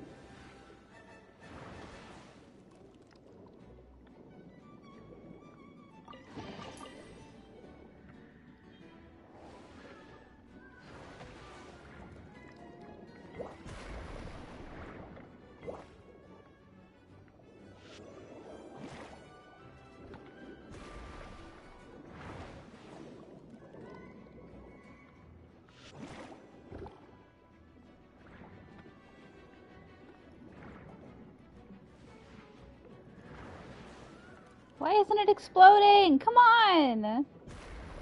Oh, I guess I had to explode it. Okay.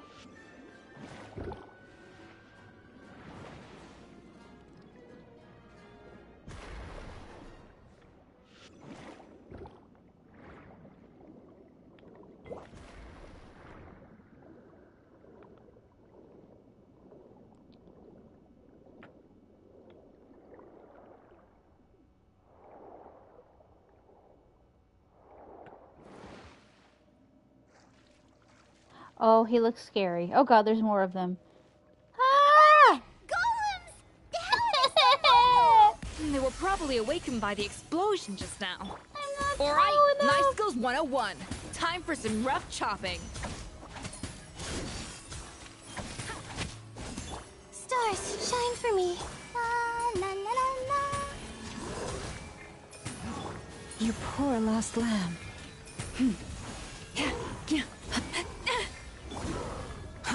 To cry louder! Now resting. Yeah. Up to the freezer. Cha. Cha. A burst of flavor. Yeah. Ha. Zaka. Cha. Leave this place. Yeah.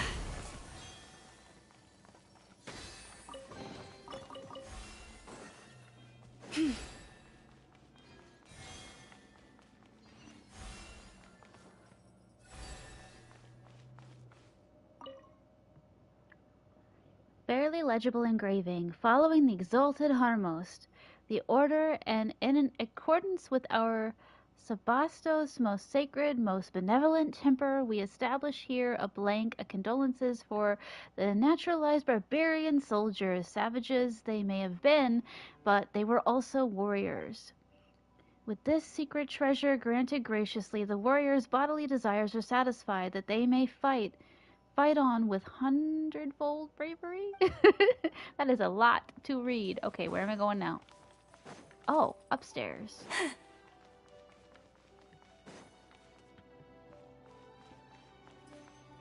I mean, they could have just put here lies warriors, but no, gotta be fancy with it. Another door? Guess we need to prepare another feast for our guests. Oh no, I don't like this mini game. You place the ingredients you collected on the table. Alright, here we go. Yeah. 1, 2, 3. A dash of frosting. 1, 2, 3.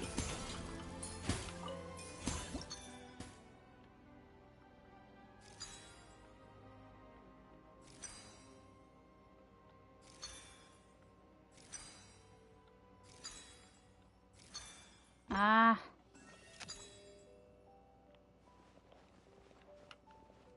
Cha. Cha.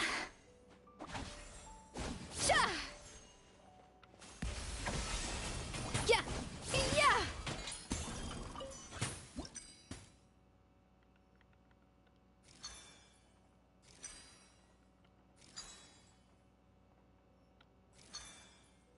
Oh my gosh, that is so annoying. Alright, let's keep trying. Cha. Rah.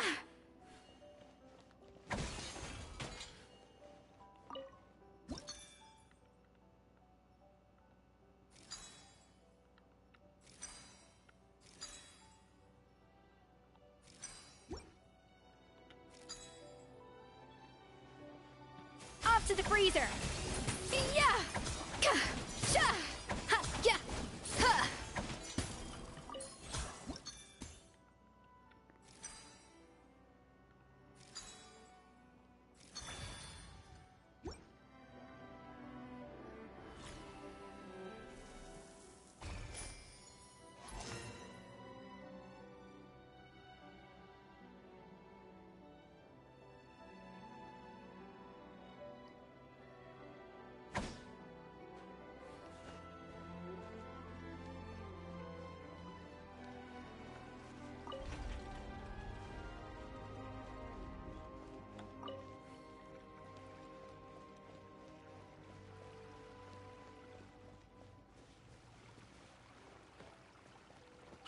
Hey, be careful! Scare them off too much and they might not come back again.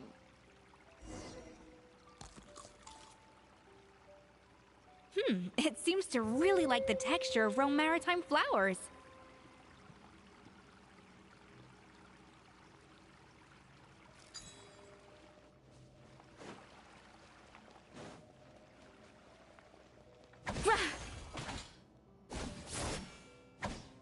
A dash of frosting! Yeah! Sha! Huh! Yeah! Yeah!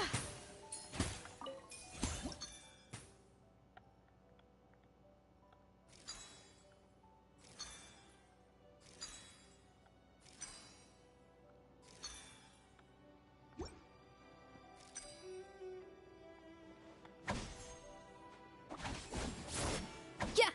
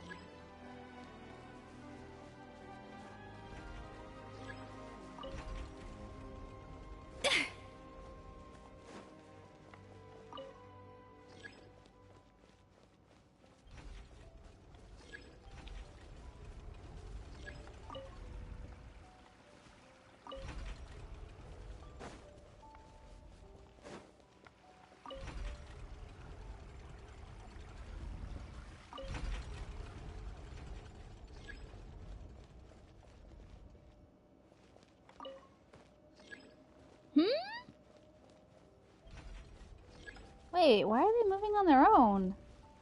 Stop it! Go back.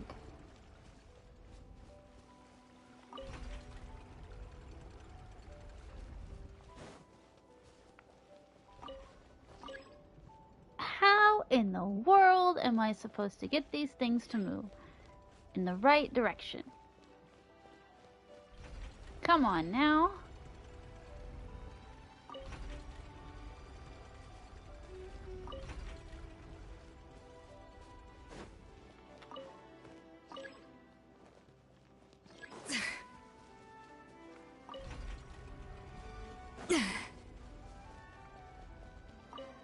No!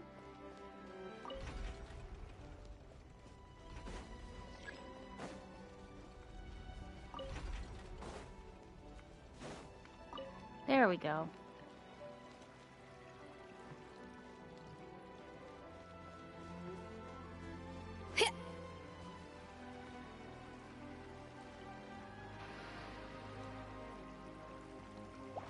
What? Off to the freezer! Yeah! My guiding stars, don't be scared. Forest, protect us. Yeah. By the frost moon of old.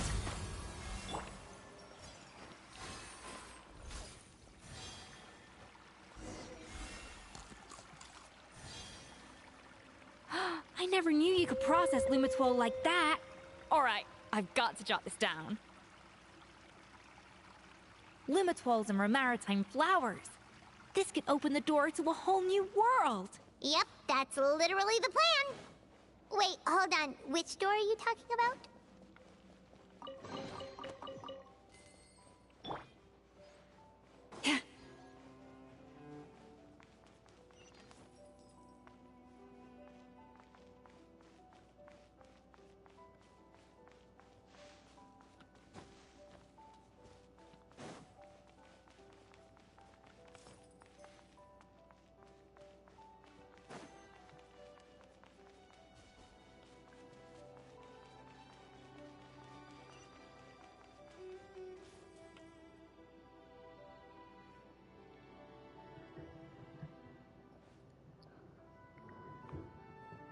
That's strange.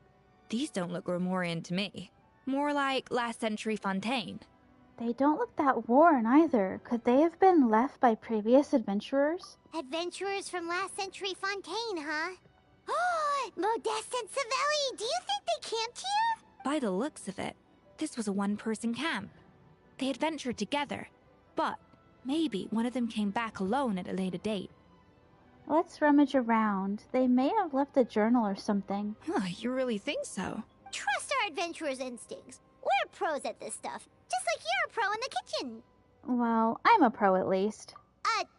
Okay, well, the Traveler has more adventuring experience overall, but Paimon's definitely a pro rummager from all those treasure chests. And bingo, found it. Darn it! Paimon was just about to show off her rummaging skills. Huh, no kidding. Are all adventurers so obsessed with journaling? I mean, I guess I take a lot of notes when I'm cooking as well, but I thought that was just me. Anyway, let's find out who was here. It's been years since I've last visited these ruins. It's exactly the way I remember it. This place probably hasn't changed in millennia. Sadly, up above, on dry land, everything has changed. The treasure of Remoria. That's what we used to call it. Modeste was right about its potential. It turned Gâteau de Bourg into a national sensation. Our limited stock of the substance meant that the gâteau could only be produced on a small scale. But this only drove up the popularity all the more. Modeste was right about that too. He predicted all of it. He was praised as a genius, while I, as the one person who'd ever disagreed with him, was labeled a talentless fool. Modeste tried his best to console me, but I knew better than anyone just how great the gulf was between us. Our conversations grew scarce, and we saw less and less of each other. I didn't fight it. He had new friends and a career of his own. Why invite further disdain by inserting myself where I did not belong? I told myself that maybe one day, when I finally created a masterpiece of my own, I'd be able to face him without shame. Or maybe one day, when I've put these feelings of self-loathing behind me, I'd be able to ask him with a smile on my face, how about we go on one more adventure, for old time's sake? Unfortunately, that day will never come. So it was Savelli. From the sounds of it, he came back after Modeste had already died. I always thought it was just a legend. But if it's true, then this must be the place where they found their secret ingredient, the birthplace of Gâteau de Bourg. In that case, what does that say about the death of Modeste? If it's all true, maybe Savelli really did have something to do with it. Let's keep reading. The taste of Gâteau de Bourg has changed. Modeste was convinced of this, even though everyone swore they couldn't tell. Being the perfectionist that he was, he refused to accept even the slightest flaw in his work. He stopped all sales of the product, locked himself away in the kitchen, and worked day and night, vowing to find out where he had gone wrong. But as he baked and taste tested over and over again, he found he only strayed further and further from the original taste. It was only when he was sipping on coffee one day and realized he could not taste the bitterness that the truth finally dawned on him. What had changed was not the gâteau, but his sense of taste. The treasure of Remoria stimulates the senses, taste included, and invigorates the spirit. In the short term, it offers people the ultimate gourmet experience, but in the long term, it dulls their senses entirely. In hindsight, it made perfect sense. After all, why would a culture that sought liberation from the constraints of their bodies care for the loss of their senses? But we realized it too late. We were just too late. Over the course of his many culinary experiments, Modeste exhausted the remaining supply of the treasure of Remoria. He consumed it all himself. The finest culinary talent of his generation now faced a future in which he would never be able to taste anything ever again. Finally, in despair, he took his own life. And because we had become estranged, I could not be there to stop him, to offer some words of comfort, or even to say goodbye. Yet despite everything, he sent me his final letter. The treasure of Remoria? Guess Monica was really onto something. It really was a kind of drug. So, Modeste chose to end his own life. Then why all the rumors that Savelli murdered him? Also, neither the Codex nor any other contemporary records make any mention of the treasure of Memoria. It's almost as if someone deliberately erased it from history. Modeste told me everything in his final letter. His was a tale of how even a genius could fail, and how much more devastating it is when it happens. Did he hope I would gain some personal catharsis from knowing the truth? Or maybe he wished for me to warn the public about the dangers of Gâteau de Bourg, proving that I had been right all along. But if the public ever learned how Modeste's greatest triumph became his undoing, his fall from grace would be swift and merciless. 1 minute a genius, the next a joke. It would surely spell the end for his restaurant too. What would be his legacy then? How would future generations view everything we built together? I fear the scorn I have faced these last years would pale in comparison to the scorn shown to him by the history books.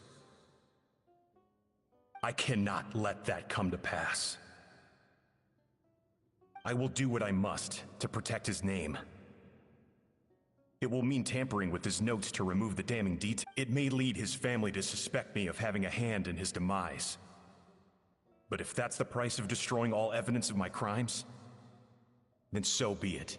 I would rather the world believe a tale of genius and jealousy than see his reputation in tatters. The final loose end is the evidence here, at the bottom of the sea. Oh no, we've got to stop Monica. Huh? What's wrong? Didn't we say Savannah should be safe for now? So we thought, but if Monica finds out what happened to the treasure, there's no telling what she might do.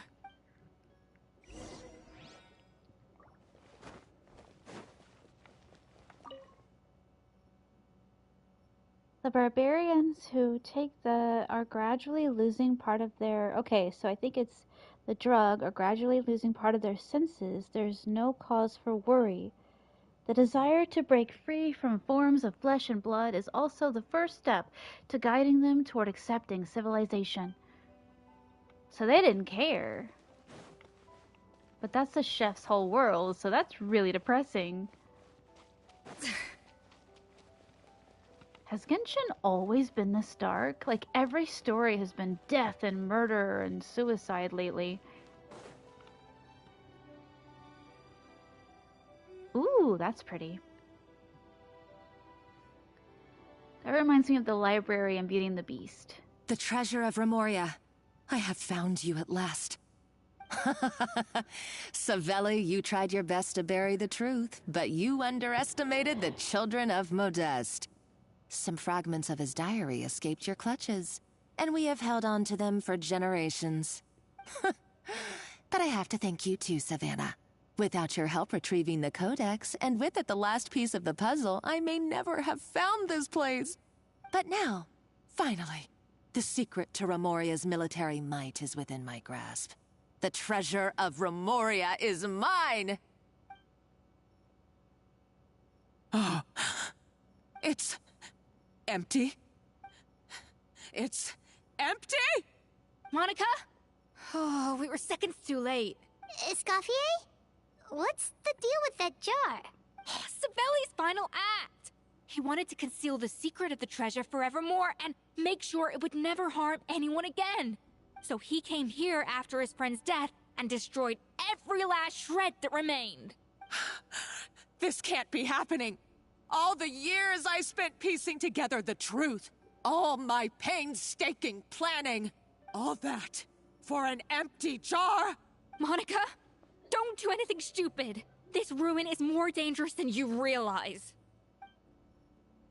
Oh, shut your pie hole! Praise be to Lord Remus. Oh snap.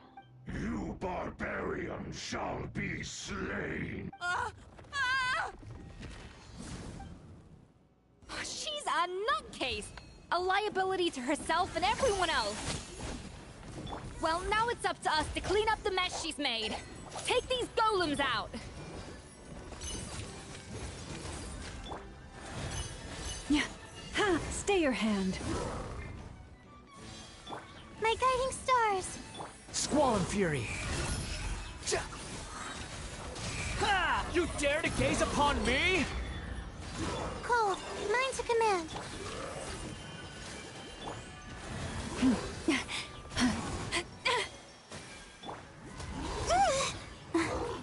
on, we can do it. The night is cold. A dash of frosting! Sha!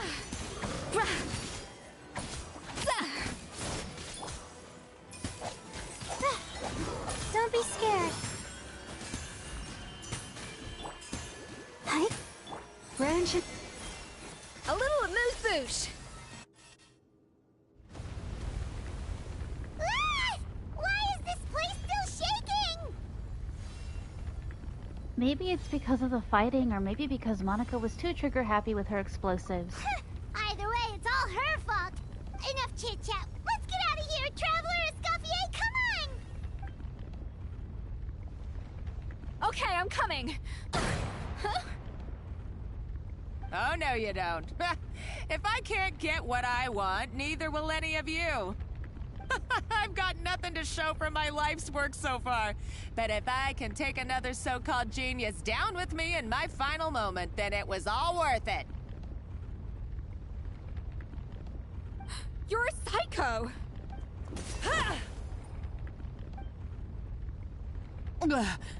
Savannah? Oh, when did you wake up? I may be a lousy chef, but it looks like I'm not a complete waste of space. Traveler? Okay, let's go!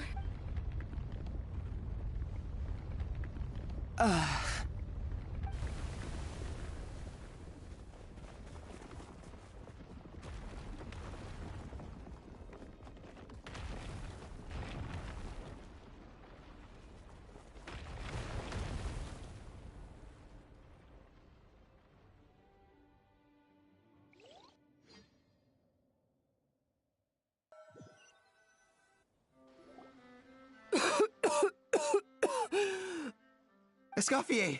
Savannah! Traveler! And Paimon! Venejem! What are you all doing here? What did you expect us to do? Stay at the restaurant and sit on our merry derrieres? While the Traveler and Escoffier were out here risking their lives? We had to do something. Even though that something ended up being, well, waiting for you here instead. I don't deserve any of you. And I certainly don't deserve to be your head chef. It was my fault Escoffier had to leave. Then I couldn't live up to her standards. I acted like a tyrant in the kitchen. And now I almost got myself killed. Come back, Escoffier. Come and be our head chef again. I'll never be able to replace you. Are we not going to discuss that they just left a woman there to die? What the hell? Okay, so everything I said to you the day I left, it just went in one ear and out the other? Huh? Sorry, I was kinda in my own head at the time. All I could think about was the Lumiline situation. What was it you said again? Forget it. It doesn't matter. Anyway, I didn't leave this job because of you. And you're not nearly as awful a chef as you think. If you were that bad, why would all your staff show up here for you? Escoffier's right. Sure, you nitpick our work and get us to do things over a lot. But when it comes down to it, you're the one who's always doing whatever it takes to make sure the customers get served on time, every time. Things were pretty rough after Escoffier left. And Savannah's the only reason we've been able to make it through. Our customers know that Escoffier doesn't work for us anymore. But the fact is, they keep coming back. If that's not an endorsement of your work, I don't know what is. At the end of the day, we're all human, and we all make mistakes. All we can do is recognize where we get it wrong and do our best to improve. That's all that's humanly possible. No, I get what you're saying, but what I did to Fermont and to Escoffier, it's unforgivable. Well, about that, there's someone else here to see you, Chef. It's been a while, Chef Savannah. Firma? I'm so sorry. I put far too much pressure on you. And the way I stubbornly refused to go and see you after you fell ill. There's no excuse. But I'm too late, aren't I? The damage is done. I heard that you can't even hold a kitchen knife anymore. Actually, I think I'm going to be just fine. Huh? We thought Firmin's problem was purely psychological in nature. But after the threat letter came to light, it got Firmin thinking. And then he remembered the tea that Monica used to give him every night. And as it turns out, she was lacing it with Lumaline the whole time. No way! Doesn't that cause nerve damage? It can. High doses pose a risk of serious nervous and sensory complications. But if you calculate the dosage carefully, you can control the extent of its effects. A small dose might simply make a person more emotional, whether that means more fragile or more hot-tempered. No wonder it seemed like you'd lost your edge. I asked my friends at the Fontaine Research Institute about it. They said that with the low dose I was taking, the risks are pretty small. They also fixed me up with some meds and said I should recover in no time. You're already sounding a lot more confident. Well, that's what happens when you give someone a little bit of hope to cling on to. There's more. We believe that Firmin was likely not Monica's only victim. You mean she poisoned me too? Oh, so that's why Savannah's been so irritable this whole time! Let's not be too quick to blame everything on the Lumaline. That stuff can only amplify what's already there. So tasty food will seem like the most delicious thing in the world, while food you don't particularly care for will become utterly revolting. So you better make sure you reflect on your behavior and apologize to every single person you've wronged. I will. I'm sorry. There's still one question that's really bugging me. Why is it that no matter what I do, my Gâteau de Bourg never tastes the same as yours? Is it just... I mean, is it because you're a genius and I'm not? It's because the heating element in your oven is broken, you silly goose. What? Is that it? I felt like something was off during the cooking contest. Once I got around to checking all the equipment, I noticed it right away. There was a half-degree discrepancy between the temperature setting and the actual temperature. All the ovens in the whole kitchen had the same problem, which confused me at the time, but by this point, it's pretty obvious that Monica must have tampered with them. I would have figured it out the day of the bake-off, since the issue affected both our teams. But of course, Monica sabotaged mine so that could never happen. No. I spent so long trying to find out where I was going wrong, and then you pinpoint the problem in just one night? It all comes back to one simple, undeniable truth. You're a genius. And I'm just plain old Savannah. Oh, cut it out! Stop the woe is me act for a second and just think. I came up with this recipe. You don't think that might have something to do with it? Do you know how long I spent perfecting my Gâteau de Bourg? 3 years! 3 whole years! I know this dish inside out, back to front and upside down. And you've been head chef now for what, 6 months? If that? A couple hundred failed attempts, and you're gonna throw in the kitchen towel and declare you'll never be successful because you're not a genius. You clearly have no idea how many kitchen failures I've had under my belt, or just how long it took me to finally get my recipe to a level I was satisfied with. Genius or not, everyone makes mistakes. Modeste did, Savelli did, everyone does. You're only a lousy chef if you don't face up to your mistakes. Learn from them, and then keep chipping away until you crack the problem once and for all. Surely you haven't forgotten all that. You were no lousy chef back when I handed you the reins. I haven't forgotten. And I'll make sure I never do.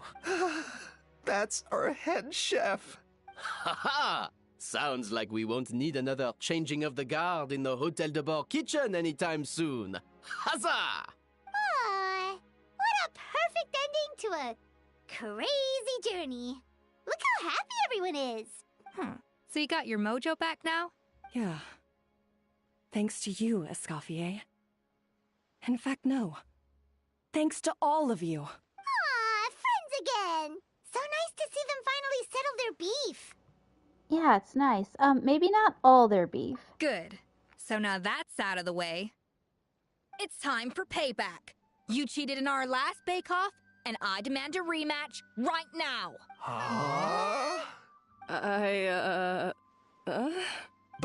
But that was mostly Monica's fault, wasn't it? Right. And also, does it have to be right now? Savannah's only just got her mojo back, and you barely escaped from a death trap.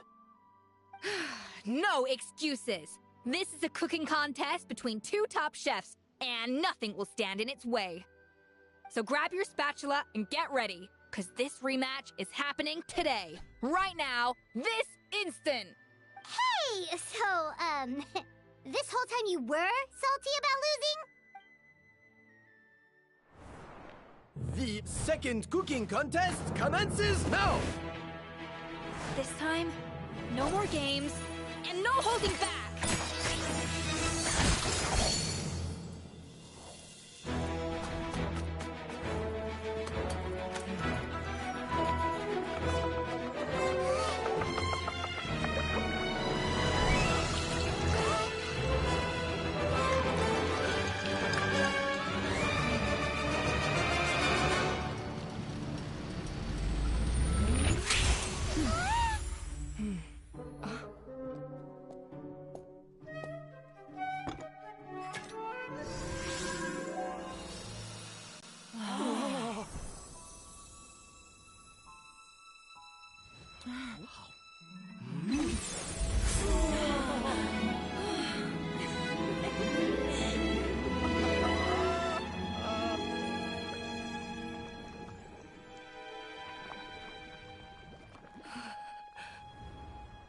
I feel like I don't have the right to be here. Hey, what are you so afraid of? You can't unbake it now. And if you don't serve it, then good or bad, you'll never find out how to improve. If you're too scared to fail, you'll never know what real success tastes like. So? Embrace your failure. Taste it. Digest it. That's the way to success. I don't know. Sounds like it's easier said than done. I'll do it.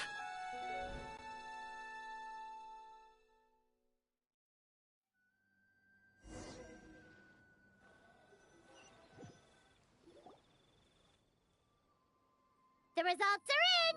A landslide victory for Escoffier! Quite rightly, too. Piece of cake.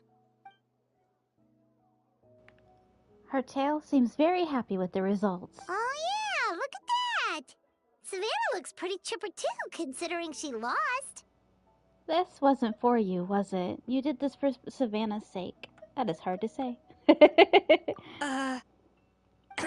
Now, where were we?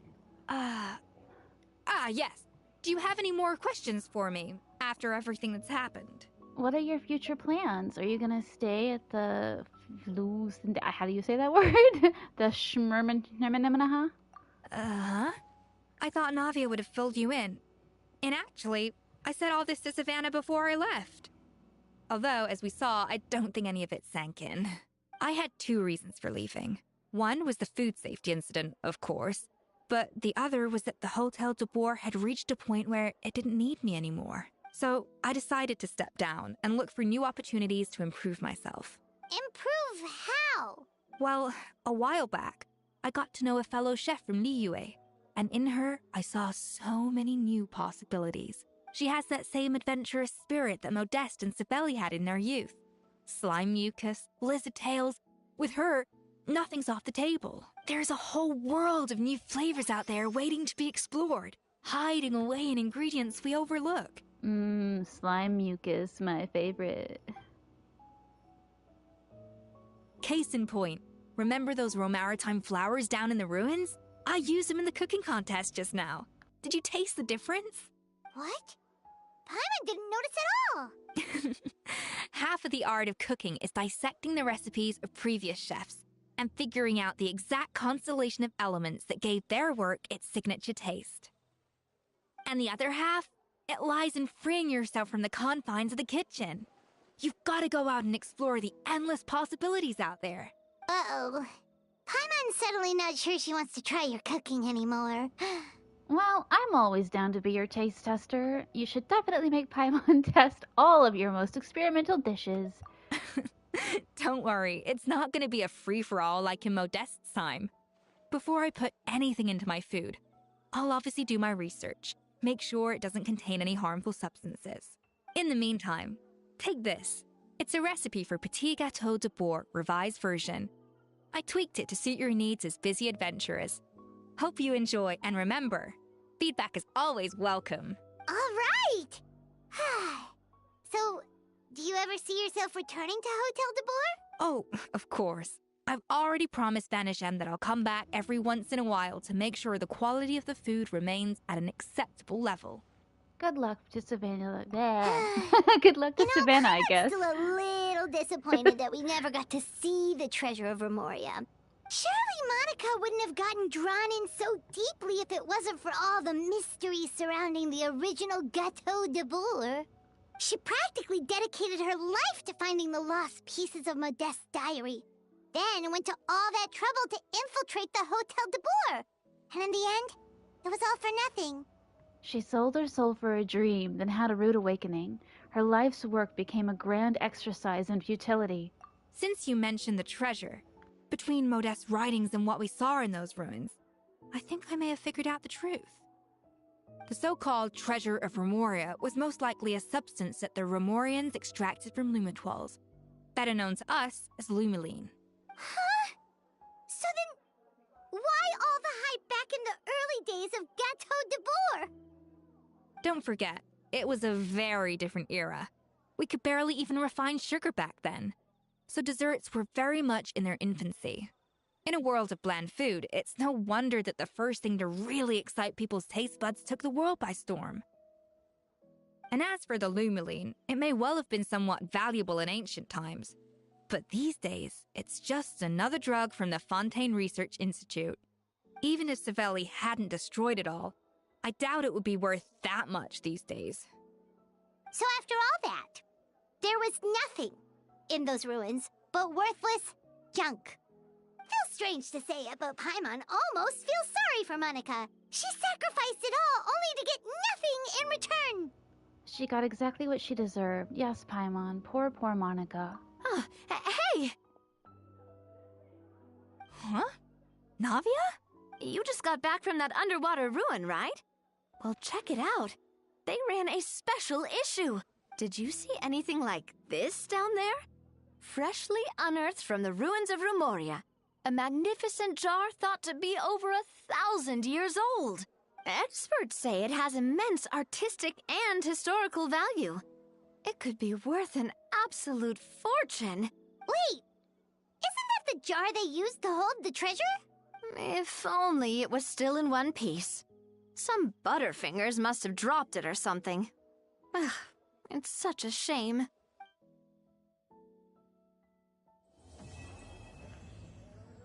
I'm gonna pretend that means that Monica got out alive. And why was the adventurer so mean about it? Like, that's a human being, bro. They were really chill about Monica, and that bothers the hell out of me. Like, why didn't we save Monica? She could have went to the Fortress of Meripede, right?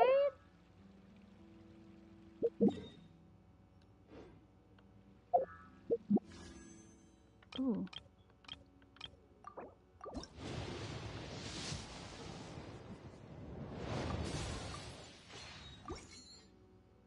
Oh, I only got one? Dang it.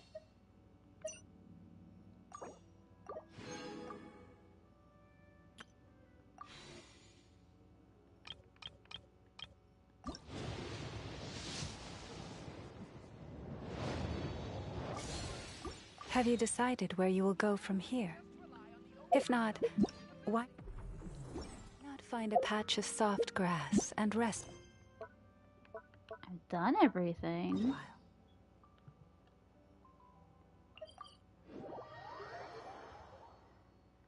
How many quests do I actually have? I never really paid attention. Not you. There's a lot to do, I guess. Oh lord, that's a lot. Oh, you know, just 5 years worth.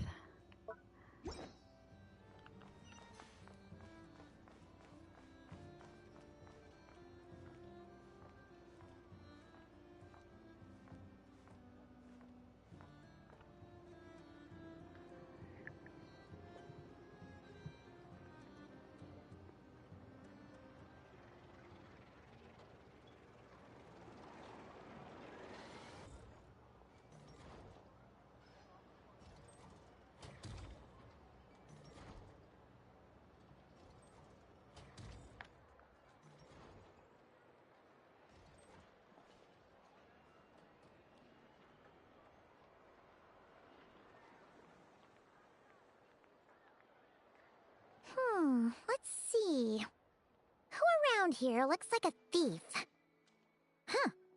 A lot of people, actually. We haven't actually been in Nokrai that long, so we don't know much about this place. Where do we even start?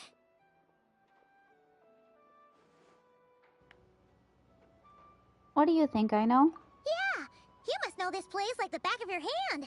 Got any ideas? We could yell out, "Which one of you is the rotten thief who stole from the Clink Clank Crumb craft shop?" Then, we see who starts to sweat, and we grab him. Honestly, terrible idea.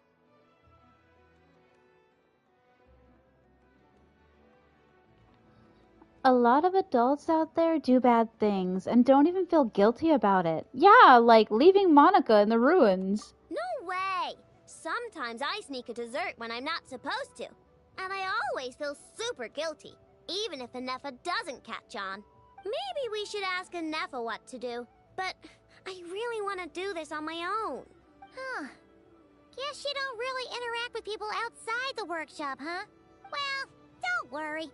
Let's just start asking around. We're bound to find some clues that way. Okay.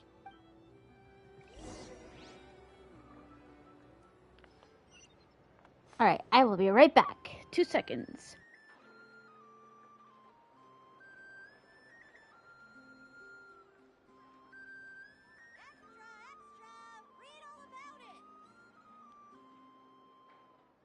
See?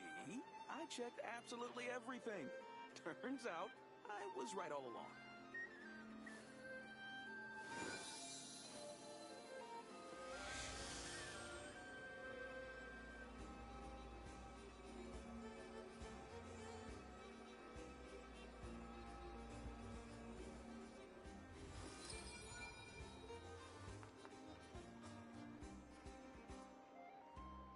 See?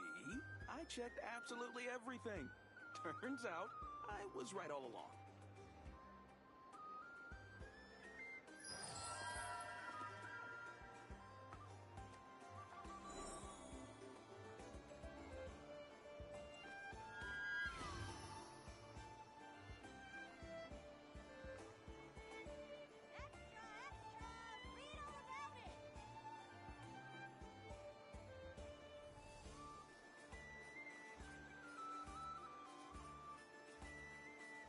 See?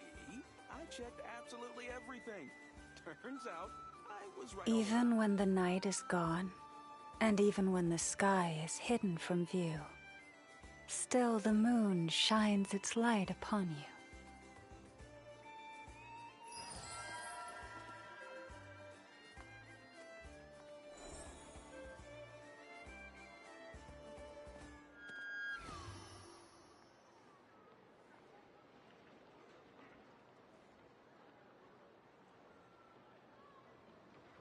See? I checked absolutely everything.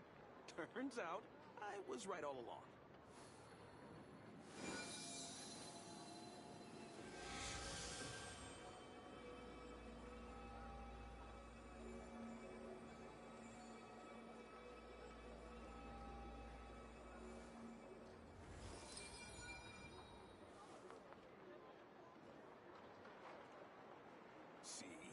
I checked absolutely everything. Turns out, I was right all along.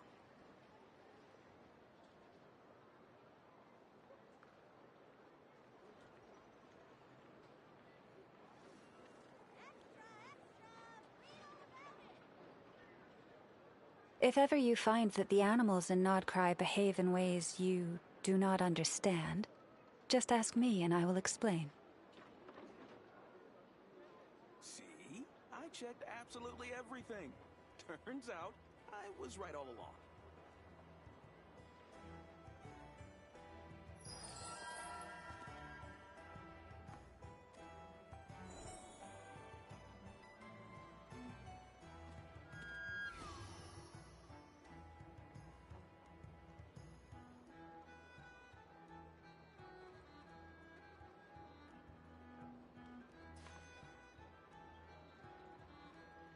See? I checked absolutely everything. Turns out, I was right all along. Fruits from every corner of Tibet, including rare Northland varieties you won't find anywhere else. Come, try some. Better to just let the youngins choose their own path. If the kids come over again today, I think I'll give them...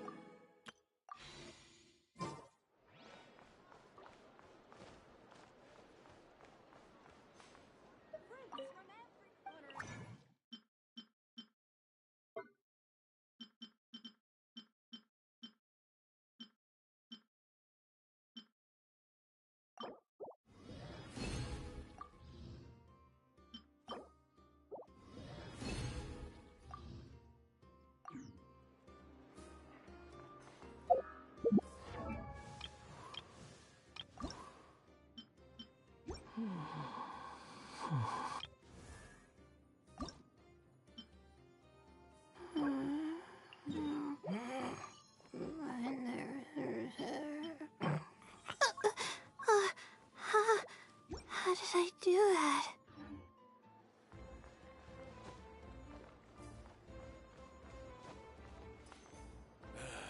Better to just let the youngins choose their kids come over again today. I think I'll give them these toys.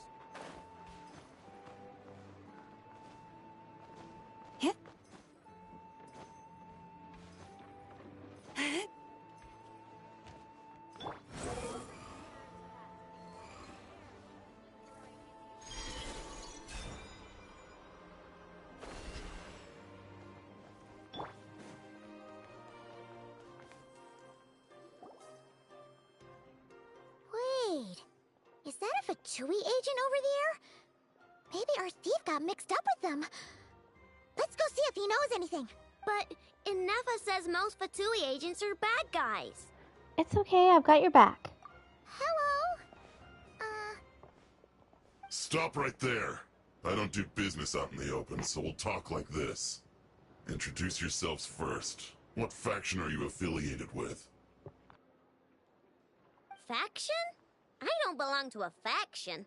I'm the boss of the Clink Clank Crumkake Craft Shop. Ah, so someone we don't want to mess with. Is there a conflict between us that I don't know about? I've never trespassed on your property as far as I can recall. Oh, we're not here to settle a score or anything. We just want to know if anyone's tried to use a stolen bot to pay off a debt. Of course not. I don't accept stolen property. If the owner comes knocking, it becomes my problem, doesn't it? True. Guess we'll just have to keep looking.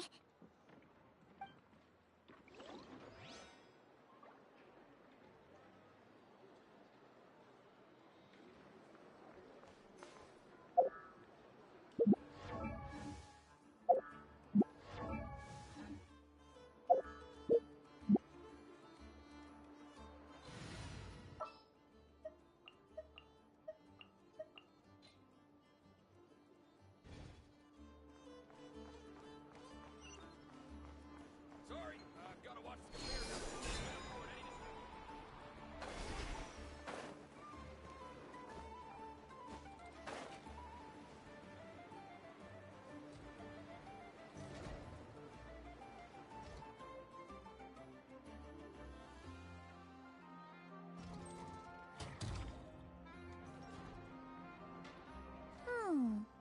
If the thief's plan was to sell your bot, maybe we should start by asking the local blacksmiths. After all, blacksmiths need all kinds of raw materials. Oh, good point. You're looking for a blacksmith? To be honest, I consider myself more of a researcher motivated by personal interest. Wait, I know? You're here in person? That's a first. Something terrible has happened, so I had to come. One of my bots was stolen. Has anyone come by to sell it? Wow, someone had the nerve to steal from your workshop? Let me think. Maybe you should describe what Crumb Clank 70% sweet looks like, I know. Might help jog her memory.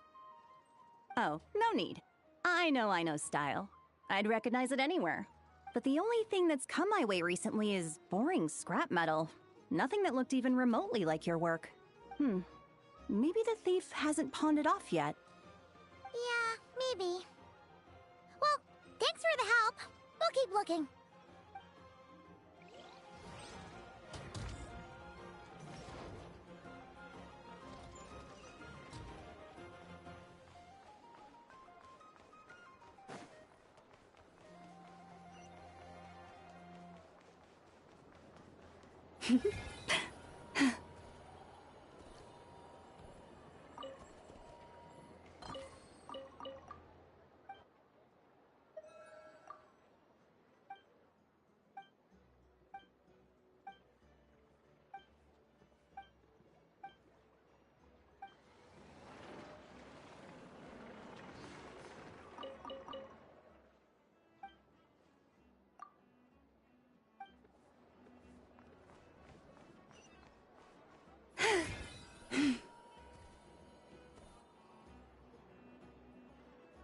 The Voynich Guild. If we want to see if a transaction took place, it couldn't hurt to ask around here, right?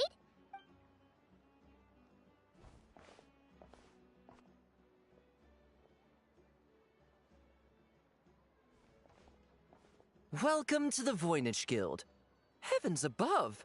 If it isn't the owner of the Clink Clank Crumkake Craft Shop herself! What an honor this is! And quite a rare one at that. We're always sending orders out to your workshop, but rarely do we have the pleasure of doing business in person. Are you looking to sell one of your pieces? I'm sure we can land on a price that'll leave you satisfied. Sell one of my bots? You wish. Actually, one of Aino's bots was stolen, so we wanted to see if the guild had any record of a sale or something. I see. This bot must mean a great deal to you, Miss Ino. Duh. I wish the Voynich Guild could offer you some sort of consolation, but I'm afraid I have no recollection of such a sale. Oh, okay. We'll get out of your hair then. Come on, let's keep asking around. Well, it seems like we've exhausted all our options here. Where else should we look? Let me think. Right. There's one more place we haven't searched. That shop.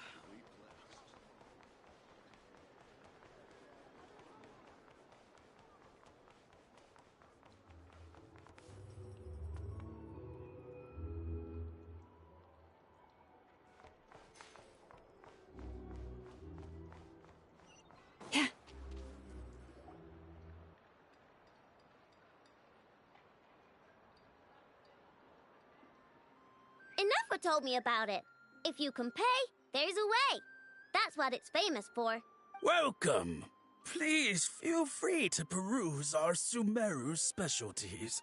I'm more than happy to assist with any additional requests as well. Wait, isn't this Dory's shop?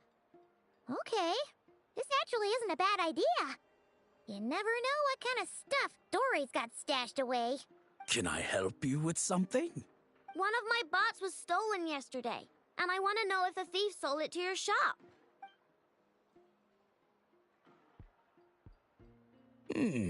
Is it valuable? We only accept goods that we can use to turn a profit. That's Dory's business acumen for you. Turn a profit? I don't like to think about my bots that way. But, well, merchants usually find them pretty valuable. In that case, let me check. Apologies. We have no record of any transactions over the past 2 days involving mechanical constructs. Aw, I thought we'd find something here for sure. Oh, it's okay, I know. We'll think of something. Oh, maybe we could ask this guy to check again. Or... Oh! Well, if it isn't Ino and her 2 Outlander friends. Asking around Nasha Town for intel, are we? You're lucky you didn't get swindled 6 ways from Sunday. Yehuda! Oh, dumpster diver. It's you. Okay, now that was just uncalled for. I've got a name, Pipsqueak. Use it. Now listen. Word on the street is someone stole one of your constructs. It's not a construct. It's a companion. How did you Your, know? intelligence mission or whatever? Yeah, you weren't exactly being subtle. Word spread throughout all of Nasha Town, I bet. But you're in luck, I know, because the best bounty hunter in the land has decided to take up your cause. Smart as a whip, she navigates the major factions with ease. Always with her finger on the pulse of all the goings-on in Nodcry. If you want to get back what you lost, oh, she's your best bet. Who is? Who? Me, of course. Crumclank is doomed. What was with that reaction? Does she think I'm a liability or something? Hey, with me on your side, there's still hope. But first, we gotta agree on terms. My services don't come cheap, you know. You're really gonna charge us? I don't charge you when you just swing by and help yourself to my desserts. Well, technically Anefa's desserts, seeing as she's the one who makes them. Why is she bringing that up all of a sudden? I mean, it's true, but still. Oh, there goes my chances of making some easy cash. Now I just look ungrateful. Well, if you're not gonna pay, then... Yehuda, you really look out for the kid, don't you? Coming over to help like this? Oh, it means a lot. Ino really cares about this bot, you know. Paimon knows you're not the type to abandon a friend in need. That's it. I'm done for. There's no backing out now. You know me. Come on, this way.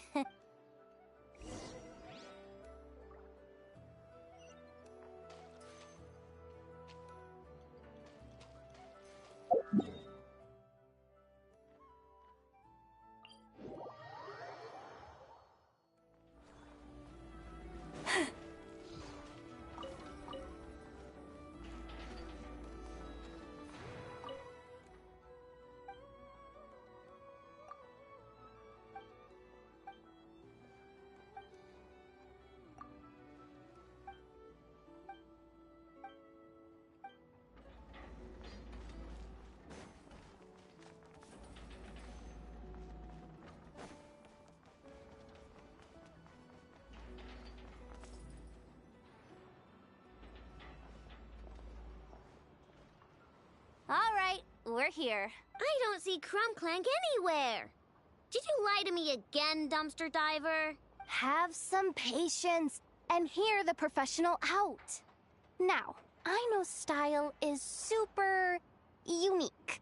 When one of her creations shows up for sale, you can be sure that people will know who it belongs to. You might look like an easy target, but everyone knows you've got me and my boss behind you. Point is, there's not a single person in Nodcry who'd steal one of your bots and go sell it on the regular black market. Not in a above-board one anyway, but in a legal black market like this. That's another matter. Wait, but aren't all black markets illegal? Maybe, but that doesn't mean there aren't any rules. My boss sets them, and there are people who follow them, and people who don't. And that market over there, yeah, that's where the rule breakers go to make deals. And based on the intel I have, this market deals almost exclusively in mechanical constructs. Ring any bells? You're a genius, Yehoda! But, there's no one here. The key to a market like this is operating in secret. There's no chance it runs every day. I asked around my circle, and it seems like our next chance to check it out is in 2 days' time. We have to wait 2 days? That's nothing. Even if your bot's on its last legs, 2 days ain't gonna change much. Now you listen up. Crumb Clank belongs to my workshop. I'm the boss, and no bot of mine is getting hurt on my watch. Sheesh, this kid's got a temper. Maybe I should apologize? No, wait. I'm not about to be intimidated by some little squirt.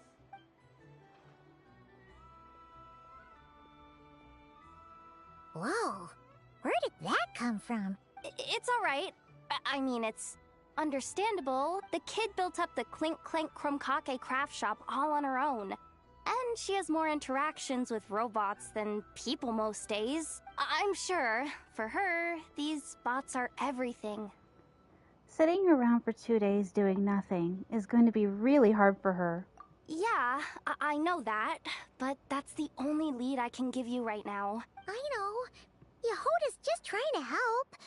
You know that, right? At least think about it. Oh, fine. If we have to wait, then we'll wait. Get it together, I know. You're the boss. You need to keep your cool. Well, that took some convincing. All right then, let's meet here in 2 days.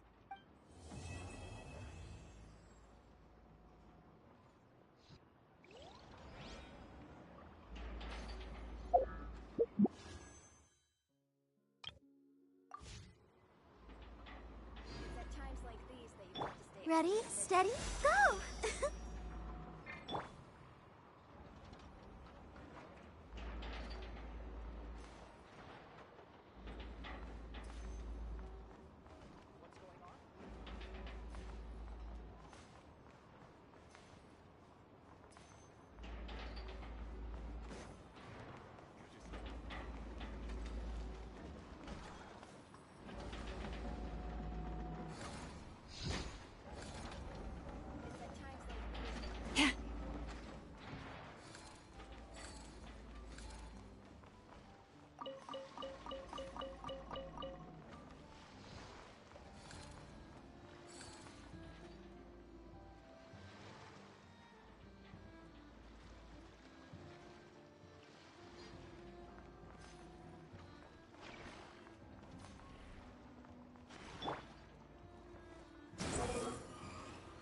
Conch gang?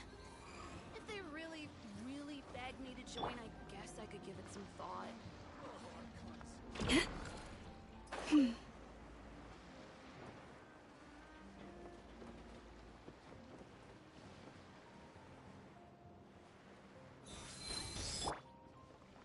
The wind rises.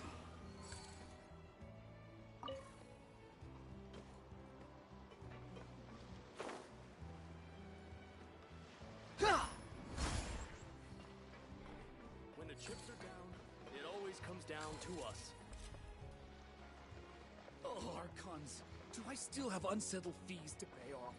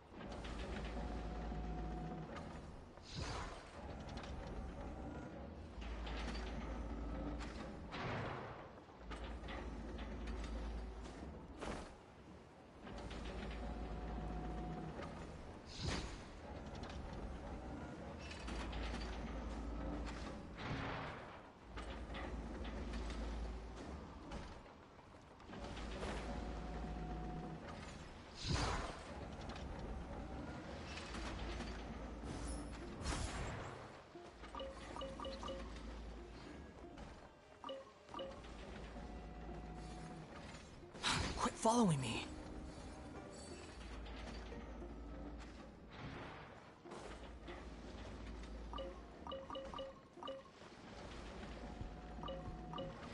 I'll get you anywhere. Just leave it to me.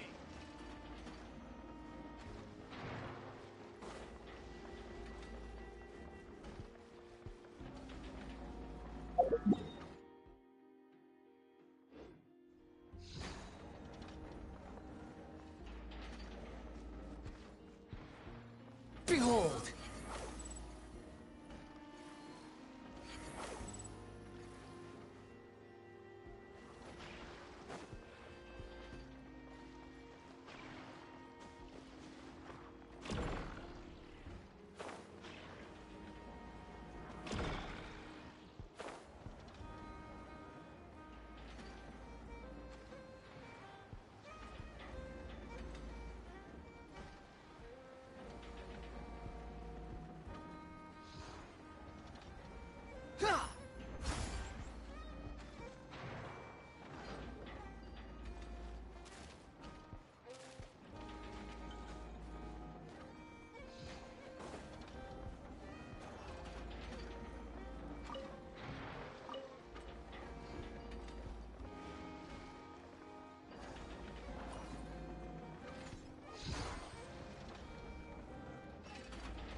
Squall and Fury!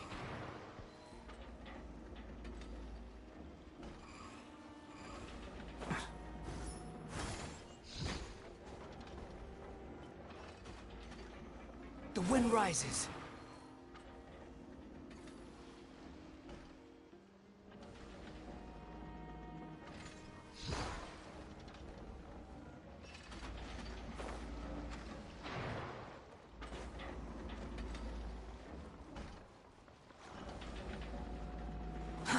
Too slow.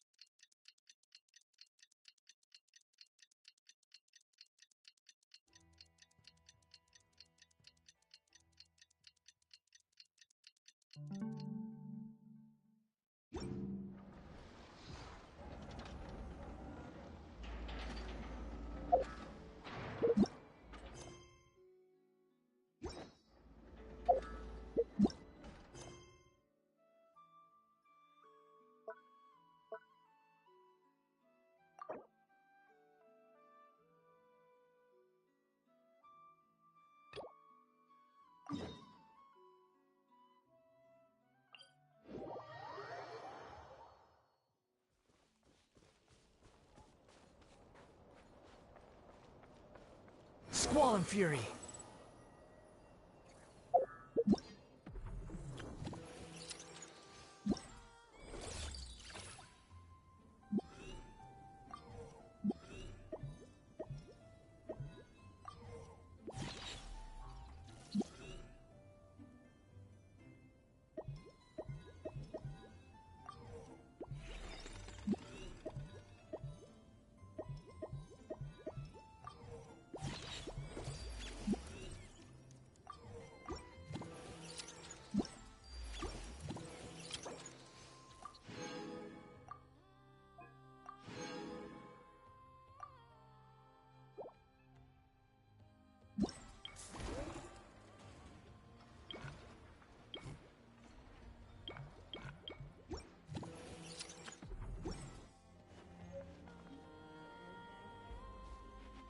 Yes, I'm sure you have very many friends indeed. But that's not the issue. Even if you summoned every ibis on Hisi Island, I still don't think you'd be able to move the moon mirror. And even if you managed it, the lunar semblance within would still... dig it out. You could, but moving the mirror would still pose a challenge. Even for you. Huh? You really can summon every ibis on the island if that's what it takes? And you, on the other hand, think this plan is a joke, even if the ibis gets its entire family involved? Wow! Things are really kicking off over here. Looks like we've got a weasel thief and a heated argument with a bird. Planning a joint heist? Are they arguing over how to split the loot? We're plotting and scheming, to be precise. I'm told we have to get all our ducks in a row before moving forward on this job. But my co-conspirators disagree quite strongly on the best approach. And they're not exactly being diplomatic about it. Choice words have been spoken. All right, I believe you. I'm sure you do have friends in high places. Although, where did you learn to speak like that? From a short girl with a metal arm and a hat. Oh, of course you can keep talking like that so long as you enjoy it. But be sensible around her, okay? Don't copy everything she does. I'm going to have a little chat with the Traveler and Paimon now, so be good and pipe down a little. Huh, it really did quiet down. Being able to understand animal speak is so cool. Paimon wishes she had that ability. Trust me, Paimon, you would not enjoy it very much at all. That sounds ominous. I have chills running down my spine. Don't misunderstand. Nothing terrible would happen, and it doesn't drive you insane or anything like that. Although, that being said, I do sometimes find it quite overwhelming. I was overjoyed when I first discovered that I could understand animal speech, but I quickly realized that it came with a downside. This ability is always active, and I cannot control it. Oh. Yeah, that would be a problem. And if you can't control it, that means... From the forest to the waterfront, wherever there are animals around. Exactly. People say that listening to the bird song deep in the woods gives them a profound sense of peace and quiet that lifts their spirits. But no matter where I go, I can never find peace and quiet. When I stand in the forest, I hear the chatter of the wildcats, the rabbits, the rhyme-horned deer, the chic badgers, and the long-plume ibis. They argue loudly about who's to blame for damaging whose roost, or which part of the woods the best twigs come from. So your ears can never get any rest. It's non-stop chatter wherever you go. Alright. Guess talking to animals isn't all it's cracked up to be. Waking up to the sound of birds chirping is pretty nice, but replace that chirping with bickering? And suddenly it doesn't seem so appealing. We both know it takes more than a little chirping to wake you up. How many times have I had to shake you awake? As for me, I've lived with it so long that I'm used to it now. In fact, it would probably be quite an adjustment. if I woke up one day and couldn't hear the finches discussing which cup in which house makes for the best bath. Yes, plotting and scheming. Thank you for reminding me. I got a little sidetracked. Although, now that the Traveler's here, we might just have the solution to our problem. I got friends in high places too. I just need a little time to get a crew together. No, just you will suffice. This job involves breaking into a storage room by undoing the seal created with the moon mirror by a previous moon-chanter. Created by a someone of your previous talents, moon-chanter? I'm sure it will be a simple task. I'm gonna need some on-the-job training. Don't worry, I'm sure you'll be fine. Come, let's go.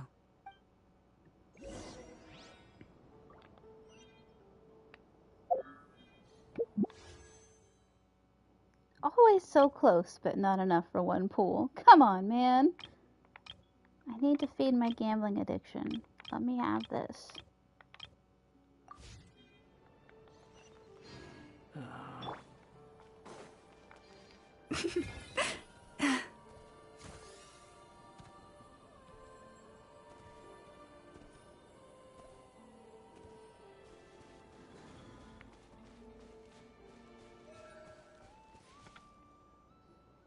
Here we are.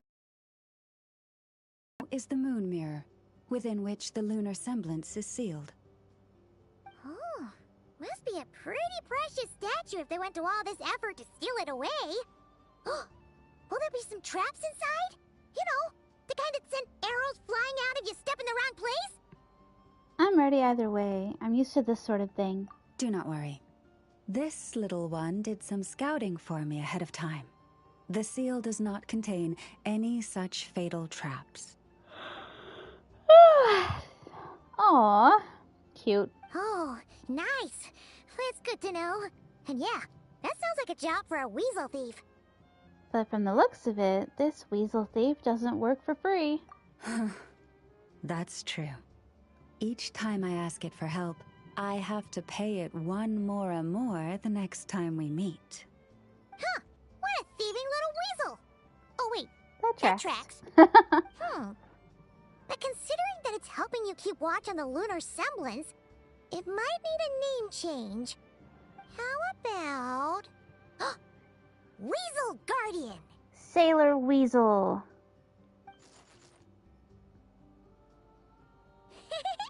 Can't catch Paimon! Paimon can fly!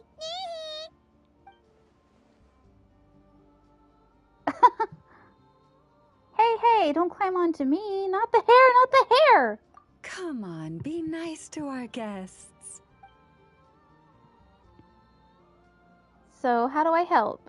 How will we get this mechanism open? To retrieve the lunar semblance, we need to activate pairs of mechanisms in 2 different locations. So, it's a 2-person job.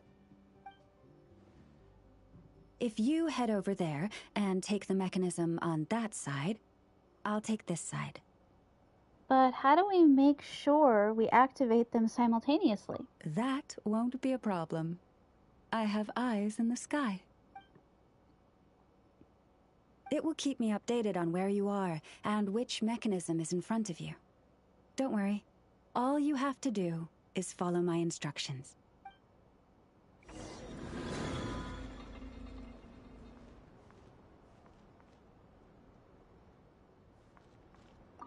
If you head over there and take the mechanism on that side, I'll take this side.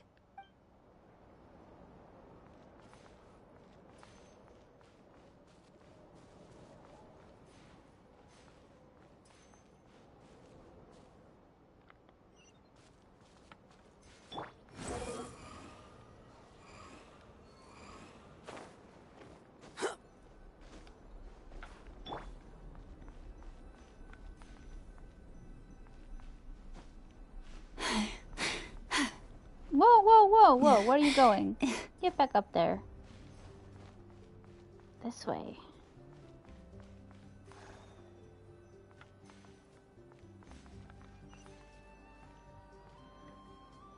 Operate devices within the moon mirror. Okay. I am utter confusion.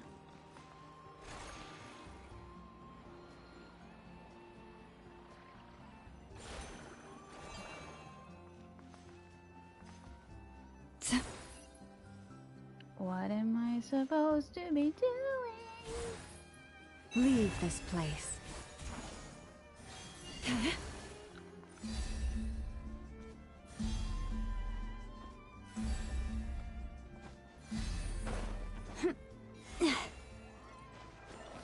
Am I missing something? I feel like I'm missing something. I mean, this is the right spot, yes? For the everlasting forest. I don't get it.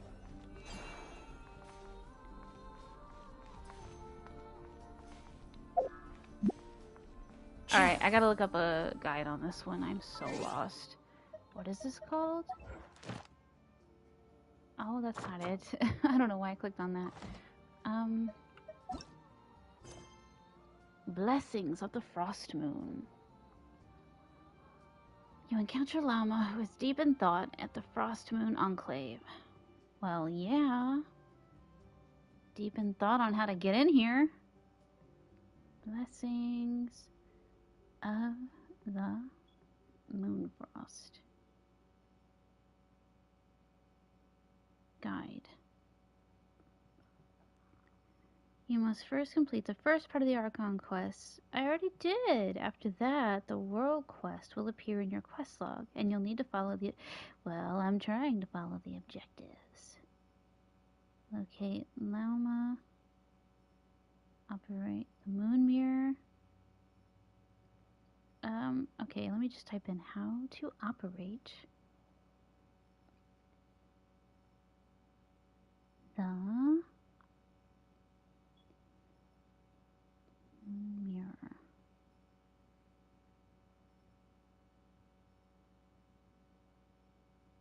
Look down to operate? What?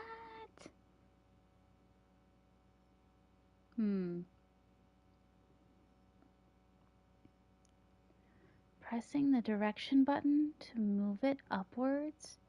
No way it's that easy. It's always like the dumb stuff that I get stuck on. You poor lost lamb. What do you mean look down? I can't look down. Oh! Oh! Okay, good. Oh, inside the mirror. Okay, I got it. Kind of, I got it. But then... I don't get it. And she's just kind of chilling over there.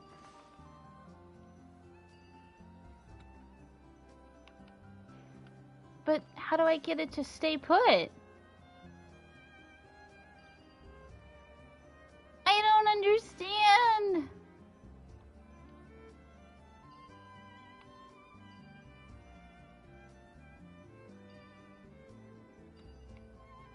Am I supposed to be red?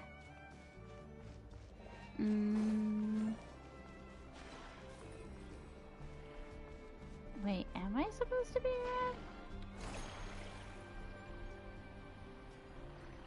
Nope.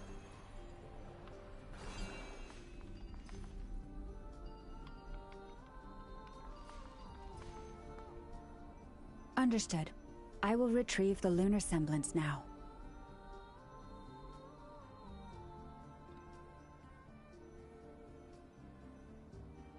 Huh? Ah. The way out has been blocked. Could you try that again? Girl, this is more complicated than it needs to be. Understood. I will retrieve the lunar semblance now. No! The way out has been blocked. Could you try that again? Oh, puzzle quests, how I hate you. Okay.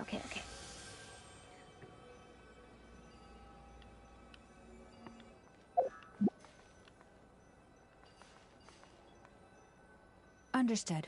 I will retrieve the lunar semblance now.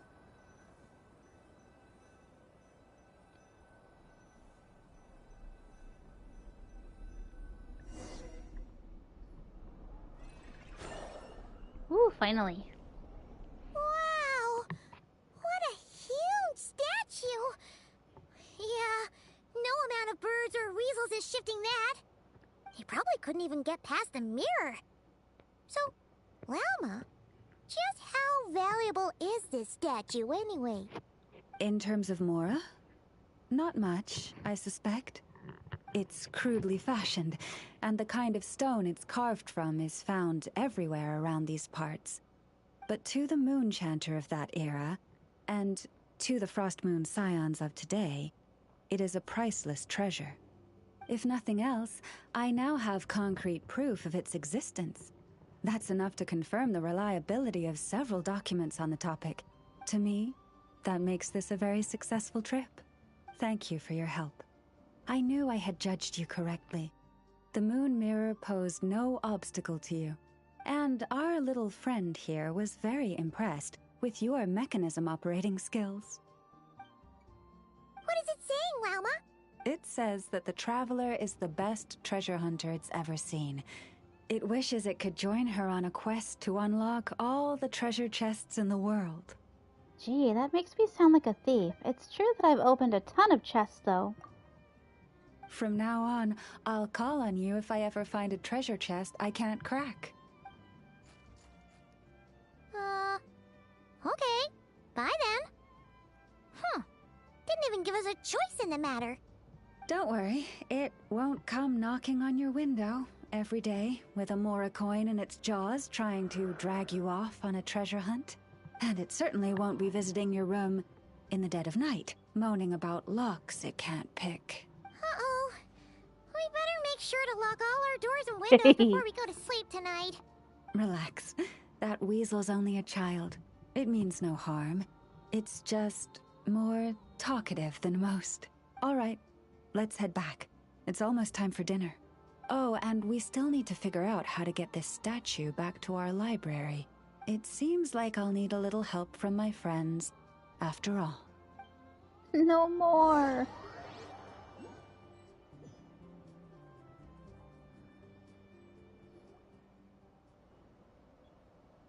Just here will do. Oh. That all went down without much fanfare. Paimon was expecting something exciting to happen once we put it down. Well, it's just a plain old statue. A historical relic. It doesn't hold any kind of mystical power. The real value lies in the stories behind it. My job is to dig those stories up, wherever they might be hiding, verify them, and then share them with the people. Cool. Well, it's a good thing we got it back here in one piece. Indeed.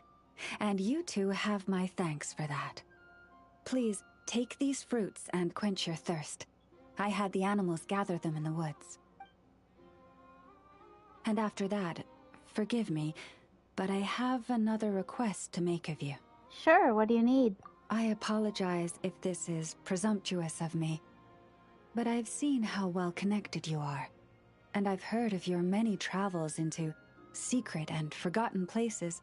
On your future travels, if you ever come across any texts about the Frost Moon Scions, could I borrow them and make a copy with which to enrich our library? Of course, I'll bring you whatever I find. You have my sincere gratitude, on behalf of the Frost Moon Scions. I'm gonna get back to that fruit now. Hang on, where'd all the fruit go? Oh boy. That was some seriously tasty fruit. So much better than Paimon's used to. These animals have lived their whole lives in this forest. Naturally, they're the ones who know where to find the best fruit. This one says to eat as much as you wish, because it's the top fruit finder in the whole forest. It'll fetch some more right away. Awesome, thank you so much. Awesome! Thanks so much!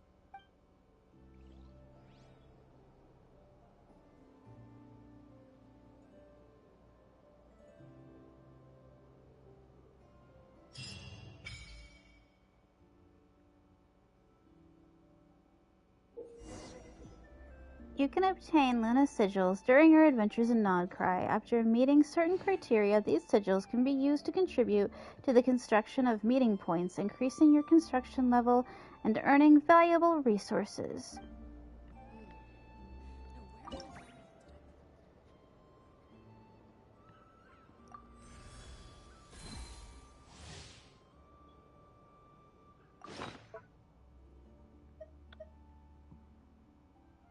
A compass that can be used in Nogcry to search for nearby treasures and relevant clues. This sublunary sphere holds countless unknown treasures waiting to be discovered by adventurers with courage or will.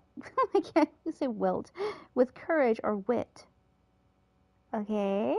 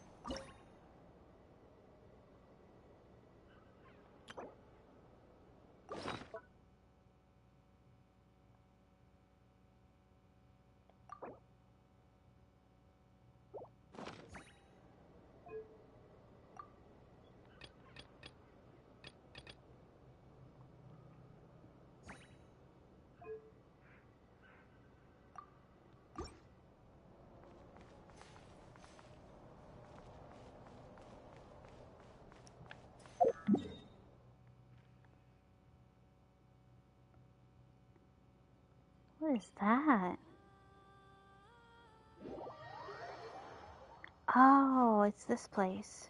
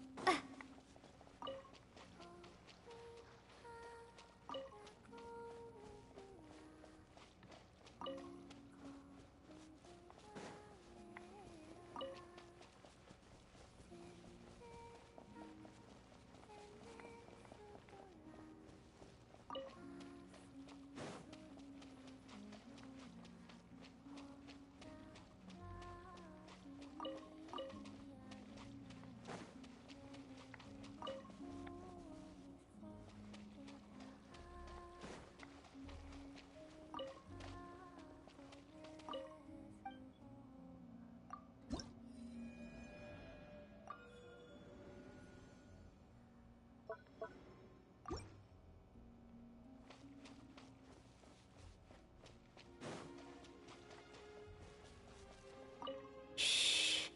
They're asleep.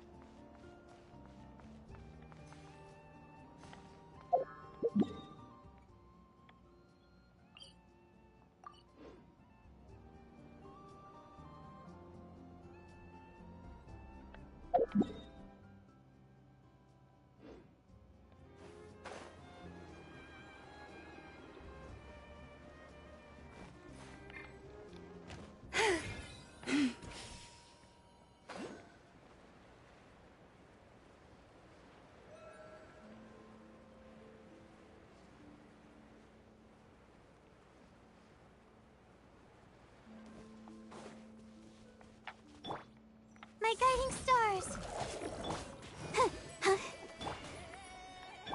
Leave this place. Hi. Oh. Yeah. Oh. Receive my blessing. Stars, shine for me. Hi. La la la la. Branch into song. Stay your hand.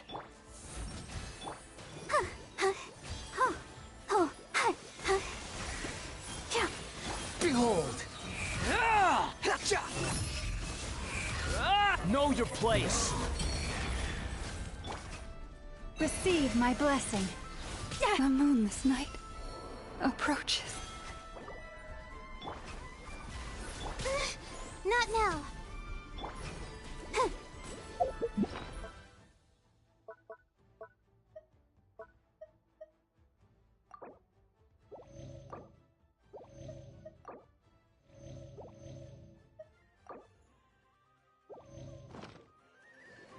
Oh. Branch into song. Cole, mine to command. My guiding stars. The wind rises.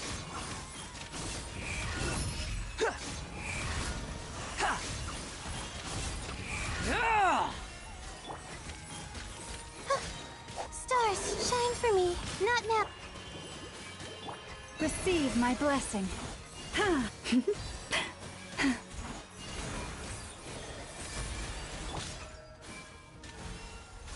My guiding stars. Lush as the moonlight. Behold! Bow your head! The night is cold. Cold, mine to command. You poor lost lamb.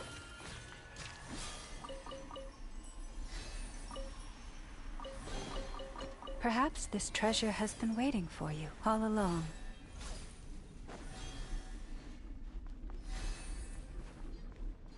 Yeah.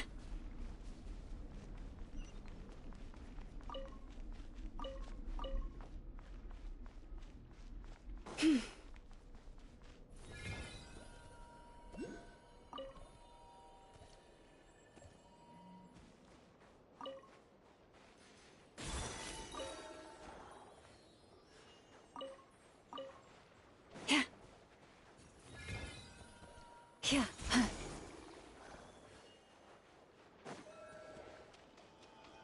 My guiding stars. Yeah. Yeah. Huh. Squall and Fury.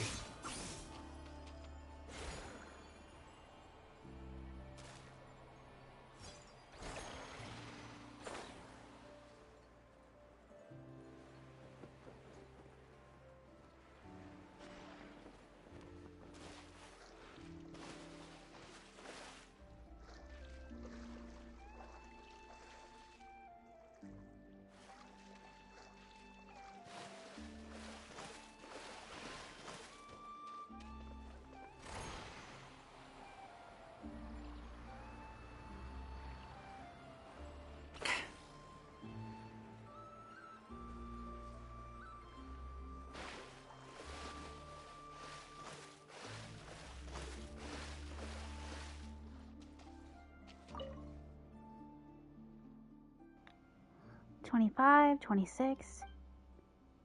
What are you counting? Shh, keep it down.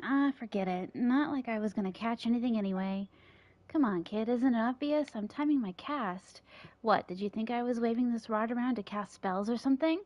Well, you are a member of the Frostmoon Scions, so maybe it's not far off base.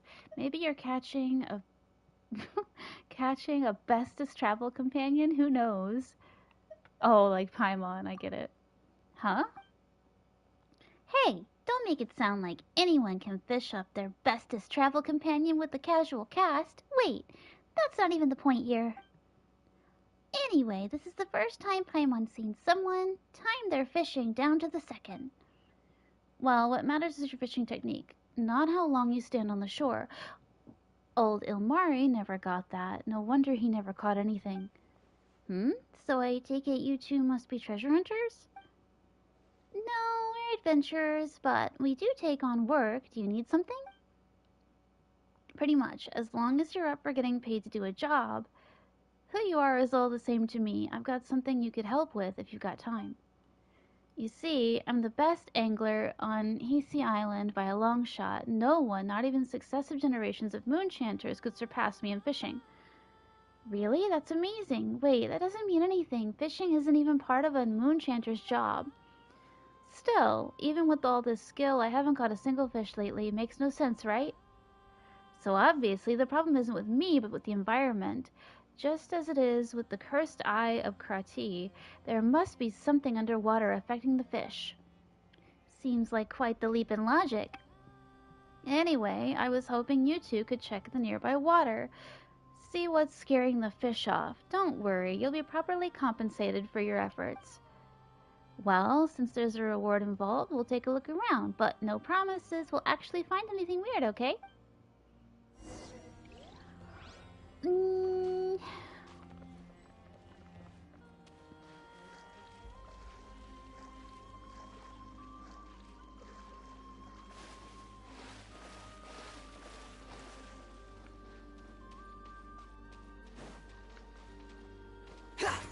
Behold!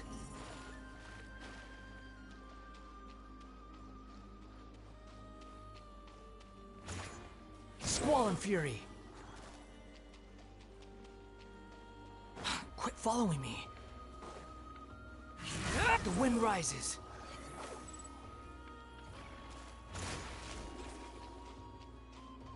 I am so confused.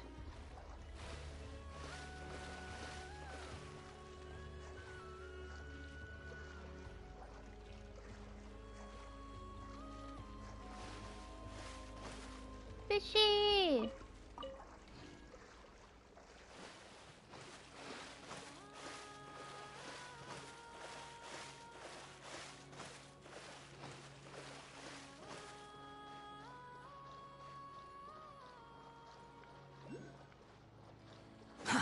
Too slow.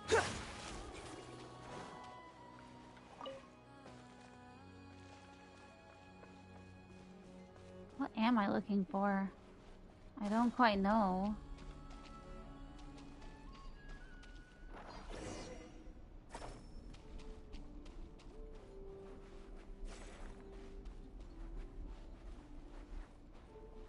Place it where?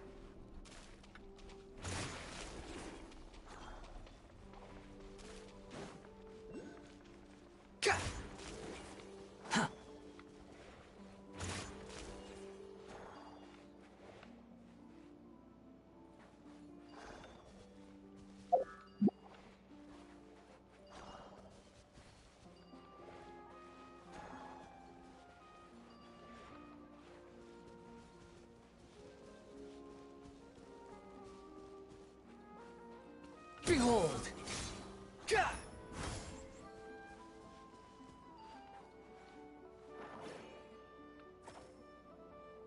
On the stone? On what stone? Wait, come back! What stone? I'm still confused.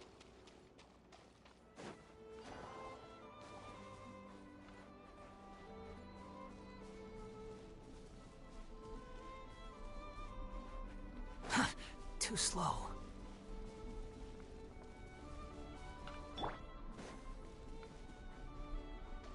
See, this is why I do only the main story. The puzzles just trip me up every time.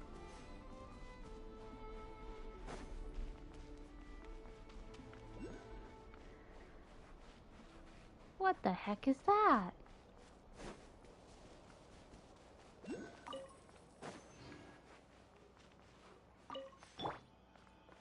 The wind rises. Upon the gale. Yeah. Not now. With one heart, we pray. Squall and fury.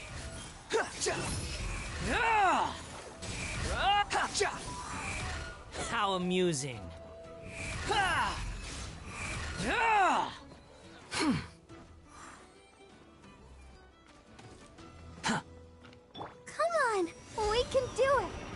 Let the show begin. The night is cold. The wind rises. Gah!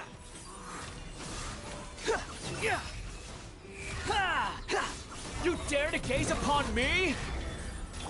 Stars, shine for me. Yeah. Yeah. Hi.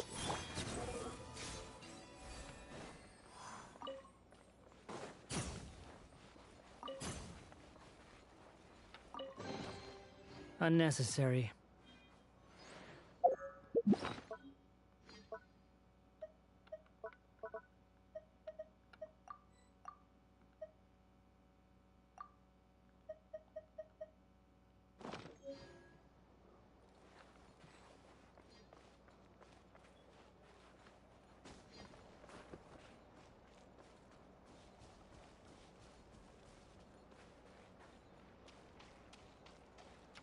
Where did those stone fragments even go? Oh, there's one of them.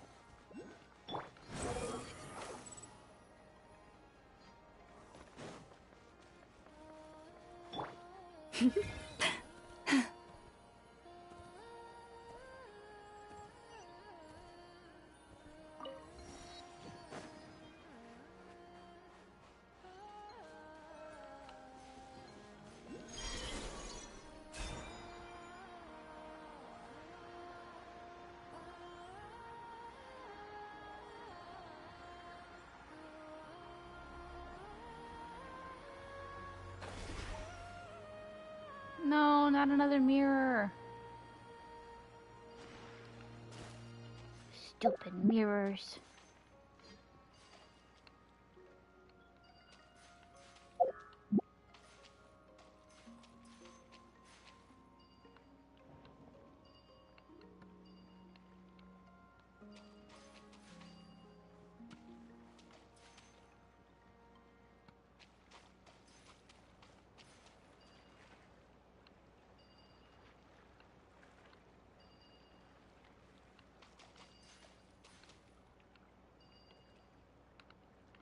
It's not working.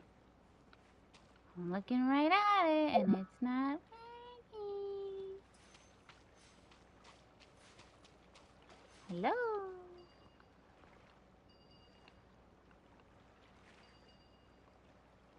Odd.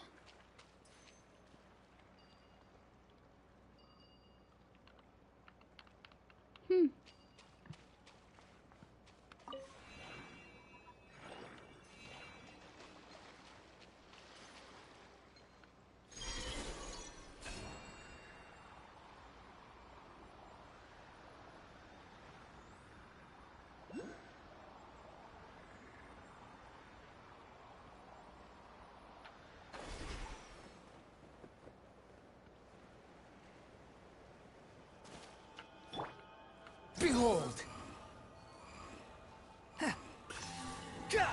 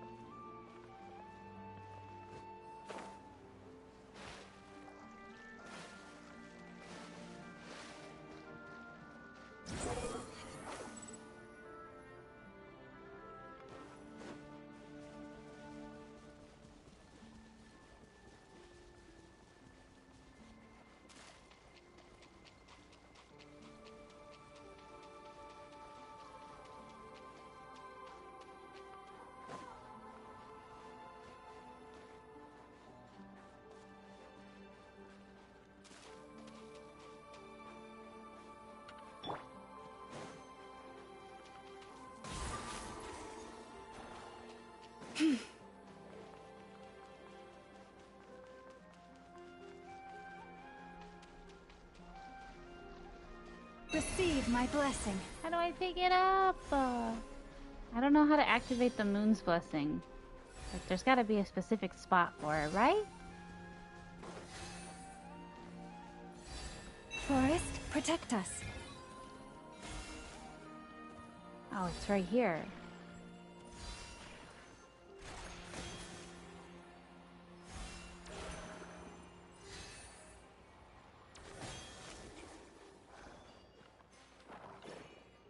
Aha! Wait, why do I lose it? The wind rises.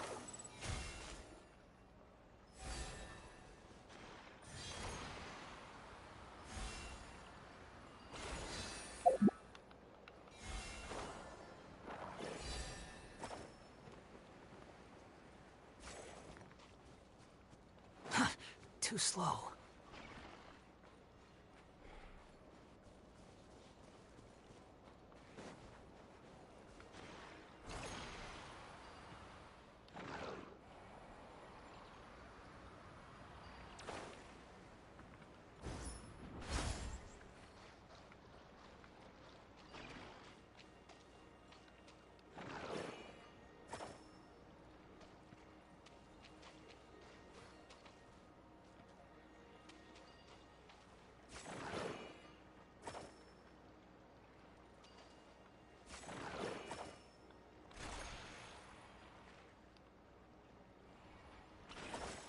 No, I didn't mean to drop it in the water.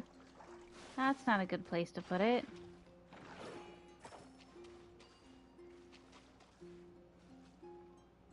How do I drop the dang thing?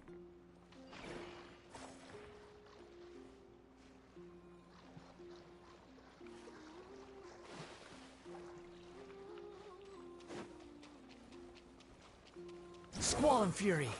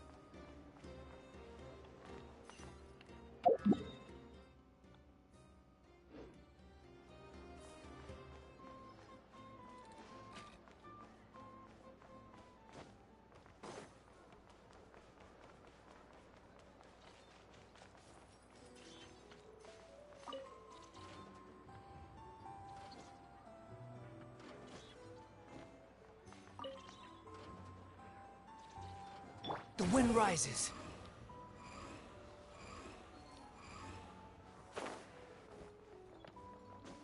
Hup.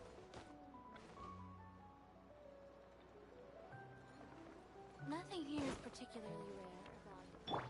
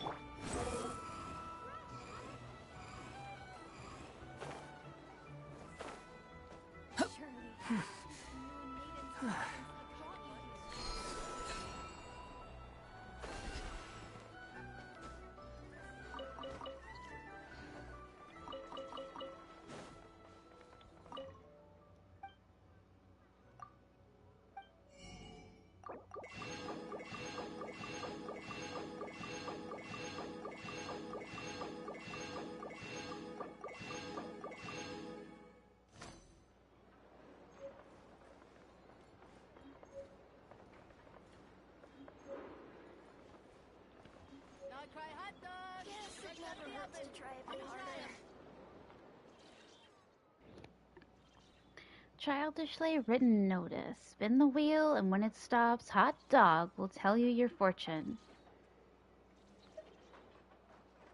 Is that some small animal I hear? Strange, I'm sure I just heard something. Ah, guess. Come, come, spin the wheel, then stop the wheel, and then there'll be good food. Huh? Why aren't you spinning the wheel? Go on, spin it. Good food awaits. That sounds like a little puppy. Spin the wheel for good food. What does that mean? Oh there, guest. You can speak to me. Well, please spin the wheel then, or I shan't have anything delicious to eat. Oh, he's cute. Are you hungry then? I've brought some biscuits. Here, have one. You're not spinning the wheel, but you want to give me food? Sure. I'll grab some first. Why not?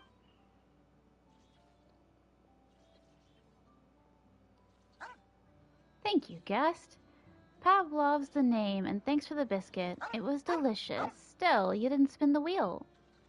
You're quite welcome, but if I might ask, what do you mean by spinning the wheel?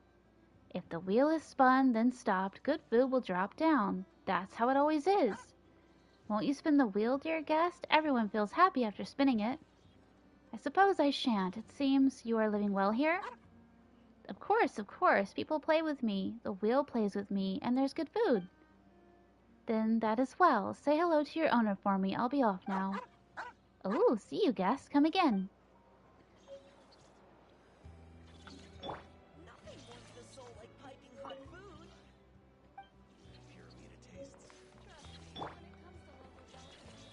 Boy, quit turning around.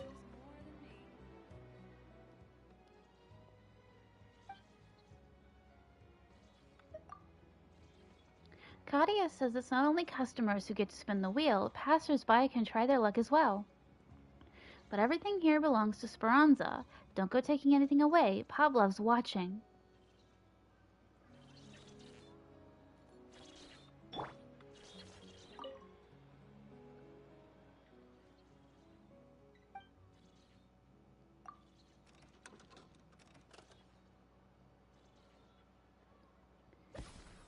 The lanterns burn eternal, lighting the path ahead. This means today you'll find a way to deal with a problem you've been unable to solve. Okie dokie.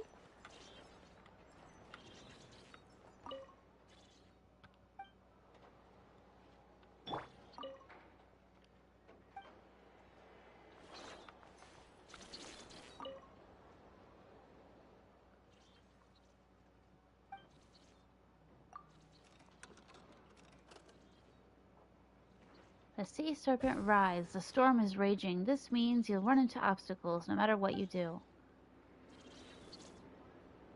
Eh. Okay. Yes, it never hurts to try a bit harder. Where is she? I wonder how the food in Pyramida tastes. It says Nefer's around here somewhere, right? Trust me. Is she in here? I'm okay. Nobody knows more than me. I feel much better these days. Where is she? Oops.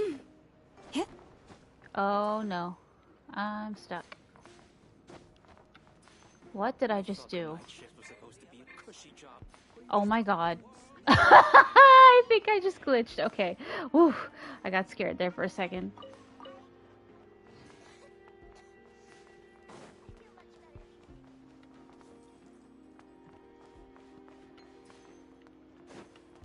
No, but really, where is she?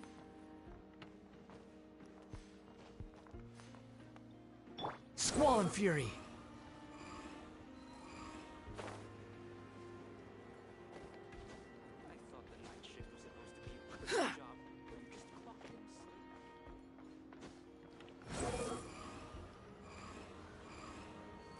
What is... tanning bed! Behold! Oh, I guess it's not a tanning bed. Where is she? Never!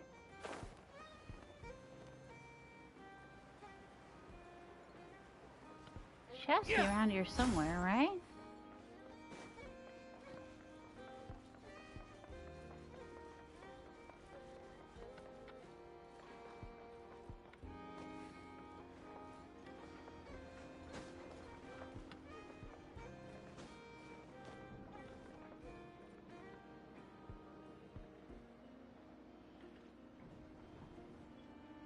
I thought the night shift was a cushy job. Oh, you just clock in, sleep.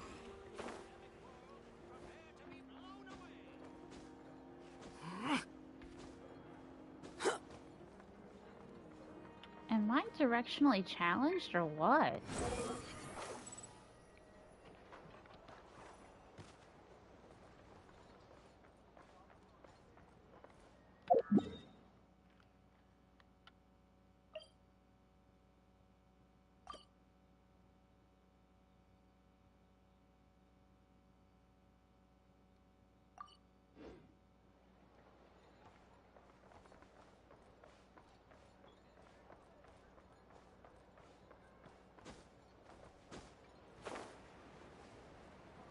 Is she underground?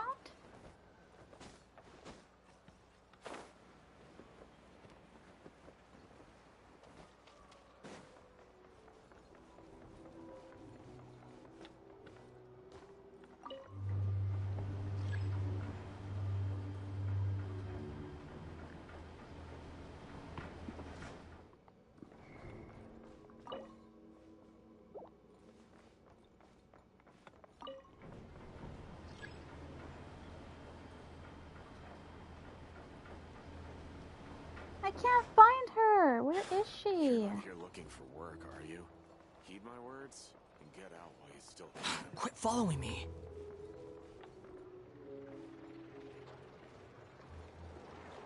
The wind rises.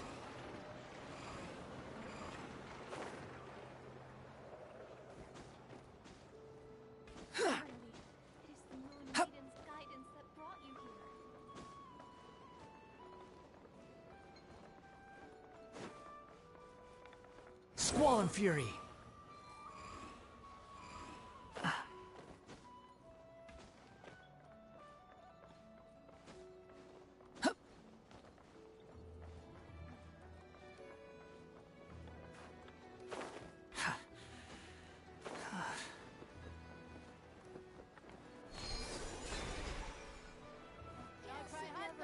Try a bit harder.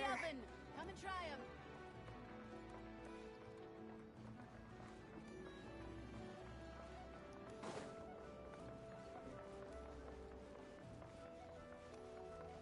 Alright, I give up. I don't know where the heck she is.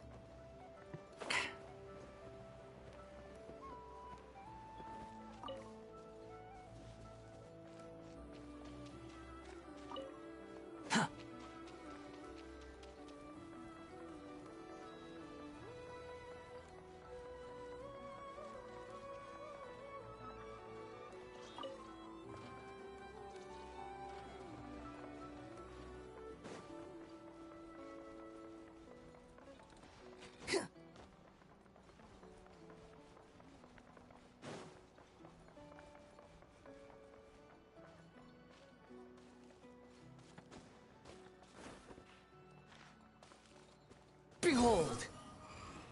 If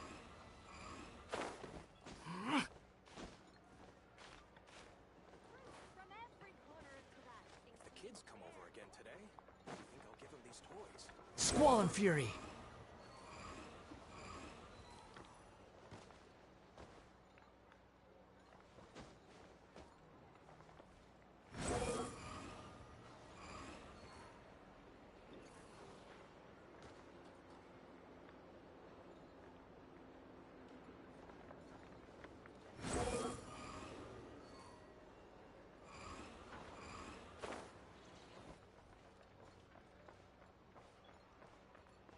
Trust me, when it comes to local delicacies and food, nobody knows more than me.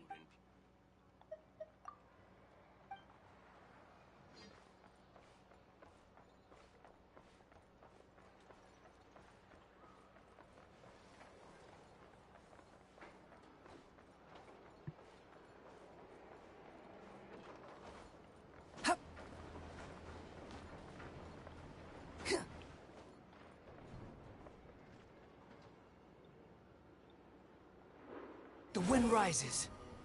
I thought the night shift was supposed to be a cushy job. But you just clunked.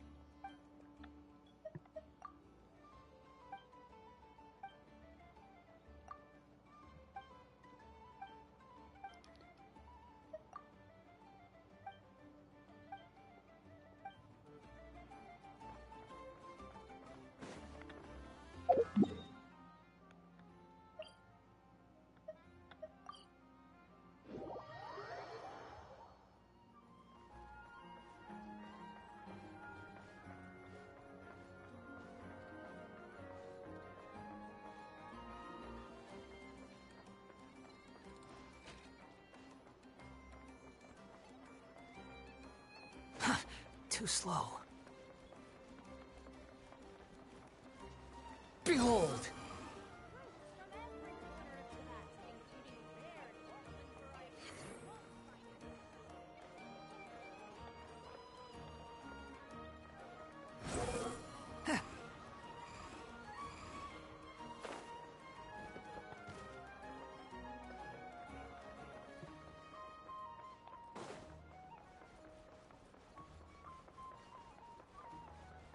The wind rises.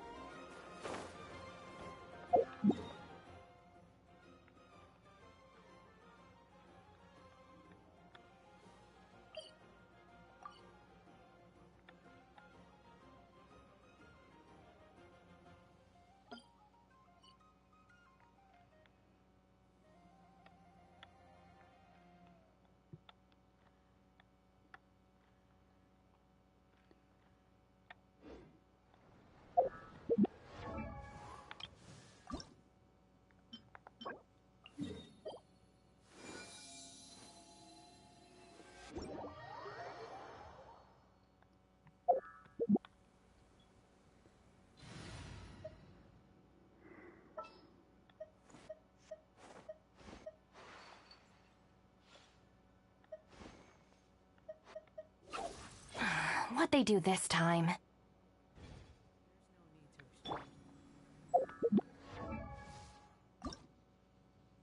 Huh?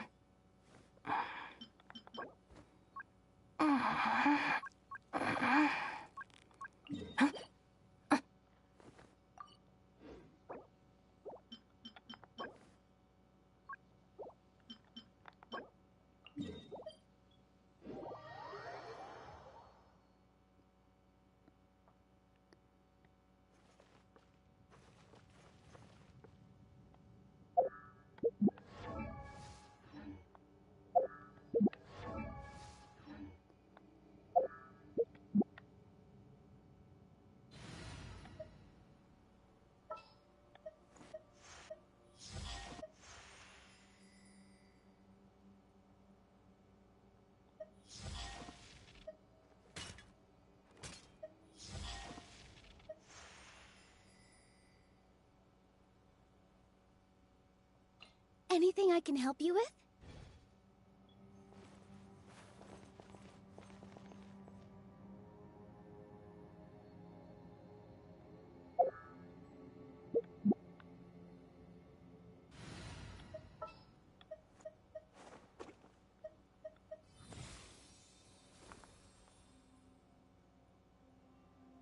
Follow me.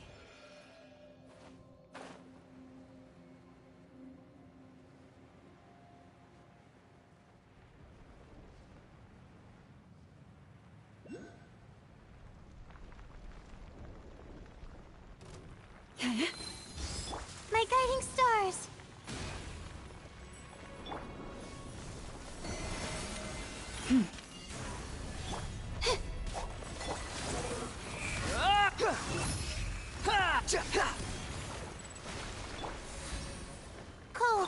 Line to command.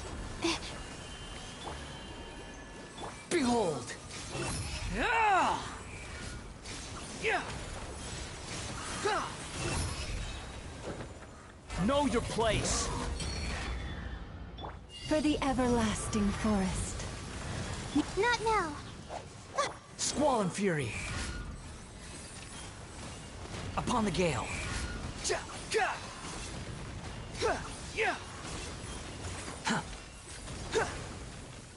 My guiding stars.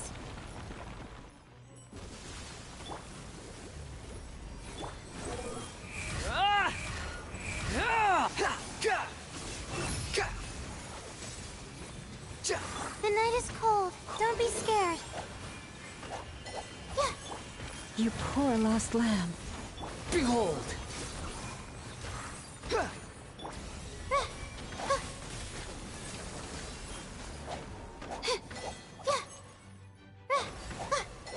Not now.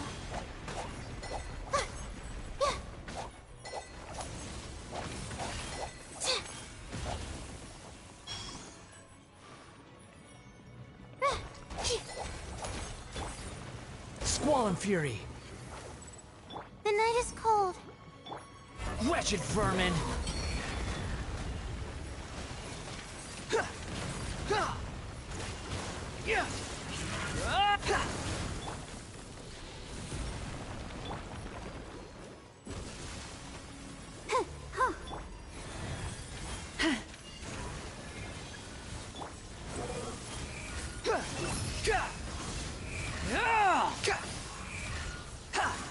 Everything was futile. Ready, steady, go! Stars, shine for me. Not now.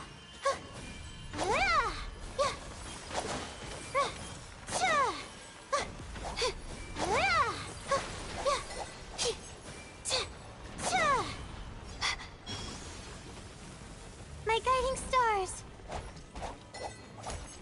Behold!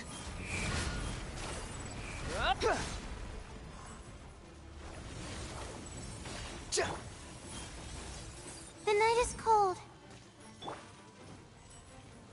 Leave this place.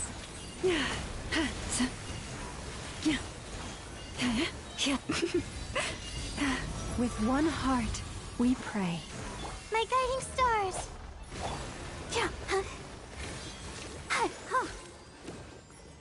Oh, cold. Line to command.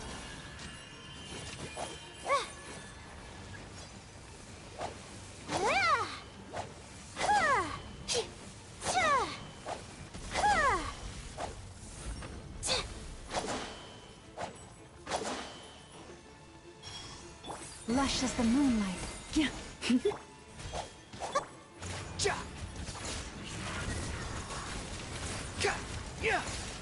Let's dance. The wind rises. The night is cold.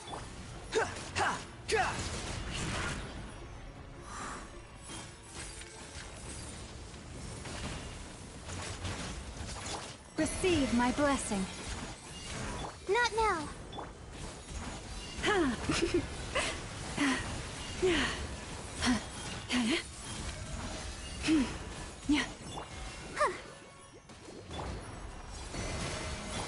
Don't be scared. The night is cold. Behold!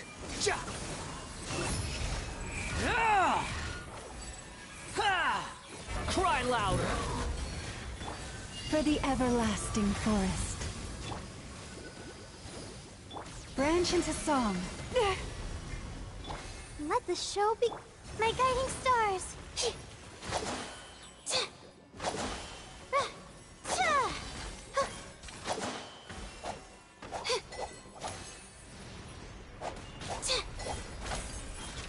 The night is cold.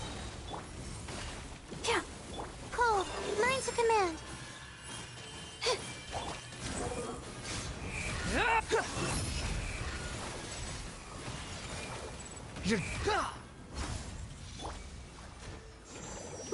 Not now.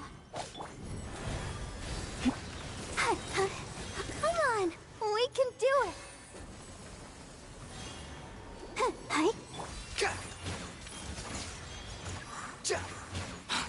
following me.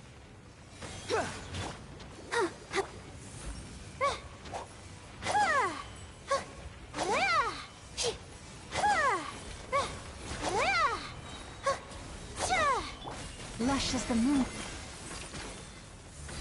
Don't be scared. Squall and fury.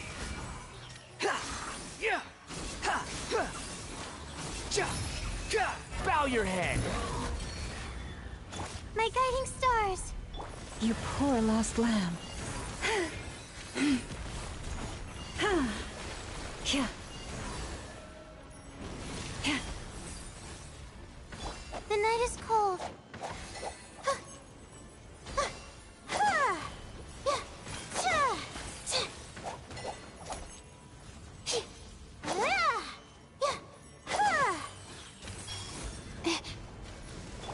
Forest, protect us.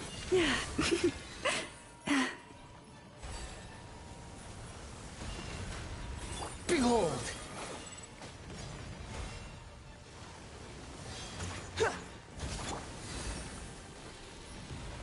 Stars, shine for me. Leave this place.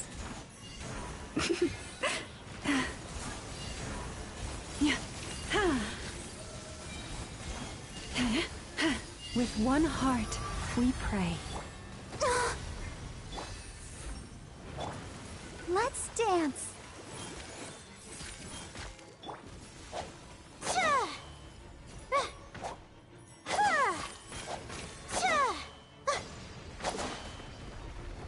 Not now.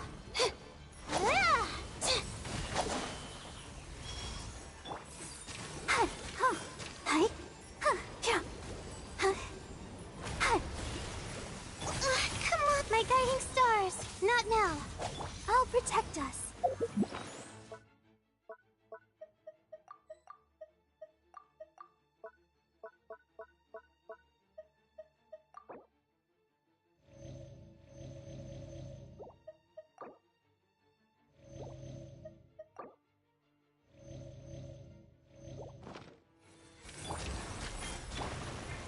Don't be scared.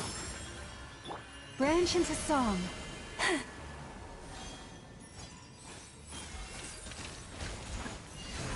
Yeah. My guiding stars.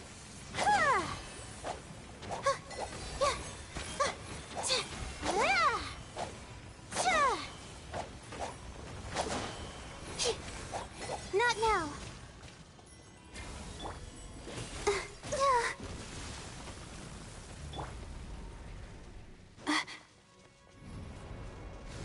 You poor lost lamb. The night is cold.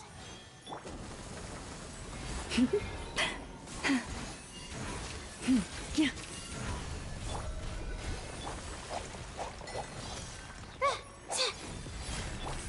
Receive my blessing. Yeah. My guiding stars. Cold. Mine to command.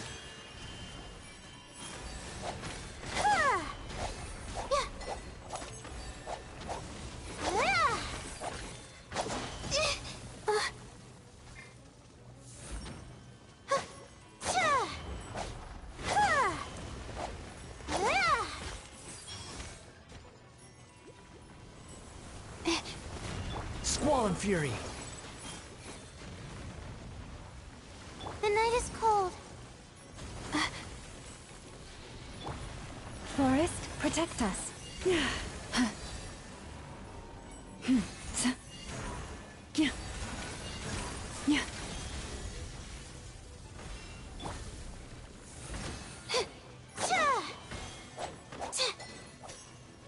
By the frost moon of old, leave this. The wind rises.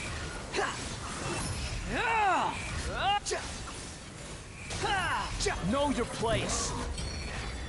Stars, shine for me. My guide. Oh, huh.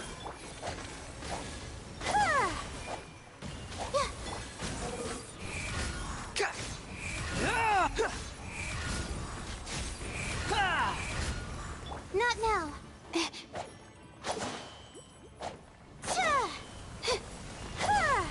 Behold!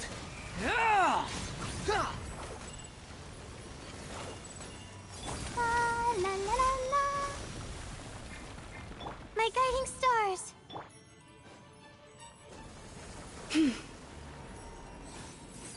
Lush as the moonlight. Squall and Fury! You dare to gaze upon me? Don't be scared. Forest, protect us.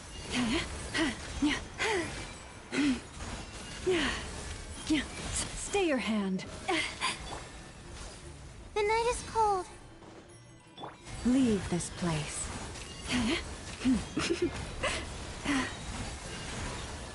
For the everlasting forest. Behold!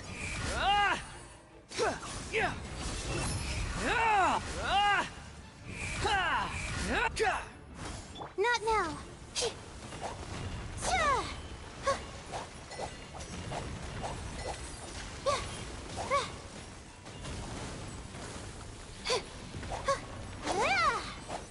My guiding stars.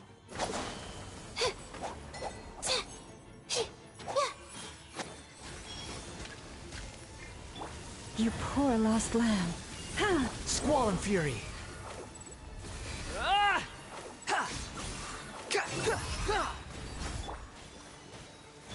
Unsightly insects! Stars, shine for me. The night is...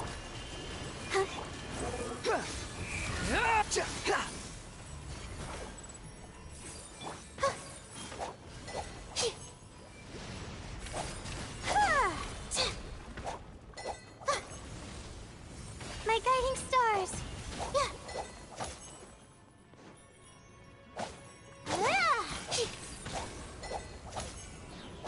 Branch into song. The wind rises. The night is cold. Cold. Mine to command.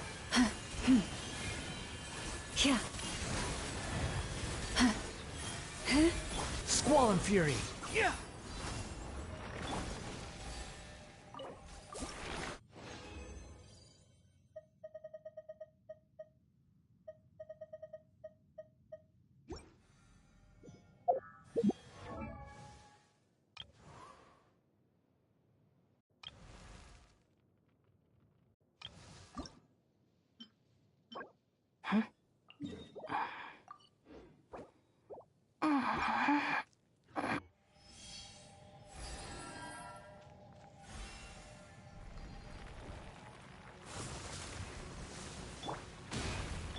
Not now. Forest, protect us. The wind rises.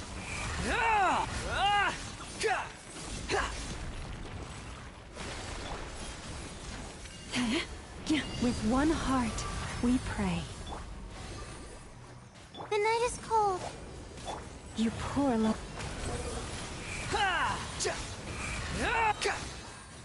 How amusing. Come on. We can do it. My guiding stars. Stars, shine for me. Squall and Fury, know your place. Not now. Lush as the moonlight.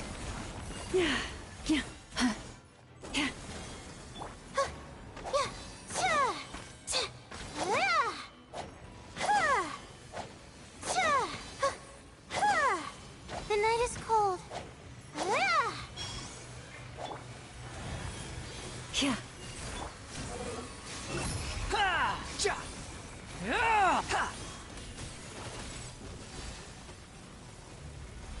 Not now. Leave this place. The wind rises.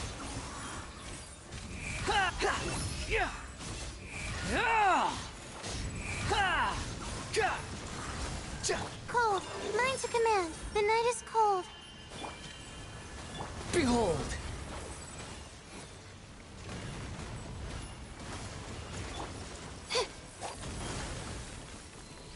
Not now. Wretched vermin! Too slow.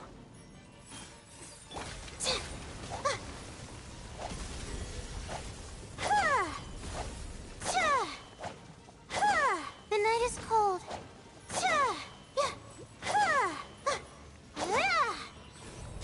You poor lost... The wind rises.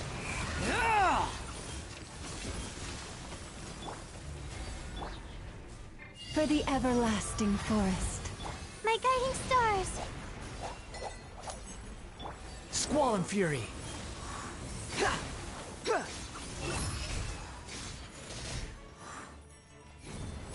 Let the show begin. Stars, shine for me. The night is cold.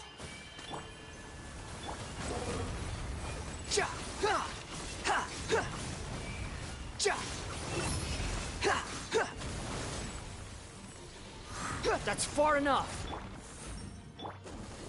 Hi.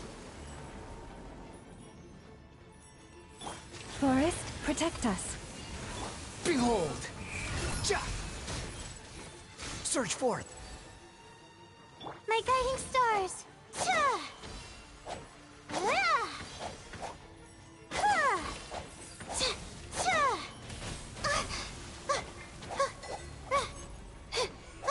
The night is cold.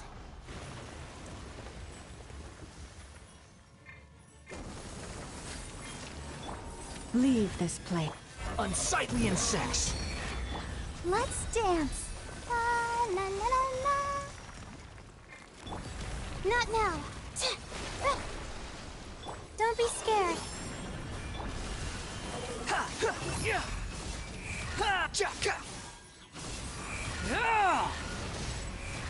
You're dead!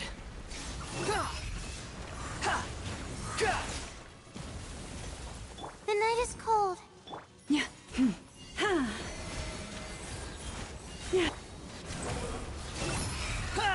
You dare to gaze upon me? By the frost moon of old. Not now. Cold. Mine to command. Hi. Oh.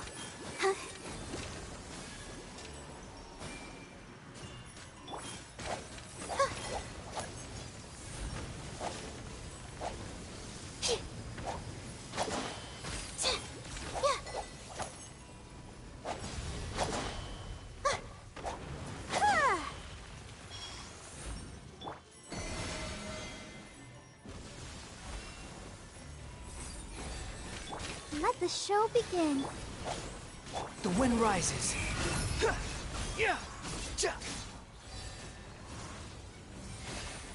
How amusing. The night is cold. Branch into song.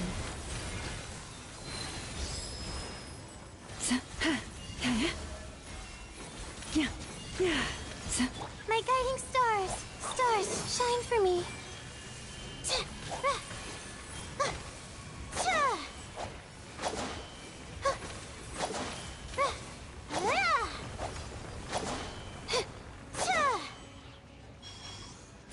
Not now.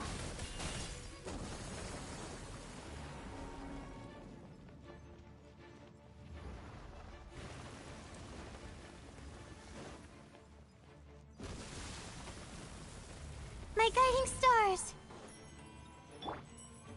Receive my blessing.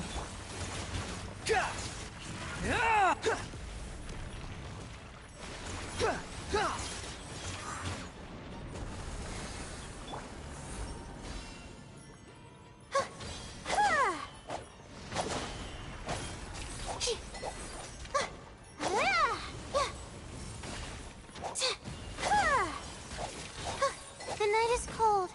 Don't be scared. I'll protect us. You poor lost lamb.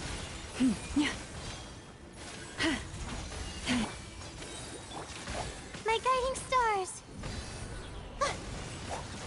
Behold!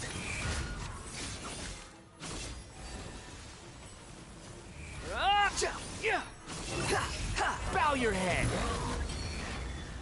Not now. Cold. Mine to command. For the everlasting forest. Leave this place. The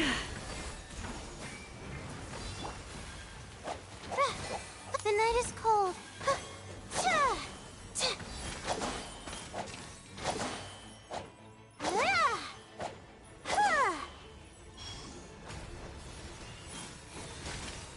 My guiding stars.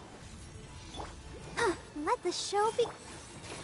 You poor lost lamb.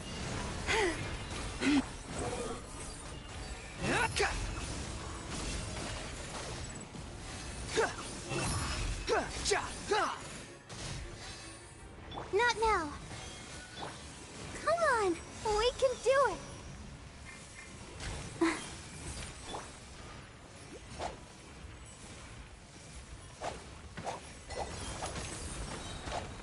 Stars, shine for me.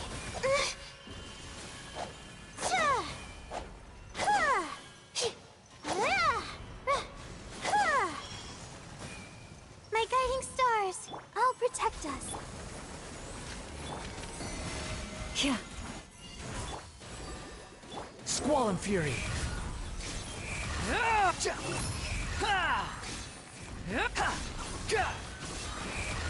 You dare to gaze upon me? Not now. Lush as the moonlight.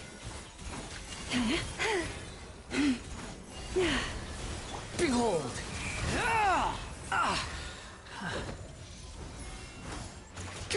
The night is cold. Cold. Mine to command.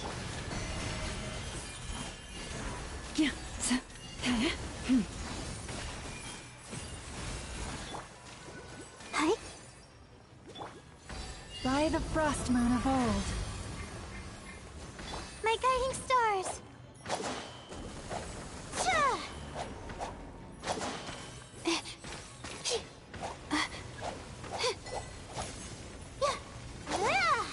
Squall Fury!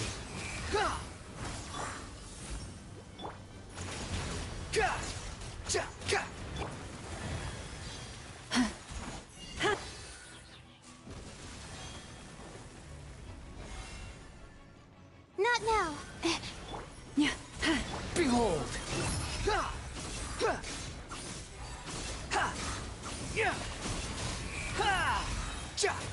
Wretched vermin!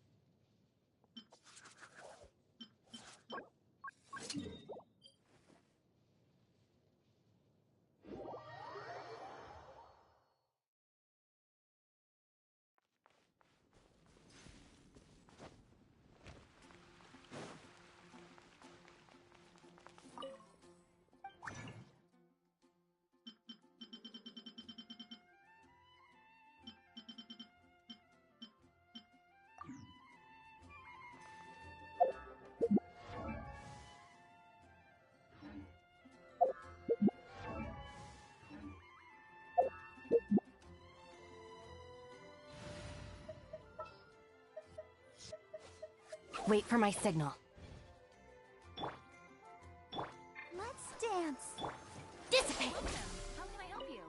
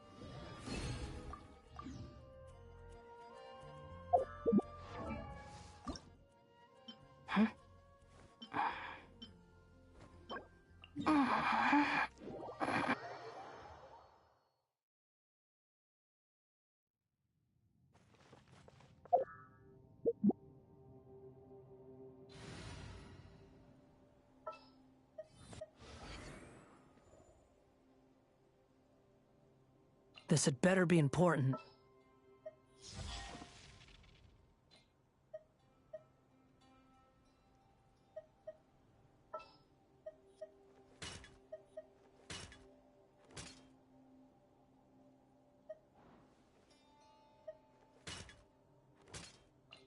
Step aside. Ito's back in town. Let the show begin.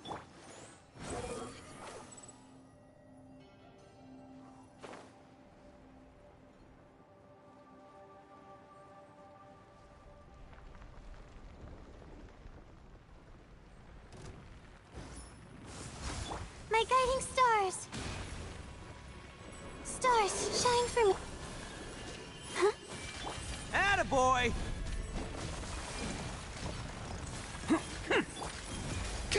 Yeah.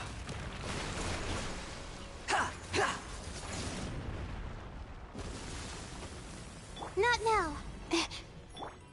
Bam! Ha! My guiding Squall and Fury.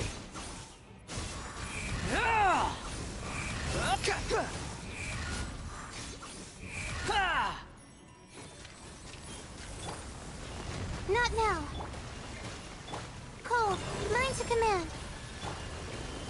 The wind rises.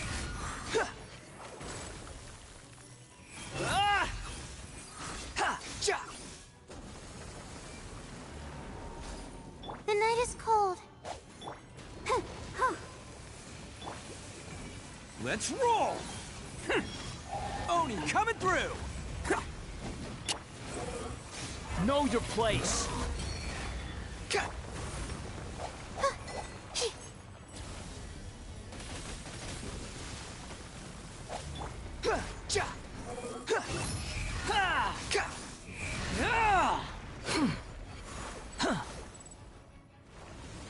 My guiding star. I'll protect us. Don't be scared. Behold! You're dead! Not now.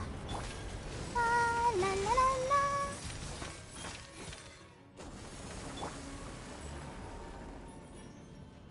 Cry louder! Squall and Fury. Bam!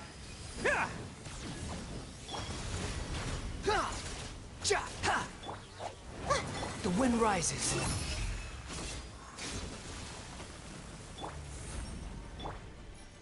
Let the show begin. Attaboy! Cold, mine to command.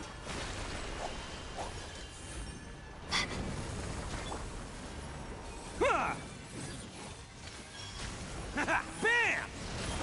Behold!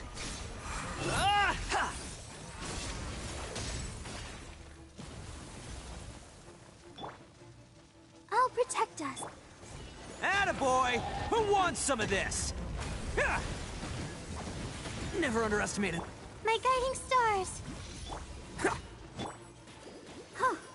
The wind rises. Bow your head. Too slow. Not now. Don't be scared.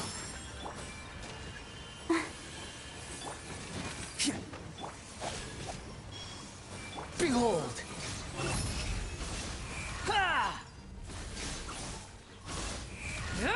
Gotcha!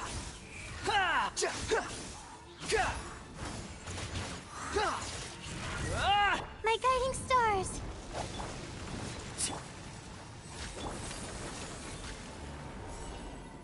Let's roll! The night is cold.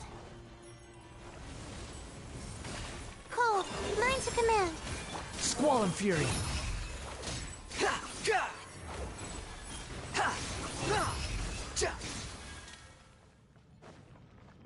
My guiding stars.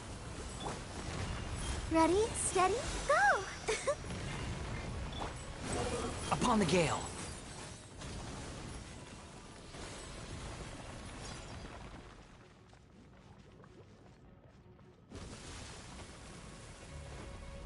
The night is cold.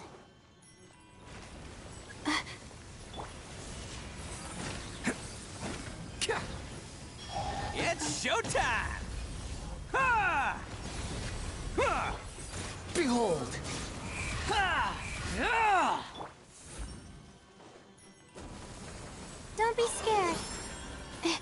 Squall and fury!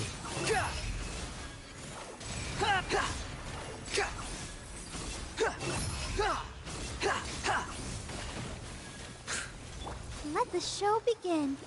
Wretched vermin! Bam! Ah! Ah! Yeah!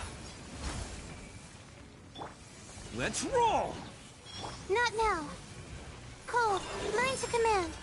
The wind rises. Ah!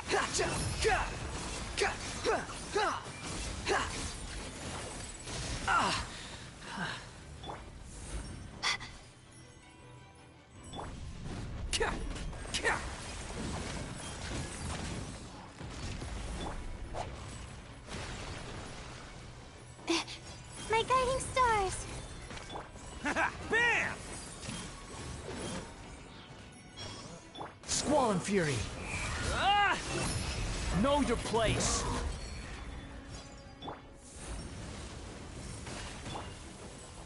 Attaboy! Huh, don't be scared. The wind rises. That's far enough. I'm used to this.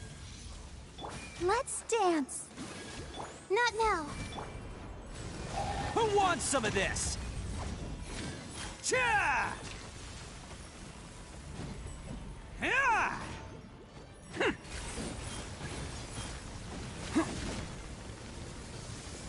Bam! The night is cold. Let the show begin. Hi. Oh. Oh. Come on. We can do it. Squall and fury.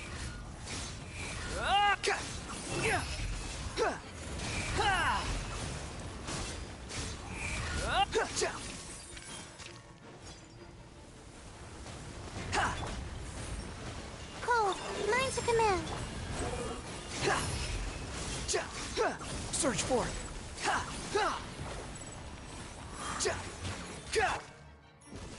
My guiding stars. Let's roll! Bam!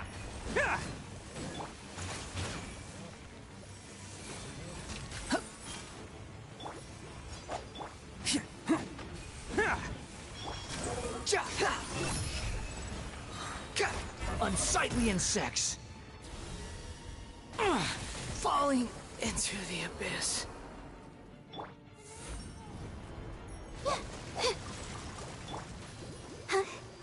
Let's dance.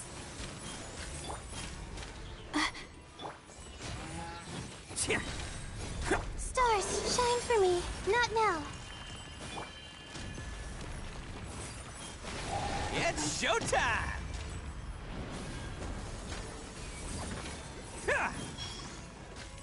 Let's roll! The night is cold.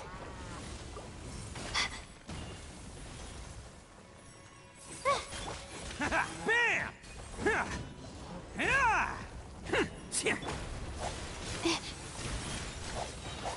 Don't be scared.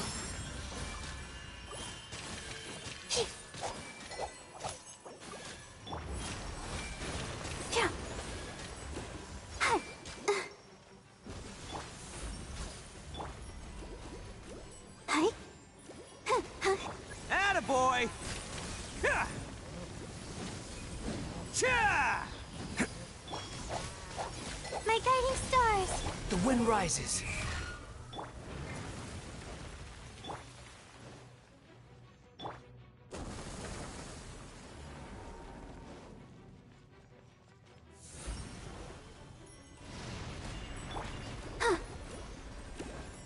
I'll protect us. Squall and Fury. Not now. Stars, shine for me.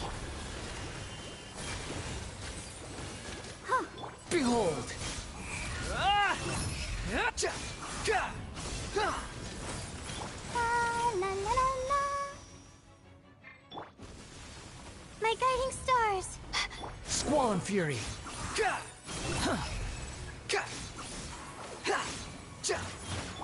Let's roll! Who wants some of this? Ha! Not now. Cold, mine to command.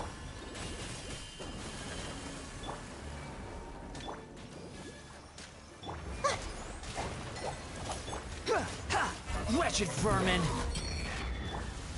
My guiding stars.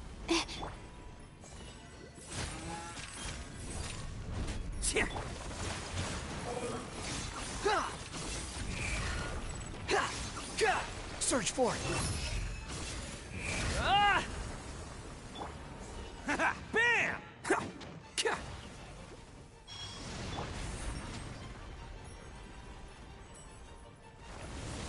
Behold!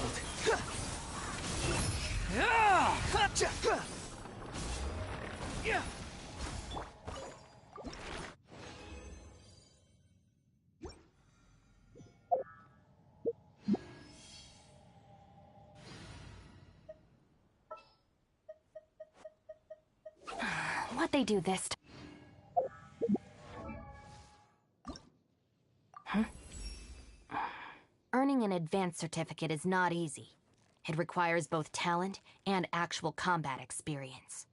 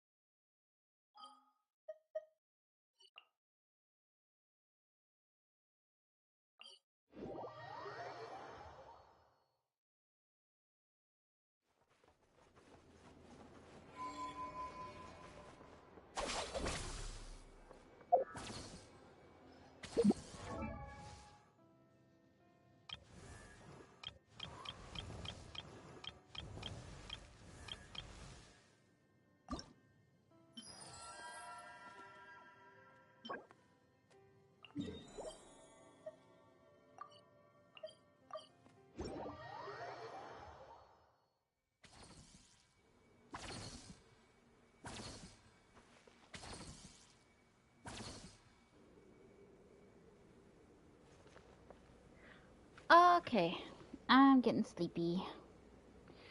I think I might do... I don't know if I want to do more of this tomorrow, or maybe some Honkai, since I've got a lot of catching up to do and I keep seeing updates on that one. And eventually I'll do Baldur's Gate, but I don't think I have enough room right now. Thanks for watching and have a good night. Bye!